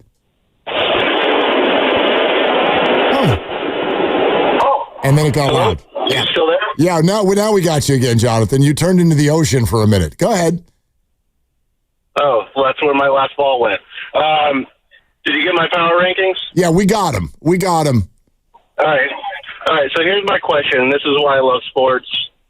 This is going to be about who steps up. You don't know who, just like we didn't think Buddy would. My question, though, is if they can only win one of the next 3, which is the most important? Is it going home and up 2-0, but that means you're down 2-2 after our home games? You take game 3, which means you split at home, a lot of pressure on game 5 on the road. In the same scenario, you need to win that game 4 to go back split to Minnesota. So of the 3, which is the most important that they win? Okay. It's game 4. Thanks, Jonathan. And thank you, Jonathan. Why is it game 4? Because then you'd at least have momentum, quote unquote, heading to Minnesota for game 5. I think that if you win tonight, and I'm just making light of momentum, but you win tonight and then you go home and you lose 2 in a row, the feeling among the fan base anyway, the players don't care about these feelings, but the fans will be like, oh boy, you stole a couple in Minnesota and you can't win at home. Oh geez, woe is us. But if you lose tonight, I think it's kind of a telegraphed loss. Game 3, oh boy, you didn't quite get it done. And then game 4, you right the ship. For me as a fan, I would feel the best about a 2-2 split with a game 4 win. I'll agree that the answer is definitely not tonight because if you go up 2-0 on the road and then you go home for 2 games and gaff that opportunity away, that would suck. That would be a gut punch. So I don't think it's that. I guess my answer beyond that, though, is I don't care. I don't care if it's game 3 or 4. If you come home and split the games at home, doesn't really matter to me which one. You made momentum. I know you said you're making light of momentum. Right. There is no momentum. There is no momentum. Like the one game does not affect the next. So I don't know. I guess I'll go with you for this reason. If you lose tonight and then you were to win game 3, you're again, my rule. The pivotal games are the even numbered games. Right. That means each time that you had an opportunity to really take control of the series, you didn't do it. You didn't do it tonight, and then you didn't do it in game 4. And so I don't know that would feel great. Yeah, I guess you would feel best if the answer was game 4. But largely my answer is doesn't matter. It's either 3 or 4, but it's got to be one of those, not tonight. Like even in this situation, if you go up 2-0 and then come home and hand it right back to him, that would suck. No matter who's in the lineup. Yeah, no doubt. I think you're right about that, about the lineup and what that would feel like. And again, 2-2 is 2-2. And if you are in a series where it is 2-2, well, now you've given back home court and you've got to win 2 of the last 3, including 1 in Minnesota for sure. So that becomes more difficult, especially if you don't have Steph Curry. And I don't know, nobody really knows when Steph could potentially be back. The thought is he'll be reevaluated after next Wednesday or for next Wednesday, which would be ahead of game 5. I don't know if he'd be ready to play in that game. Maybe he can go Sunday in game 6. Something I heard, and I wasn't sure if you heard it or Grandy, if you know the exact answer to this, but is Steph Curry going to stay in Minnesota? And I know that they're leaving tonight as a team. Is he just going to stay? No, he was just staying with the team through game 2, and he'll fly back with the team. Okay, thank you. Okay. I heard that Joe's talking about this morning about whether or not he's going to be on the bench. I'm sure he's still with the team. I think what's significant for fans is whether or not he's actually going to be on the bench, either sharing his thoughts to the players as they go out there, or also, of course, like it just makes fans feel good. They want to see Steph Curry. You want to see him out there with them. I don't know for sure, but I think he will be. He was out there at shoot-around rebounding for Draymond and others. Great. Or passing to them. Great. But, Just what I heard today about somebody mentioning that he was going to stay in Minnesota. I wasn't sure if that meant that he was going to stay there through games 3 and 4. That way he didn't have to fly and have his hamstring be on a plane? I guess I haven't heard for sure that he's flying back, but I haven't heard otherwise. So I assume he's going to fly back with the team. Yeah. Boxer and Gerson work injury attorneys text line 925. This is absolutely ridiculous. Dibbs has been absolutely crushing since the Rise Guys days. Dibbers is number one. Oh, go ahead and lock that up. I mean, put that on the board. I just want to make you. I wanted to help you rebound. I don't need to rebound. I know you don't need number it. One. Jonathan from Mariners Point. Let's just see how this went. San Francisco, San Mateo, and Steiny. That's his top three. I would defy you to find another human being who has that as his top three power rankings on the station. That's all. San Francisco. You lost Shasky. Oh, got it. So a Peninsula guy favored a city guy and a fellow Peninsula guy, and then the ultimate curmudgeon? Okay, Jonathan, your power rankings can be your own. I don't share those as my top three. Don't tell me you didn't need a pick-me-up. I know you didn't need a pick-me-up. Like Mother's Day is this weekend. They don't need a gift, but you get them one. I mean, you get them one because it makes them feel good. You get them and you show some respect to your mom. Well, I had one. Well, thanks. Thanks for taking it in that direction. I mean, talk about your wife, Dibbs. Good Lord, yeah, exactly. Slap some flowers on your urn, Mom. There you go. Happy Mother's Day. I've told you this story before. Just. I'm going to leave the name of the former 49er out of the conversation. Okay. But you know how we like to do the big finish. Oh, yeah. On interviews. And I did this one time I think the category was fun with food, which was one of my staple categories when I used to do this all the time. And so we're doing fun with food. And one of the questions I threw at him was, what is your favorite meal that Mom used to make? And this guy pauses and goes, see, now you didn't do enough research for this interview because my mom died when I was a little kid. Oh, boy. Yeah. I'm like, okay, brother man, first of all, you better be careful. We don't research like that, but I'm not going to go into your entire family tree and read your entire world history. Don't be disrespectful. So that we can have a conversation about the 49ers. You could have taken that anywhere. He's like, I was raised by my grandma. Great, then what did she make? No, come on, man. You didn't need to drive the whole thing off of the cliff and make me look like the biggest jerk in the history of mankind. This reminds me of Jolo and Dibbs. We had Mary Babers Green on a weekly. Draymond's mom. So Lo Neal's doing this whole Thanksgiving setup, and he's like, Mary, what do you like to make? Something special? Maybe it's the collard greens. Maybe it's the turkey. What's your one signature dish for Thanksgiving that you like to make? And she's like, baby, I don't cook. Lo Neal rips the headphones off his head, and he goes like this to Joe. I'm done. I'm out. Like, no. You don't get to be done just because you tried to ask a Thanksgiving question and Mary Babers Green said, oh, no, I don't cook. Yeah. Same thing, though. You don't have played along with, you don't need to take it there. I mean, Mother's Day is still Sunday, even though your mom has passed away. May she rest in peace. Yeah, she rests in pieces on my sister's mantle. For crying out loud. What? It's my mom. I can do it. Okay? I can do it. I can riff on my mom. She's been gone for 10 years. Oh, my God. Yes, she rests in pieces. Literally pieces. Millions of them on Gail's mantle. There's only one person I love more than Deep Dive Dibs, and it's Dark Dibs. Dark Dibs, yes. Dark Dib. You asked me about my dad next. Jonathan in Mariners Point just texted in on the Boxer and Gerson work injury attorneys text I'm now number 7? No, he said, hey, good news, Dibs, you're still in my top 5. Woohoo! Okay. Means a lot to me. All right. Mariners Point. Mariners Point's not even a place. Like, it is a place. San Mateo. It's a golf course. Yeah, it's not a city. And it's not a good golf course either. Wow. It's a dog track with duck crap everywhere. I played it. It's a little 9-holer. It's not there for good golf and collared shirts. It's there to go out there and whack it around a little bit with your friends. It's all fine. Fighting geese. Yeah. What's wrong with fighting geese? Yeah, Mariners Point. Get out of here. It's windy out there, brother. Dude. Seriously. It's windy. Constantly. Windy City, Chicago, screw you. You've never been to Mariners Point. Does Mariners Point have a Pope? Didn't think so. Shout out Leo. It might today. I haven't been there to see if there's any smoke. 33-1, by the way, if you were in the betting markets. Was it really? 33-1 on the American Pope. Yeah. What?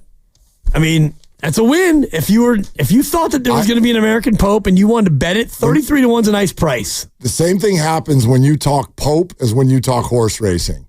I'm like, I don't even know what you're talking about. You know that there was a betting market on who the next Pope would be. There's a betting market on everything. Well, there is a betting market on everything. And I'm telling you that the market for the Pope, the American Pope, was 33-1. Okay. So if you believed in America. I believe you. I don't even know who the hell got announced as the Pope. This Chicagoan who speaks multiple languages. Good for him. First ever American Pope. Yeah. And I found out about it watching Pat McAfee. That's where we are now as an American society. Hey, the breaking news here on the roast. Awesome. I just dropped Jude at school, and they're like, breaking news, and I'm like, oh God, who's got the HIV now? Right. Like, who's sick for the Warriors today? And Spadoni's like, no, we got a Pope.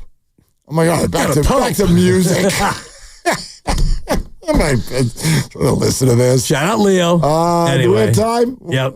Oh, we do. Okay, good. Let's go to Mike in Alamo. Hi, Mike. What's up? Thanks for calling. Mike? All right. Mike choked on the open net. Let's go to Wes in Castro Valley. Hi, Wes. What's happening? Hey, guys. Can you hear me? Yeah, yes, Wes. we can. All right, guys. Why do I have that feeling? First of all, I love your show. Thank you. I listen to it every day. Where do you rank Dibs? Never mind. Go ahead, Wes. Why do I have that feeling that they're gonna try to face guard what's his name? Butler. Yeah, and how will he react to that? Second, what do you think about how the refs is going to call when Anthony Edwards attacked the rim? Because I feel like he's going to do that all night. How do you guys feel about that? Thank you for taking my call, guys. Okay, Wes. Thank you very much. So I think if I got the questions straight, A, how will Jimmy Butler handle basically when he says face guarded? I think he means like if they're fronting him down low.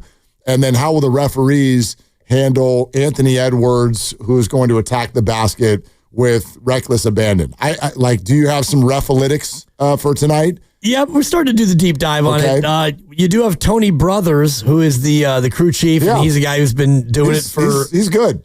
Yeah, very good. Yeah. And even though the refalytics in game one indicated a home-heavy whistle, it didn't matter because Minnesota couldn't make a basket. Right. So we can do refalytics all we want, and it only matters, I think, if the game is close or if the game gets officiated a certain way. But when you get to this level of the playoffs, you know that every single ref on every crew is a former crew chief or a current crew chief, so you don't get any of these weak sticks who are refereeing. Also, as far as Jimmy Butler being fronted, they do that a lot. They've been doing that a lot in both of these series, and I know that is a difficult entry pass, but that's going to be key. The Warriors have got to take care of the basketball, and so some people who don't normally handle the ball are going to have to handle the ball a little bit more. Brandon Pajemski, Buddy Hield, like they're going to have to do some things down there. But the other side to it is, look, I'm sure the Warriors are going to have an approach to this. And Jimmy Butler ranks right up there with the smartest players in the game with the ball in his hand. I don't know if it'll work. I do know that they will have a plan. They will have a plan. And if they can keep this thing under 12 turnovers, I think they'll have a chance to win the basketball game. All right. Coming up tomorrow, check this out, everybody. This is a big deal. This is a big deal. I want you to listen to what I'm about to say. Coming up tomorrow, we're going to be giving you a chance to win a pair of tickets to the Valkyries' first ever regular season game. Okay, their home opener on May 16th. Their first ever game here in San Francisco. Golden State Valkyries' inaugural season has arrived. Fans, you do not want to miss the first ever WNBA season in the Bay. Catch Tiffany Hayes, Kate Martin, Kayla Thornton, and the Valkyries all summer long at Chase Center. Tickets are available at Valkyries.com and then also right here on 95.7 The Game, where we're going to have a pair to give away tomorrow. We're brought to you by Fremont Bank, here for you, here for good. We'll continue to take your phone calls, but if you missed what Steph had to say today, we're going to have that for you coming up next on Willard and Dibs. And this is Willard for Underdog Fantasy. Basketball playoffs, Warriors and Wolves, the only game tonight. This is a solo bolo, so tap in on the team you know.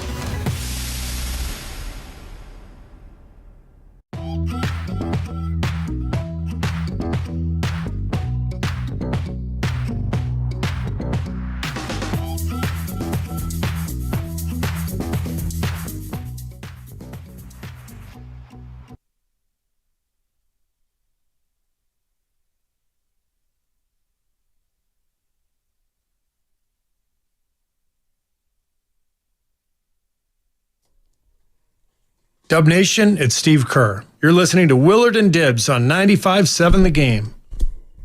Good to talk to the coach yesterday right here on Willie and Dibby.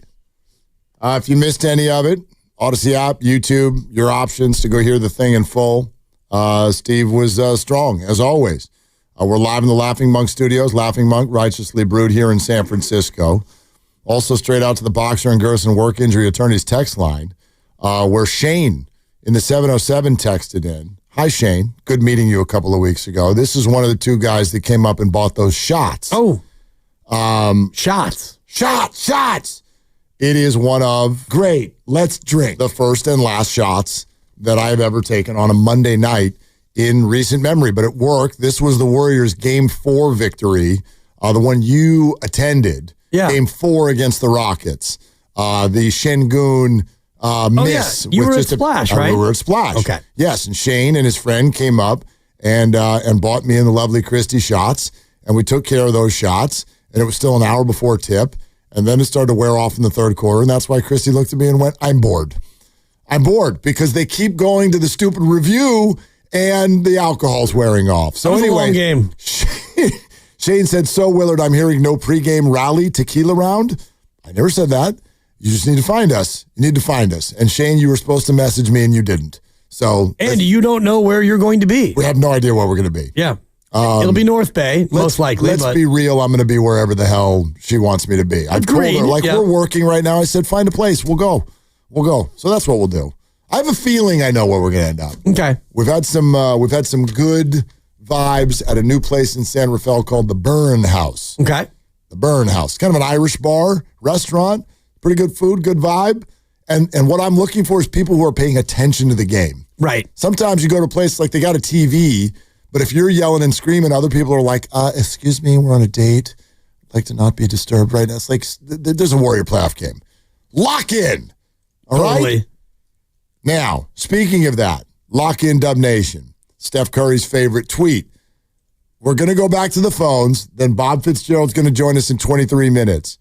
Until then, though, we want you to hear what Steph had to say today. This is a good portion of his media availability discussing his injury. Here is Steph Curry.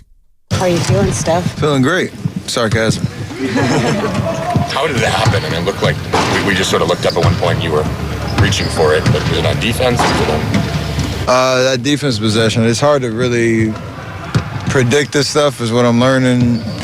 There were no warning signs or any weird feelings.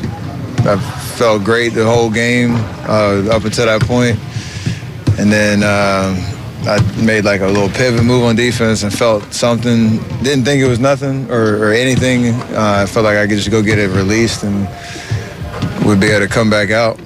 But with soft tissue stuff like that, it was one of those situations I could have done more damage if I tried to go back out. So obviously a tough break, but hopefully I'll be back soon. Do you have a target in your mind, or how are you kind of viewing this? This is new, and from all that I'm learning about how quickly you can get back, there has to be a healing process that is just the way the body works. You can't accelerate it more than what it's telling you. So it'll be one of those after a week, really reevaluating every day to kind of understand when it's safe just to even think about playing, let alone how much can you push it. You've never had any type of hamstring issues in your life? First one. Steph, you're going to be clearly around the team. You're here today. Have you talked to the guys, or do you need to talk to them, or any kind of just hey, I'm here, I'm still around? No, they talked to me. This is the great vibe in our locker room in terms of them trying to hold the fort down. We have a lot of confidence that we can still win the series, and guys step up no matter how it looks. It's obviously a situation where you want to think positively and optimistically that we can win games and buy me some time to get back and stretch, hopefully have another series after this and be able to be in a position where I can get back out there safely, where I'm not putting too much risk on the body if it's not ready. So I think they understand the task. We all are in it together, and I love the feedback I got from my guys of understanding what the challenge is. Are you still able to get like stationary shots up or anything? Nah, I'm a little ways away from that. You say not too much risk, Steph. I mean, is there going to be a temptation that's like, okay, there's a chance I could re-injure, but I'm still going to play? Or do you have to fight that? Eventually there'll be conversations like that. I'm not even anywhere close to that right now, so I'm not rushing it. Because like I said, there has to be a natural healing process that happens, and the body will tell you, even if you're able to do like normal basketball movements pain-free and all that stuff. And I know how tricky hamstrings can be, where they can fool you and think that it's healed even if you don't feel anything. And so that gray area is a little will be confusing, I'm sure, but I'll do everything in my power to get back as soon as possible. Steph, because you said that the nature of this injury can kind of fool you at times, what would it take for you to feel comfortable when you finally come back? Like, what's the bar for you to have to pass? I have no idea, because I've never dealt with this before. So if it was my ankles or anything else, I'd be able to tell you pretty quickly, like, I know by set date I'll be good. This one I have no clue, so I'm not trying to put any expectations other than I want to feel better each day as I go. Obviously working with Rick and his expertise on, again, doing everything that we can to get me back out there as soon as possible. That's the mission, and then whenever that time comes, I should have all the answers. And until then, is it like 24 hours of like stem or anything like that, like treatment? Is it? It's a lot, yeah. It's a little bit of everything. Steph, given that you haven't had this before, have you talked to Gary or someone on the team who has? I mean, obviously several, not a very uncommon injury. I will, for sure. I haven't. I've been in my feelings a little bit. Considering you went through this in 2016, something similar, not a hamstring, but an injury in the playoffs, does that make it more comforting or more frustrating? More frustrating, because when you're 27, you feel like, you're obviously in your prime. Like, every opportunity I have now, you don't want it to be wasted on an injury. Like, I'm thankful it wasn't worse, and I'm very aware of and appreciative that I have even a chance to come back.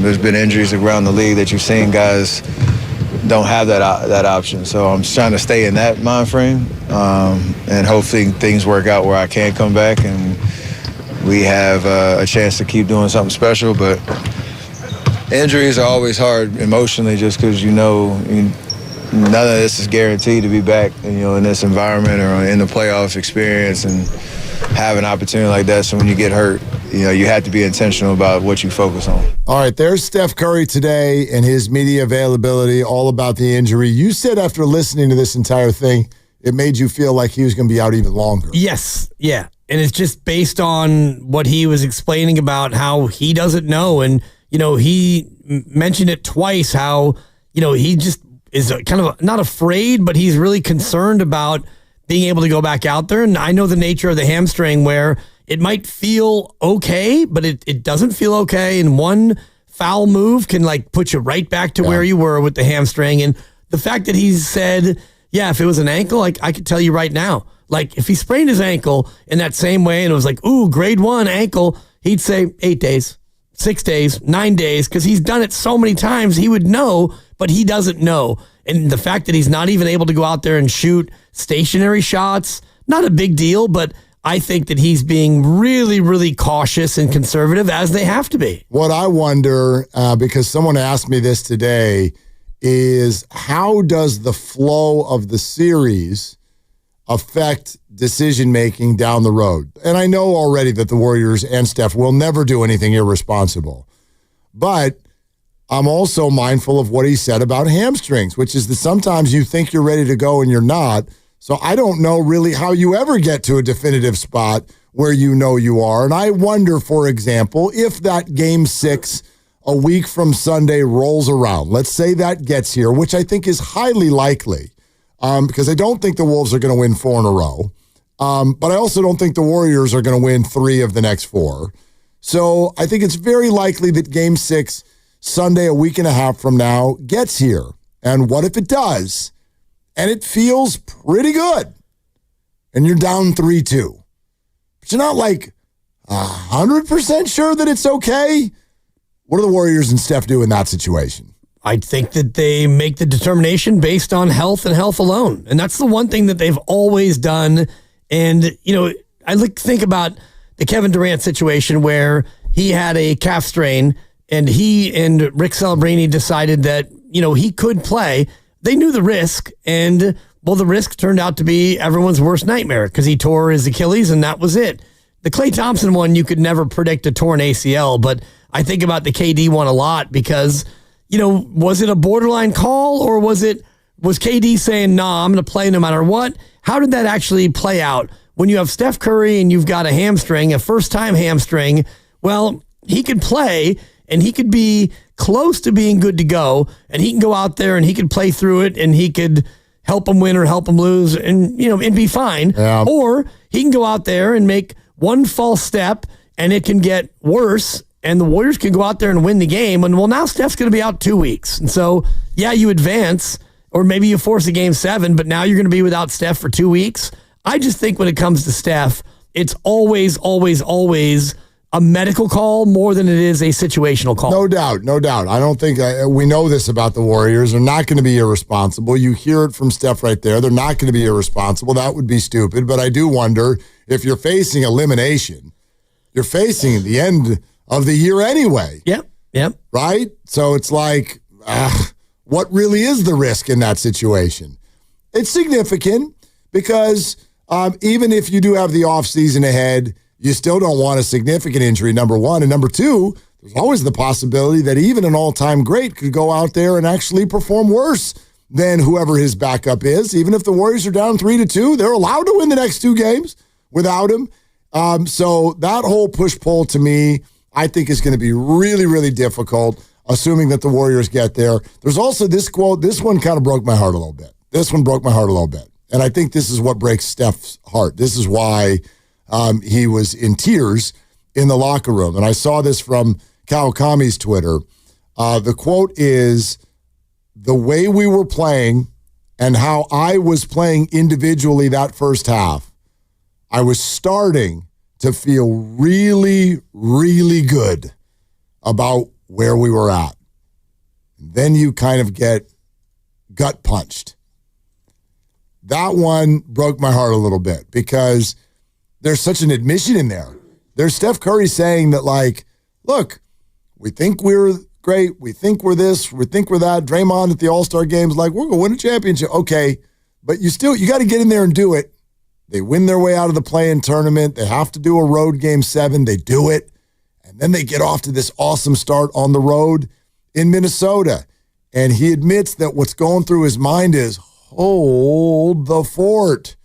Like, we're threatening to take game 1 on the road, which really twists the percentages in our favor that we're going to make the conference finals. And the conference finals is when you can officially start saying we're contending for a title. Absolutely. No matter who you play. So he's sitting here on the court going, hold on a second. We got like a real shot maybe here. A real shot at that 5th ring. Then you come up lame. Right. And it's extra frustrating when you have an injury of this nature. And I looked back at the play many times, and he talked about it. He's on defense, and they're playing zone. And all he does is, he's shuffling, and he does a hard jab step to the left to try to show defense to the baseline. And then he pushes off, and he comes back, and he immediately goes up and grabs right below the buttock. And it's like, oh, boy. Yep. And then you see him, like, again, and he's holding it, and it's like, dude, you did nothing. You did nothing. You just jabbed to the left, and then the hammy went out. Yeah. You know that. I've done it a couple times. Yeah, and I've had them. I haven't had a bad one, but like they just start barking. You're like, I didn't do anything. Nothing. Where'd this come from? Oh, yeah. And it just starts barking on you, and if it locks up, it locks up. Well, and that's what he said. He's like, I was hoping we can go back there and we could, kind of work through it. Because sometimes you get that little, the hammy, the tweak, and like you're able to stretch, and it's like, okay, can stretch it out. We're going to baby it for a little bit, and then we're going to walk through it. We're going to walk it off, and hopefully we'll be fine. And Steph tried to do that, and clearly it was way worse than, being able to work through it because he didn't even come back to the bench at all. And the word immediately came, he's out for the rest of the game. Straight to the locker room. Right. Yeah. And he was playing great, and they were playing great. And, I'm sure he was starting to feel like, okay, we got through Houston. We got through the hard one. This is going to be hard, but we're starting to really hum. And, the only, I guess, positive through all this is that this will give his thumb some time to heal, right? I mean, yes. No one's going to be swatting his thumb for the next week. It's only a positive if he does put a uniform on again this year. You're right. And he will this calendar year, but this season. I don't know if he will. I don't know if he's going to get that opportunity. Hopefully they make it to where he gets that chance. And I was just looking at if he was to play again and sustain a complete rupture of the hamstring, now you're looking at 3 to 6 months. Yep. And that is a really, really hard injury, and that's a hard rehab. And so 3 to 6 months takes you potentially 2 months into the start of next year. Right. Yeah. I mean, you don't want to do that. No, and so and you don't want to do any of this stuff at that age. At that age, when you have a major injury, sometimes you're never the same. Yeah, especially like you said, he's 37 and he's never had this before. And so when you have a hamstring injury, you're going to get scar tissue. And if it's a grade 1, you're not going to have a lot of scar tissue. But after a week or two, hopefully he's able to go through all the rehab and he'll get the best rehab known to man. And if he can play in Game 6, if they need him, that would be awesome. Golly. It's a shame. I can't believe it. And I just noticed that today today's the anniversary of the Willis Reed game when Willis Reed famously limped back and was able to take the floor for the Knicks in their championship year. So you're saying that Steph will play tonight? I don't know about tonight. Oh, okay. But Game 6 could be his Willis Reed moment. It could be, although I don't think Steph Curry is going to limp onto any basketball court. If he's still limping, he ain't playing. So I hear you. It was a different time then. It was a different time, and it's a different injury. Different injuries you handle different ways. Some can get worse, some can't. Just pain tolerant stuff. All right, back to the phones. Bob Fitzgerald is going to join us in 10 minutes. Let's go to Kevin in Oakland. Hi, Kevin. Thanks for calling. Hey, guys.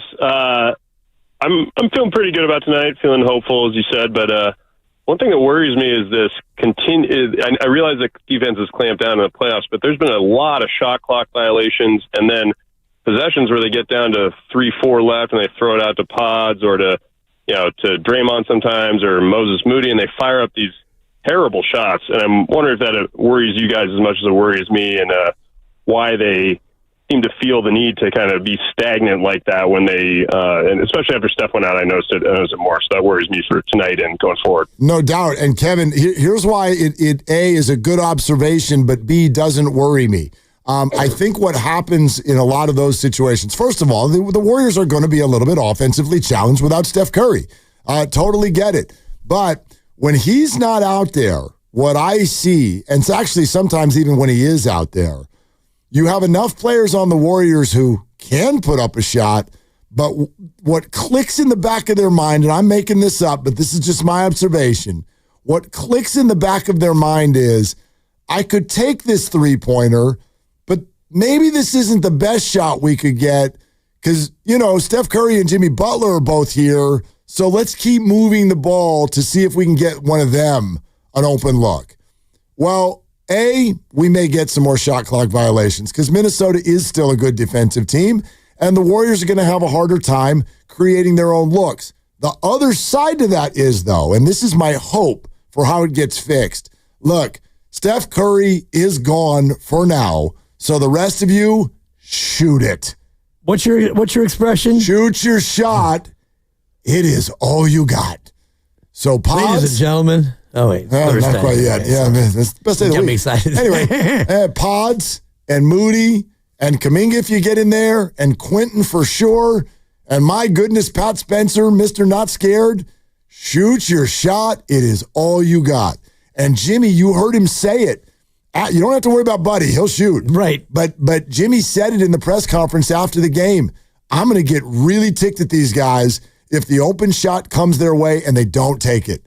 They have to take an open look when it comes because those are going to be like gold, and there's no reason to sit there and wait and hope that you can find an open one for Steph because right now he doesn't play for the Warriors. Yeah, he's not going to have a chance to shoot it. And I look for Draymond again to be as aggressive as he was in Game 1 where, he took 10 threes, which is one of only 4 times in his career, playoff or regular season, that he shot 10 or more threes. So I look for that again, and he doesn't care if they leave him open. He's going to shoot it. And he was hot early and cold late, and that is usually the pattern for Draymond. Yeah. But I think about the one thing I'm going to be watching is how they run their offense and how different it is. I think it's going to be a lot more of ISO and out. Like, you're going to give it to Jimmy and let Jimmy try to cook whatever matchup he has, and then if they double or if it's not going his way, kick it out and see if you can then pass and try to get a 3. 42 minutes for Jimmy tonight. Feels about right. 3 minutes a half. And pending a blowout, right? Yeah, I mean, course. pending it being. No, if you're in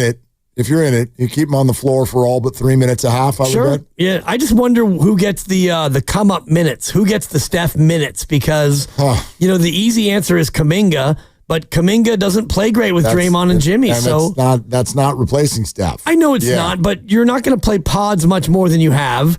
And Moses Moody played 8 minutes. Does he play more? Probably. Gary plays a little bit more. Is it Pat Spencer who gets a real chance? Yeah, he plays more. I think Looney does too, because you do. Listen, Steve will never say this, and I don't know this to be true, but I would think, they've always had a defensive mentality. They've been a very, very good defensive team, but the importance of it now comes up even more, doesn't it? Like, I don't think the Warriors are capable of winning a game in the 120s against this team without Steph. So, like, the importance of your defensive possessions, that's what's going to keep you in it. And Looney was so good on defense the other night. And maybe he's tailor-made for this series.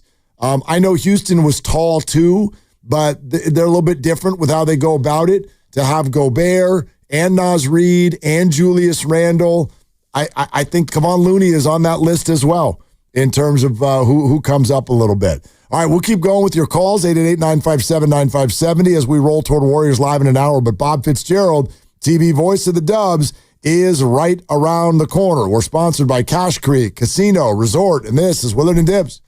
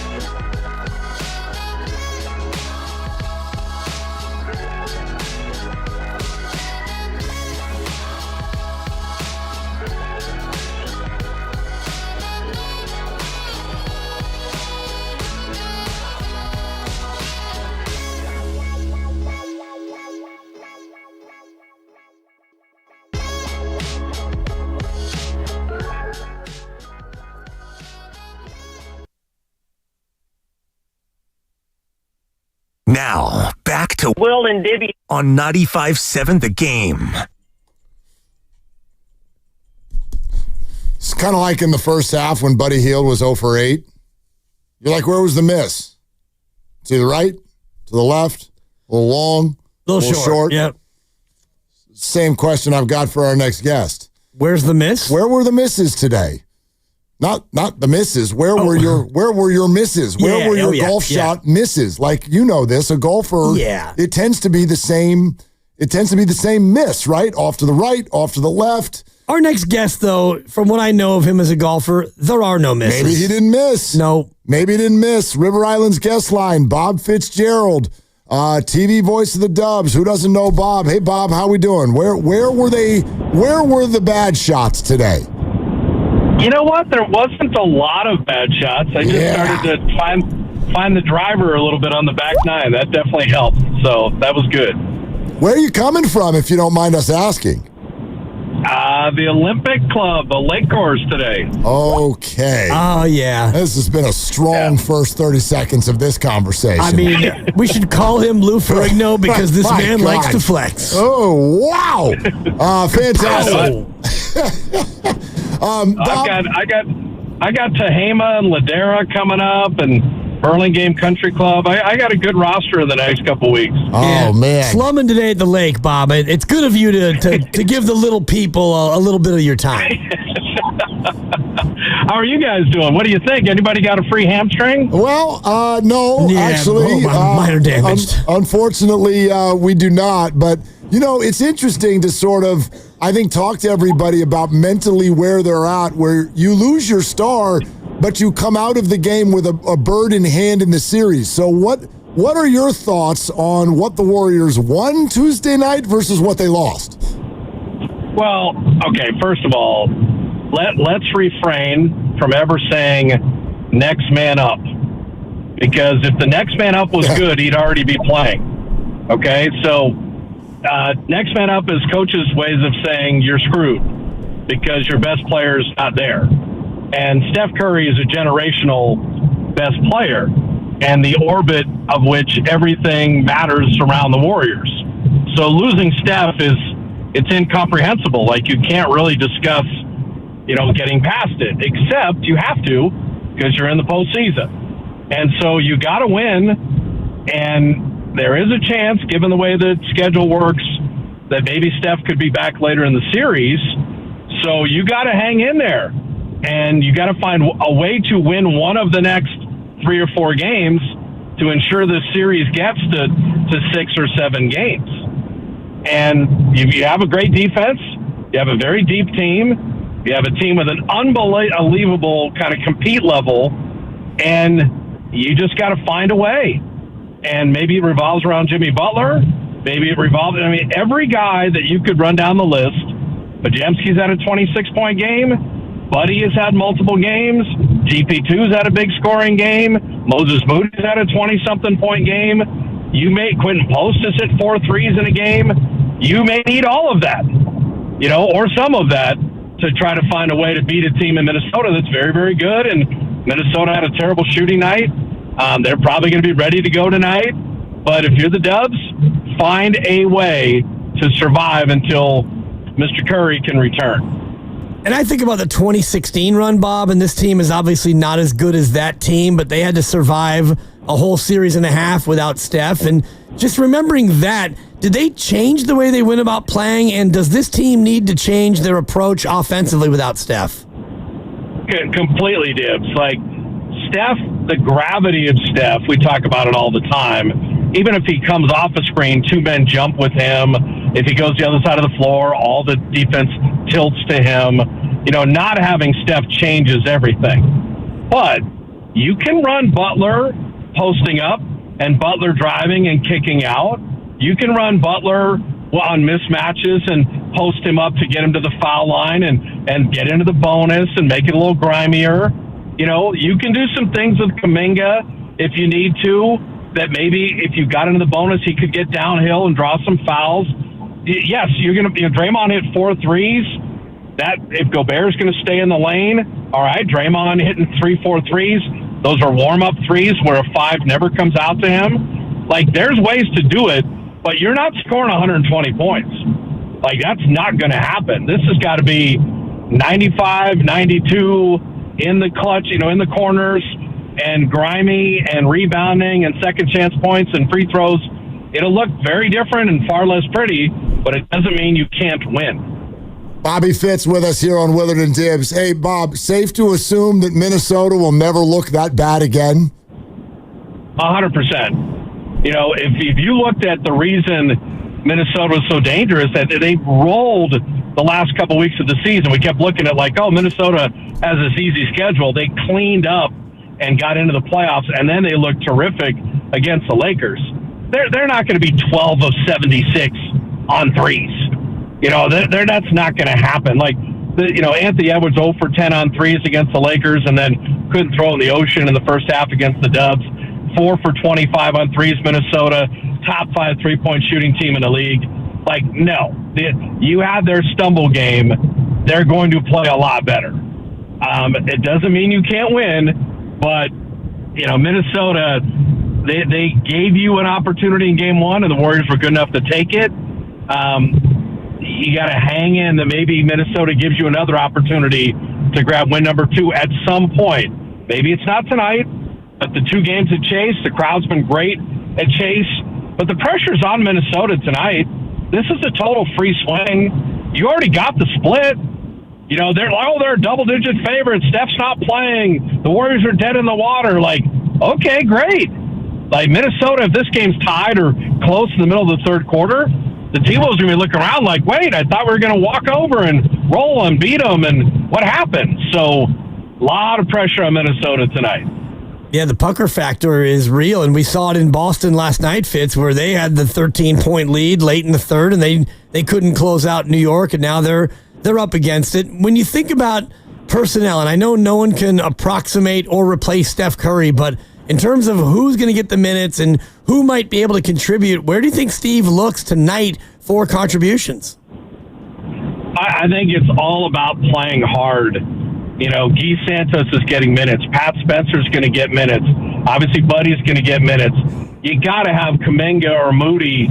They got to find it, man. Offensively, they're both sideways.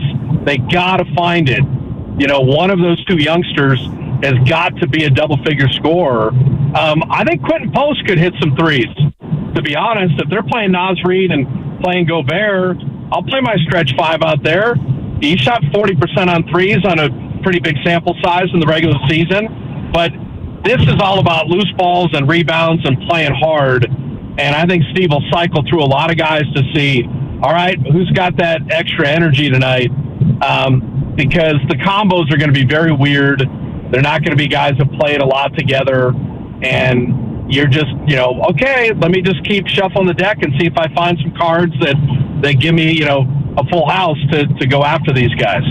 Bobby, it comes as no surprise when coaches in the NBA start working officials through the media during the playoffs. We get that. Were you a little surprised, though, that Finch played that card so firmly and so quickly after game 1? No, because the Gobert pushing and shoving is real, and the clutching and grabbing on Steph off the ball all playoffs has been real, and you're trying to get any edge and put it out into the ether. But if I were Minnesota, I'd be careful with that, because it's not like Gobert and Julius Randle and these guys aren't pushing and shoving. And DiVincenzo, he looks like a terrific defensive back for the Minnesota Vikings.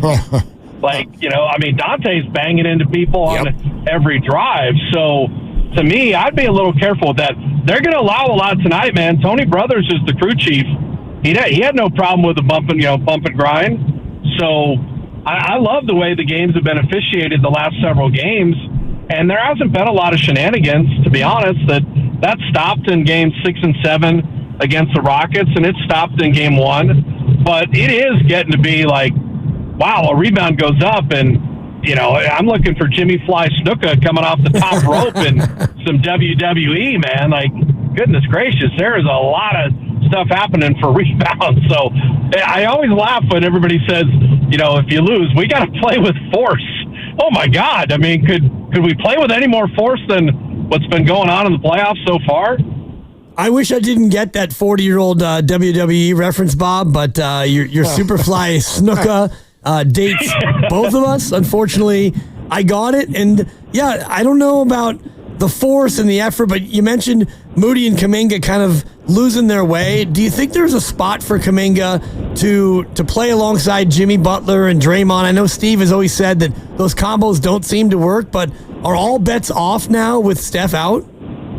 Yeah, all bets are off on that, but think about Jimmy and Draymond and Kuminga. You don't have a lot of spacing, so Minnesota could play really big, sit in the lane, and go, okay, which one of you three is going to make threes between Draymond, Kuminga, and Jimmy Butler? But what I would say is when Butler drives, and he can usually beat whoever on the perimeter to get into the lane, it's Kuminga cutting and then slicing in the lane for a layup or dunk, or it's Draymond getting downhill and passing to somebody who's cutting to the lane. You're going to need movement, not just pass around the mulberry bush out in the perimeter and jack up threes late in the clock. So I think if JK says, hey, I can beat my guy and jump into people and get free throws and stuff, that's great. The thing that for Kuminga, you see it once in a while, and man, it gets you excited when you do. If he would just live on the offensive glass, the Warriors shot 39% in game one. There's going to be a million missed shots in this game. Go to the glass, man. Just play like Amen Thompson did. Just grab rebounds and get fouled and get layups and dunks and stuff like that. And I don't think Jonathan even realizes how good an offensive rebounder he really could be. And that's just the next part of his growth. Get on the glass, man. And that would give you a chance to score more and get more fouls and hurt Minnesota. Because when shots go up, nobody boxes anybody out in the NBA anymore. You know, ask Donovan Mitchell, you know, when Mathurin went in and dunked off a missed free throw. So just have that intentionality of going to the glass. I think that would be an area where Moody and Kuminga can really help out. Bob Fitzgerald with us on Willard and Dibbs, 95.7 The Game. Bob, it's interesting how much you are talking about Jonathan Kuminga and his role going forward. Like, what kind of a runway do you think has been created here by this injury? Well, I think, like I said, Steve's going to shuffle the deck and give everybody an opportunity. And I think game one was kind of it. Okay, there's Quentin Post, there's Peyton, there's Kuminga, there's Pat Spencer, there's Keith Santos. Like, he was playing everybody, just trying to find someone with some traction. And so I just think it's one of those, all right, you're going to get to play, and the better you play, the more you will play. And if it ain't your night, or if you're doing things like turning the ball over or not, you know, you must pay attention to the defensive game plan. Like, I don't care who's scoring and not scoring. The Warriors have to play great D. So if you're missing on switches, or you're not helping on the weak side, or you're not playing the low man role properly, there'll be a short leash for that. You know, when you see Steve take timeouts the last 3-4 games, it is a turnover or it's a missed defensive rotation.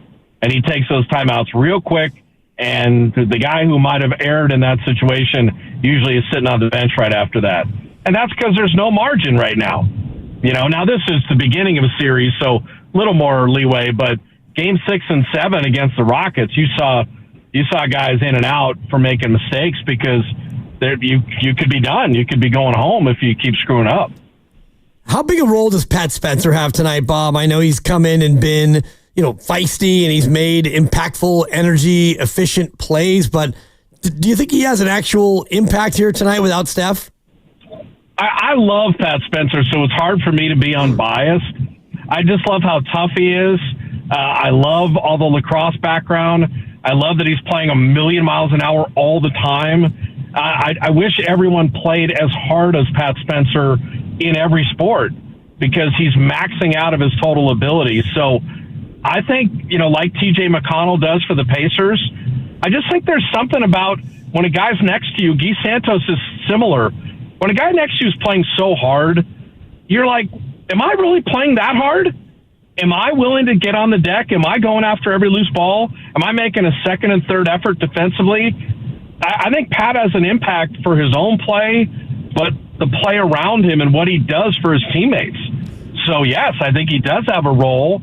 And, oh, by the way, in these playoffs in limited minutes, he's been able to score and get to the cup. And if you bring Gobert or Naz Reid and shot blockers at you, sometimes you miss, but then Looney or somebody's there to clean it up for a layup or things like that. So I love Pat Spencer, man. I wouldn't be surprised if he's got 10, 12, 15 minutes in him tonight, no problem.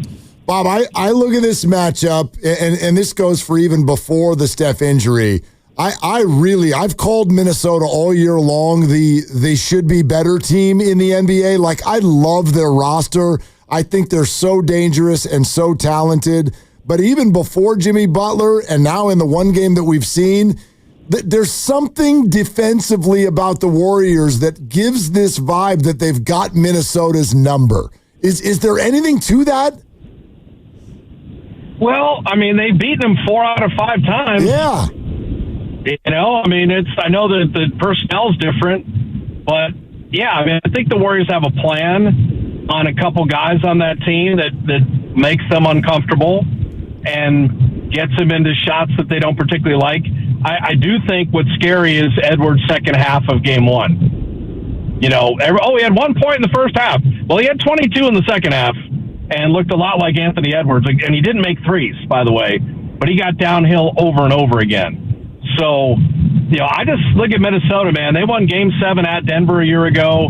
They beat, you know, KD and those guys. They beat the Lakers. Like, they are a good team. And they are dangerous, and they're right where they should be as far as being a playoff team.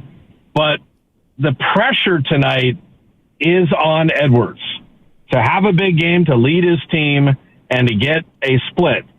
And if the Warriors somehow pull out a miracle, my God, I mean, what will the narrative be if they're 2-0 heading back to Chase and getting, you know, a couple days closer to hopefully Steph being able to play? So this is this is all about taking their first punch and hanging in the game. So it's a 6 or 8 point game in the middle of the third. And the T-Wolves are like, man, these guys won't go away. They're still here. But, you know, to your original point, the Warriors have a pretty good offensive game plan against Minnesota that's been effective in most of the games this year that they've matched up with them. You have the PGA Tour, the LIV Tour, and the Fitzgerald Tour. Enjoy it, Bob. It's my own version of the PGA. It's the Professional Guest Association. That's right. Exactly. That's right. Yeah. You know, I'm good company, apparently. That's why I get invited to play places. That's why we invited you here today. All right, fellas. Good hearing your voice. It made my day. Let's think good thoughts. All right. We're doing it. We're doing it. We'll talk to you again soon. Thanks, Bob. All right. See you later. All right. There he goes. Bob Fitzgerald on his way home from shooting 59 at the O Club. He is a good player. Yeah. I've never played with him, but I've seen the scores and I've got reports. The guy can play a little bit of golf. Yep, apparently. And you know, when he is talking about being everyone's guest, and he'll flex on you with, you know, rounds with Joe Lacob and Steph Curry and, you know, Iguodala, and I'm sure people are my family. Exactly. Yeah. I mean, the list of people with whom he's golfed is probably pretty impressive. No doubt about it. Hey, on YouTube, Juan Milan with a $5 super chat. You want to know what he said? Yeah. All right, here it is. Cash me out one time. There's only 3 scenarios for Monday when we come back from the weekend. Wolves 2-1, Warriors 2-1, or Warriors 3-0. Where are you putting your money? Probably, I would say, well, it's not Warriors 3-0, so we'll go ahead and take that out. Okay. And I would say Warriors 2-1. So would I. Yeah, Warriors 2-1. So would I. I think tonight they get housed, and I think that they get so housed that they're able to rest and relax. It becomes an R&R second half. I don't like the matchup tonight. I don't like their chances. I don't like the way Minnesota is likely to bounce back. And Bob just said it. Ooh, Anthony Edwards had 1 point in the first half, and he had 21 in the second half, 22, whatever the number was. And I don't think that Minnesota's going to shoot it that badly again. So this one tonight, for me, it's a really tall order, but you come back for game 3, and even without Steph, that's one I like your chances. Yeah, but as Bob called tonight, it's a free swing. Yep. It's an you called it the gravy game. It's, you know what I mean? It's like Price is Right, Bob Barker's old hole-in-one or two. You get free shot. Say, free shot. Shoot it. Yep. That's all you got. Hey, before we go back to the phones, I want to let everybody know something that's happening tomorrow on this show. Big deal. Okay, big deal. You're going to want to know and hear and be involved in this. We are giving you 2 chances, okay, to win a pair of tickets to the Valkyries home opener, which is coming up next Friday, May 16th. 2 chances to win 2 tickets to the first ever Valkyries home game next Friday night at Chase Center. Golden State Valkyries inaugural season is here. Fans, you don't want to miss the first ever WNBA season in the Bay Area. Get to know these names: Tiffany Hayes, Kate Martin, Kayla Thornton. The Valkyries will be playing all summer long at Chase Center. Tickets are available at Valkyries.com. Be with us tomorrow. Twice you're going to have an opportunity to win your way in. And not only is it a season opener, but it's a franchise opener. Yep. So this becomes one of those, like, remember where you were I moments. was there. I Yeah. was there. Yeah, exactly. I was there at the first ever Valkyries game, the first ever regular season game. And I remember being at the first ever Giants game at Pac Bell Park. Oh, wow. For example, in 2000. And, you know, it wasn't the franchise's first game, but it's one of those games that you remember being there. Kevin Elster. Didn't he hit like 8 home runs in that game? I think he hit 3. Didn't the Giants lose like their first 27 games in that park They or lost a something like bunch, it? Was yeah. awful. They lost a ton there. The place was haunted for It was like a bandbox, is what they thought, because Kevin Elster hit 3 home runs. Seriously. And he's not a good hitter at all. No. So, yeah, they lost like their first 5 games there, something Sounds like that. about right. Who knew that they were going to be like, don't worry, we're about to drape this place with championship banners. And the Valkyries will do the same. Damn right. I'm not saying they're going to lose their first 5, but the banners will come. And I'm not saying the banner's going to come in year 1, but it's coming. No doubt. That's run by some pretty smart people over there. Cage in the city. Hey, Cage, what's going on? Thanks for calling. Hey, guys, how's it going? Can you hear me well? We got you.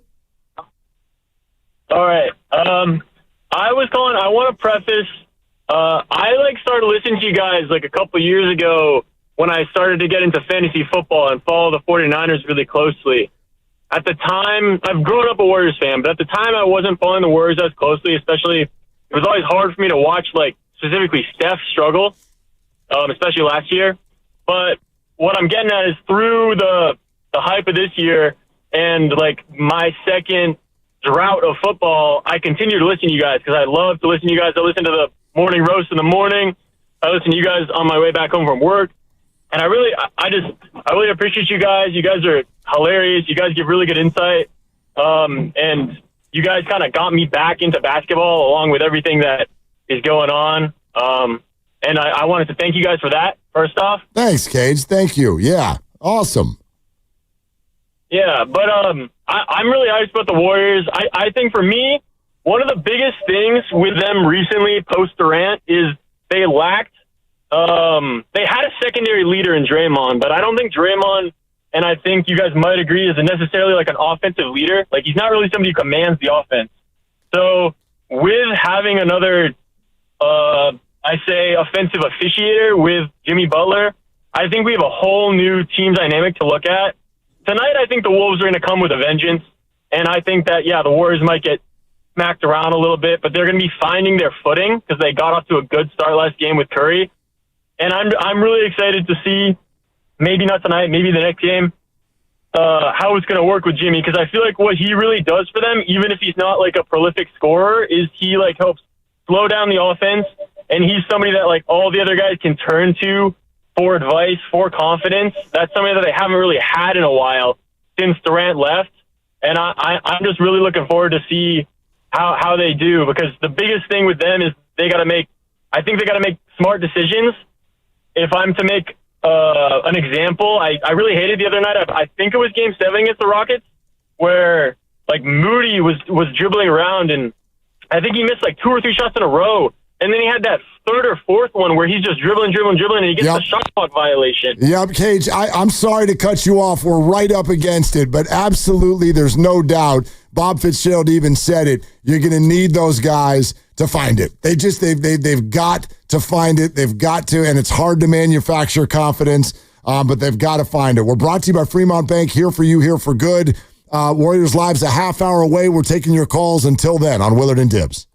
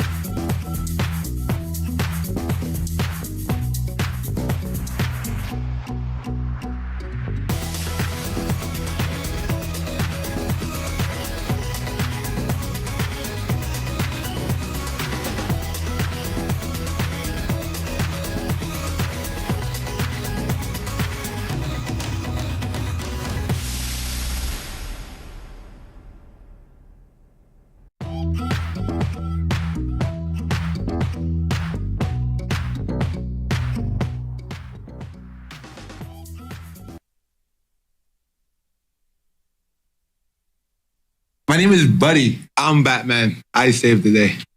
Hey, Aries, Buddy here. You're listening to Willard and Dibs on 95.7 The Game. The man makes you smile. Buddy. Buddy. His name's Buddy. Buttered. My name is Buddy. I thought it was buttered. My name is Buddy. No, it's Buddy. This morning I'm serving breakfast to my 2-year-old, and it was toast with butter, and she said, I don't like it. And I said, it's toast. It's buttered. My name is Buddy. That's right. I said that, and I turned away, and I started laughing, and she followed up with, I don't like it. I'm Batman. I said, well, that's what's for breakfast. Too bad. It's buttered. Coast to My name's coast. Buddy. Peanut buttered and toast. Dude, totally. There it is. Yeah. He can't not make you smile. I saved the day. I do want to let him know, though. Jimmy just laughed and never let him know when he said, what are these? That's so great. And those of you who can't see me, obviously. You're doing two fingers. He goes, they're two fingers. And Jimmy just laughed, and he never told Buttered they're called air quotes. My name is Buddy. Yeah, air quotes, Buddy. Perhaps. No, not perhaps. That's what they are. They're called air quotes. So he knew how to use them, but apparently didn't know what they were called. I want to make sure that Buttered knows they're air quotes. Right. Yeah. And that's all. I mean, we always kind of make fun of the reporters and the reporter horse laughs when an athlete or somebody says something funny. And like today, Steph Curry's in front of, the assembled media, and they ask him, hey, Steph, how you doing? Oh, I'm doing great. That's sarcasm. But in this Jimmy and Buddy thing, this is actual the laughs laughter. were real. Yeah. The laughs were great. real. Sarcasm.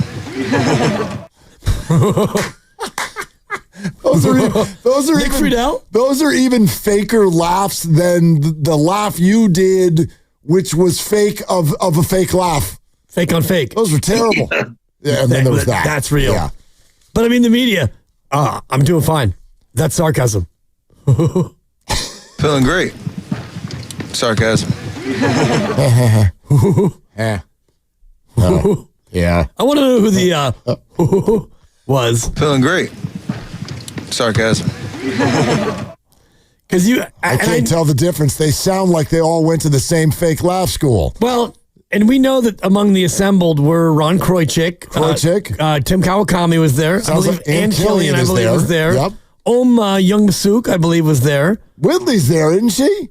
Could that have been her? Probably not. I don't think so. Whitley we doesn't don't know have for a fake. sure. Yeah, Whitley doesn't fake the funk. Whitley just looked at him and went, whatever, chef. Get your butt together. Let's wrap this up. Come on.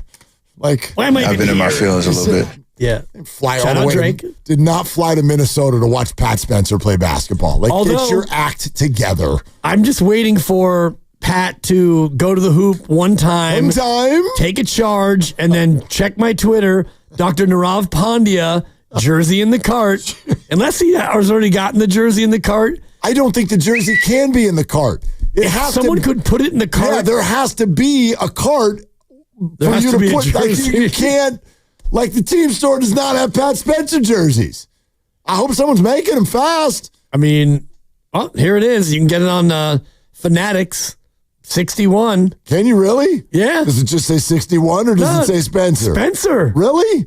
Spencer! You guys do not work the same. Do you guys remember early in the year when we were doing the show from outside of Thrive City where the All-Star signage was? Yeah.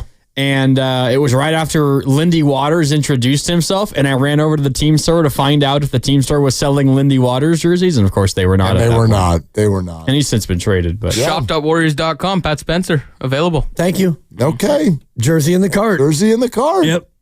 And unlike Lindy Waters, right? I think he wore 10 also, right? So you could just you could swipe off the Waters and put on the Butler.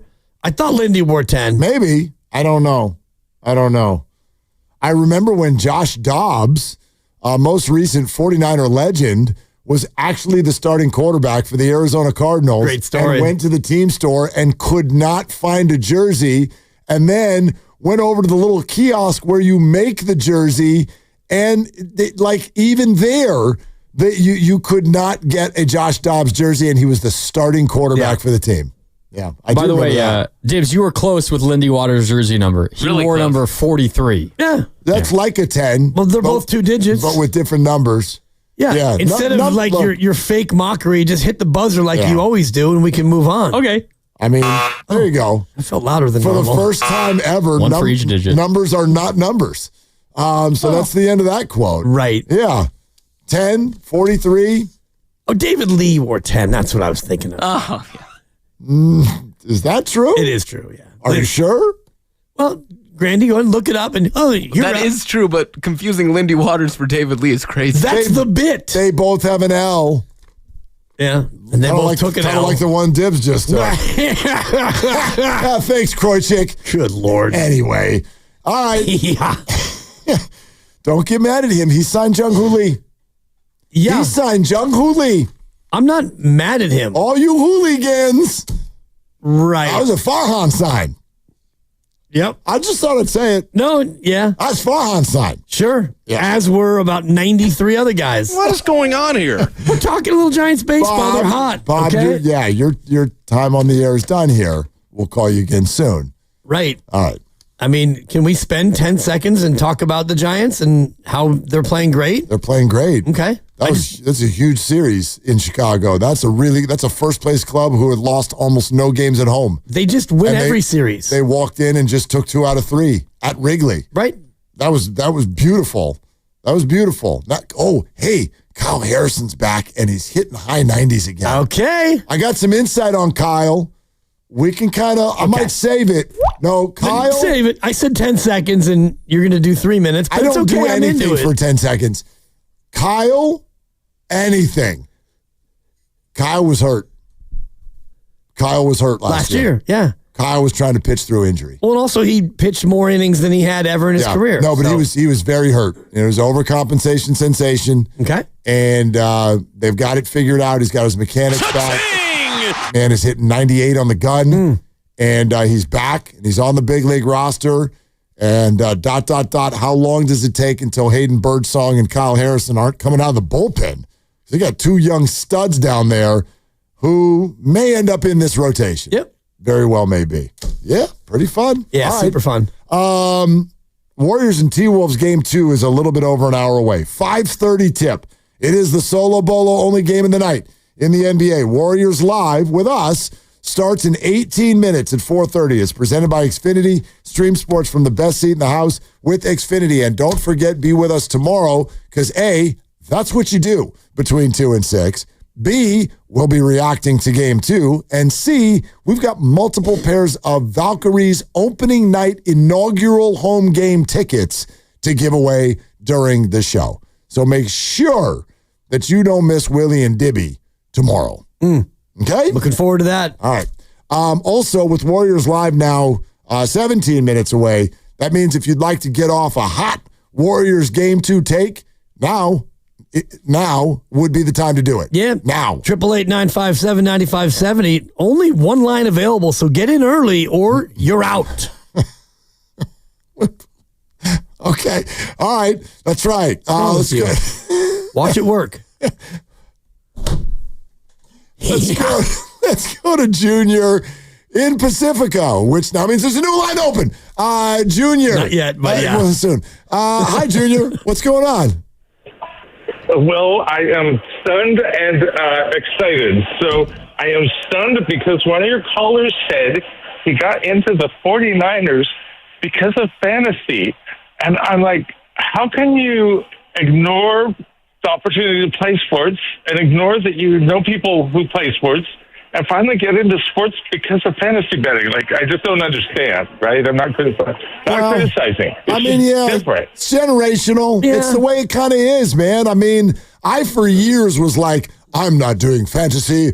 I'm a 49er fan, and I don't want to do fantasy and have that mess up my rooting interest during the game. Well, that's out the window. Right. Because it's the biggest thing in the history of ever. So, And how many people got into soccer based on a video game? And I don't know if Grandy and Lucas FIFA are among that, but FIFA launched a whole generation of American kids who like international soccer because of a video game. Yeah, I'd say this, Junior, whatever people are into, good. Whatever brought them to the party, welcome. That's kind of the way I look at it, but go ahead. Fantastic. So I'm excited about the Warriors' chances of winning. half their games going forward in this series, even without Steph, because I think part of the reason he was so sad is look at the situation in the game when he had to come out. They were up 30-20 early on in the other team's home court, and Steph was just getting warmed up. He was about to go on one, if we know him at all. And so I think we kind of have them figured out. And I think they're soft in the sense, not of physical toughness so much, it's that they don't have the same dedication to excellence that the Warriors do. Remember that the Warriors put Ant down to his face, Steve Kerr, for not going hard enough in his workouts for the team. And I think he's just like, he's liking his reflection in the mirror even more than his teammates and coaches are. And I think he's going to be disappointing to a lot of people until he figures that out.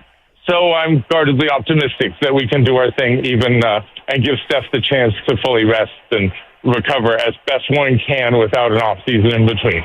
Thank you, gentlemen. Yeah, Junior, thank you. Listen, I'm not going to say at all that the Warriors can't win this series. I will say this. I would be real hesitant to use what happened 2 nights ago to start up a whole Minnesota sucks party. Oh, no. I don't think the Warriors have anything figured out. I think that the matchup well on defense, clearly. Right. But I don't think they've got some magic bullet in this series. I don't think Minnesota doesn't have the dog in them or any of these things that we're going to start to sort of hear from some Warrior fans. I think that when you hear stuff like that, that's when Minnesota waltzes out there and wins by 40. So I'm not saying the Warriors can't win. I sit here today still with the utmost respect for what the Minnesota Timberwolves can do in this series and in these playoffs, and what the Warriors are about to try to do. I cannot overstate how hard it's going to be. Without your best player. Oh, my God. Even if you had your best player, you're still going up against a team that has home court advantage and a team that is really, really good. Minnesota's been better than Golden State since March 1st in the regular season and in the playoffs. So even with Steph, it was always going to be a tough matchup. And now that you're not going to have Steph, it looks like for a stretch, maybe the whole series, we don't know yet. I'm not anywhere close to taking Minnesota lightly. And you look at how bad they were. Yeah, the Warriors were good on defense. Give them credit. Yep. Minnesota offensively was terrible in the first half, especially. Terrible. They were awful. Awful. They were awful, and I would not plan on anything looking like that happening again in this series. Right. I do not see that happening again. It could, but I wouldn't plan on that. Wouldn't hang your hat there at all. Let's go to It's Kurt in Hayward Hills. Let's get to it. Hi, Kurt.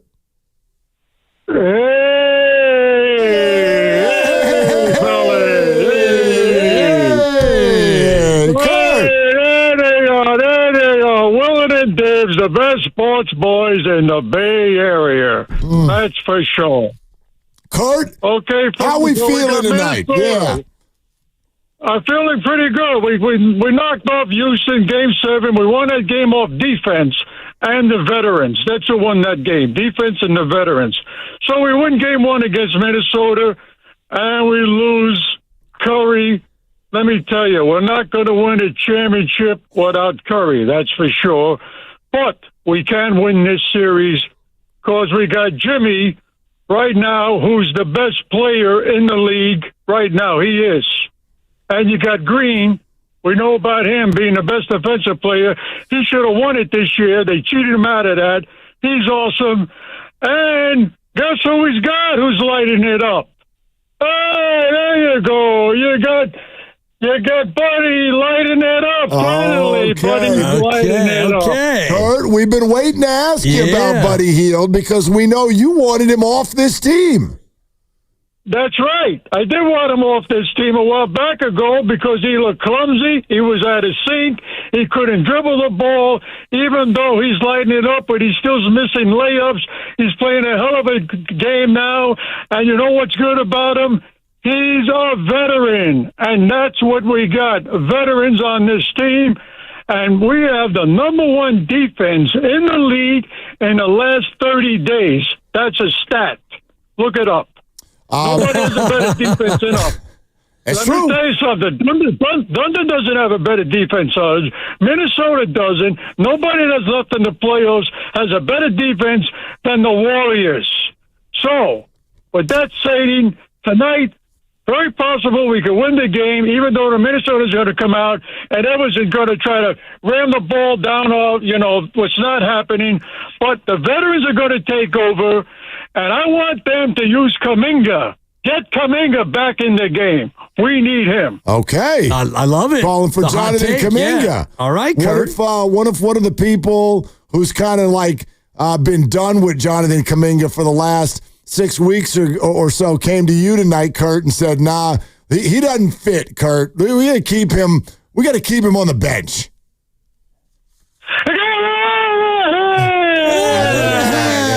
There he is. Kurt Hayward Hills. Game 2 ready. Saying nice things about Buddy Hield. At least he came clean with the fact that he wanted him out. I want Buddy out. I'll tell you what, guys. This Buddy Hield's got to go. I never thought I'd hear him say it. It was a full mea culpa, Mark. He's a veteran.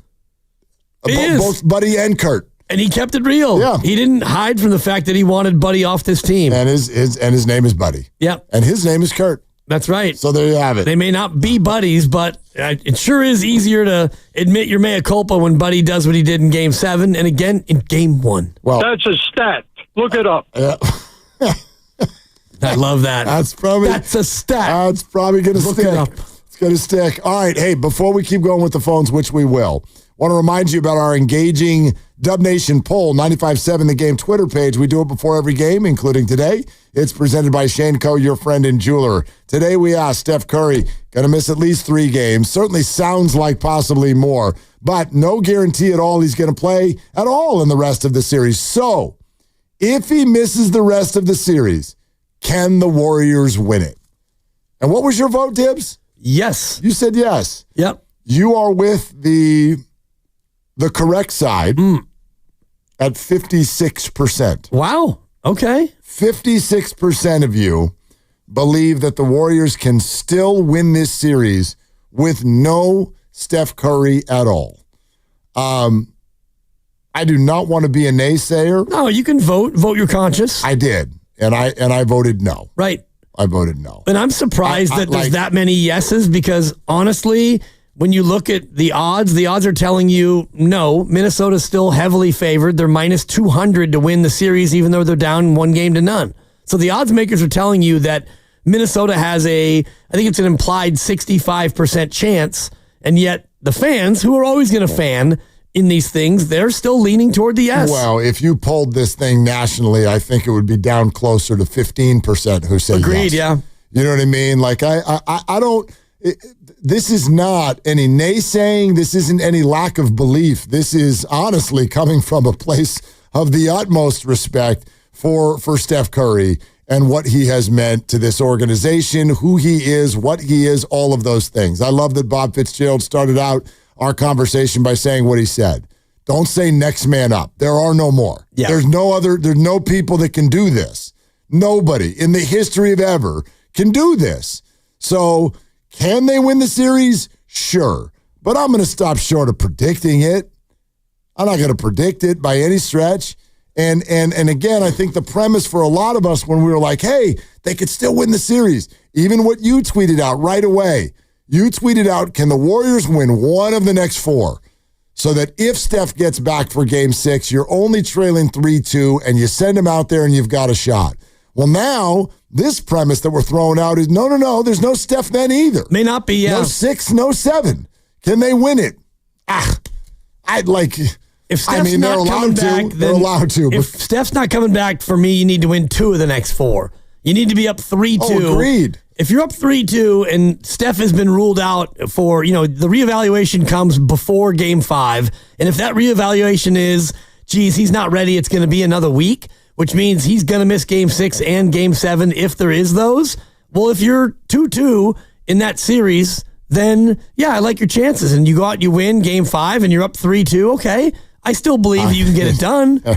But Yes. But if you're down 3-2 and it comes out that he's not going to be able to come back, well, then I think that you're in a real world of hurt. I tell you what, tonight will be definitive on a lot of things. I would change my answer if they could win tonight.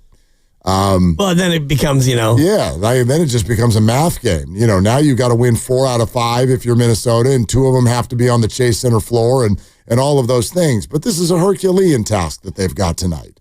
This is a monstrous task that they have out there tonight. Minnesota is going to bring absolute Game 7 energy to this game, and you don't have your best player. Yeah. So that's tough. That's tough. Mike in San Jose. Hey, Mike, thanks for calling. How's it going, fellas? What's up? So, I get what you guys are saying. I totally understand it. You're being the realist about this situation. The realist thing about the situation is the fact that the Warriors kind of have their number, no matter how you look at it and who's personnel of the team. It's just not a good matchup for the Wolves. And, we're kind of in their heads, and you can see that out there on the floor. There's no other real statistic other than you just looking at that from the outside in. Now, the Wolves are a damn good team. We know that for sure. We know they're going to hit shots. But I'm more on the belief that the Warriors are kind of more of a timely team, and they're using all of this chatter that they're hearing, because they're hearing this too. They're hearing, they're done. Steph Curry, without them, they're done. Draymond is already feeling slighted because of the Defensive Player of the Year. We know how Jimmy gets down. This is a kind of a perfect recipe for the Warriors to just come out and punch him in the mouth and take the wind out that sail early. I'm not saying that Minnesota ain't going to hit shots, but I think you guys are doubting the Warriors. You're being a little too realistic about it when all they've done is prove the doubters wrong.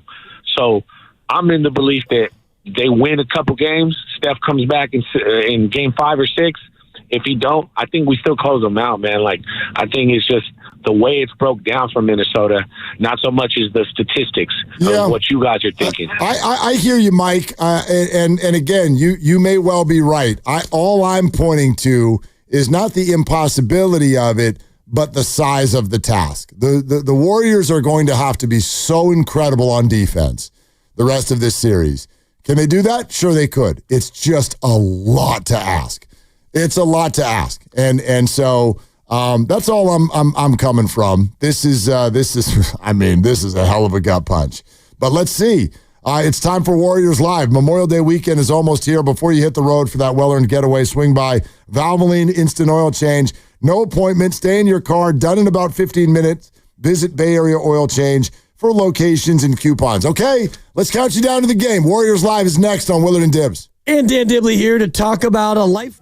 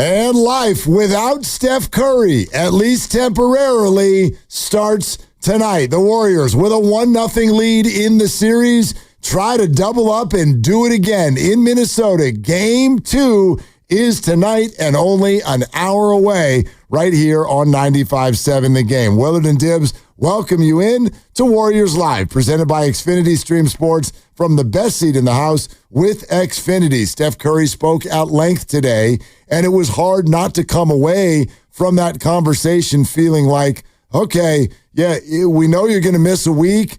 I think we at least need to open ourselves up to the possibility that if the Warriors are going to move on in this series, they're going to have to do it entirely without their star. Entirely, and I think a week from now would be an egregious or an aggressive, rather, way for him to come back from this injury, this first-time injury, and if he can make it back for Game 6, which would be 10 days from today, that would be a full 12 days from injury. That feels to me more possible, but no guarantee that you even get to a Game 6. You might be done as a winner, and you might also be done having lost 4 in a row. Absolutely. So Game 1 goes to the Warriors, 99-88. The T-Wolves were terrible. The Warriors on defense were excellent, and in the second quarter, jumped on Minnesota offensively enough, and then they were able to hit enough shots throughout the second half to kind of sustain it. They were led by Buddy Hield. Don't call him Buttered. Buddy Hield with 24 points. Jimmy Butler had 20. Draymond had 18. And in the first half, the Minnesota Timberwolves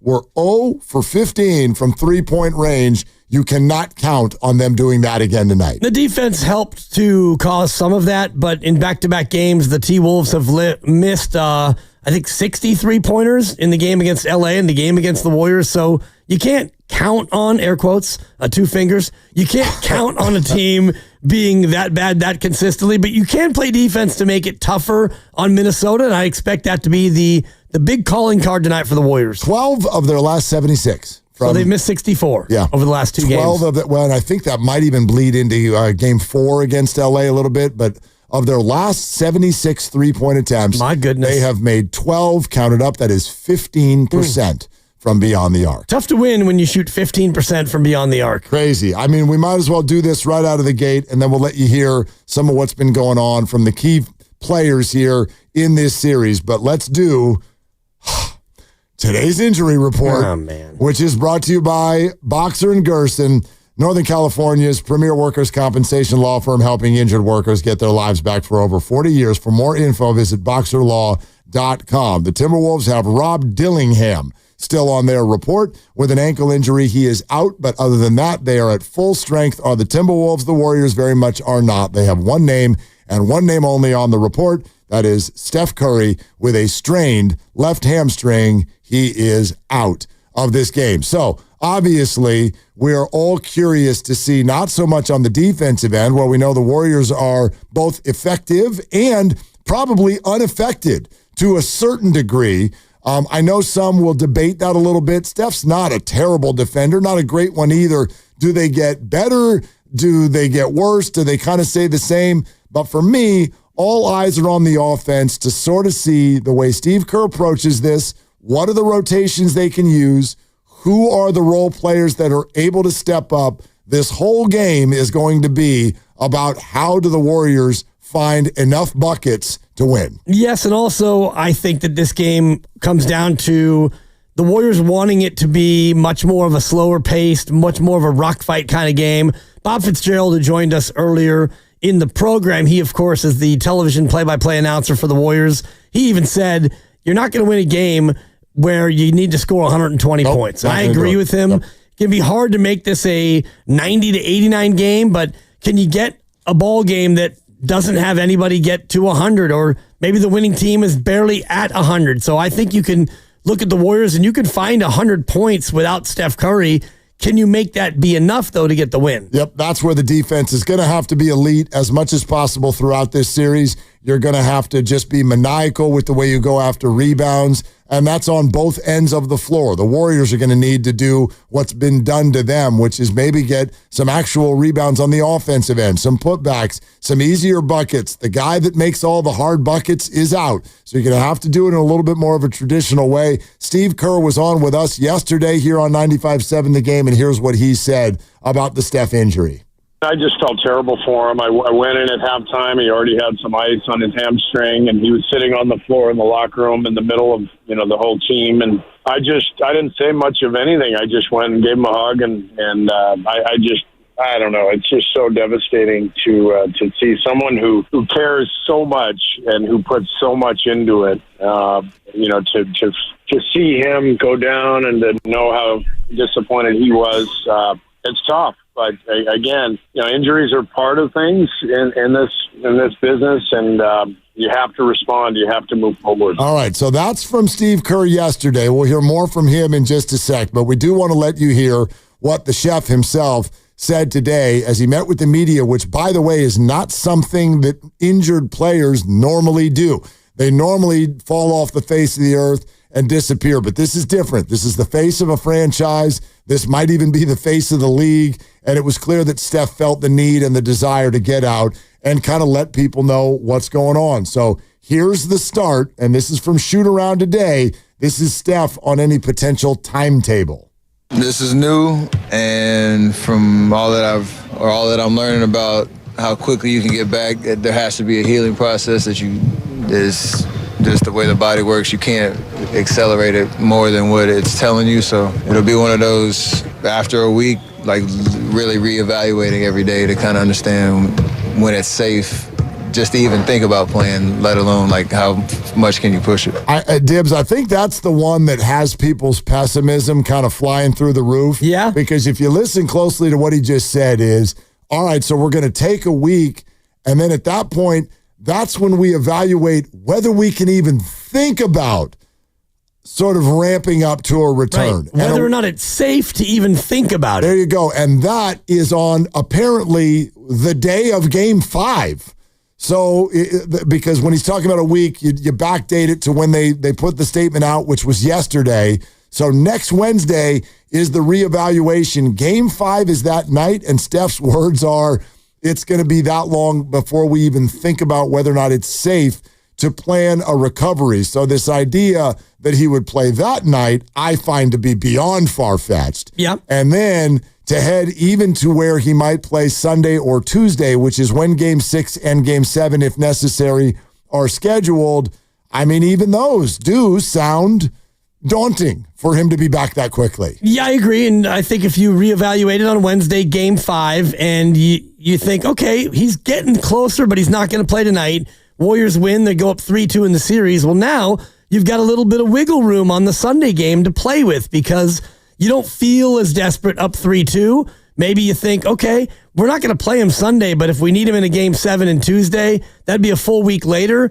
That becomes plausible. The flip side is you're down 3-2. You lose Wednesday, and now you look at Sunday and you think, geez, we may need you, Steph. Can we maybe push you? And that's where his quote really hit me about, we need to figure out if it's safe to even think about it.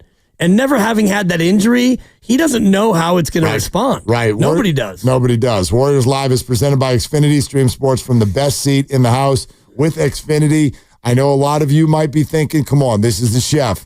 Like, the chef. They're down 3-2. You know he's going to be out there for Game 6. Well, that question was thrown to him. Will there be a temptation to push this a little bit if need? And here's how he answered it. Eventually there'll be conversations like that. I'm not even anywhere close to that right now, so I'm not rushing it. Because like I said, there has to be a natural healing process that happens, and the body will tell you, even if you're able to do like normal basketball movements pain-free and all that stuff. And I know how tricky hamstrings can be, where they can fool you and think that it's healed even if you don't feel anything. And so that gray area is a little confused, will be confusing, I'm sure. But I'll do everything in my power to get back as soon as possible. I mean, I'm with you, Dibs, with what you said earlier today, which is that if you listen to this entire conversation in full, it does move the bar even further in terms of whether it's expectation, hope, whatever. I'm not declaring anybody out of anything, but when you listen to this, I think a lot of people went to bed last night like, man, okay, worst case scenario, he'll be back for game 6, in a week and a half. Yeesh, I don't know. You listen to this, and it really does feel like missing the series is a strong possibility, if not probability. Yeah, that's the way that it's going to go, especially with the hamstring. And he is in uncharted territory. And he even mentioned as part of his comments, like if it was an ankle, he could tell you definitively where he's at because he sprained his ankle so many times that he knows the severity and he knows the return and all the rest of it. So that's basically what he's looking at with an injury he's never had before. He doesn't know how it's going to be in a day, 3 days, and 4 days. And once he's okay to start not working out again, but start to really, test it out a little bit, then he'll know where he's at. There's also this, and I think this one was key out of the conversation from Steph today. He was asked if past playoff injuries, which the Warriors have navigated at times, past playoff injuries make this more or less frustrating. Listen to how he answers this one. More frustrating because when you're 27, you feel like, you're obviously in your prime. Like every opportunity I have now, you don't want it to be wasted on an injury. Like I'm thankful it wasn't worse, and I'm very aware of and appreciative that I have even a chance to come back. There's been injuries around the league that you've seen guys don't have that option. So I'm just trying to stay in that mind frame, and hopefully things work out where I can come back and we have a chance to keep doing something special. But injuries are always hard emotionally just because none of this is guaranteed to be back in this environment or in the playoff experience and have an opportunity like that. So when you get hurt, you have to be intentional about what you focus on. Yeah, you can see kind of the larger view there where Steph is realizing, like, who knows? Maybe I am in the process of missing out on my last best shot. However, tucked into that, I thought was the most optimistic comment of the day, which is, don't forget, as far as hamstring injuries go, this is the slightest of the form. So it's a grade 1. It's not good, but he said in there, I'm thankful that it's not worse. It could have been grade 2 or grade 3. We wouldn't even be talking about this. Right. Because he would 100% be out for the rest of the playoffs. So there is a shot, and you hold on to that glimmer the best you can. And he's got such a great perspective, even through that 6 or 8 minutes that he had his casual, informal press availability. He gets to the point, like you said at the end, where, this could have been way worse. And I think about other players in the NBA who had their complete seasons end. Kyrie Irving, I know they didn't make the playoffs, but Kyrie's season ended with a bad step. The Achilles is gone, and Dame Lillard, same thing. Yep. Achilles gone. 9 to 12 months. We'll see you. Steph Curry's going to miss a week or maybe a little bit more with a hamstring strain. So great perspective from the chef. Yes, he wants to be out there with his guys competing for a chip. He's running out of years to do it, but he also has great perspective on the overall scope of what's going on. One more from Steph. He was asked, what is his level of confidence that his teammates can get this to a point where he can return and play?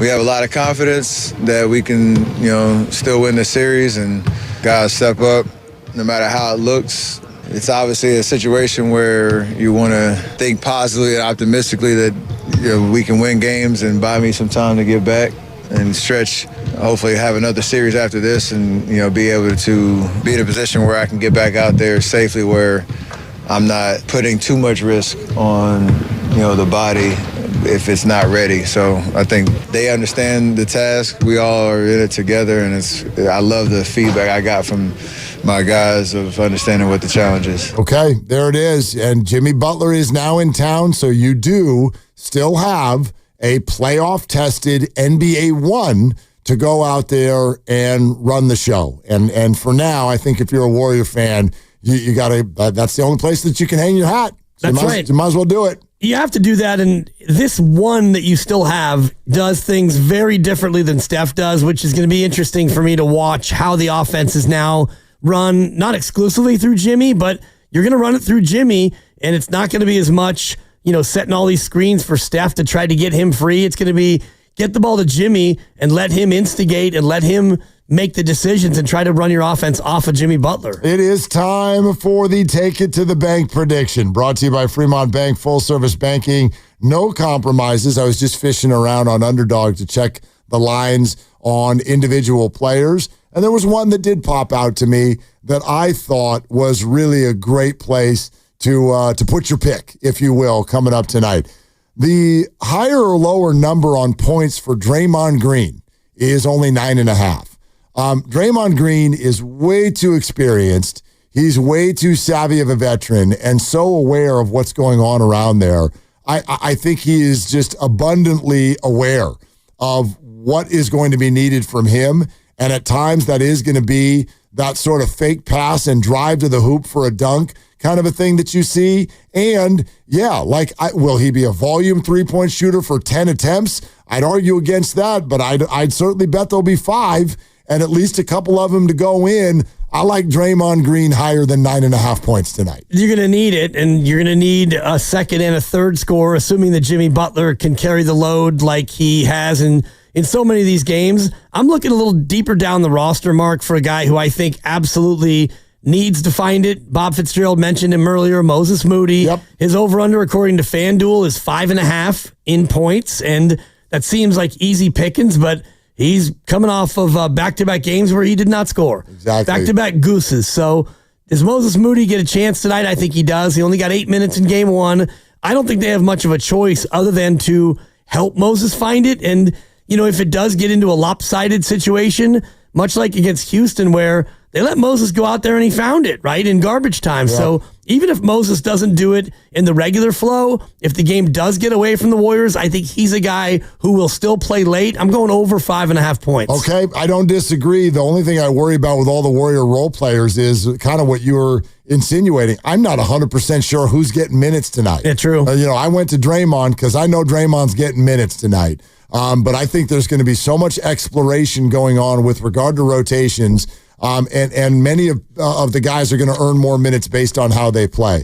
And so if Moses can hit a shot or two early, will that earn him 20-plus minutes tonight? Probably. But is there a scenario where he only plays 8 or 9 again? Yeah, that's out there for sure. All right, out-of-town NBA game of the night is sponsored by San Francisco International Airport. And wherever your team goes, you can get there from SFO. I'm pretty sure there's no out-of-town NBA game tonight because there's no other NBA game tonight. Warriors-Wolves game 2, only game. But the Cavs and the Pacers will go tomorrow. OKC and Denver will go tomorrow. Those are both game 3s, and they will switch venues. So if you're planning a trip for those games, SFO can get you there.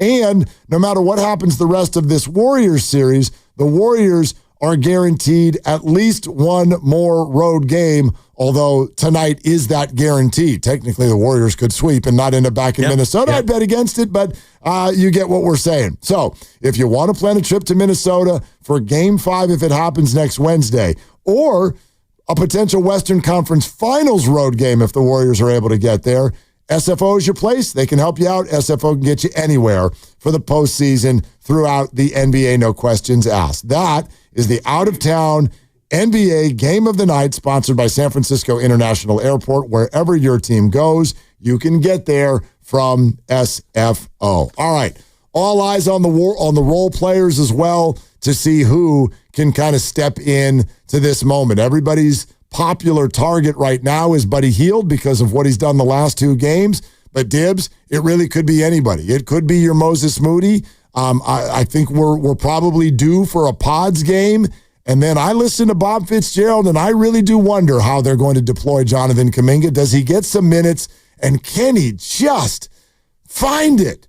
Because it's somewhere in there. We know it. We've seen it before. Yeah, and we saw a little bit in game 1 what Bob was talking about where, he cut to the hoop. He got the one pass from Draymond. When Draymond was on the baseline, he got the pass, and he dunked it down. And that's kind of what you're looking for. The spacing with Butler and Draymond and Kuminga, if they're all out there together, there is no spacing, but you can create it through cuts to the basket and just trying to be forceful and attack. And no matter what, if you're Kuminga or anybody else, play free. It's a freebie, like you were saying, you know? That's one thing I think all the players have tonight, which is just let it rip.